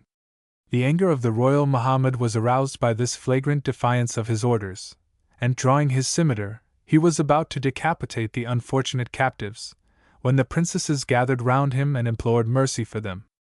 The captain of the guard, too, assured him that they could not be injured without great scandal, on account of their high rank, and described to the irate monarch the manner in which these illustrious youths had been taken captive while fighting like lions beneath the royal banner of Spain. Somewhat mollified by these representations, Muhammad sheathed his weapon. "I will spare their lives," he said, "but their rashness must meet with fitting punishment. Let them be taken to the Vermilion Towers and put to labor." Scimitar. In the agitation of the moment, the veils of the 3 princesses had blown aside so that their radiant beauty was revealed. In those romantic times, to see was often to love at once, and the 3 noble cavaliers fell sudden victims to the charms of the royal damsels who pleaded so eloquently for their lives. Singularly enough, each of them was enraptured with a separate beauty, but it would be as impertinent as illogical to ask the reason of this sleight of cunning Dame Nature, who in romance, perhaps, is represented as being more judicious than she really is. The royal cavalcade now pressed onward, and the captives were conducted to their allotted prison in the Vermilion Towers. The residence provided for the princesses was all that imagination could ask and splendor devise. It was situated in a tower somewhat apart from the main palace of the Alhambra, and on one side was cheered by the prospect of a garden beautiful as the first step into paradise, while on the other it overlooked a deep and umbrageous ravine that separated the grounds of the Alhambra from those of the general life. But to the beauties of this delightful place the princesses were blind. They languished visibly, and by none was their indisposition remarked so shrewdly as by old Cadiga, who guessed its cause without any great difficulty. Taking pity upon their forlorn condition, she told them that as she was passing the Vermilion Towers on the preceding evening she heard the cavaliers singing after the day's labors to the strains of a guitar, and at the request of the princesses she arranged with their jailer that they should be set to work in the ravine, beneath the windows of the damsels' apartments. The very next day the captives were given labor which necessitated their presence in the ravine. During the noontide heat, while their guards were sleeping, they sang a Spanish roundelay to the accompaniment of the guitar. The princesses listened, and heard that it was a love ditty addressed to themselves. The ladies replied to the sound of a lute played by Zoraida, the burden of which was, "The rose by the screen of her leaves is concealed, but the song of the nightingale pierces the shield." Every day the cavaliers worked in the ravine, and an intercourse was maintained between them and the no less captive princesses by songs and romances which breathed the feelings of either party. In time the princesses showed themselves on the balcony when the guards were wrapped in noonday slumber. But at length this desirable condition of affairs was interrupted, for the 3 young nobles were ransomed by their families and repaired to Granada to commence their homeward journey. They approached the aged Cadiga, and requested her to assist them to fly with the princesses to Spain. This proposal the old dame communicated to her young mistresses, and finding that they embraced it with alacrity, a plan of escape was arranged. The rugged hill on which the Alhambra is built was at that time tunneled by many a subterranean passage leading from the fortress to various parts of the city, and Cadiga arranged to conduct the royal damsels by one of these to a sally port beyond the walls of Granada, where the cavaliers were to be in waiting with swift horses to bear the whole party over the borders. The appointed night arrived, and when the Alhambra was buried in deep sleep the princesses, accompanied by their duenna, descended from their apartments to the garden by means of a rope ladder, all save Zoraida, the youngest and most timorous, who at the decisive moment could not endure the idea of leaving her father. The advance of the night patrol which guarded the palace made it necessary for her sisters and Cadiga to fly without her. Groping their way through the fearful labyrinth, they succeeded in reaching the gate outside the walls. The Spanish cavaliers were waiting to receive them. The lover of Zoraida was frantic when he learned that she had refused to leave the tower, but there was no time to waste in lamentations. the two princesses mounted behind their lovers, Cadiga behind another rider, and dashing the spurs into the flanks of their steeds, the party galloped off at top speed. They had not proceeded far when they heard the noise of an alarm from the battlements of the Alhambra, while a lurid watchfire burst into flame on its topmost turret. Lashing their horses to a frenzy of speed, they succeeded in outdistancing their pursuers, and by taking unfrequented paths and hiding in wild barrancas they were at last so fortunate as to reach the city of Cordova, where the princesses were received into the bosom of the church and united to their respective lovers. Muhammad was well-nigh demented at the loss of his daughters, but, rather unnecessarily, took pains to redouble his watch over the one who had remained. The unfortunate Zoraida, thus closely guarded, repented of her vacillation, and we are told that many a night she was seen leaning on the battlements of the tower in which she was confined, looking in the direction of Cordova. Legend, never very merciful either to heroine or reader, says that she died young, and her melancholy fate gave birth to many a sad ballad, both Moorish and Castilian, so that she was at least successful in inspiring song, a celebrity to which her more fortunate sisters did not attain. The story of Prince Ahmed. Once again the ancient city of Granada is the scene of the legend we are about to relate. But from considerations which we will adduce later, there is good reason to believe the story to be of Persian origin. It recounts the history of Prince Ahmed, surnamed Al-Kamil, or the Perfect, because of the beauty and equability of his temperament. At the birth of this prince of happy disposition the court astrologers predicted that his career would be singularly fortunate, provided one difficulty could be overcome. But that difficulty was sufficiently great to daunt the heart of any monarch, so that we cannot be surprised when we learn that his royal father grew pessimistic regarding his chances of happiness when the wise men informed him that in order to circumvent a cruel fate his son must be kept from the allurements of love until he attained the age of manhood. The perplexed king acted as most fathers in romances do, that is, he confined his son from his earliest infancy in a delightfully secluded palace which he built for the purpose on the brow of the hill above the Alhambra. This building, which is now known as the Generalife, is surrounded by lofty walls, and here the young prince grew up under the care of Ibn Bonabin, an Arabian sage of wisdom and other formidable qualities, which made him a suitable guardian for a budding royalty in such case as Ahmed.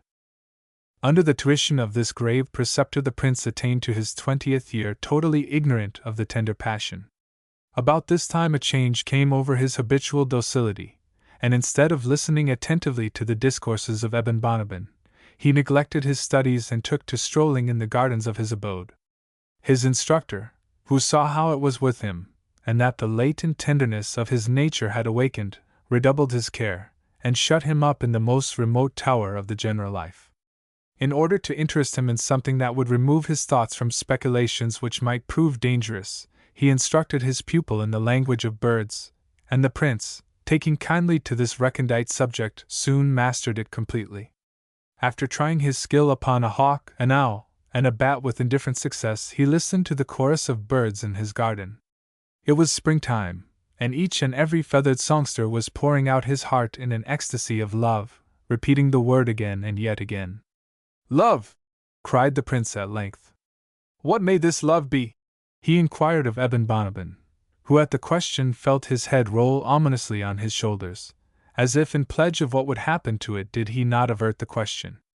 He informed Ahmed that love was one of the greatest evils which poor humanity has to endure, that it made strife between friends and brethren, and had brought about the ruin of some of the greatest of men.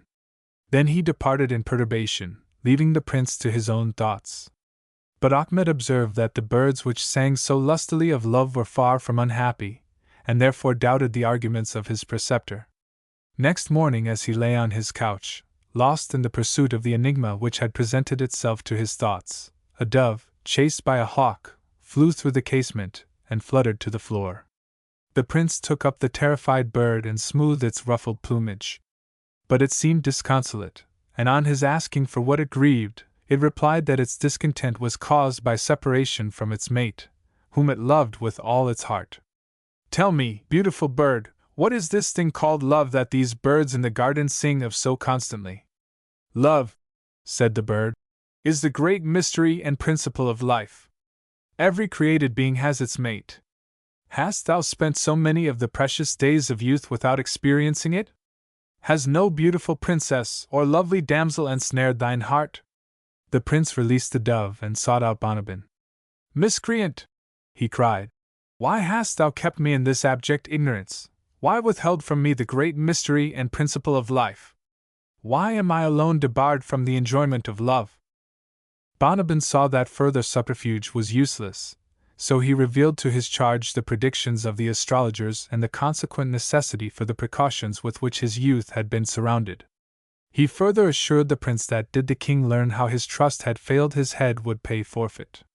The prince, horrified to learn this, promised to conceal his knowledge, and this in some measure quieted the fears of the philosopher. Some days after this episode, the prince was reclining in the garden when his friend the dove alighted fearlessly upon his shoulder.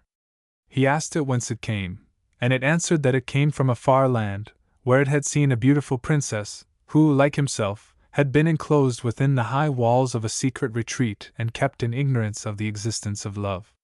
The knowledge that a being of the opposite sex existed who had been brought up in like circumstances to himself acted like a spark of fire to the heart of Ahmed. He at once wrote a letter couched in the most impassioned language, which he addressed to the unknown beauty, from the captive Prince Ahmed, and this he entrusted to the dove, who promised to convey it to the object of his adoration without a moment's delay. Day after day Ahmed watched for the return of the messenger of love, but in vain. At last, one evening the bird fluttered into his apartment, and falling at his feet expired. The arrow of some wanton archer had pierced its breast, yet it had struggled on to the fulfillment of its mission. Ahmed, picking up the little body, found it encircled by a chain of pearls, attached to which was a small enameled picture representing a lovely princess in the flower of youth and beauty. The prince pressed the picture to his lips in a fervor of passion, and at once resolved upon flight, his object being to seek the original of the portrait, whatever dangers and obstacles might lie in the accomplishment of his purpose. Seeking the advice of the wise owl, whom he had not spoken to since he had been a beginner in the study of the language of birds, he collected all his jewels, and on the same night lowered himself from the balcony, clambered over the outer walls of the Generalife, and accompanied by the wise old bird, who had agreed to act as his cicerone, set out for Seville. His purpose being to seek a raven whom the owl knew to be a great necromancer, who might assist him in his quest. In time they arrived at the southern city, and sought the high tower in which the raven dwelt. They found the gifted bird, and were advised by it to go to Cordova and seek the palm tree of the great Abdurrahman, which stood in the courtyard of the principal mosque, at the foot of which they would encounter a great traveler, who would give them information regarding the object of their search. Following the raven's instructions, they traveled to Seville, and were annoyed to find at the foot of the tree in question an immense crowd, listening attentively to the chattering of a parrot, whose plumage was of the most brilliant green, and whose pragmatical eye held much wisdom. When the crowd had departed, the prince consulted the bird regarding his quest, and was amazed to hear it burst into cries of discordant laughter when it gazed upon the picture. Poor youth! It cackled. Are you another victim of love? Know that this picture you worship so devoutly is that of the Princess Aldegonda, daughter of the Christian king of Toledo. Help me in this matter, good bird, cried the prince, and I shall find you a distinguished place at court. With all my heart, said the parrot. All I ask is that it be a sinecure, for we clever folk have a great dislike for hard work.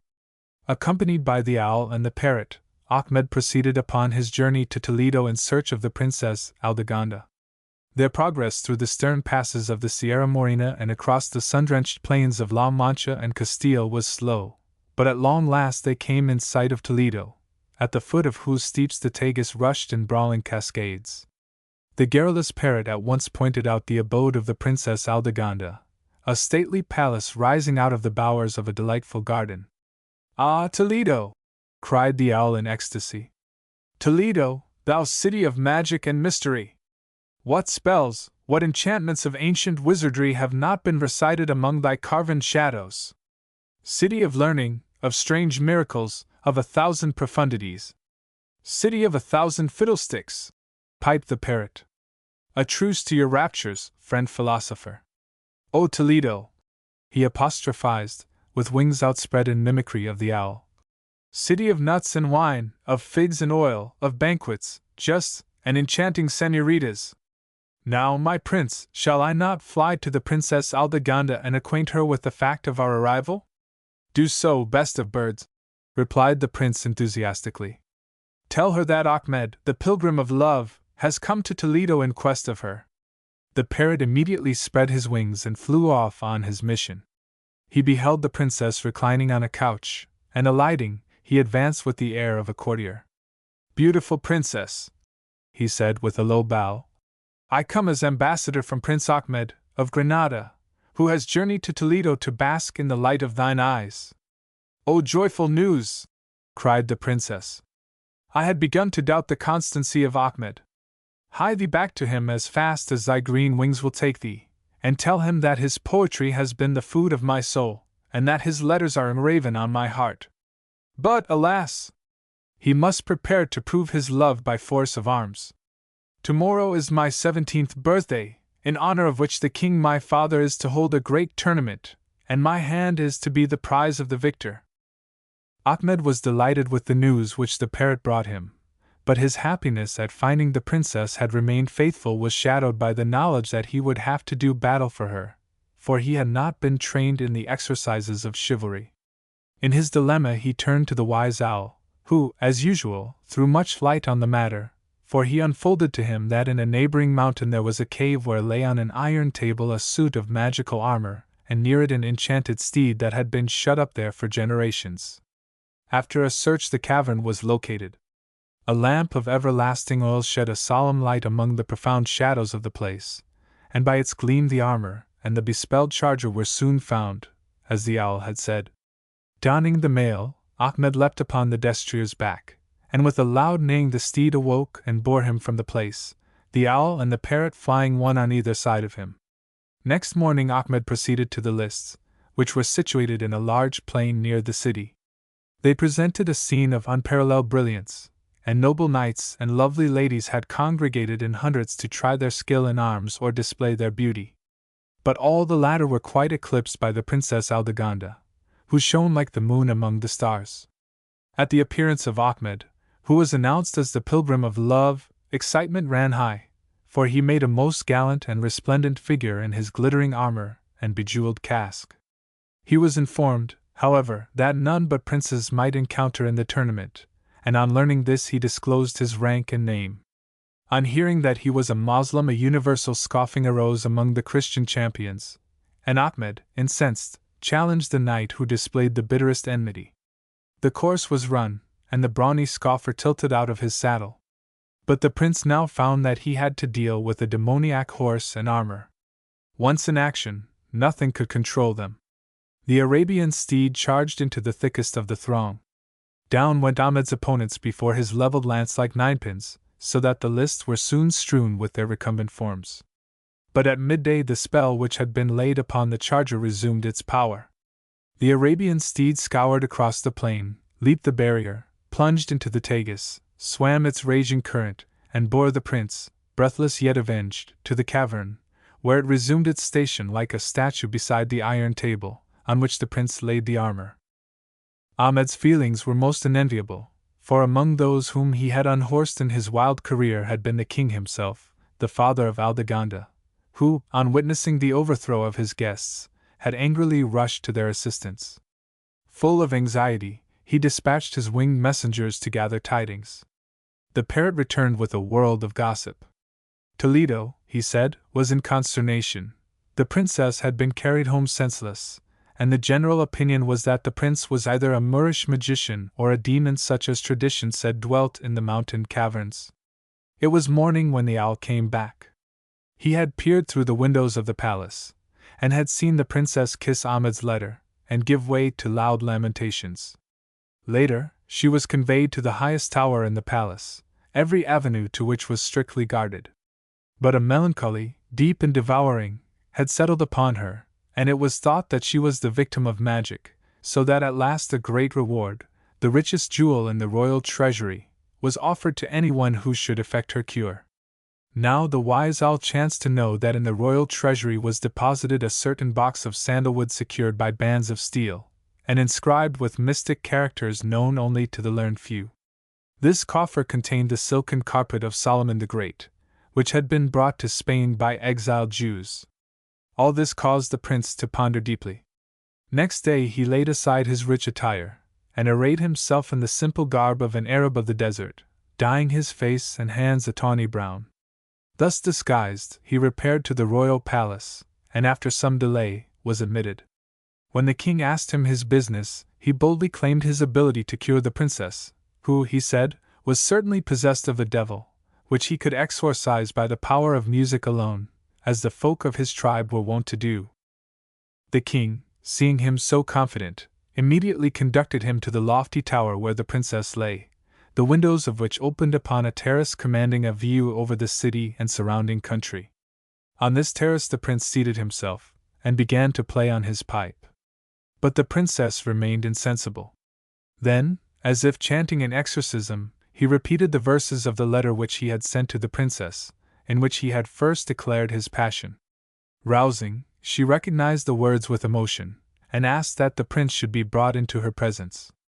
Ahmed was conducted into her chamber, but the lovers, knowing their danger, were discreet, and contented themselves with the exchange of glances more eloquent than speech.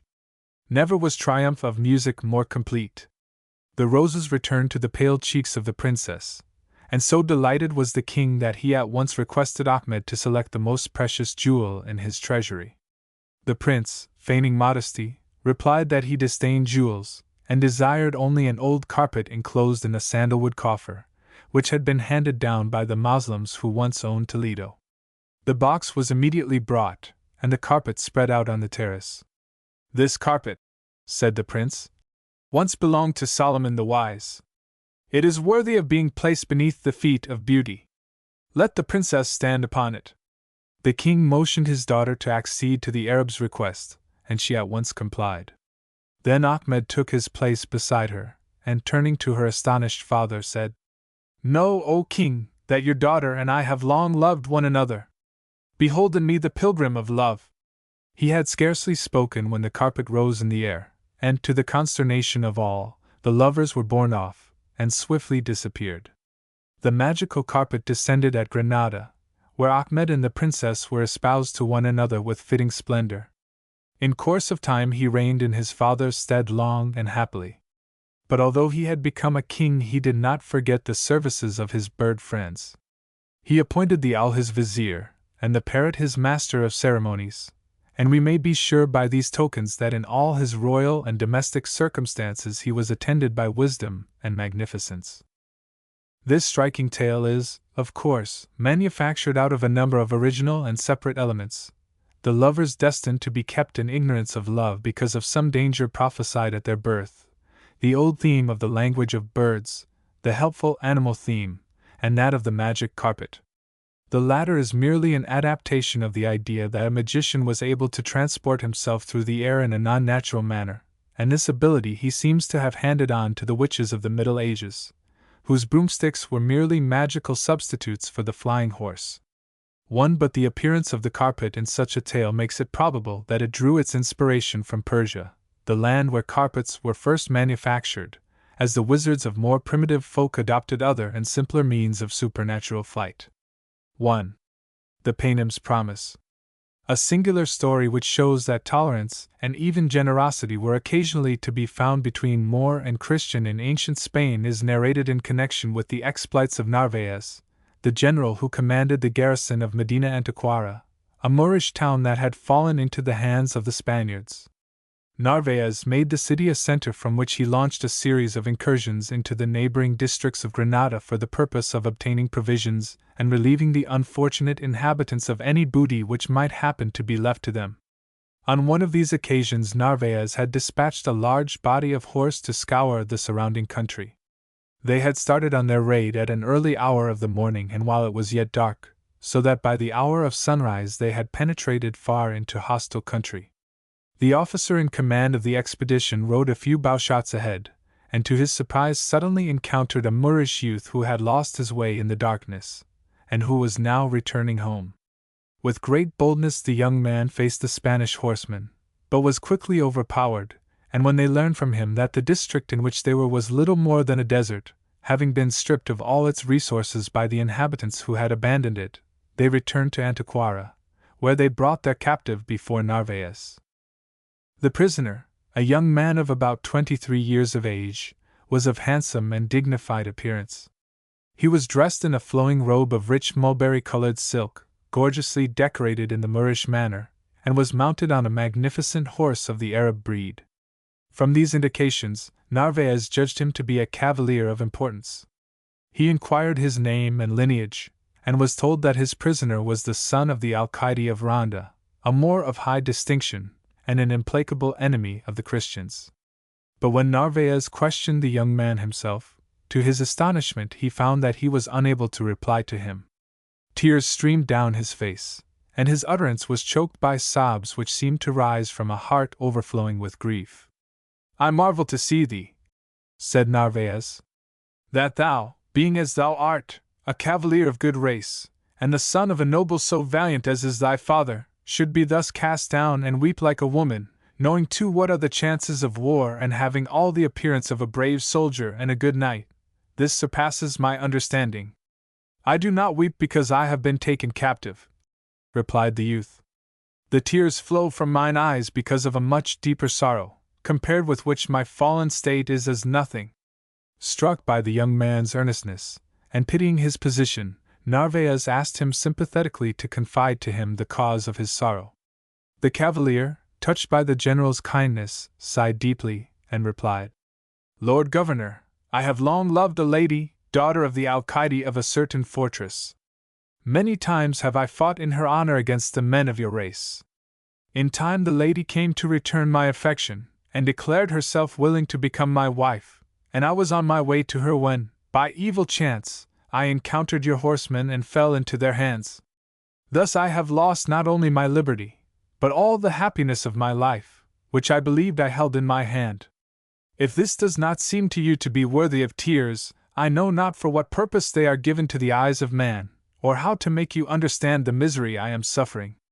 The bold Narvaez was much affected at the pitiful nature of his prisoner's story, and being a man of sympathetic instincts and generous heart, he at once resolved to do what he could to lighten the captive's sorrowful predicament.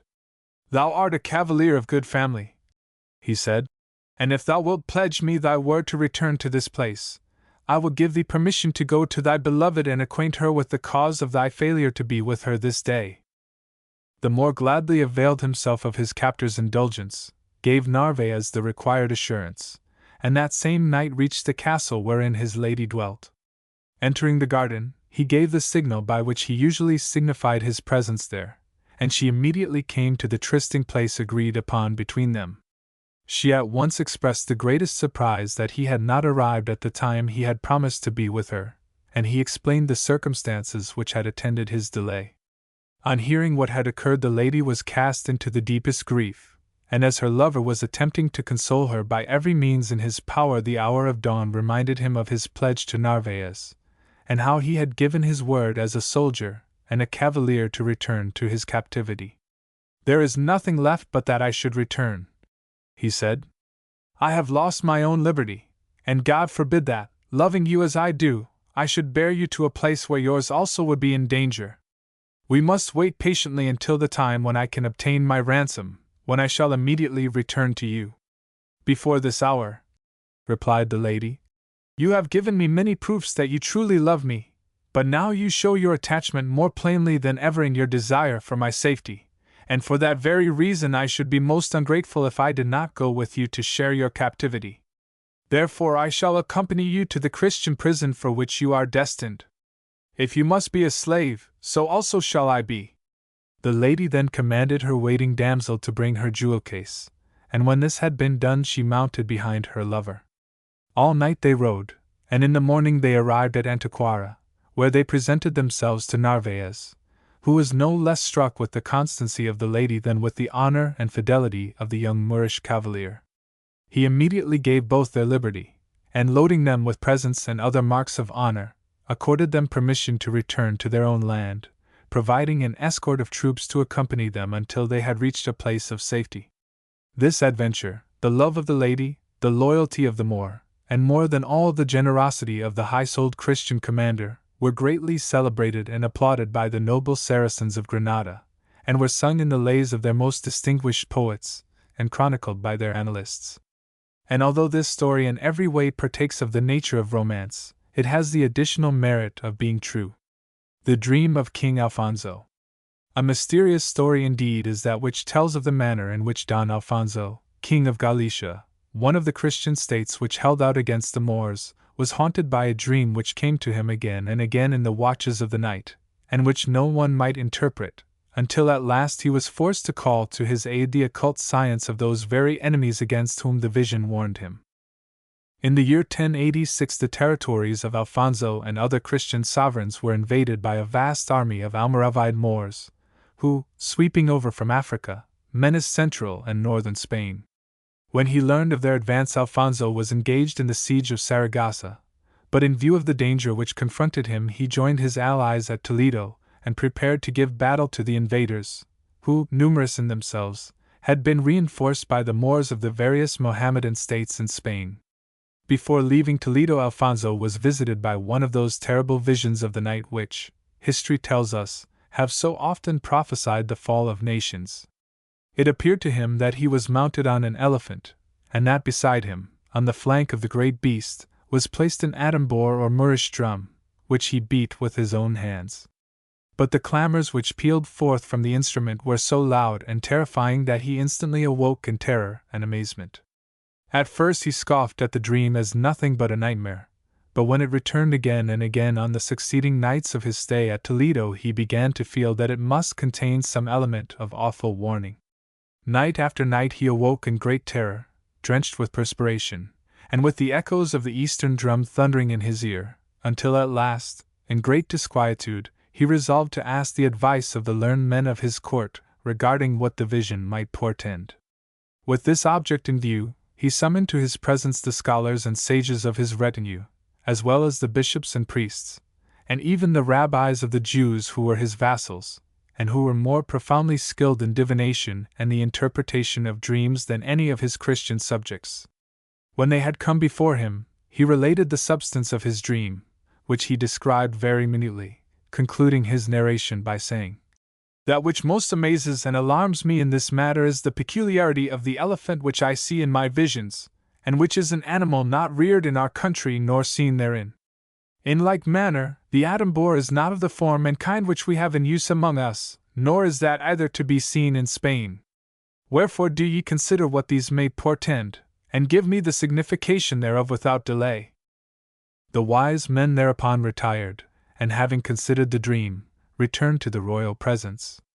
"Lord King," they said, "we are of opinion that this dream of yours was sent to signify that you shall vanquish these great armies that the Moslems have brought against you, that you shall despoil their camp and plunder it of the riches it contains, and that you shall occupy their territory and return victorious, with great honor and glory.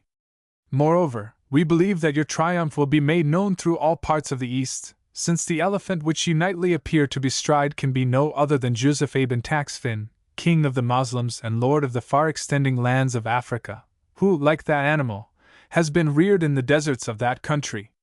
The strangely formed atambor which you have sounded on these many nights implies the fame which shall echo throughout the world, to every part of which it shall carry the knowledge of your illustrious victories."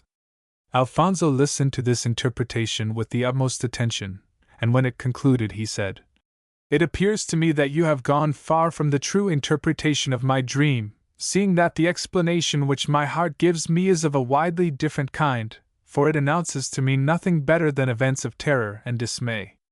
Having thus spoken, the king turned his head, and, looking towards certain Moorish knights who were his vassals, he asked them if perchance they knew of any wise man of their nation who had skill in the interpretation of dreams. They replied that they did know of one such, and that there was in Toledo at that moment a wise man who taught in one of the mosques, and who would interpret the vision to the satisfaction of the king. Alfonso at once commanded that they should bring the sage before him, and in a short space the Moorish cavaliers returned with the man of whom they had spoken, the Faqih Muhammad ibn Izzieh, who, however, sternly refused to interpret the dream of an infidel, and when he learned for what purpose he was required would not even set foot in the palace. The Moorish knights in their dilemma told Alfonso that the Faki's religious scruples would not permit him to appear in a Christian court, and the king, who well knew the niceties of Mohammedan law, contented himself with their assurance that they would bring him the wise man's interpretation of the dream. They then entreated the Faki to consider it, and as they pressed him urgently, he replied, "Go to the King Alfonso and say that the accomplishment of his vision is very near, and that its significance is after this wise. He shall be vanquished, yea, in a disgraceful defeat, and with great slaughter. He shall fly, with but few of his people, and the victory shall remain with the sons of the Prophet. Tell him, moreover, that this declaration is derived from the Quran. Know ye not what your God has prepared for him of the elephant? Hath he not brought his force to nothing and rendered his evil intentions of no avail? See ye not that he hath sent over them the vultures of Babel? These words," continued the Faki, "foretold the downfall of Ibrahim, king of the Abbasides, when he went forth with his army against Arabia, riding on a great elephant. But God sent for his destruction the wild vultures of Babel, who cast balls of glowing fire upon that host and turned his pomp into wretchedness and the vileness of dust. As to the Atambor which Alfonso described, that signifies that the hour of his desolation is approaching." The Moorish cavaliers, as in duty bound, returned to the king and acquainted him with the prophetic words of the Faki. On hearing them he turned pale, and ejaculated, "By the God of my worship, let this your al-Faki tremble if he hath lied, for be sure that I will make of him a warning." Shortly after this King Alfonso assembled his host, an innumerable multitude of foot soldiers and more than 80,000 cavalry, nearly 30,000 of whom were Arabs. With this array he marched to the encounter with King Taxfin and his allies, and came face to face with him near Badajoz, among the groves and plains called Zalaca, about 12 miles from that city. The armies were divided by a river, and across this Taxfin sent an insulting message to Alfonso, bidding him either abjure the Christian faith or acknowledge himself his vassal. When Alfonso read this missive he cast it to the earth in great anger, and turning haughtily to the envoy said, "Go and bid Taxfin not to conceal himself in the battle, which if he do not, we shall see each other." Certain circumstances affected the combat. Friday was the holy day of the Moslems, Saturday was the Sabbath of the Jews, of whom there were many in the Christian host, and Sunday that of the Christians, and Alfonso had already requested Taxfin that truce should be observed on these days, and the Moor had consented. But Alfonso considered himself justified in attacking at the hour of dawn on the Friday morning. He marshaled his host into 2 divisions and set on. The Moorish king of Seville had asked his astrologer to cast a horoscope with the intention of discovering the fate of the day, and as this had been entirely unfavorable to the Moslems, they were somewhat disheartened. But as they succeeded in withstanding Alfonso's first attack, the student of the stars cast another mystical diagram, and on this occasion found his prognostication more auspicious. The king of Seville, inspired by the favorable prophecy, sat down in his pavilion and, taking pen and parchment, dashed off the following verse, which he sent for the inspiration of his ally Taxfin. "God's anger on the Christian horde sends cruel slaughter by thy sword, while favoring stars announce to thee, and to thy Moslems victory." Taxfin was greatly inspirited by these words, and rode up and down his ranks encouraging his men, but he had not much time to do so, for King Alfonso, heading a terrific charge, dashed down on him with all the mail-clad chivalry of Spanish Christendom. A sanguinary and murderous conflict ensued. The Moslems stood their ground bravely, but the heavy cavalry of the Spaniards bore them down, and overwhelmed them on all sides. The Moorish allies of the Christian force now came into action, surrounding and hemming in the Arabs of Andalusia, and the Moslem chroniclers tell us that the darkness produced by that mass of men and horses was so great that those who fought could no longer see each other, and grappled hand to hand, as in an obscure night. At last Taxfin's forces began to retreat, and broke into disorderly rout, closely pressed by the Christian cavalry. The Moors of Seville alone stood their ground. Taxfin placed himself at the head of his reserve, and, charging with great fury, threw his mounted columns directly at the pavilion of King Alfonso. This was but slightly defended, and easily fell a prey to the Moslems, with all its treasure. Alfonso, noting the advance of Taxfin, charged him in flank, and the two principal leaders were soon engaged in furious battle. The Moorish monarch rode among his men, exhorting them to constancy, and crying out that the reward of their valor would be the crown of paradise. As the result of his repeated charges, the Christian host began to give way, and on the renewed attack of Taxfin's allies, who had before been beaten, fled in precipitate rout. Alfonso, seeing that all was lost, and accompanied by 500 followers only, rode fast before the conquering Moors. It was with difficulty that he made his escape to the city of Toledo, where he arrived with only 100 men. From that day King Alfonso never regained heart, and some years later, on learning of the death of his son and the defeat of his people in battle with the infidel, he fell sick and died. So was the prophecy of the Faqih fulfilled. The prince who changed crowns. During the age-long struggle between the Gothic and Arab races in Spain, many small kingdoms on both sides rose and fell, the names of which have long since been forgotten. Perhaps 200 years after the infidels had gained a footing in the peninsula, it chanced that in the central portion of the country there existed side by side two diminutive kingdoms, or rather principalities, the more northerly of which preserved its Spanish nationality with the most jealous care, while that which existed upon its borders was equally conservative in its Moslem prejudices. At this period the Spanish principality had at the head of its fortunes a prince of exceptional enlightenment and ability, Don Fernando. His training had naturally been of a kind which had led him to regard his Moslem neighbors with the profoundest distrust and dislike. They were, he was told by his instructors, a race of men lost to all humanity, deficient in honor, cruel, malicious, and revengeful. In short, it is not to be wondered at that, having the demerits of his Saracen neighbors so constantly dinned into his ears, the young Fernando began to regard them with the utmost repugnance. The low range of hills which divided the two principalities rather assisted than hindered the constant raids which Moslem and Christian made upon each other's territory, as they constituted a description of no man's land, where the forces of either might be carefully marshaled for a lightning foray. In these raids Fernando himself occasionally took part, as it was thought necessary that the prince of a state which lived in a condition of almost constant warfare should be well acquainted with the practical side of military affairs.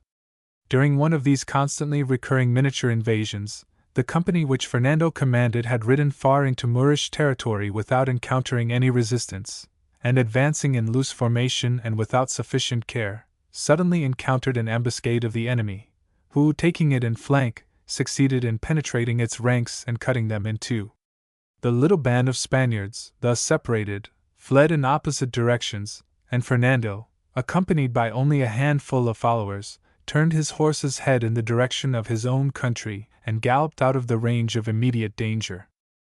The route which he was now forced to take to regain his own dominions necessitated his following a wide detour, and as he and his companions had already ridden far that day, their horses shortly became so jaded that further progress was almost impossible. They also became aware, to their dismay, that the foremost of the enemy were now not far distant. In the dilemma in which they found themselves, they resolved to sell their lives dearly, as befitted Christian knights, and they were about to dismount from their horses to seek a spot which might afford them some advantage in such a struggle when they beheld, some little way off, a building of rough stones standing on a little eminence. "There, if anywhere," said Fernando, "we shall be able to make a good defense. Let us secure that position and take full advantage of the shelter it offers us." Spurring their beaten horses to a last effort, they soon gained the summit of the little hill. Dismounting, Fernando sought for the entrance to the rather dilapidated building, and having found it, was about to make his way inside, when he was surprised to see a man kneeling on its flagstones, engaged in earnest prayer. His long beard, his patched clothing, and his general appearance signified that he was a Moslem hermit, one of those who had retired from the haunts of men to practice his religious austerities in peace. Fernando was about to address him roughly and bid him begone, when the holy man, hearing the ring of his mailed foot upon the pavement, looked up and asked him what he required.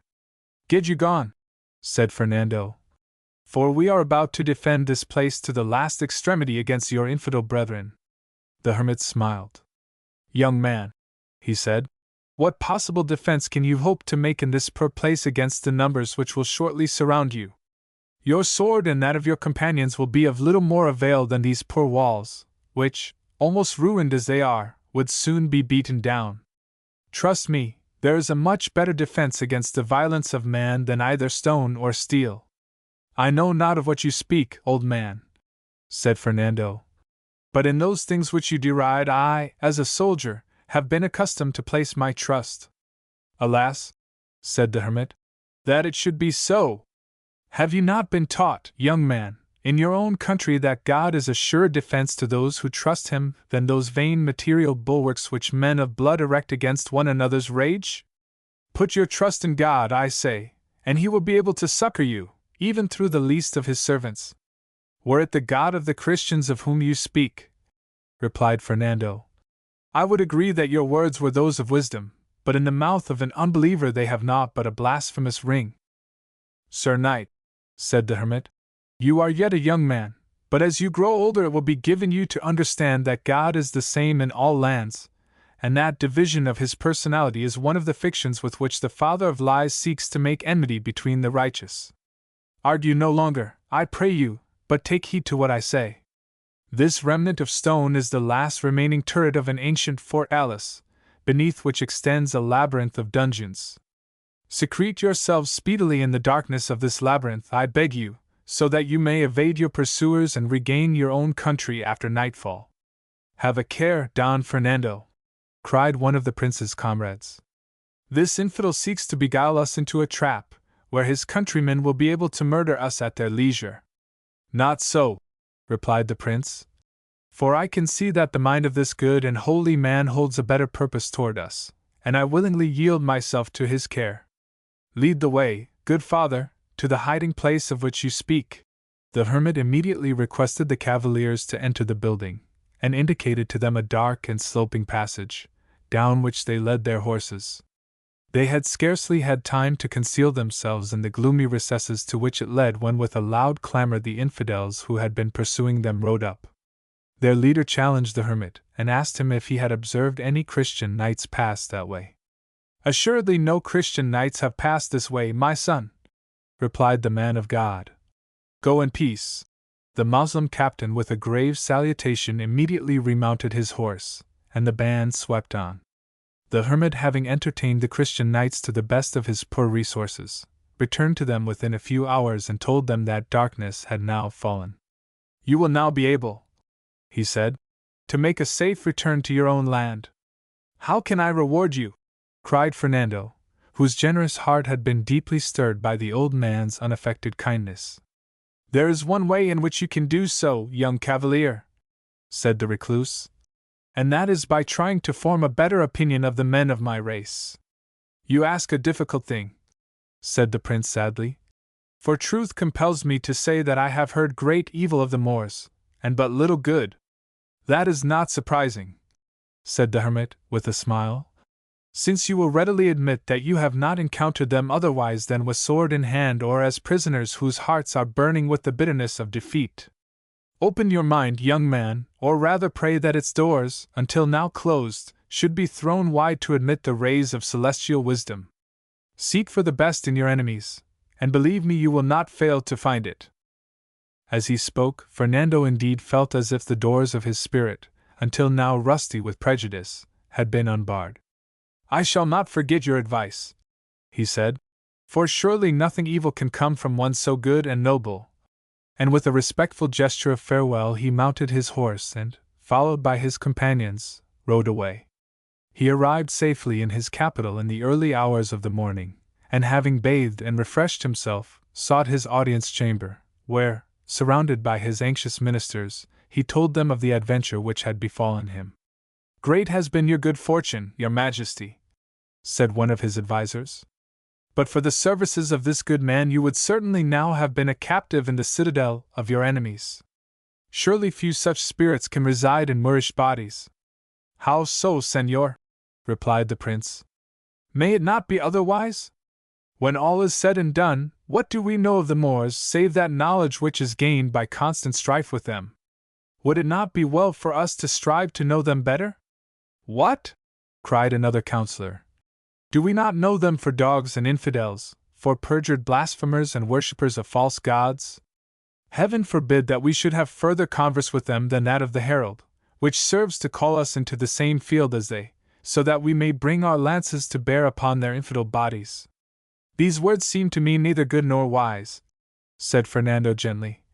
And I tell you, señors, that while riding home this morning I made a resolution to know those Moors better, even to travel into their country, study their institutions and their faith, and meet them as men rather than as enemies. Madness! Cried the Chancellor. The rash vow of a young and inexperienced prince. That is not my opinion, replied Fernando.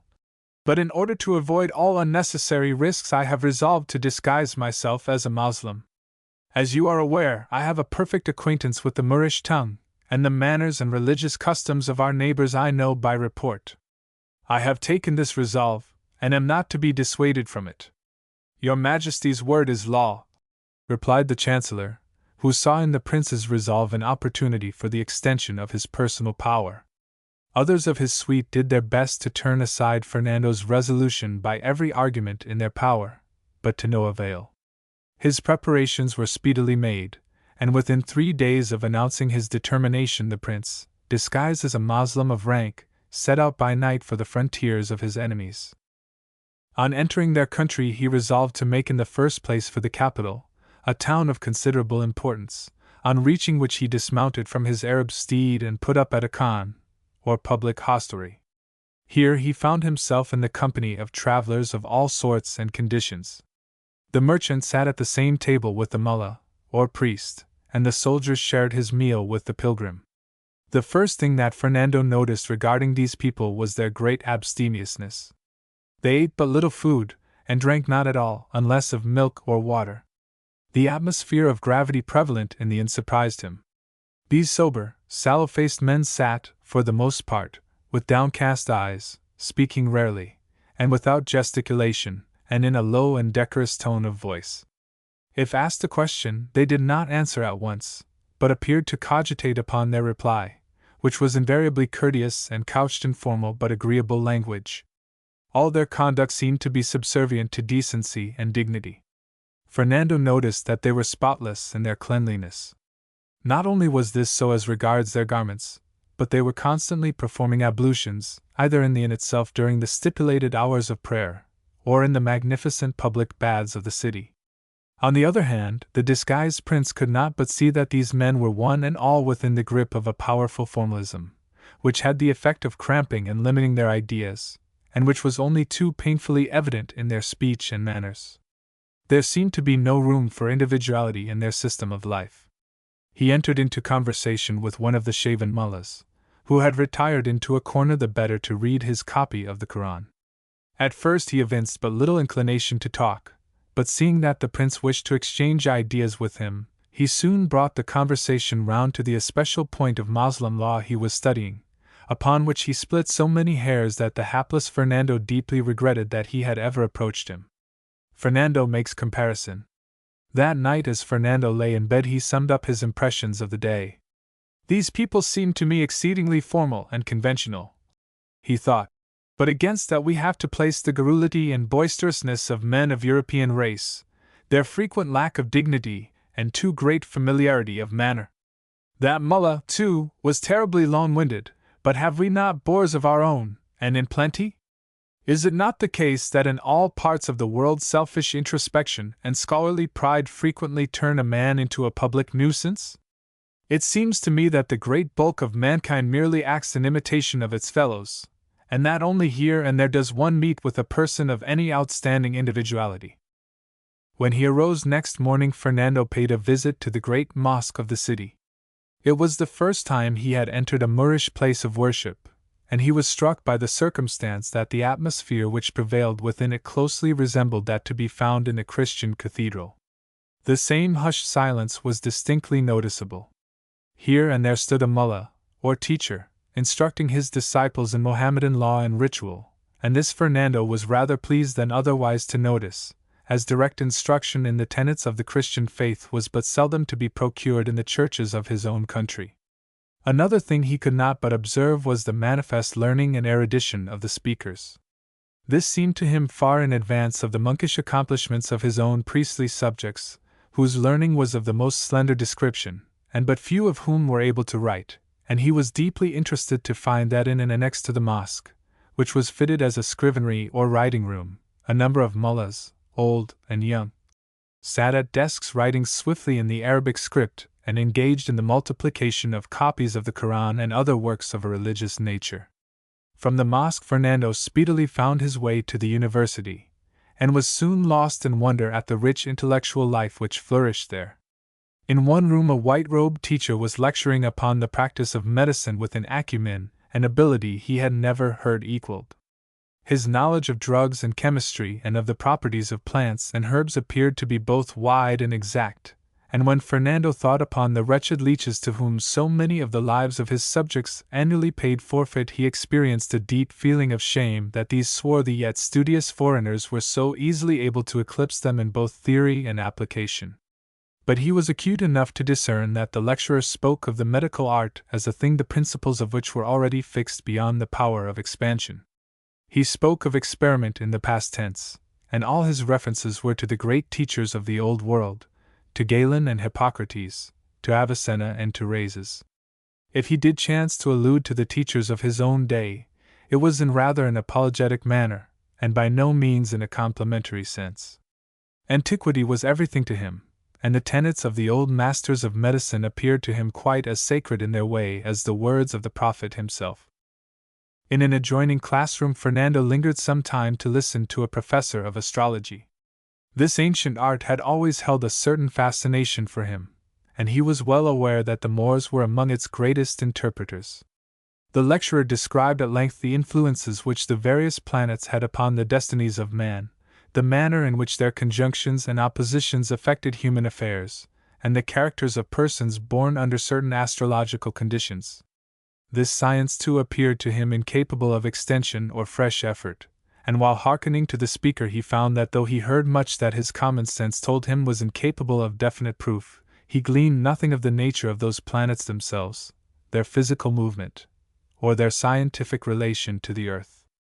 In the geography classroom he found that instruction was based upon more modern lines. The works of Arab travelers who had journeyed extensively in Asia and Africa were touched upon. The conditions of life in distant countries of the world were discussed, and as a general rule with much greater exactitude than in the European schools which he had visited, where fact was often subordinated to fancy and where the extraordinary was prized at a much higher rate than the probable. Leaving the university, the court of which was filled to overflowing with scholars who appeared to be disputing on various phases of erudition, Fernando walked to the crowded marketplace, a portion of which, he observed, was given over to the sale of manuscripts, and this part, he could not help noticing, was much better patronized than those where foodstuffs and wearing apparel were for sale. In the more open spaces jugglers and mountebanks, usually accompanied by performing animals, went through all sorts of gambols and antics. Here and there small knots of men discussed the more obscure points of the Quran or of Mohammedan law, while others sat in shady corners, lazily drinking sherbet or drowsing away the hot morning hours. In the booths which surrounded the marketplace he saw various tradesmen at work, carpenters, smiths, sandalmakers, tailors, but he noticed that the efforts of these were of the most leisurely description, and that their tools were of a type much more antiquated than those in use among the tradesmen of his own country. The hand of time was indeed heavy upon the whole race. In some things it appeared to have made great advances, while in others it seemed to have retained the primitive ideas of the Dark Ages. Its progress seemed to have been made in the realm of thought alone, but even here everything was derivative, and had reference to the experiments of an older age. Strangely enough, however, Fernando felt that much of this conservatism touched a responsive chord within his own nature. Are these people not right, he argued with himself, when they let well alone, as the proverb says? If they have brought about a condition of things which suits them as a race, would it not be folly in them to embark upon a career of experiment which might prove wholly unsuitable to them? They seem reasonably happy and contented. Suppose a condition of affairs such as obtains within my own principality were suddenly to be forced upon them, would their happiness not be changed into wretchedness? It must be that long experience has taught them that their present manner of life is by far the most convenient for them. Can it be that their dislike of us arises from the great differences between our institutions and theirs? But again, is it not possible that these things are very much on the surface?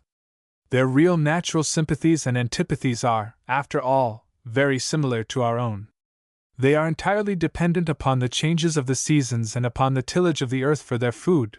They live constantly in fear of warfare. The same private troubles between man and man, between neighbor and neighbor, arise among them as among ourselves. They are subject to the rule of authority precisely as we are. The modifications of all these things are, after all, those of place and circumstance, nor is it possible for any one individual among them to break away from established custom, any more than it is in Spain. We do not differ from them in the salient things of life, but only in its surface details.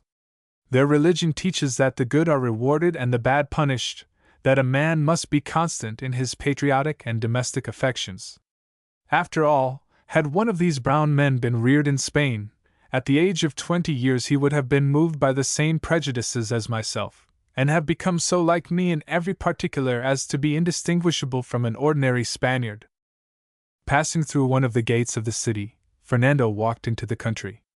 It very much resembled the rural portions of his own principality, except that it was cultivated with greater care. Here and there tiny, snow-white farmsteadings nestled in hollows, and from these streams of reapers and gleaners spread across the fields in every direction, for it was harvest time. Fernando joined one of these groups, and was surprised to find that there was little difference between it and a similar party in Christian Spain. At intervals the work of garnering the grain was relaxed, and the reapers sat in a circle and listened to the music made by one of their number on the pipe, which possessed a strange melancholy of its own. Fernando found in them the same simple and easily satisfied disposition that he had discovered among his own peasantry. They shared their bread and cheese with him, and tendered him a draught of goat's milk from a large skin bottle, which he made shift to swallow with rather a wry face, for princes as a rule do not accustom themselves to the pungent odors of such a beverage. Thus refreshed, he passed on, walking slowly through the heat of the day, which was now well advanced, and resting every now and then beneath the shadows of the roadside trees. He had advanced perhaps a mile and a half farther on when he came to a wide, open plain upon which he beheld a large body of Moorish cavalry performing military evolutions. His soldier's eye took in the scene with interest, and he was quick to see that the rapid movements of these lightly armed horsemen were greatly superior to those of his own heavily accoutred warriors. At the word of command the squadrons wheeled and charged with surprising unanimity and rapidity, and when the word was given to halt they did so on the instant, without scattering or losing the alignment of their ranks.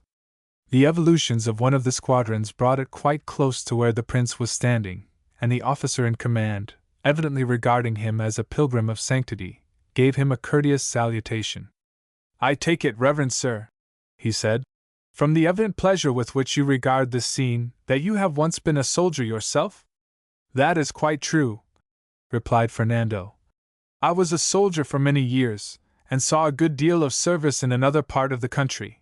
But war is no longer my business, and I do not, as I once did, cherish it for itself alone." "But surely," said the soldier, "war is the only career to which a noble mind can turn? You are young, and have evidently left its ranks too early." "Nay," rejoined the prince, "I am ready, if necessity enjoins, to take up the sword once more, but only in case of unrighteous invasion or to settle a grievous wrong. As I have said, I no longer desire war for its own sake." "But," said the soldier, smiling, "you do not mean that we should be unprepared for attack? We know not the moment at which the rude and savage Christians from the north may send a multitude of warriors against us. Nor do they know, my friend, when we shall take it into our heads to make a foray into their lands," said Fernando. "But," said the officer, "if we were to do so, it would only be as a protective measure after all, for we are well aware that they will never become reconciled to us." "Have we ever tried to discover that?" asked Fernando. "I fear not. We have certainly made treaties with them, but these seem to have been made for the very purpose of being broken." "Yes," said the officer, his lip curling. They are treacherous dogs, these Spaniards, upon whose word no honest man can rely. They have broken treaty after treaty. If I'm not mistaken, said Fernando, we have done the same, only our rulers take extraordinary care that the people shall not be acquainted with the full measure of our national dishonesties, but shall be told that it was necessary to act in such and such a manner because of the untrustworthy nature of our enemies. May I ask, sir, if you have ever traveled in Christian Spain, or have known other Christians than those whom you may have chanced to take as prisoners? The cavalryman shook his head. Now I come to think of it, he said, I have crossed swords with more Spaniards than I have bandied words with, but I do not doubt, as you imply, that there are noble spirits among that people, for I know out of my own experience that they are stout men of war, and a brave soldier can scarcely be other than an honorable man. But you will excuse me, sir, I can remain no longer. In the name of God, I wish you a pleasant journey. Fernando meets his double. Fernando passed on his way, and this day in his wanderings may be taken as representative of many another. For 3 months he wandered through the Moorish land, studying its institutions and its people at first hand, and gleaning a practical insight into the national characteristics. At the end of that time he had conceived such a high opinion of his one-time foes that it was with heartfelt sorrow that he turned his steps northward to the borders of his own principality.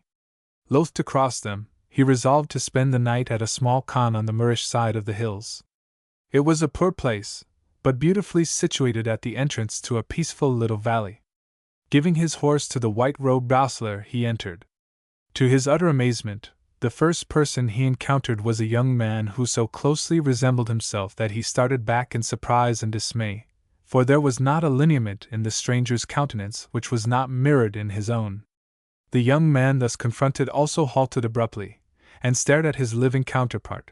Then a smile broke over his pleasant face, and he said, with a laugh, I see, sir, you are as surprised as myself, but I hope you are not angry that God has made us so alike, for I have heard that people who closely resemble one another are apt to cherish a mutual distrust.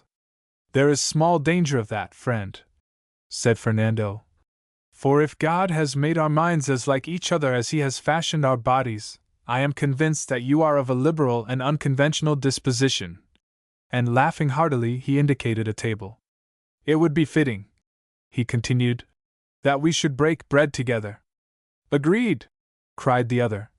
I accept your invitation with all the goodwill in the world. And seating themselves at the rough board, the 2 young men were soon engaged in an animated conversation. Much as they had been surprised at the physical resemblance between them, they were even more astonished at the close similarity they bore to one another in taste and disposition. For hours they sat in close discussion. At last the stranger said, I feel as if we had known each other for a lifetime, and as I am certain that I can trust you thoroughly, I will reveal to you my secret. Know then that I am Musa, the prince of this country, and that I am even now returned from a prolonged journey in the land of the Christians, whose character and customs it had long been my desire to study. I am indeed honored by your Majesty's condescension and confidence, replied Fernando, and you may rest assured that your secret will remain inviolate with me. But may I ask what opinion you formed of the inhabitants of Christian Spain during your sojourn among them? Such a high opinion, replied Musa, that it is with the greatest regret that I quit their country, for I find among them a spirit so much more in consonance with my own than that of my native subjects that I solemnly assure you I had much rather rule over them than over my own people. Have then your wish, noble Musa, said Fernando, rising. For I am none other than Fernando, Prince of the Christians, who, impelled by a similar desire, has been traveling in your dominions, and who has conceived such a strong predilection for the character and customs of its people that he asks nothing better than to be permitted to guide their destinies. That I am what I represent myself to be you may know by this token. And searching beneath his burnous, Fernando drew out a gold chain, from which was suspended his royal signet. There is, so far as I can see, he continued, but one possible bar to our compact, and that is the difference between our religions. Nay, Fernando, said Musa, with uplifted hands, I find no difficulty in that, for, As I understand the matter, the difference is merely one of exteriors. The inward spirit of our faiths is the same, and it is only in their outward manifestations that they present any divergency. Both spring from the one God, who designed them for the uses of differently constituted races, and if you agree with me that this is so, there should be no greater difficulty in our embracing the religions of each other's people than in accepting their customs. I heartily agree, replied Fernando. But what I fear is that we shall not be able to convince our respective peoples of the purity of our motives. They certainly must not share our secret. Our great safeguard, said Musa, is the extraordinary resemblance between us, but it will be necessary that we should instruct each other in our past histories, and in the intricacies of our personal affairs, in order that ignorance of these may not give rise to suspicion. You speak like a wise man, rejoined Fernando. Let us address ourselves to this business at once. Far into the night the two young princes sat initiating each other into the intimacies of their respective national diplomacies and personal relationships, and at last, when morning broke, they parted with every mark of mutual esteem, mounted their horses, and rode off, Fernando to the capital of the Moor, Musa to that of the Christian. But ere they parted they agreed to meet at the inn where they had first foregathered at least once in 3 months, in order to discuss any eventualities which might arise. 3 months passed rapidly, and prompt to the day, the two young rulers met once more at the inn. There was a noticeable stiffness in the manner of their greeting. "And how fare you, noble Musa, in the kingdom of my fathers?" asked Fernando. "Alas, your Majesty," replied Musa, "I am constrained to say that I fare but ill. Every day your advisers present to me new schemes of aggression against my late kingdom to which I can give no manner of countenance, and they upbraid me bitterly with what they are pleased to call my disloyalty." "Precisely the same thing has happened to myself," said Fernando. "And may I say, with all due regard to the race from which you spring, that they do not compare in liberality of outlook with my own, that they are extremely conservative, and difficult of comprehension. On the other hand," said Musa, "I find your people much too active and unruly, and I do not encounter the same implicit obedience to which I have hitherto been accustomed. If I may say so, there is a want of dignity. I find some of my personal relations awkward too," groaned Fernando. "Your matrimonial arrangements, for example." "And your lack of the same," replied Musa. "On the whole, I think," said Fernando. "I fully agree," replied Musa. "If we put the matter in a nutshell," remarked Fernando, "it is better for a man, even a liberal-minded one, to remain in the bosom of his own people, for no matter how broad his views may be, among strangers he must constantly be doomed to encounter much which will tend to strengthen his prejudices against them, and create odious comparisons and regrets." "Once more I agree," said Musa. "When once the novelty wears off." "Exactly," responded Fernando. "After all, what country can compare with that in which one has been born?" So the two princes parted, each to take his way to his native land. But despite the threats and entreaties of their advisers, either of them would ever again consent to make war upon the dominions of the other, and it was even hinted by disgruntled and badly disposed persons that Fernando and Musa met occasionally on their common frontiers for the sole purpose of settling difficulties which had arisen between their respective states. An unnatural proceeding which they avowed was bound sooner or later to end in political disaster. Chapter 12. Tales of Spanish Magic and Sorcery. Spain seems to have been regarded by the other countries of Western Europe as the special abode of superstition, sorcery, and magic, probably because of the notoriety given to the discoveries of the Moorish alchemists, the first scientists in Europe. But with the coming of the Inquisition a marked and natural falling off is noticeable in the prevalence of occult belief, for anything which in the least tended to heresy was repressed in the most rigid manner by that illiberal institution. In this way much of the folklore and peasant belief of Spain, many fascinating legends, and many a curious custom have been lost, never to be recovered. The brothers, in their zeal for the purity of their church, banished not only the witch, the sorcerer, and the demon from Spain, but also the innocent fairy, the spirits of wood and wold, and those household familiars which harm no one, but assist the housewife and the dairymaid. The first information we receive that the authorities intended a campaign against the whole demonhood, good and evil, of Spain is contained in a work by Alfonso de Spiria, a Castilian Franciscan, who wrote, about 1458 or 1460, a work specially directed against heretics and unbelievers, in which he gives a chapter on those popular beliefs which were derived from ancient pagan practices. The belief in witches, whom he calls Zerguin, Jurgia, or Brux, seems to have been imported from Dauphine or Gascony, where, he tells us, they abounded.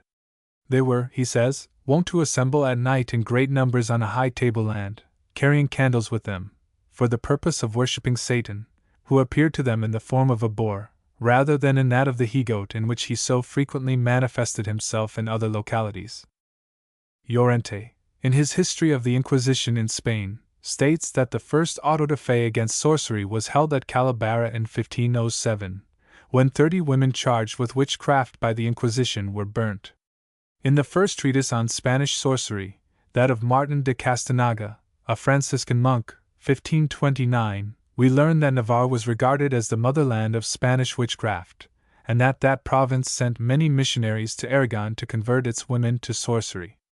But we find that the Spanish theologians of the 16th century were so much more enlightened than those of other countries that they admitted that witchcraft was merely a delusion, and the punishment they meted out to those who believed in it was inflicted in respect that the belief, erroneous though it was contrary to the tenets of the Church. Pedro de Valentin, in a treatise on the subject 1610, entirely adopts the opinion that the acts confessed to by the witches were imaginary. He attributed them partly to the manner in which the examinations were carried out, and to the desire of the ignorant people examined to escape by saying what seemed to please their persecutors, and partly to the effect of the ointments and draughts which they had been taught to use, which were composed of ingredients that produced sleep and acted upon the imagination and the mental faculties. The religion of witchcraft.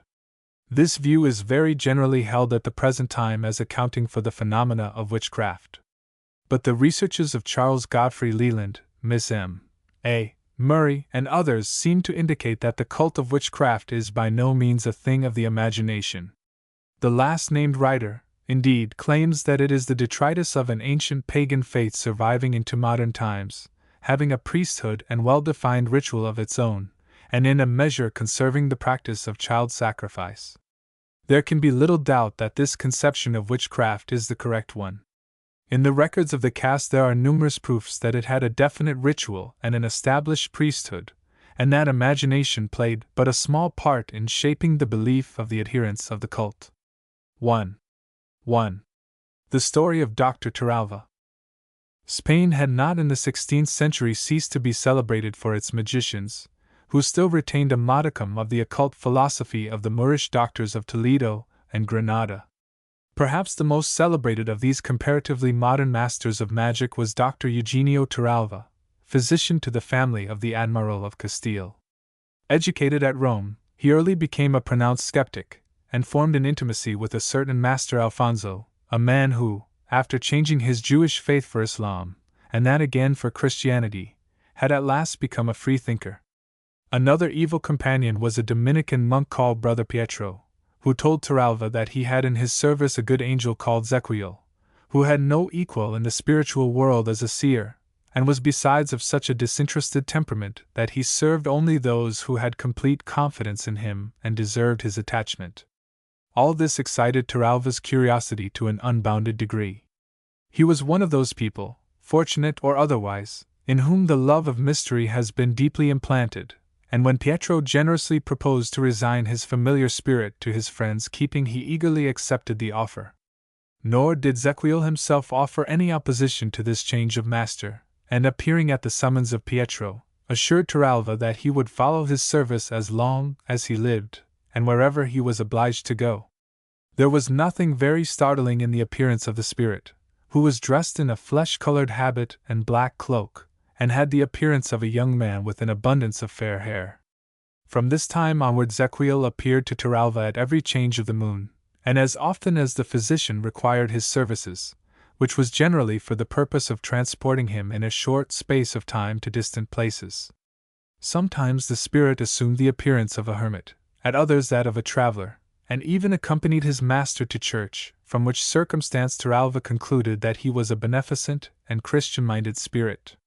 But, alas! Dr. Torralva was to find, like many another, that attendance at the sacred edifice is not necessarily a guarantee of piety. For many years Torralva continued to reside in Italy, but in the year 1502 he felt a strong desire to return to the land of his birth. He did so, but seems to have made Rome his headquarters once more in the following year, placing himself under the protection of his old patron, the Bishop of Volterra, now become a cardinal. The influence this connection brought him proved of the greatest service to him, and he soon rose to high repute for his skill in medicine. But neither the pious cardinal nor any of the other distinguished patients who sought his aid knew that he drew practically all his medical knowledge from his unseen famulus, who taught him the secret virtues of young plants, with which other physicians were not acquainted. Zequiel, however, was untainted by the love of lucre, for when his master pocketed those thumping fees to which all good physicians aspire, the spirit rebuked him, telling him that since he had received his knowledge for nothing he ought to impart it gratuitously. On the other hand, did the doctor require funds, he never failed to find a supply of money in his private apartment, which he knew implicitly must have been placed there by his familiar. Torralva returned to Spain in 1510, and lived for some time at the court of Ferdinand the Catholic. One day Zequiel confided to him that the king would shortly receive some very disagreeable news. Torralva at once communicated this piece of intelligence to Ximenes de Cisneros, Archbishop of Toledo, and to the Grande Capitan, Gonzalvo Hernandez de Cordova. On the same day a courier arrived from Africa bearing dispatches which informed His Majesty that an expedition against the Moors had met with disaster, and that its commander, Don Garcia de Toledo, son of the Duke of Alva, had been slain. When in Rome it appears that Torralva had been so indiscreet as to summon Zequiel to appear before his patron, Cardinal Volterra, who now, hearing of the manner in which his protégé had prophesied the disaster to the Spanish arms, acquainted the Archbishop of Toledo with the means by which the doctor had received intelligence of the defeat. Torralva, ignorant of this, continued in his forecasts of political and other events, and soon found his reputation as a seer greatly enhanced. Among others who consulted him was the Cardinal of Santa Cruz, to whom a certain Donna Rosales had complained that her nights were disturbed by a frightful phantom, which appeared in the form of a murdered man. Her physician, Morales, had watched at night with the lady, but although she had pointed out the precise spot where the grisly vision took its stand, he could discern nothing. Torralva accompanied Morales to the lady's house, and seated in an antechamber, they heard her cry of alarm about an hour after midnight. Entering her apartment, Morales again confessed his inability to see the apparition, but Torralva, who was better acquainted with the spiritual world, perceived a figure resembling a dead man, behind which appeared a shadowy female form. "What dost thou seek here?" he inquired in a firm voice, whereupon the foremost spirit replied, "I seek a treasure," and immediately vanished. Torralva consulted Zequiel upon the subject, and upon his advice the cellars of the house were dug up, whereupon the corpse of a man who had been stabbed to death with a poignard was discovered, and upon its receiving Christian burial the visitations ceased. Among Torralva's intimate friends was one Don Diego de Zuniga, a relative of the Duke of Bejar, and brother of Don Antonio, Grand Prior of the Order of St. John and Castile. Zuniga had consulted the learned doctor as to how he could gain money at play by magical means, and Torralva informed him that this could be accomplished by writing certain characters on paper, using for ink the blood of a bat. This charm Torralva advised him to wear about his neck, so that he might experience good luck at the gaming table. In 1520 Torralva went once more to Rome.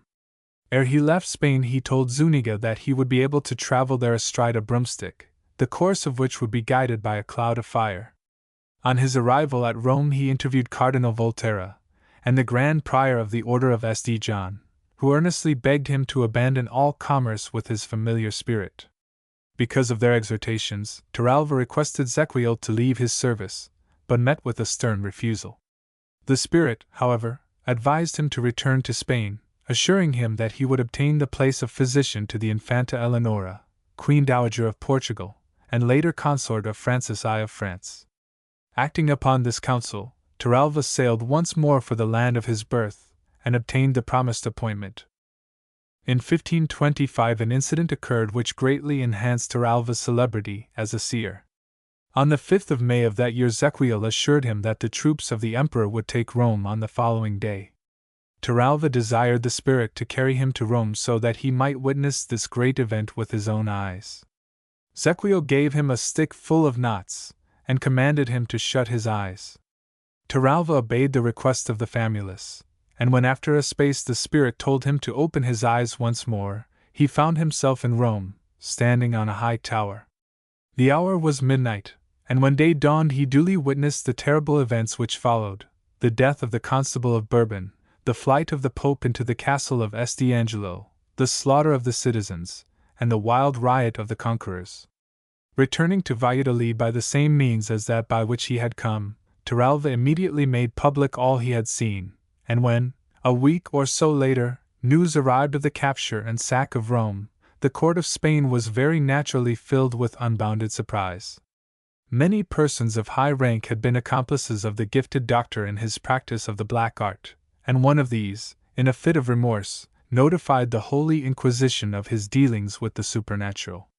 Zuniga, too, who had benefited so greatly by the occult knowledge of Torralva, now turned against him, and denounced him to the Holy Office of Cuenca, which had him arrested and cast into prison.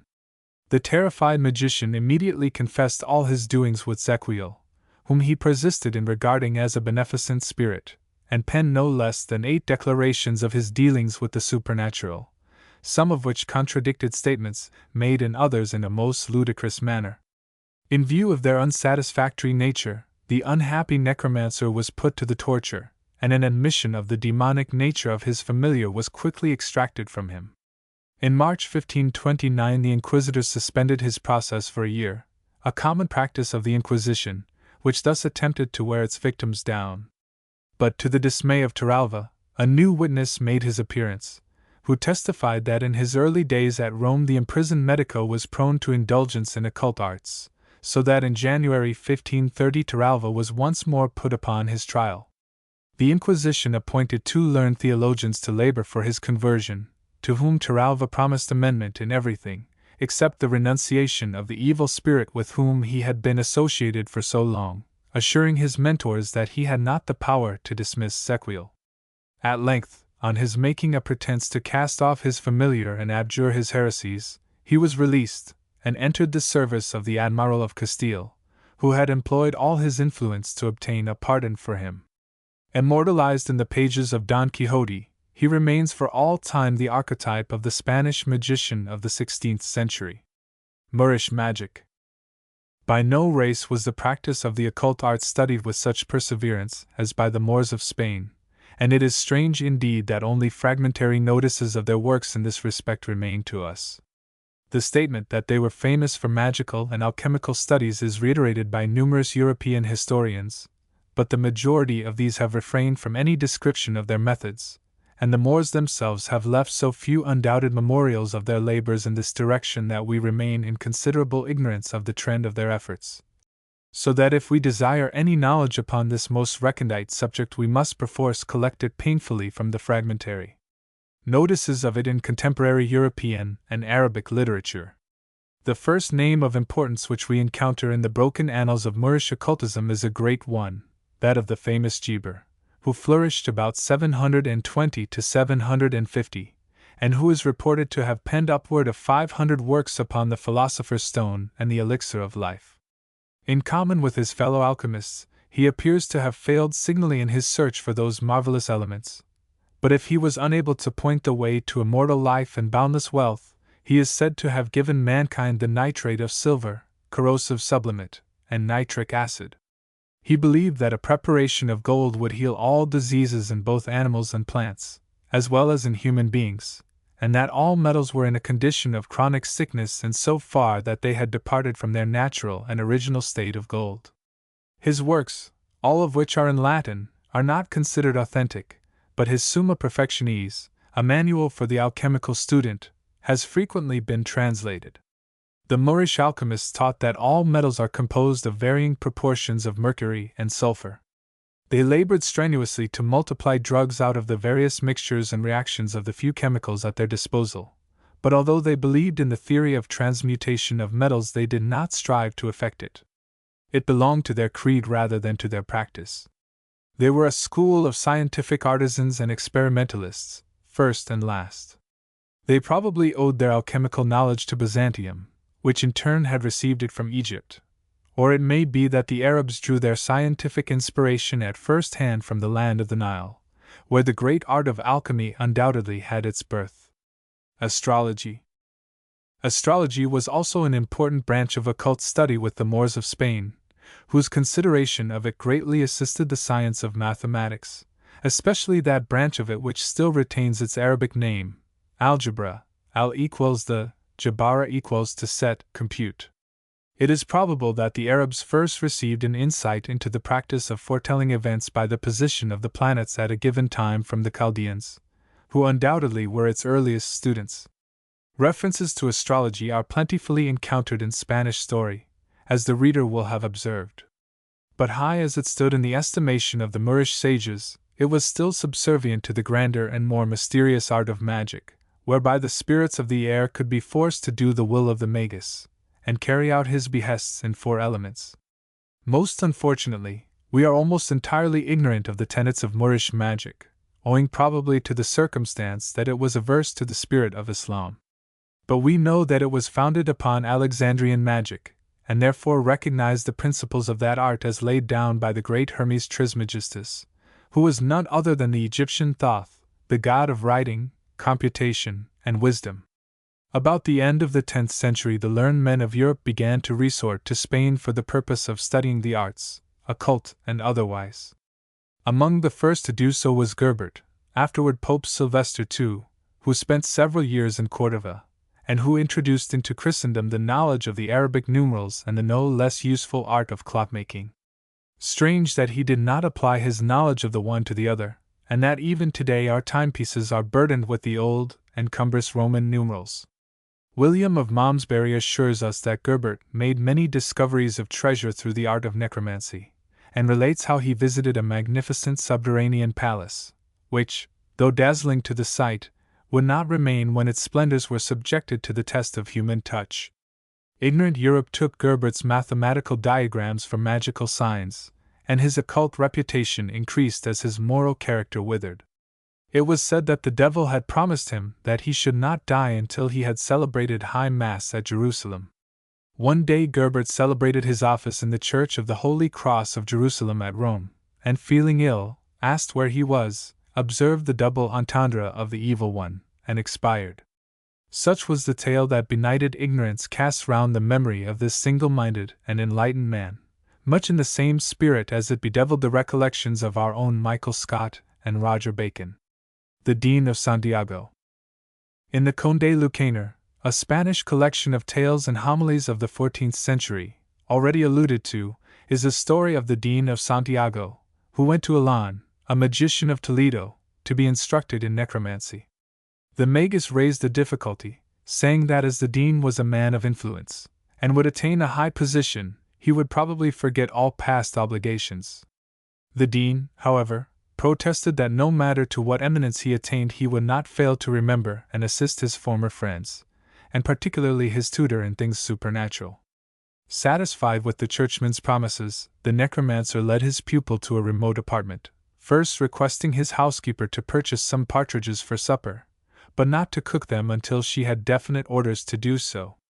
When the dean and his instructor had settled themselves to the business before them, they were interrupted in their labors by a messenger, who came to inform the dean that his uncle, the archbishop, had summoned him to his deathbed. Being unwilling, however, to forego the instruction he was about to receive, he excused himself from the duty. 4 days later, another messenger arrived, informing the dean of the archbishop's death, and later he learned that he had been appointed archbishop in his uncle's place. On hearing this, Elon requested the vacant deanery for his son. But the new archbishop preferred his own brother, inviting, however, Elon and his son to accompany him to his see. Later the deanery became vacant once more, and once again the magician begged that his son might be appointed to it. But the archbishop refused his suit, in favor of one of his own uncles. 2 years later, the archbishop became a cardinal, and was summoned to Rome, with liberty to appoint his successor in the see. Once more Elan was disappointed. At length the cardinal was elected pope, and Elan, who had accompanied him to Rome, reminded him that he had now no excuse for not fulfilling the promises he had so often made to him. The pope, in anger, threatened to have Elan cast into prison and starved as a heretic and sorcerer. "Ingrate!" cried the incensed magician. "Since you would thus starve me, I must perforce fall back upon the partridges I ordered for tonight's supper." With these words he waved his wand, and called to his housekeeper to prepare the birds. Instantly the dean found himself once more in Toledo, still Dean of Santiago, for, indeed, the years he had spent as archbishop, cardinal, and pope were illusory, and had existed only in his imagination at the suggestion of the magus. This was the means the sage had taken to test his character, before committing himself to his hands, and so crestfallen was the churchman that he had nothing to reply to the reproaches of Elan, who sent him off without permitting him to sup upon the partridges. It is strange that physicians and priests figure most notably as the heroes of Spanish magical story, strange, until we reflect upon the manner in which the learned classes were regarded by an illiterate and illiberal commonalty. Torquemada tells a story of a youth of his acquaintance, a young man of great ability, who was afterward physician to the Emperor Charles V. When he was a student at Guadalupe, and was traveling to Granada, he was invited by a traveler, dressed in the garments of a churchman, whom he had obliged in some manner, to mount behind him on his horse, and he would carry him to his destination. The horse seemed a sorry jade, unable to carry the weight of 2 able-bodied men, and at first the student refused the mount, but, on pressure, at length accepted a seat behind the seeming ecclesiastic. The horseman requested his companion not to fall asleep in the saddle, and they jogged on, without any appearance of their going at an extraordinary rate. At daybreak, to the student's surprise, he found himself near the city of Granada, where the horseman left him, marveling that the distance between 2 places so widely separated could have been covered in a single night. Spectres and apparitions. As might be imagined, the strong vein of superstition in the Spanish character, if subdued to some extent by the harsh dictates of the Holy Office, yet rose triumphant in other spheres of occult belief. We find, for example, a widely diffused belief in the power of the dead to return to the scenes of previous existence, and this superstition is well illustrated by a weird passage in the thrilling and mysterious pages of Goulart, who in his Trésor de Histoires Admirables too knows well how to mingle shadows with the colors on his palette. 2. He tells us how Juan Vasquez Ayala and 2 other young Spaniards, on their way to a French university, were unable to find suitable accommodation at a certain village where they had halted for the night, and were obliged to take shelter in a deserted house, the reputation of which as a haunted vicinity had flourished for a considerable time among the villagers. The young men made the best of matters, borrowed articles of furniture from several neighboring houses, and resolved to give a warm reception to any supernatural visitant who should have a mind to pay them a call.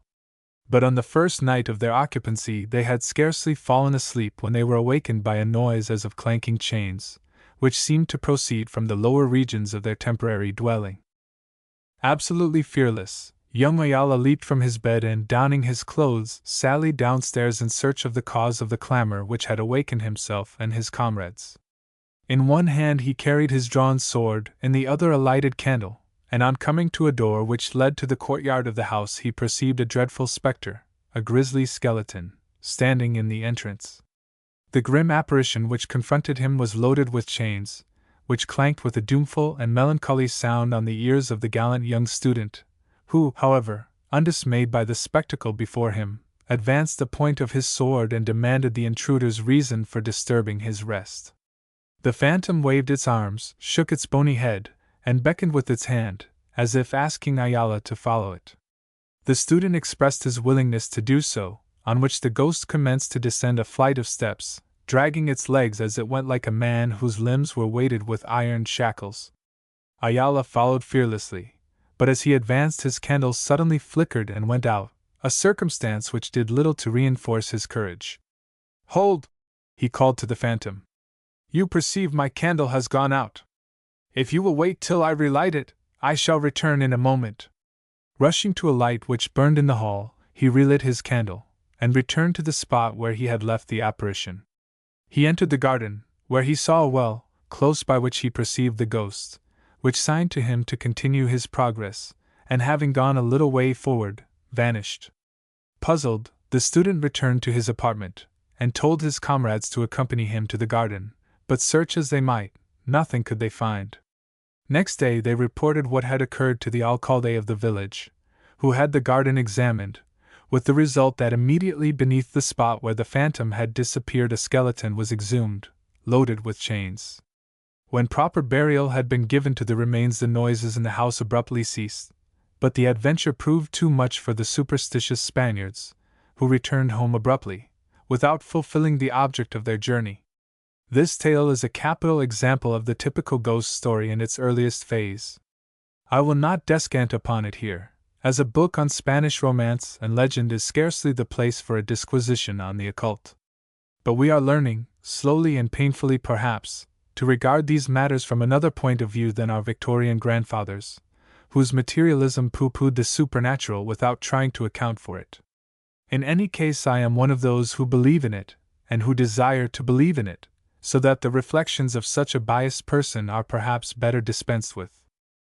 Torquemada tells a gruesome story of one Antonio Costilla, a Spanish gentleman, who one day left his mansion, well mounted, on a matter of personal business. When he had ridden several leagues, night suddenly fell, and he resolved to return to his home, but to his dismay he was overtaken by the darkness, and seeing a light ahead rode his horse at a walk in its direction. He saw that it proceeded from a small hermitage, and dismounting, he entered the little chapel and engaged in prayer. As his eyes became accustomed to the darkness, he saw that he was not alone, for the hermitage was occupied by 3 persons, who lay upon the ground, wrapped in black mantles.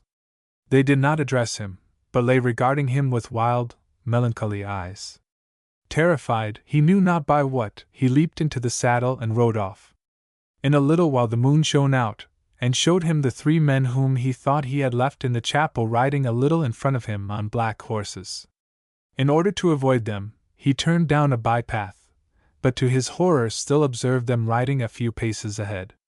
Spurring madly on, yet always preceded by those whom he desired to avoid, he came in time to the gate of his own house, where he dismounted, and led his horse into the courtyard, only to find there the 3 cloaked figures awaiting him. He rushed into the house, and entered his wife's apartment, calling for help. Instantly the entire household came to his assistance, but although he screamed loudly that the 3 fiends or apparitions stood by the couch on which he had thrown himself, they were invisible to all others. A few days later the wretched Costilla died, maintaining to the last that 3 forms with glaring eyes stood over his bed, menacing him with frightful gestures. Pity it is that our knowledge of the supernatural as manifested in Spain is so slight and fragmentary. But the dread of the sorcerer's fate was heavy upon the people, and the fear of torture by rack or fire successfully banished witch, wizard, fay, and phantom from the fields and cities of the peninsula. Chapter 13. Humorous Romances of Spain.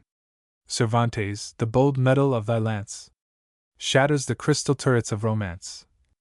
Down falls the wreck and ruin most immense upon the dreary plains of common sense. L.S. Cervantes, Don Quixote. Cervantes was one of the world's great satirists, a man gifted with a keen and peculiar sense of the ridiculous.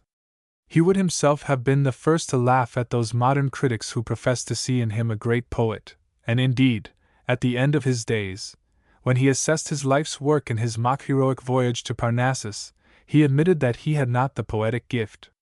That he had a golden imagination is obvious to anyone who cares to read his Galatea, imitative as it is, and Don Quixote overflows with imagination and invention, although certain later passages of the wondrous satire are extremely reminiscent of some of its earlier pages.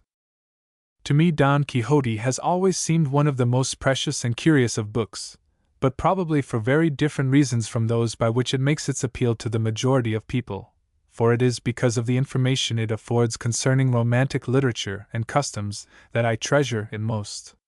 Where the satire is really legitimate, I revel in the fun as much as it is possible for anyone to do, but I feel that many of its passages are rather shabbily iconoclastic, and that some of its strictures are leveled not only against the absurdities of chivalric extravagance, but against the whole spirit and structure of romance.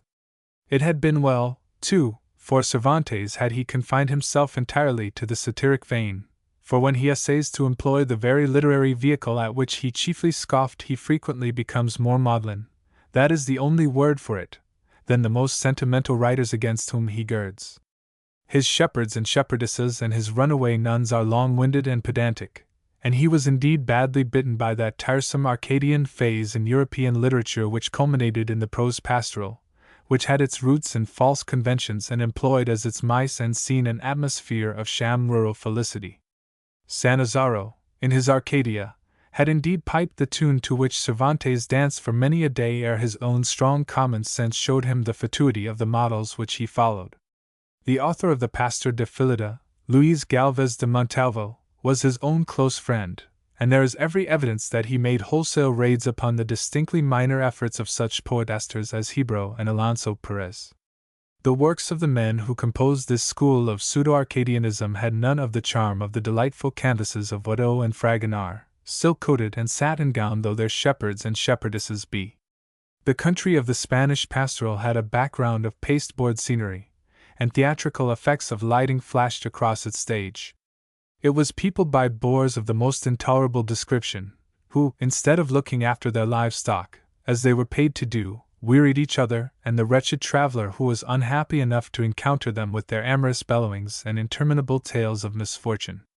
Little wonder that the native good sense of Cervantes recoiled later from this unworthy and unmanly nonsense.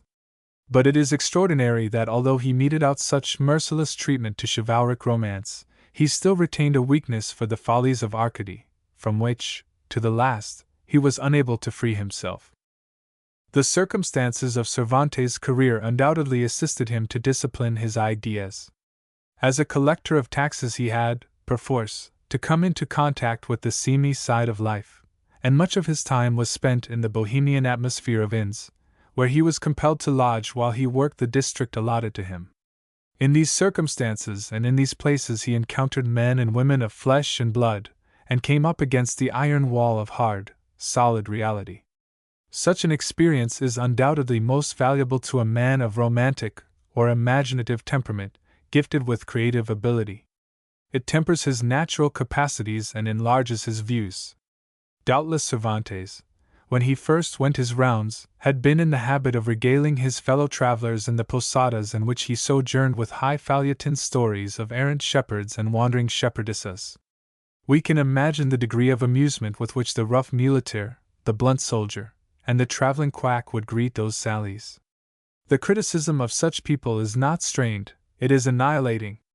Can we doubt that the laughter with which his earlier rhapsodies were received in company of this sort blew away the fantastic cobwebs from Cervantes' brain? I have already indicated that in the age in which he lived the romance proper had fallen into considerable popular disfavor. This was due partly to the circumstances of a changed environment, and partly to the type of literary opinion which had recently been fostered by the rise of the Spanish drama, which had brought about an entirely new literary ideal. Can it be that Cervantes, finding that his audiences regarded the Arcadian type of tale with disfavor, attributed this to the circumstance that it was fashionable in high circles, and fell back upon the romance, only to find that it too was greeted with guffaws and laughed out of the inn parlor? Was it in the quips and sneers of such audiences, the very antithesis of the romantic personages of whom he had dreamed, that the idea of Don Quixote took shape in his brain, and that in the laughter of clowns and men of the hard world, of the struggling lower middle class, he perceived the certain popularity which a caricature of chivalry would enjoy? So, it seems to me, it may have been. For many a year the sham romance of chivalry had been regarded as a pest. Serious and responsible writers had thundered against it, and there is every evidence that in a measure it stood between a certain section of the people of Spain and anything like mental advancement. It had, indeed, turned the heads of that portion of the nation unaccustomed to think for itself, and unable to form a rational opinion regarding its demerits. In all countries and at all times, this class, usually impressionable and easily led, falls an easy prey to the blandishments of the hack writer of sensational proclivities. It is not too much to say that unhealthy sensationalism in literature constitutes a real and active danger to national well-being. It seduces the people from their duties, unfits them for the serious business of life, renders them pretentious rather than independent, and leads them to the belief that they reflect the virtues or vices of the absurd heroes and heroines of their favorite tales. The one weapon which the more sensible portion of the community can bring to bear against such a pernicious condition of affairs is healthy ridicule, which it usually meets with from the rational and the well-balanced. But the danger exists that in the revulsion of public feeling against literary extravagance, not only the absurdities which have obsessed the thoughtless and irritated the sensible will undergo destruction and banishment, but those higher virtues and graces of which they are the distorted reflection will not be discriminated against, but will be demolished along with them. Such, indeed, was the fate which befell the greater romances, those jewels of human imagination, which, although Cervantes himself made an effort to save them, shared in the general wreck and ruin of the fiction of which they were the flower, until the taste and insight of a later day excavated them from the superincumbent mass under which they lay buried. The figure of Don Quixote. Don Quixote, the central figure of the mighty satire which gave its death blow to chivalry, is perhaps typical of the romance reader of Cervantes' day. Crack-brained and imaginative to the verge of madness, he is entirely lost to the uses of everyday existence. He lives in a world of his own, and has nothing in common with that of his time, to the spirit of which he cannot adapt himself. In this gentleman of La Mancha the vices of the imagination are well portrayed, but they are unaccompanied by those gifts through which imagination can be rendered of utility to the community. Don Quixote dwells on the heights of a chivalric Parnassus, a land of magic peopled by the specters and shadows which he has encountered in the books with which his library is so well furnished. His imagination is thus not even creative, but derivative.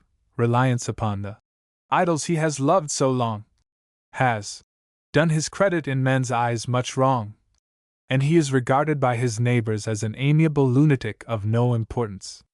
But the dreamer, when roused to action, can be a very terrible person if his visions chance to direct him astray, and if he attempt to realize a nightmare.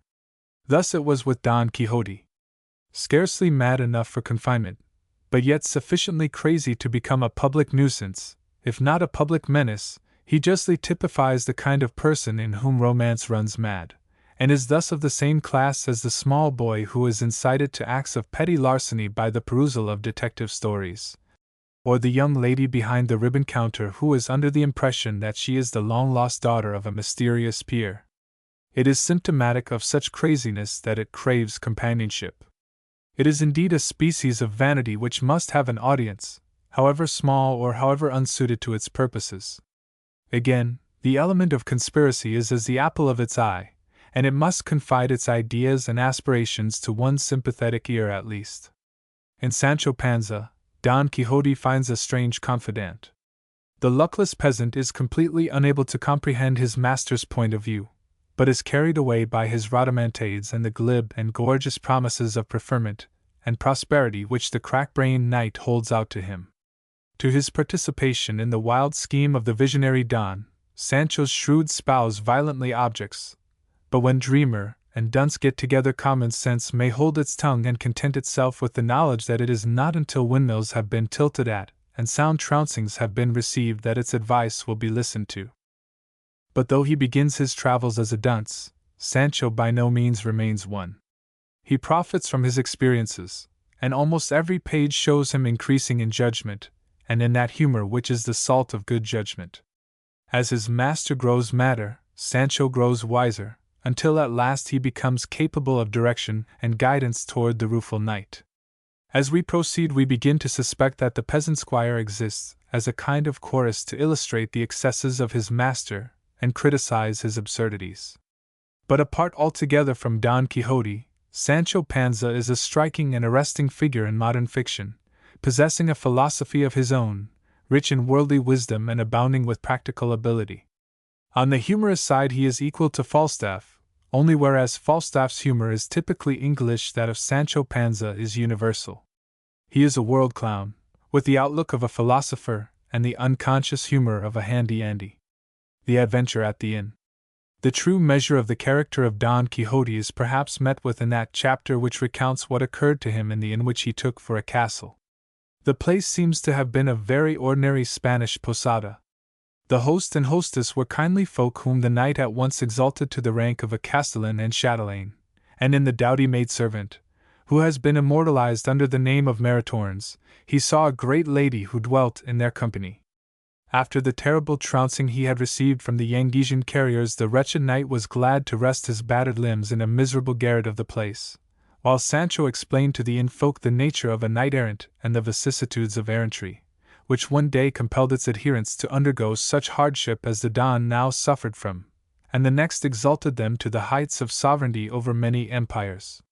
These explanations were seconded by the Knight of the Rueful Countenance himself, who, sitting up in bed, entertained the hostess and maidservant to a speech so grandiloquent that, lost in wonder at his eloquence, they admired him as a man of another world.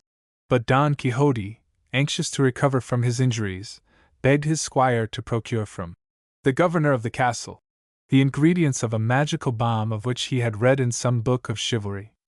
These he obtained, and Don Quixote busied himself by concocting the enchanted liquor over the fire, saying over it many credos and paternosters. Then he drank deeply of the awful compound, with distressing effect, and Sancho, following his example, underwent a similar but more violent experience, and was assured by his master that the balsam disagreed with him because he had not received the order of knighthood. Saddling his horse, the knight was about to proceed on his journey, but before he set out he assured the Lord Governor of the castle how deeply grateful he was for the honors he had received while under his roof. The innkeeper suggested that the time for paying his reckoning had come, but Don Quixote retorted that it was impossible for him to do so, as no knight-errant of whom he had ever read was wont to pay for board and lodging. The innkeeper protested loudly, whereupon, clapping spurs to Rocinante, the knight rode out at the gate. The innkeeper then attempted to extort his dues from Sancho Panza, but without avail, as the squire quoted the same authorities as his master, whereupon some of those who sojourned at the inn seized him and tossed him in a blanket. Don Quixote, hearing his cries, rode back, but although he stormed loudly, the travelers still continued to toss Sancho in the blanket, until at length, tired of the exercise, they let him go. Don Quixote's love madness. In the space at our disposal it would be impossible to follow Don Quixote step by step through the land of false romance which he had created for himself. We will recall how Amadis on the Firm Island bemoaned his separation from his lady-love, and how, when he came to a locality known as the Black Mountain, Don Quixote resolved to follow the example of the great hero of chivalry.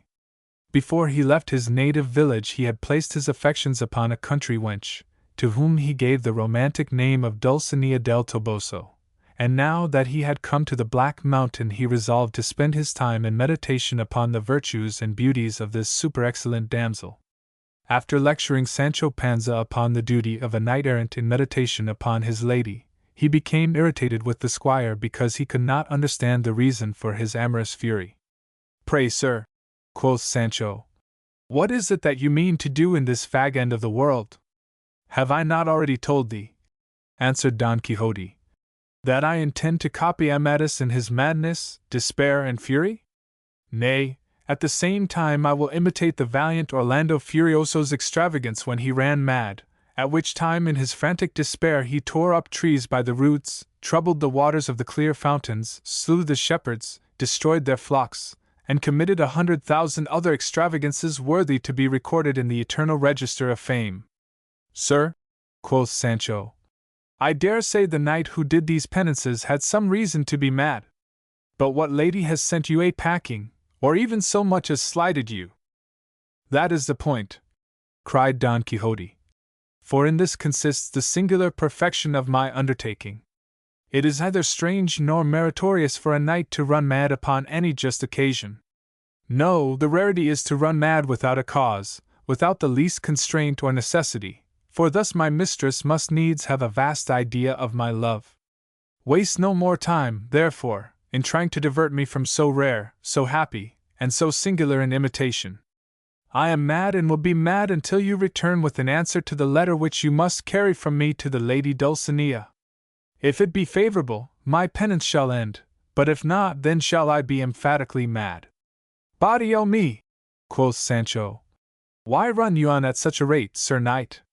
All these tales of yours of the winning of kingdoms and bestowing of islands rather appear to me as so much braggartry, and now this latest mood of yours. Now as I love bright arms, cried the Don, I swear that thou art an addlepated ass. Know you not that all the actions and adventures of a knight-errant seem to be mere chimeras and follies? Not that they are so, but merely have that appearance through the malice and envy of powerful enchanters. As they talked they came near to a high rock, round which the wild trees, plants, and flowers grew in profusion, and here the knight of the woeful figure resolved to perform his amorous penance. Throwing himself on the ground, he broke into a loud frenzy of grief.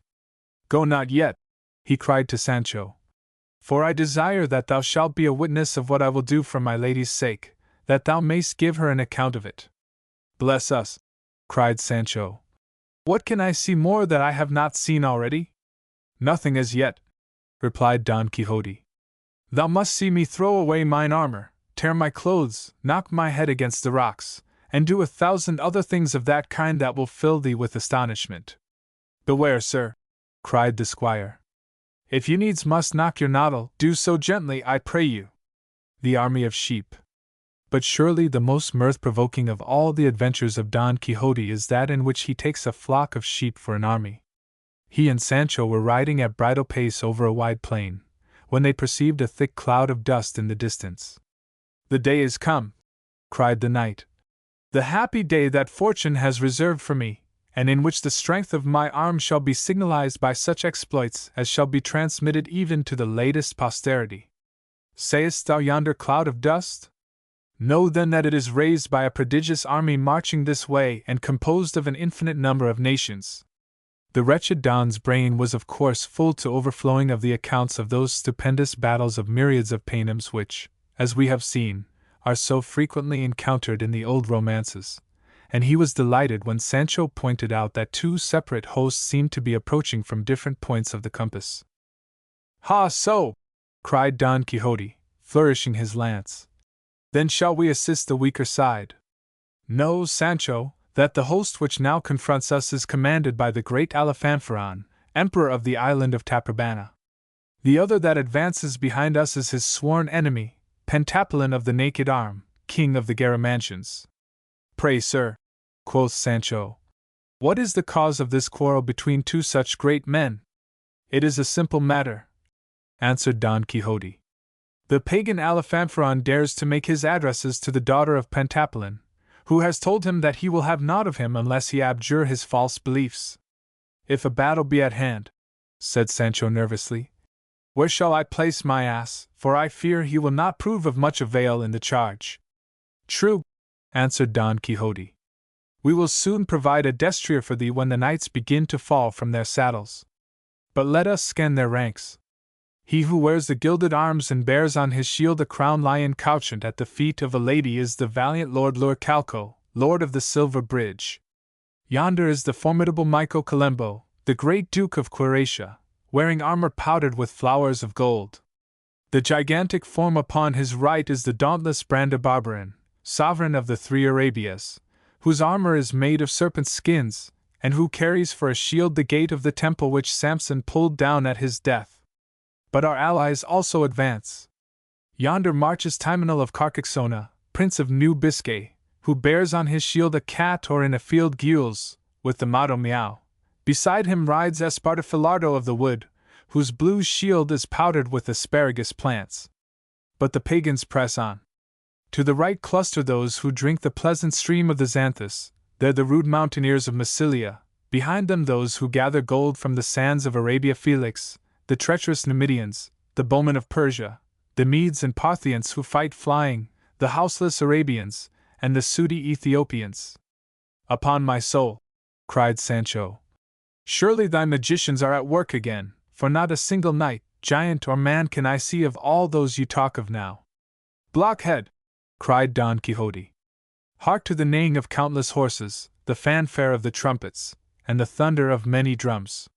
Surely this is sorcery, replied the puzzled Sancho. for I hear nothing but the bleating of sheep." "Retreat, if thou fearest the engagement," replied the Don, with a haughty sneer. "For I with my single arm am sufficient to give the victory to that side which I shall favor with my assistance." And with a loud and warlike cry he couched his lance, clapped spurs to the lean side of Rosinante, and charged like a thunderbolt into the plain, crying, "Courage, brave knights! Woe upon that great infidel Aliphanfaron of Taprobana!" In another moment he was among the flock of sheep, charging through and through it, and piercing an animal at each thrust of his lance. The shepherds, in great dismay, unloosed their slings and began to ply him with stones as big as their fists. But disdainful of this petty artillery, he cried upon Aliphanfaron, whom in imagination he was about to engage, when a stone as big as a good-sized pippin struck him heavily upon the short ribs. Thinking himself desperately wounded, he pulled out the earthen flask which contained his magic balsam. But just as he was in the act of raising this to his lips, a stone from the sling of a shepherd struck it so forcibly as to shiver it to atoms, and passing through it broke 3 of his teeth and tumbled him from the saddle. The shepherds, fearing that they had killed him, picked up the dead sheep and made off, leaving him more dead than alive. Mambrino's helmet. No less notable is Cervantes' account of the adventure in which Don Quixote succeeded in obtaining the helmet of Mambrino. At a distance he espied a horseman who wore upon his head something that glittered like gold. Turning to Sancho, he said, "Behold, yonder comes he who wears upon his head the helmet of Mambrino, which I have sworn to make mine own." Now the truth of the story, says Cervantes, was this: there were in that part of the country 2 villages, one of which was so little that it had not so much as a shop in it, nor any barber, so that the barber of the greater village served also the smaller. And thus a person happening to have occasion to be let blood, and another to be shaved, the barber was going thither with his brass basin, which he had clapped upon his head to keep his hat, that chanced to be a new one, from being spoiled by the rain, and as the basin was new scoured, it made a glittering show a great way off. As Sancho had well observed, he rode upon a grey ass, which Don Quixote as easily took for a dapple grey steed as he took the barber for a knight, and his brass basin for a golden helmet, his distracted brain easily applying every object to his romantic ideas. Therefore, when he saw the poor imaginary knight draw near, he fixed his lance, or javelin, to his thigh, and without staying to hold a parley with his thoughtless adversary, flew at him as fiercely as Rosinante would gallop, resolved to pierce him through and through, crying out in the midst of his career, "Caitiff! Wretch! Defend thyself, or immediately surrender that which is so justly my due." The barber, seeing this awful apparition come thundering down upon him, and in terror lest he should be run through by Don Quixote's lance, threw himself off his ass on to the ground and hastily rising, ran off at the top of his speed, leaving both his ass and his basin behind him. "Of a truth," said Don Quixote, "the miscreant who has left this helmet has shown himself as prudent as the beaver, who, finding himself hotly pursued by the hunters, to save his life cuts off with his teeth that for which his natural instinct tells him he was followed."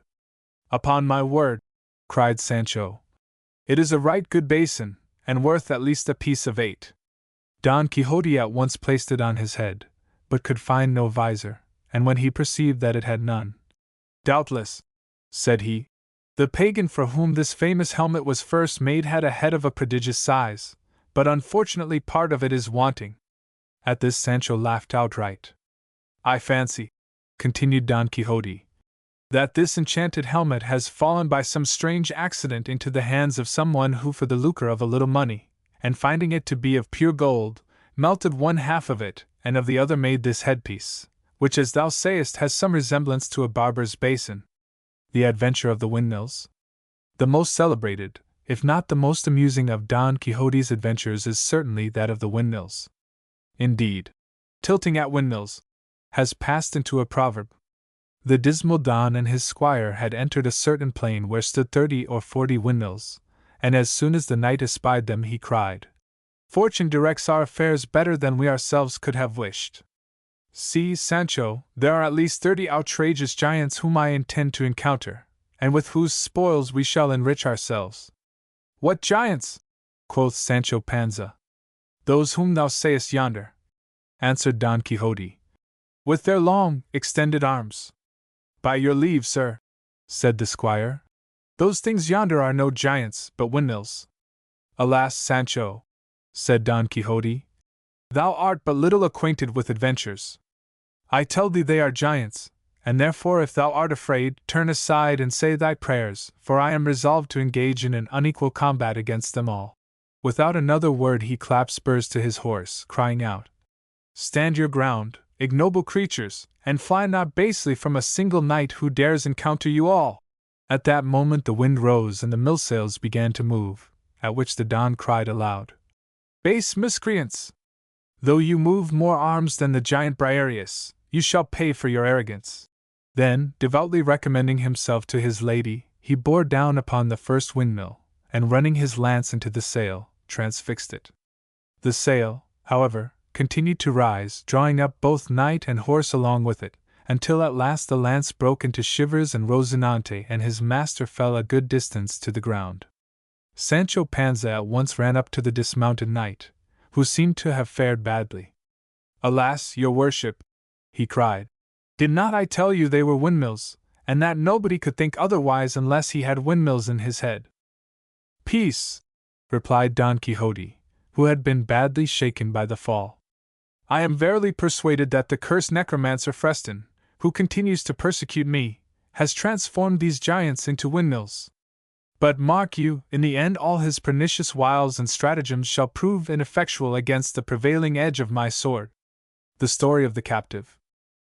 One of the most remarkable of the tales which are interspersed throughout the history of Don Quixote is that of the captive which the hero encounters at a certain inn, and which, if it is not actually based upon the facts of Cervantes' own personal captivity among the Moorish pirates, certainly draws much of its substance and color therefrom.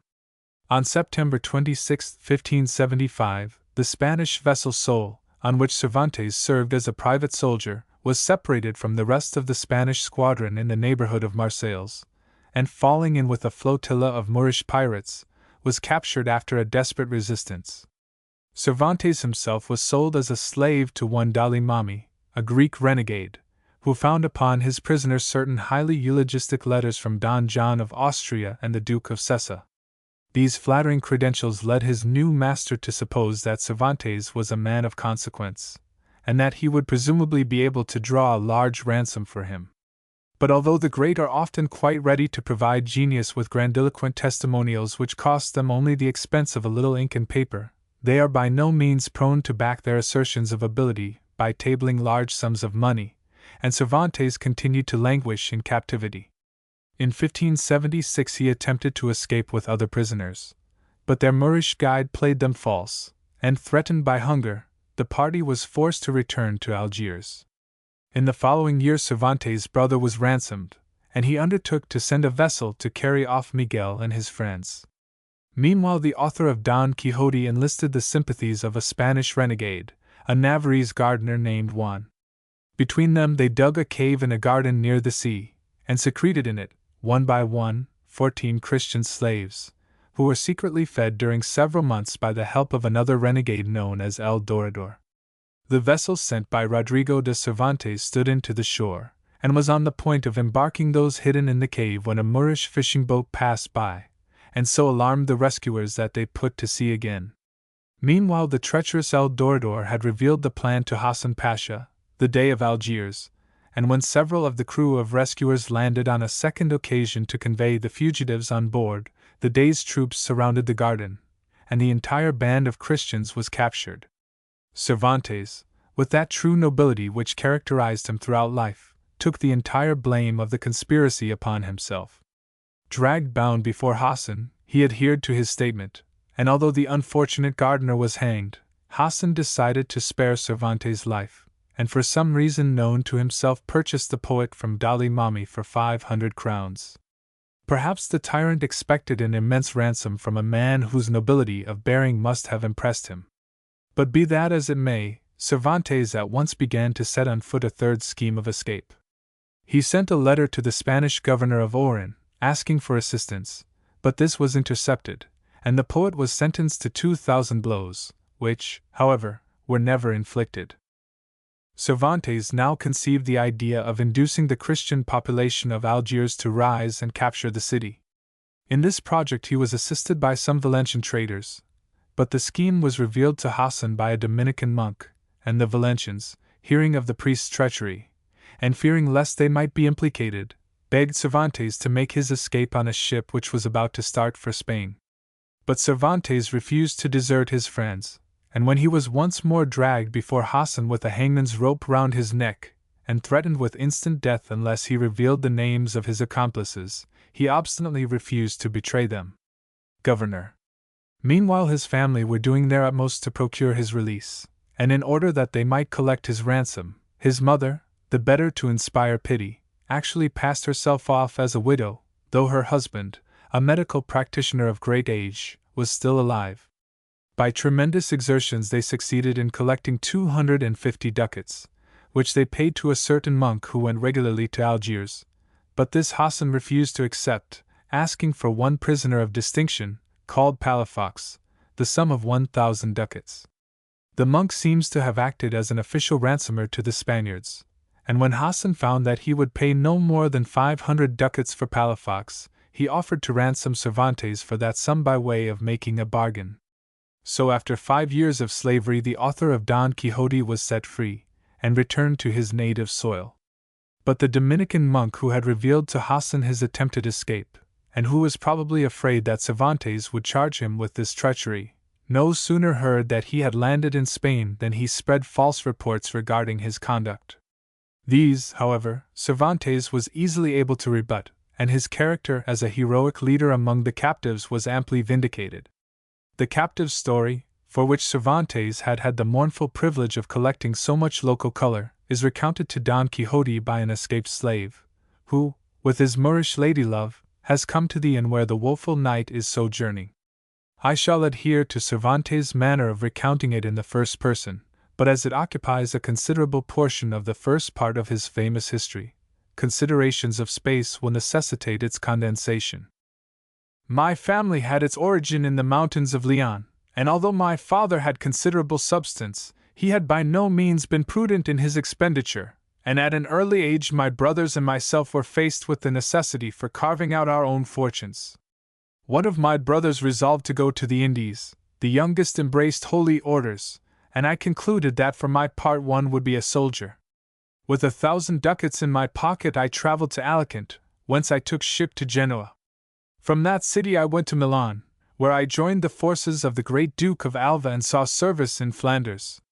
Some time after my arrival in that country there came news of the league concluded by Pope Pius V in conjunction with Spain against the Turks, who had at that time taken the island of Cyprus from the Venetians. Hearing that Don John of Austria had been given the conduct of this expedition, I returned to Italy, enrolled myself in his service, and was present at the great battle of Lepanto, on which glorious day the fable that the Turk was invincible, which had so long deluded Christendom, was dissipated. But instead of participating in this victory, I was so unfortunate as to be made a prisoner in the course of the engagement. Vihali, the bold pirate king of Algiers, having boarded and taken the galley Capitana of Malta, the vessel of Andrea Doria, to which I had been commissioned, bore up to assist it.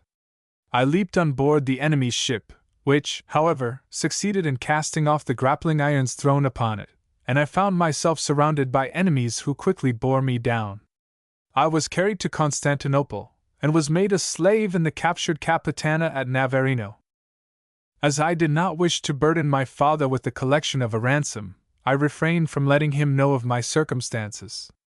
My master Vihali dying, I fell to the share of a Venetian renegade called Azanaga, who sailed for Algiers, where I was shut up in prison. As it was thought that I might be ransomed, the Moors placed me in a bagnio, and I was not forced to labor like those captives who had no hope of redemption. Upon the courtyard of this place there opened the windows of the house of a wealthy Moor, and it chanced one day that I was standing underneath one of these, when there appeared from it a long cane, to which was attached a piece of linen. This was moved up and down, as if it was expected that some of us should lay hold upon it, and one of our number stood immediately beneath it to see if it would be lowered. But just as he came to it, the cane was drawn up and shaken to and fro sideways, as if in denial. Another of my comrades advanced, and had the same success as the former. Seeing this, I resolved to try my fortune also, and as I came under the cane, it fell at my feet. I untied the linen, and found wrapped up in it about 10 gold coins called zionins. I took the money, broke the cane, and looking upward beheld a white hand close the window in haste. Shortly afterward there appeared out of the same casement a little cross made of cane, and by this token we concluded that some Christian woman was a slave in that house. But the whiteness of the hand and the richness of the bracelets upon the arm made us think that perhaps we had to deal with a Christian lady who had turned Mohammedan. For more than 15 days we received no other token of the lady's presence, although we watched carefully for the same, but we learned that the house belonged to a Moor of high rank, called Ajamarato. At the end of this time the cane appeared once more, and on this occasion I found that the linen bundle contained no less than 40 crowns of Spanish gold, with a paper written in Arabic, at the top of which was a great cross. But none of us understood Arabic, and it was with difficulty that we could find an interpreter. At last I resolved to trust a renegade of Murcia, who had shown me great proofs of his kindness. He agreed to translate it, and I found the contents were as follow. As a child I had a Christian nurse who taught me much of your religion, and especially of Lella Marine, whom you call the Virgin. When this good slave died, she appeared to me in a vision and bid me go to the land of the Christians to see the Virgin, who had a great kindness for me. I have seen many Christians out of this window, but none has appeared to me so much of a gentleman as thyself. I am young and handsome and can carry with me a great deal of money and other riches. Pray consider how we may escape together, and thou shalt be my husband in thine own country, if thou art willing. But if not, it does not matter, for the Virgin will provide me a husband. Trust no more with this letter, for they are all treacherous. The renegade to whom I had given the letter for translation promised to assist us in every way in his power, should we venture upon making our escape, and indeed the hearts of all of us rose high, for we argued that the influence and means of the lady who had befriended me might greatly help us in our efforts for freedom. I dictated a reply to the renegade, who translated it into the Arabic tongue, offering the lady my services and those of my companions, and promising on the word of a Christian to make her my wife. Soon the cane was let down from the window once more. I attached a note to it, and it was drawn up. That night we prisoners discussed the best means of effecting our escape, and at last we agreed to wait for the answer of Zoraida, for such we discovered was the lady's name, feeling assured that she could best advise us how to proceed. For some days the bagnio was full of people, during which time the cane was invisible, but when we were once more left to ourselves it was thrust through the window, and on this occasion the bundle which depended from it contained a letter and 100 crowns in gold. The renegade speedily translated the missive, which stated that although the writer could not contrive the manner of our escape, she could still furnish us with sufficient money to enable us to buy our ransoms. She suggested that having done this one of us should proceed to Spain, purchase a ship there, and return for the others. She concluded by saying that she was now about to proceed to the country with her father, and that she would pass all the summer in a place near the seaside, which she closely described. Every one of our company offered to be the man who should go to Spain and purchase the ship which was to deliver the rest, but the renegade, who was experienced in such matters, strongly opposed this proposal, saying that he had seen too many such enterprises wrecked by placing trust in a single individual.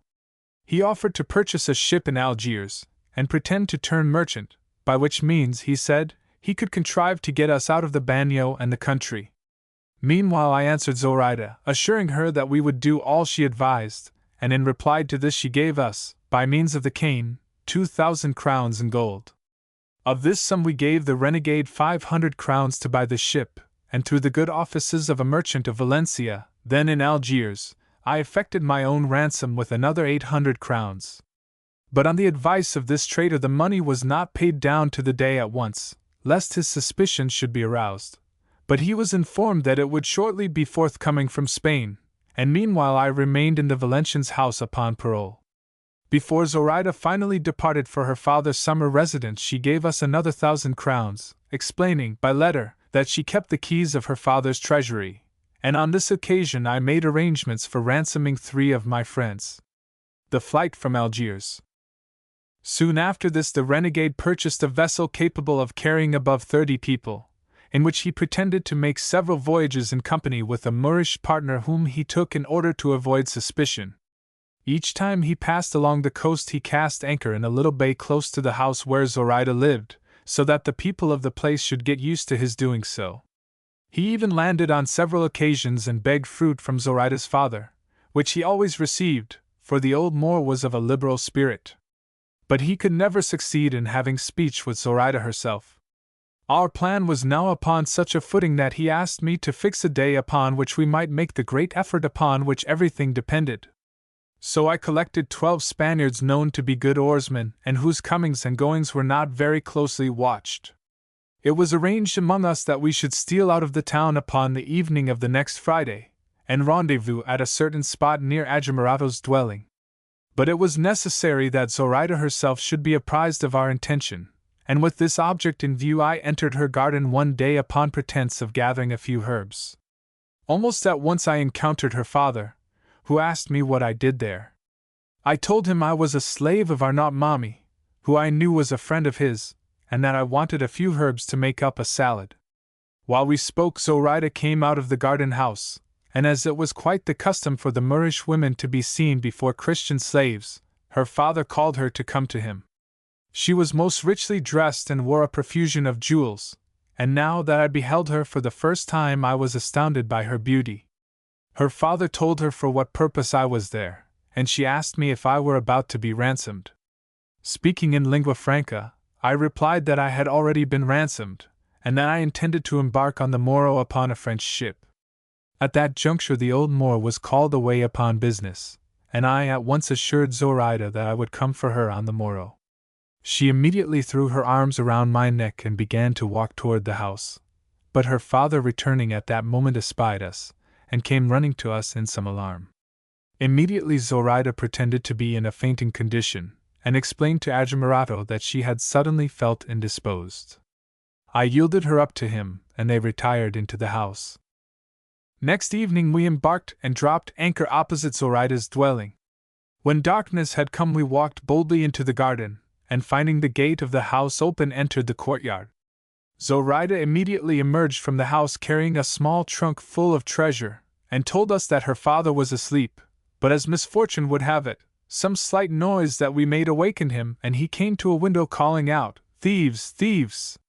Christians! Christians!" The renegade at once rushed upstairs and secured him, and we carried father and daughter on board. We also made prisoners of the few Moors who remained on the vessel, bent to the oars, and set out to sea. At first we endeavored to make for Majorca, but a strong wind arising, we were driven along the coast. We were in great fear that we might encounter some of the Moorish cruisers which we knew to be in the vicinity. I made every effort in my power to assure Ajimarato that we would give him his liberty on the very first occasion, and told him that his daughter had become a Christian and desired to live the rest of her life in a Christian land. On hearing this the old man behaved as if suddenly seized with a frenzy, and rising cast himself into the sea, whence we succeeded with difficulty in rescuing him. Shortly afterward we drove into a small bay, where we set Ajimarato ashore. I shall never forget his curses and imprecations upon his daughter, but as we sailed away he called out, begging her to return. However, she hid her face in her hands and commended him to the Virgin. We had proceeded some little distance from the coast when the light of the moon became obscured. All at once we nearly collided with a large vessel, which hailed us in French, bidding us to heave to.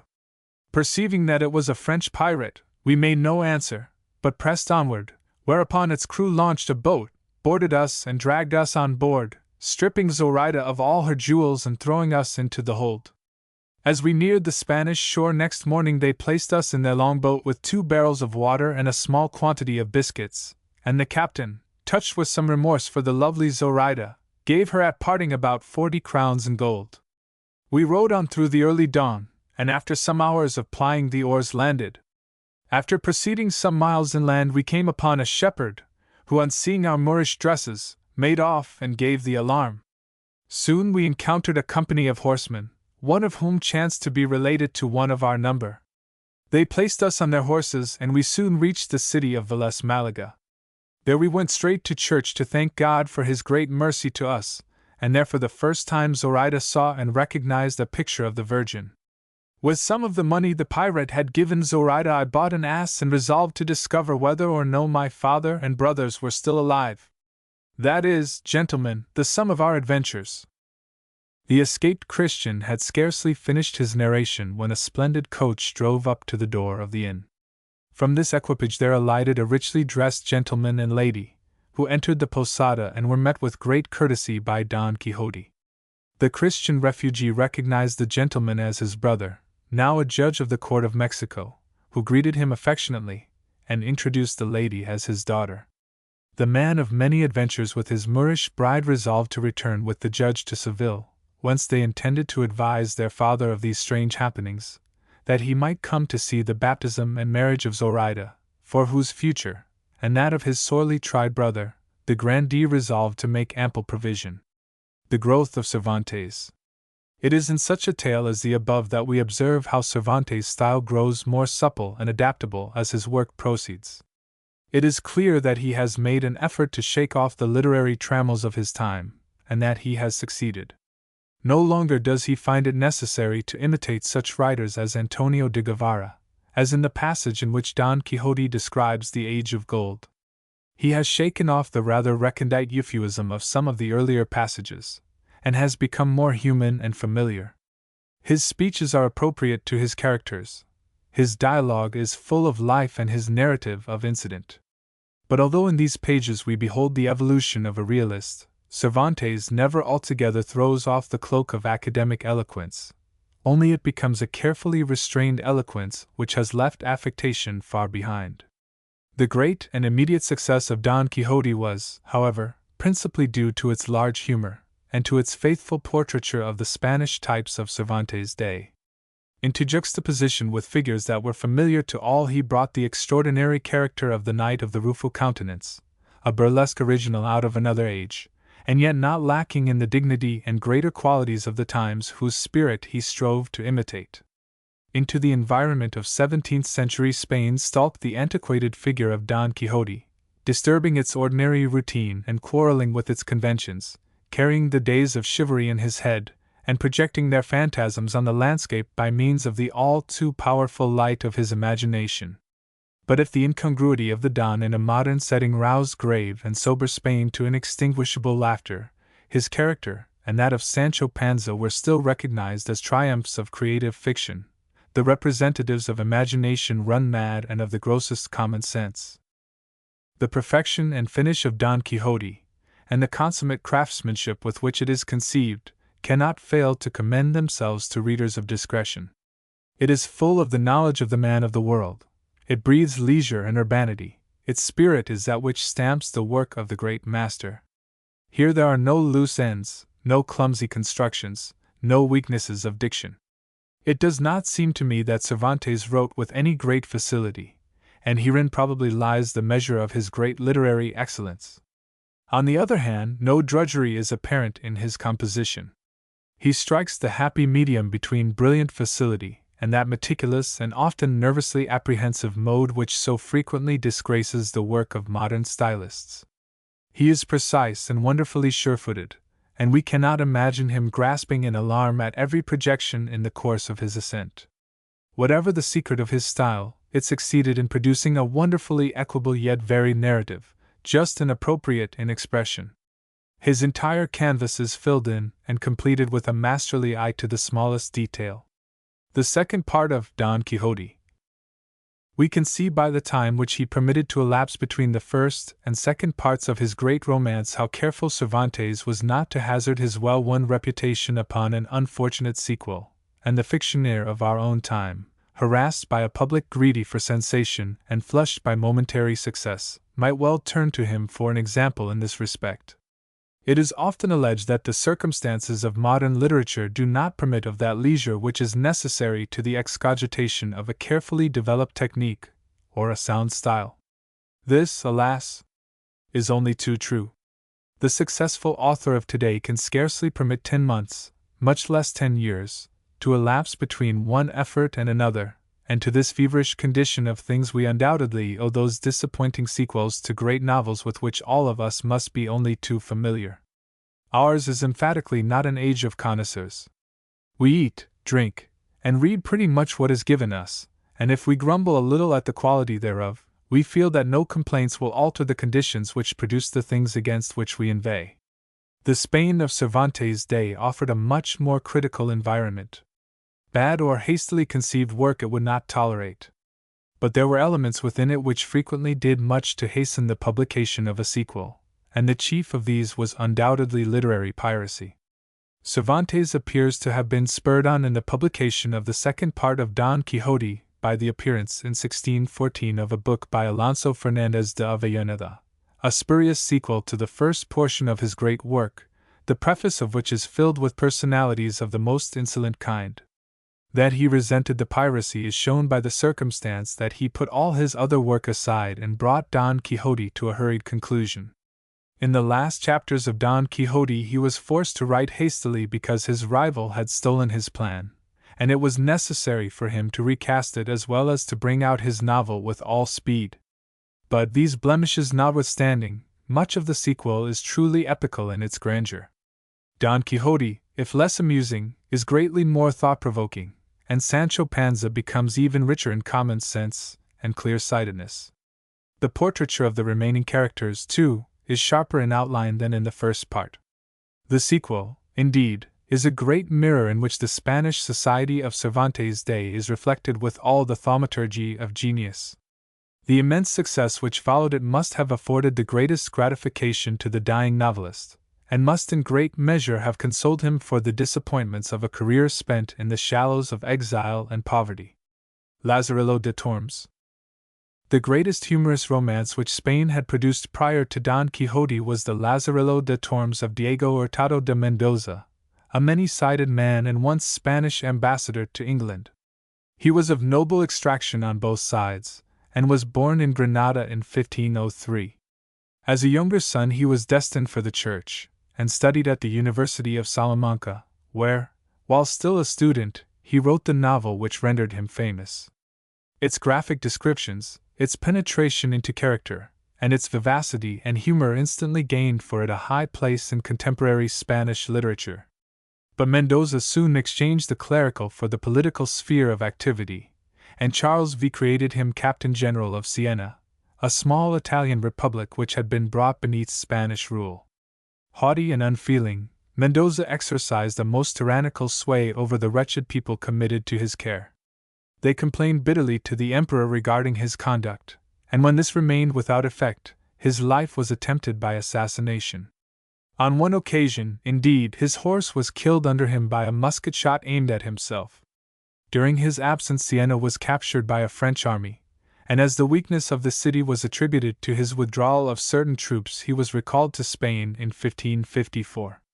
But while thus employed in Italy as a statesman and a soldier, Mendoza had not been idle in a literary sense, for he had written his political commentaries, a paraphrase of Aristotle, a treatise on mechanics, and other notable works, none of which, however, have achieved for him a tithe of the popularity of his first literary effort. Lazaro, or, to give him his diminutive name, Lazarillo, was the son of a miller who plied his trade by the banks of the river Tormes, from which he took his name. When he was only 10 years old his father was killed in a campaign against the Moors, and as his mother was unable to support him she gave him into the charge of a blind man who wandered about the country as a beggar. While at the bridge of Salamanca the boy noticed an animal carved in stone in the form of a bull, and was told by his master that if he placed his ear to the effigy he would hear it roar. He did so, when the old man gave his head such a violent thump against it as almost to bereave him of sense, and laughing brutally, told him that a blind man's boy must needs have his wits about him. "I have no silver or gold to give you," said he, "but what is far better, I can impart to you the result of my experiences, which will always enable you to live." The little Lazarillo had much difficulty in getting enough food to keep body and soul together.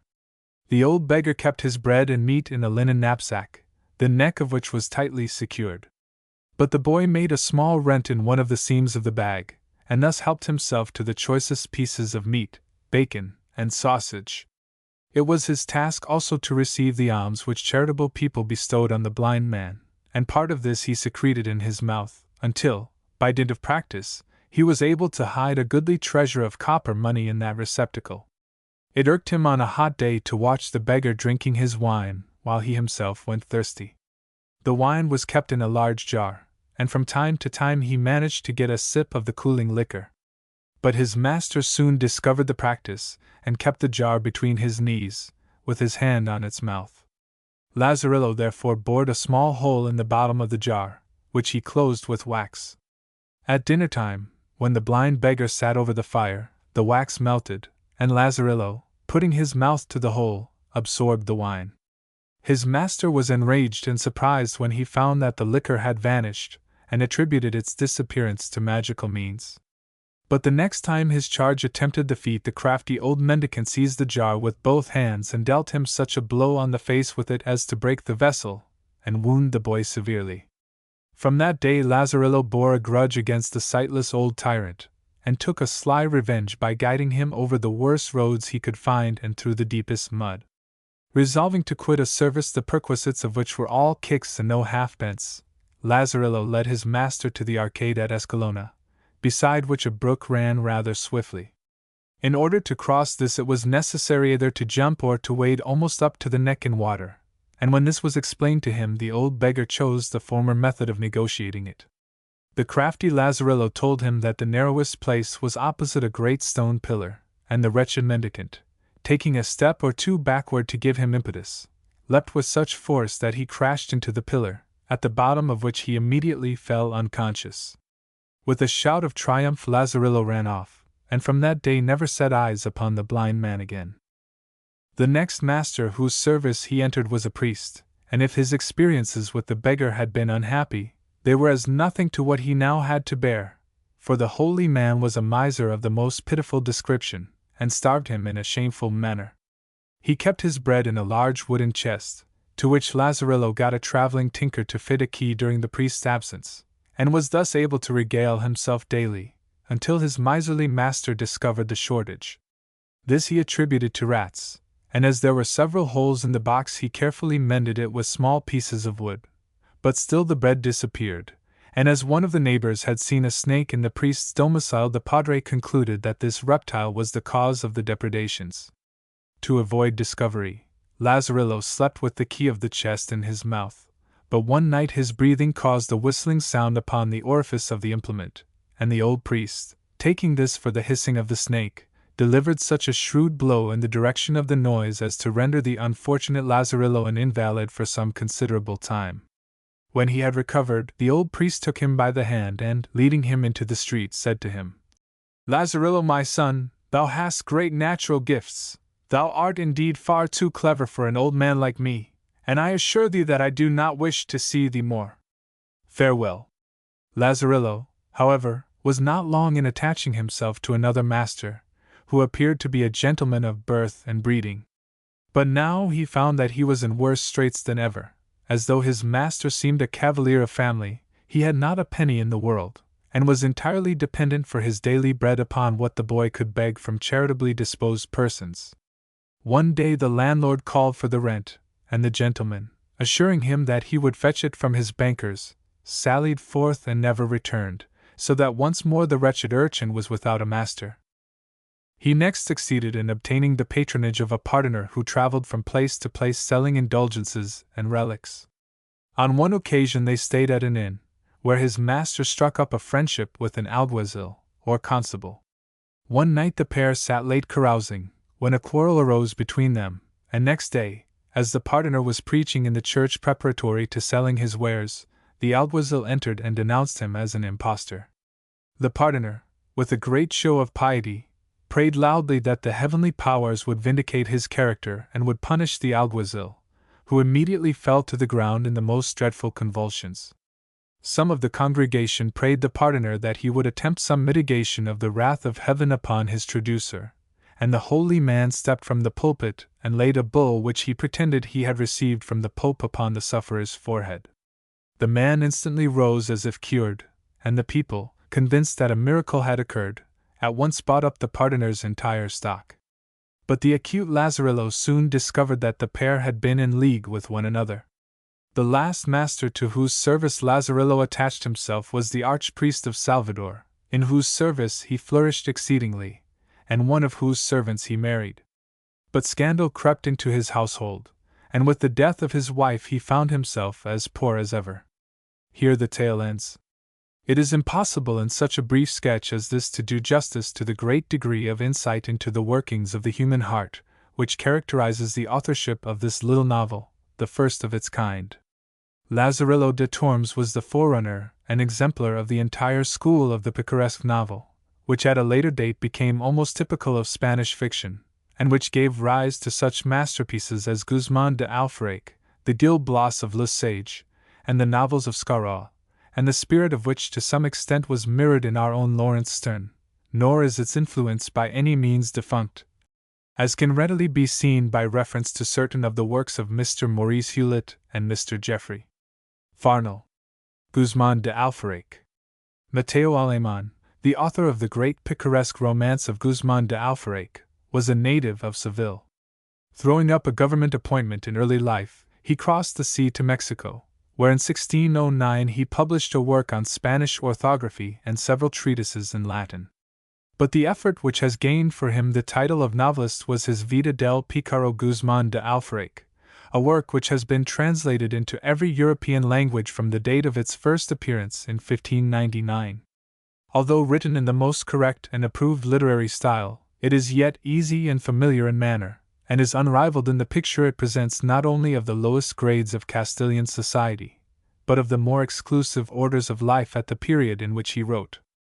My ancestors, he says, were originally from the Levant, but settled in Genoa and employed themselves in the mercantile life of that city in such a manner that they were accused of usury.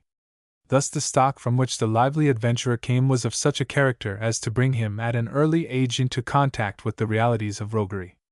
But if his relations were by no means particular in trade, they concealed their ignominious conduct under the cloak of hypocrisy and social correctness. They never failed to be present at Mass, and the finger of reproach could not be pointed against their family life. Before Guzman was born, his father learned that one of his correspondents at Seville had become bankrupt, and setting out for Spain in order to investigate his affairs on the spot, he was captured by an Algerine pirate, adopted the religion of Mohammed, and married a Moorish lady. His agent at Seville, having heard of what had happened to his principal creditor, adjusted his affairs without him, and was soon in a better condition than ever. But the elder de Alfaraque succeeded in making his escape, and coming to Seville, demanded a reckoning from his rascally business confrere, from whom he succeeded in extorting a considerable sum. He set himself up in business at Seville, and bought an estate, which he named St. Juan de Alfaraque. Here he lived right royally, and having married the wealthy widow of an old knight, he found himself in a fortunate position. Soon after this his son Guzman was born. But de Alfaraque was unfortunately prone to the distractions of company, splendor, and show, and having dissipated most of his means, ere long became himself bankrupt, and shortly afterward paid the debt of nature. His widow and the little Guzman were only indifferently provided for, and when the boy had entered his 14th year he resolved to seek his fortune, and set out for Genoa, in the hope that his father's relations would extend their assistance to him. Soon he arrived at a miserable tavern, where he asked for something to eat, and was given an omelette, which, he says, might more properly have been called an egg poultice, but which he attacked as hogs do acorns. Leaving the inn, he soon felt very ill, and in a condition bordering upon collapse he encountered a muleteer, to whom he described the unsavory meal he had just eaten, and who laughed heartily at his story. The kindly fellow told him to jump on one of his mules, and soon they were trotting nimbly eastward. Shortly after this they met two friars, and arrived at an inn, where they were given another indifferent meal, which the host extolled so much that the simple boy was fain to swallow the mess without making any great ado. But to his horror he later discovered that it had been made from the flesh of a young mule. On being challenged with this the innkeeper drew a long sword, whereupon the muleteer seized a pitchfork, and murder would have been done had not the town police separated the parties. The dishonest landlord was taken to prison, but although he confessed to passing off the mule for veal, he would not admit that he had stolen Guzman's cloak, which had gone a-missing, and the boy had perforce to leave the place minus this article of apparel. Riding on their way, Guzman and the muleteer were soon overtaken on the road by two persons on mules, who examined them with the greatest attention, and then quite suddenly threw themselves upon the unfortunate lad, asserting that he had stolen some jewels of value.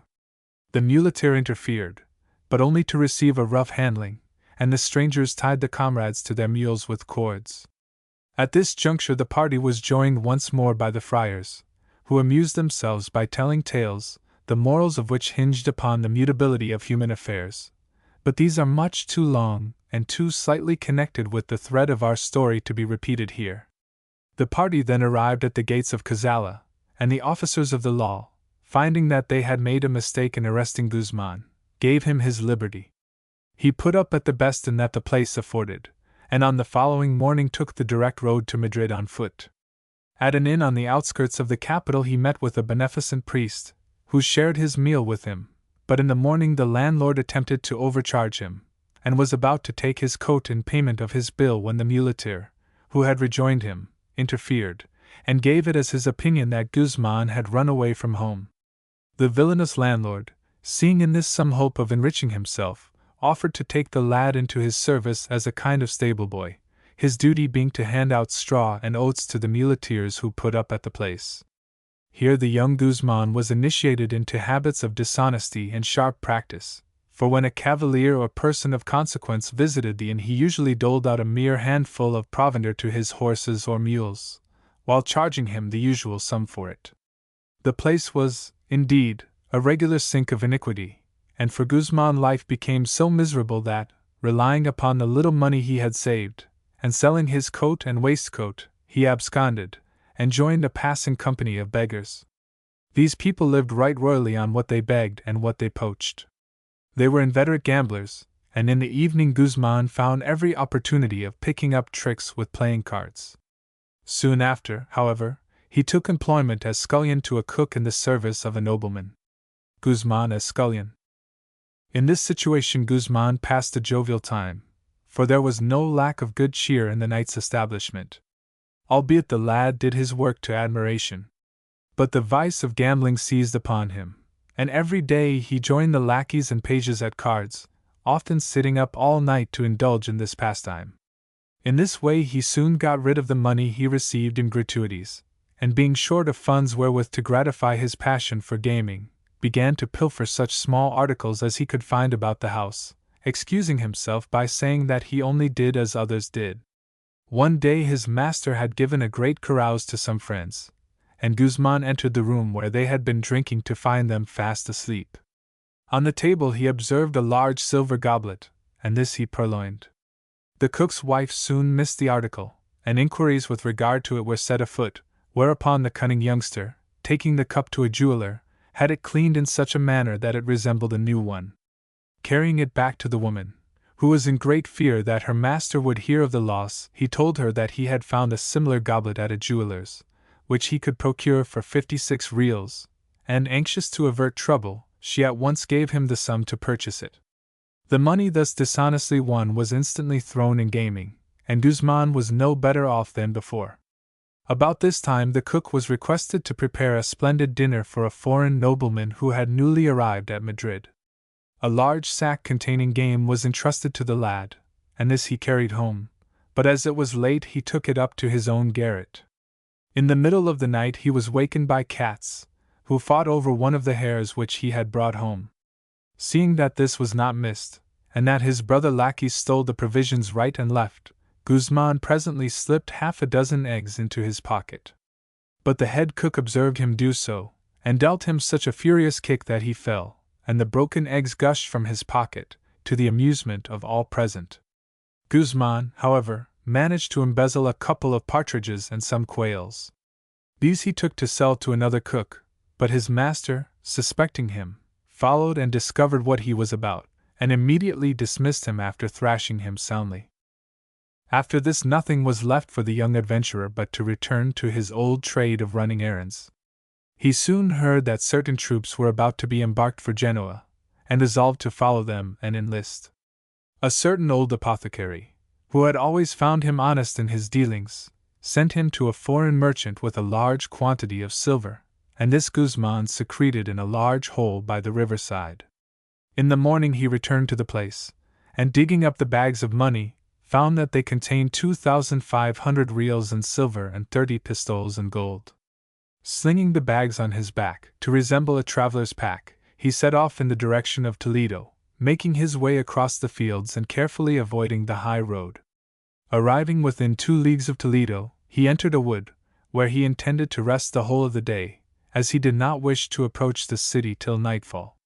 His plan was to betake himself to Genoa and introduce himself to his relations, and he was thinking of the best way to lay out his money in order to reach them and make a good appearance before them, when he heard a noise and, turning hastily, beheld a young man of about his own age reclining on the ground, with his head against a tree. Guzman shared his wine with him, and the youth informed him that he was penniless. Guzman offered to buy some of the clothes he carried with him in a bundle, and opening one of his money bags, reassured him as to his ability to pay. For 100 reals a handsome suit changed hands, and taking leave of the stranger, Guzman entered Toledo, where he at once put up at the best inn. Next day he fitted himself out with such articles of attire as he required, but his vanity got the better of him, and he ordered a most magnificent suit, which cost him a long price. On Sunday he betook himself to the cathedral, where he met a very fine lady, who asked him to accompany her home to supper. For this occasion Guzman ordered a magnificent feast, but the pair had hardly sat down to partake of it when a loud knocking was heard at the door, and the lady cried out in alarm that her brother had returned and that he had better conceal himself. The only place in which he could do so with advantage was inside a great inverted bath, and from this place of concealment he had the mortification of beholding the gentleman who entered devour the gorgeous supper which he had provided and drink every drop of the 4 bottles of wine he had purchased for his own use.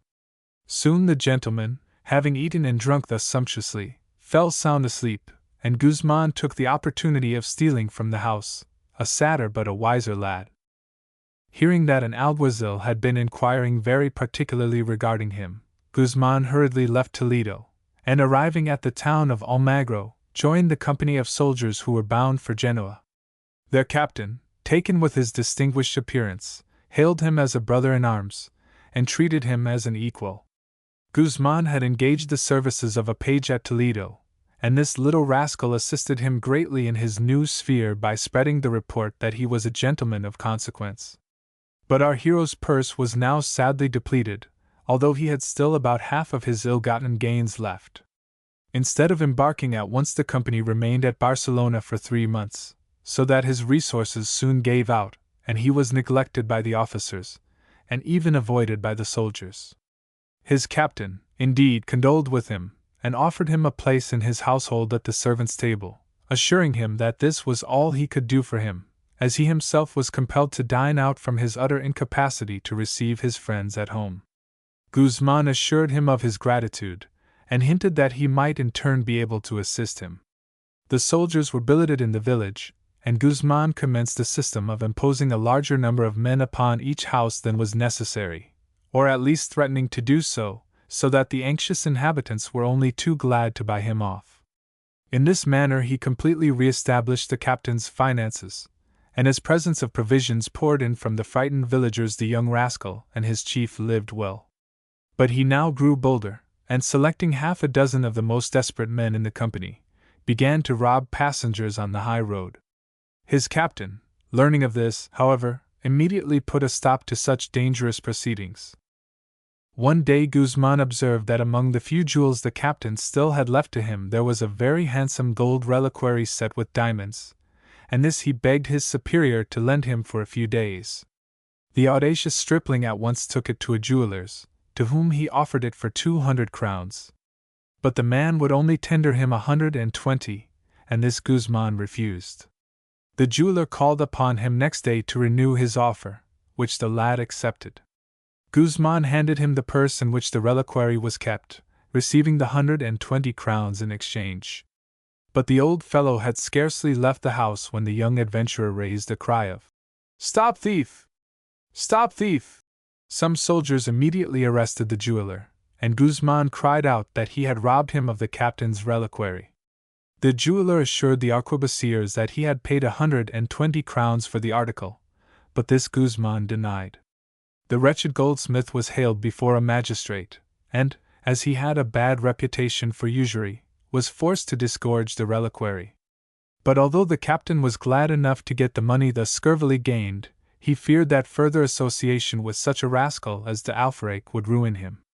In a few days the company set sail for Genoa, and when they had arrived there his superior intimated that they must part, at the same time thrusting a pistole into his hand.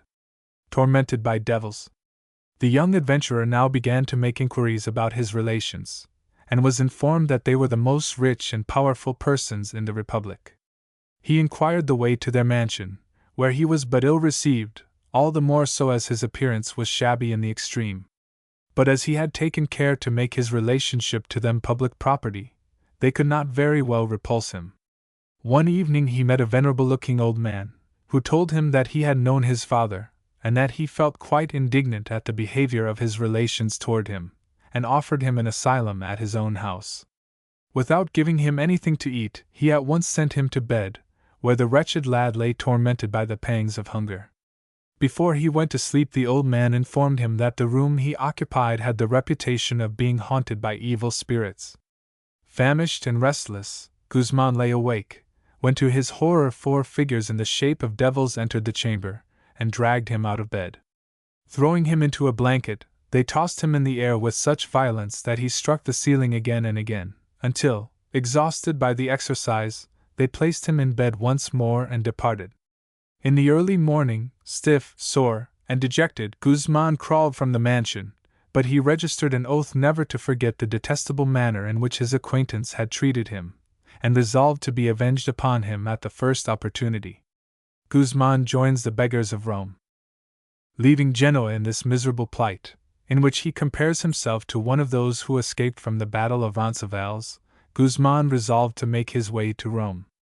Italy, he says, is the most charitable country in the world, and anyone who can beg can travel within its bounds without concerning himself about his next meal. In a few weeks he found himself in the Roman Catholic capital, with money enough in his pocket to buy a new suit of clothes, but he resisted the temptation to do so, and wandered about the streets of the imperial city seeking alms. He soon fell in with a comrade in distress, who enlightened him regarding the manners and customs of the beggars of Rome, and who gave him such good instructions that he soon received more money than he could spend. In a short time Guzman was a perfect master of the trade of begging. After spending some weeks in this kind of life he fell in with one of the master beggars of the city, who instructed him in the laws of begging, which he sets forth at length in his autobiography. These laws Guzman got by heart. The beggars lived together, and met in the evening to practice and invent new exclamations to excite pity. In the morning there was usually a scramble among them to see who could get nearest the holy water at the entrance to the churches, for there it was that the greatest harvest was reaped, and in the evening the beggars usually made a round of the country seats in the neighborhood of Rome, whence they returned laden with provisions.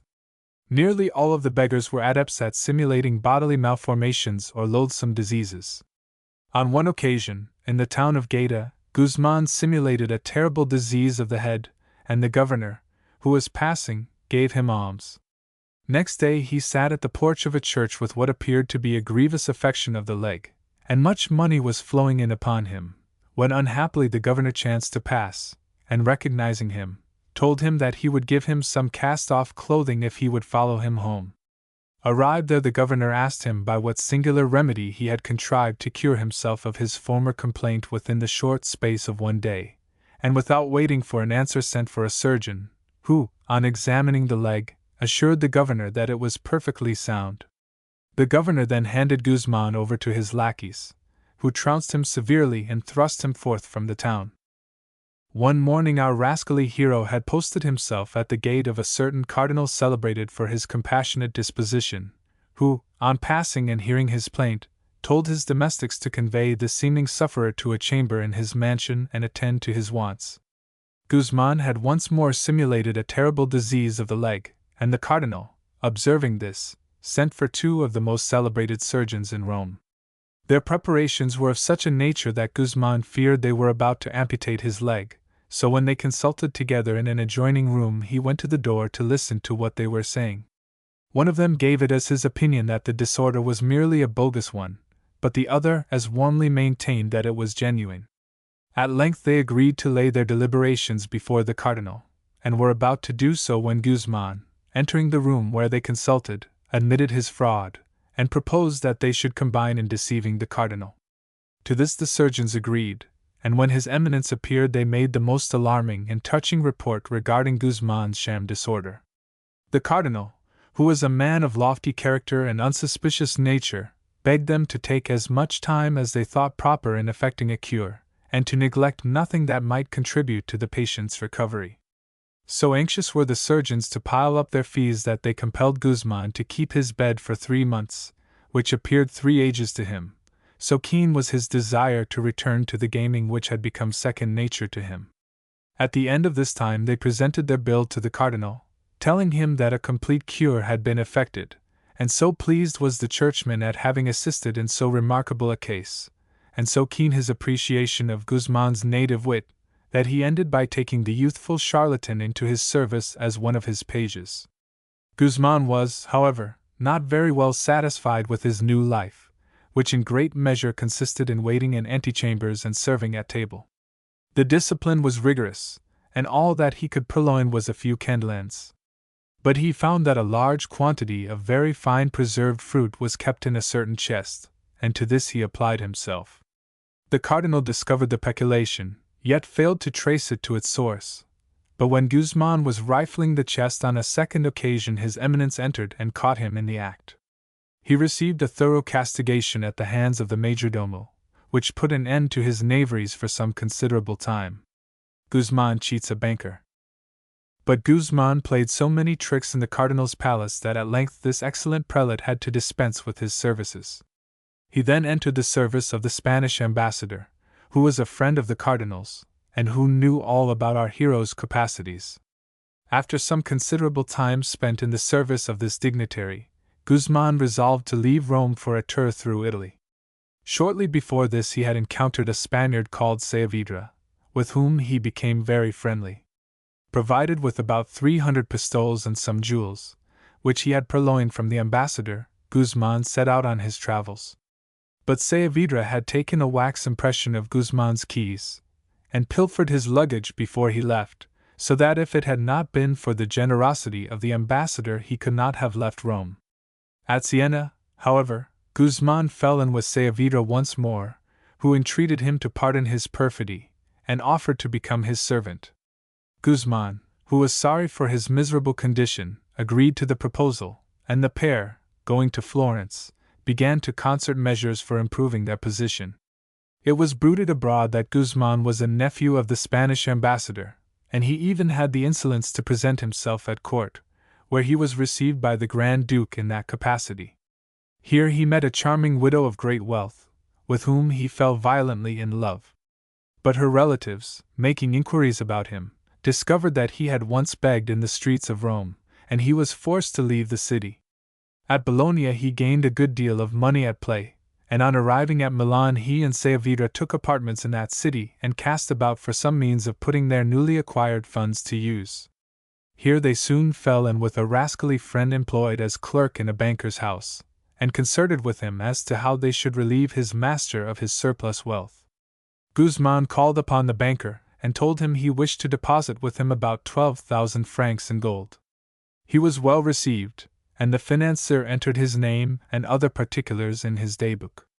On his way home he bought a gilt casket, which he filled with pieces of lead, and giving this to Saavedra, along with a bag of real money, enjoined that he should get into conversation with the landlord of the inn where they were staying, and tell him that he was taking the cash to the banker's house, which of course he was not to do. The banker's clerk got false keys made to fit his master's coffer, and when the latter was at Mass on Sunday, he opened it and placed therein the gilt casket, which, instead of lead, now contained 10 quadruples, 30 Roman crowns, and a written account of its contents. He then counterfeited his master's handwriting, and completed the entry in the daybook which he had begun, making it appear that not only the casket, but all the money in the coffer had been credited to Guzman. On the Monday, Guzman called at the banker's and asked him very politely to return the cash that had been sent to him a few days before. The man naturally denied that any sum had been lodged with him at all, whereupon Guzman made so great an outcry that a large crowd collected, and the quarrel assumed such a serious aspect that a constable appeared on the scene, accompanied by the landlord of the inn at which Guzman was staying.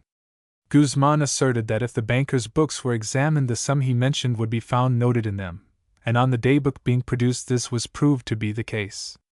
The wretched banker admitted that part of the writing was in his own hand, and this was sufficient to incense the crowd, with whom he had a very bad reputation for usury and sharp practice. Guzman, too, was able to give a most circumstantial account of the contents of the coffer, which, on being opened, was found, to the banker's amazement, to contain the gilt casket he spoke of and the exact sum named by him, including even the various coinages he had enumerated and the written note of its contents. The landlord was able to corroborate Guzman's ownership of the casket, and as the evidence seemed conclusive, the local magistrate awarded him the money, which he divided with his confederates. Guzman now resolved to return to Genoa for the purpose of being revenged upon the relatives who had treated him so scurvily upon his previous visit to that city.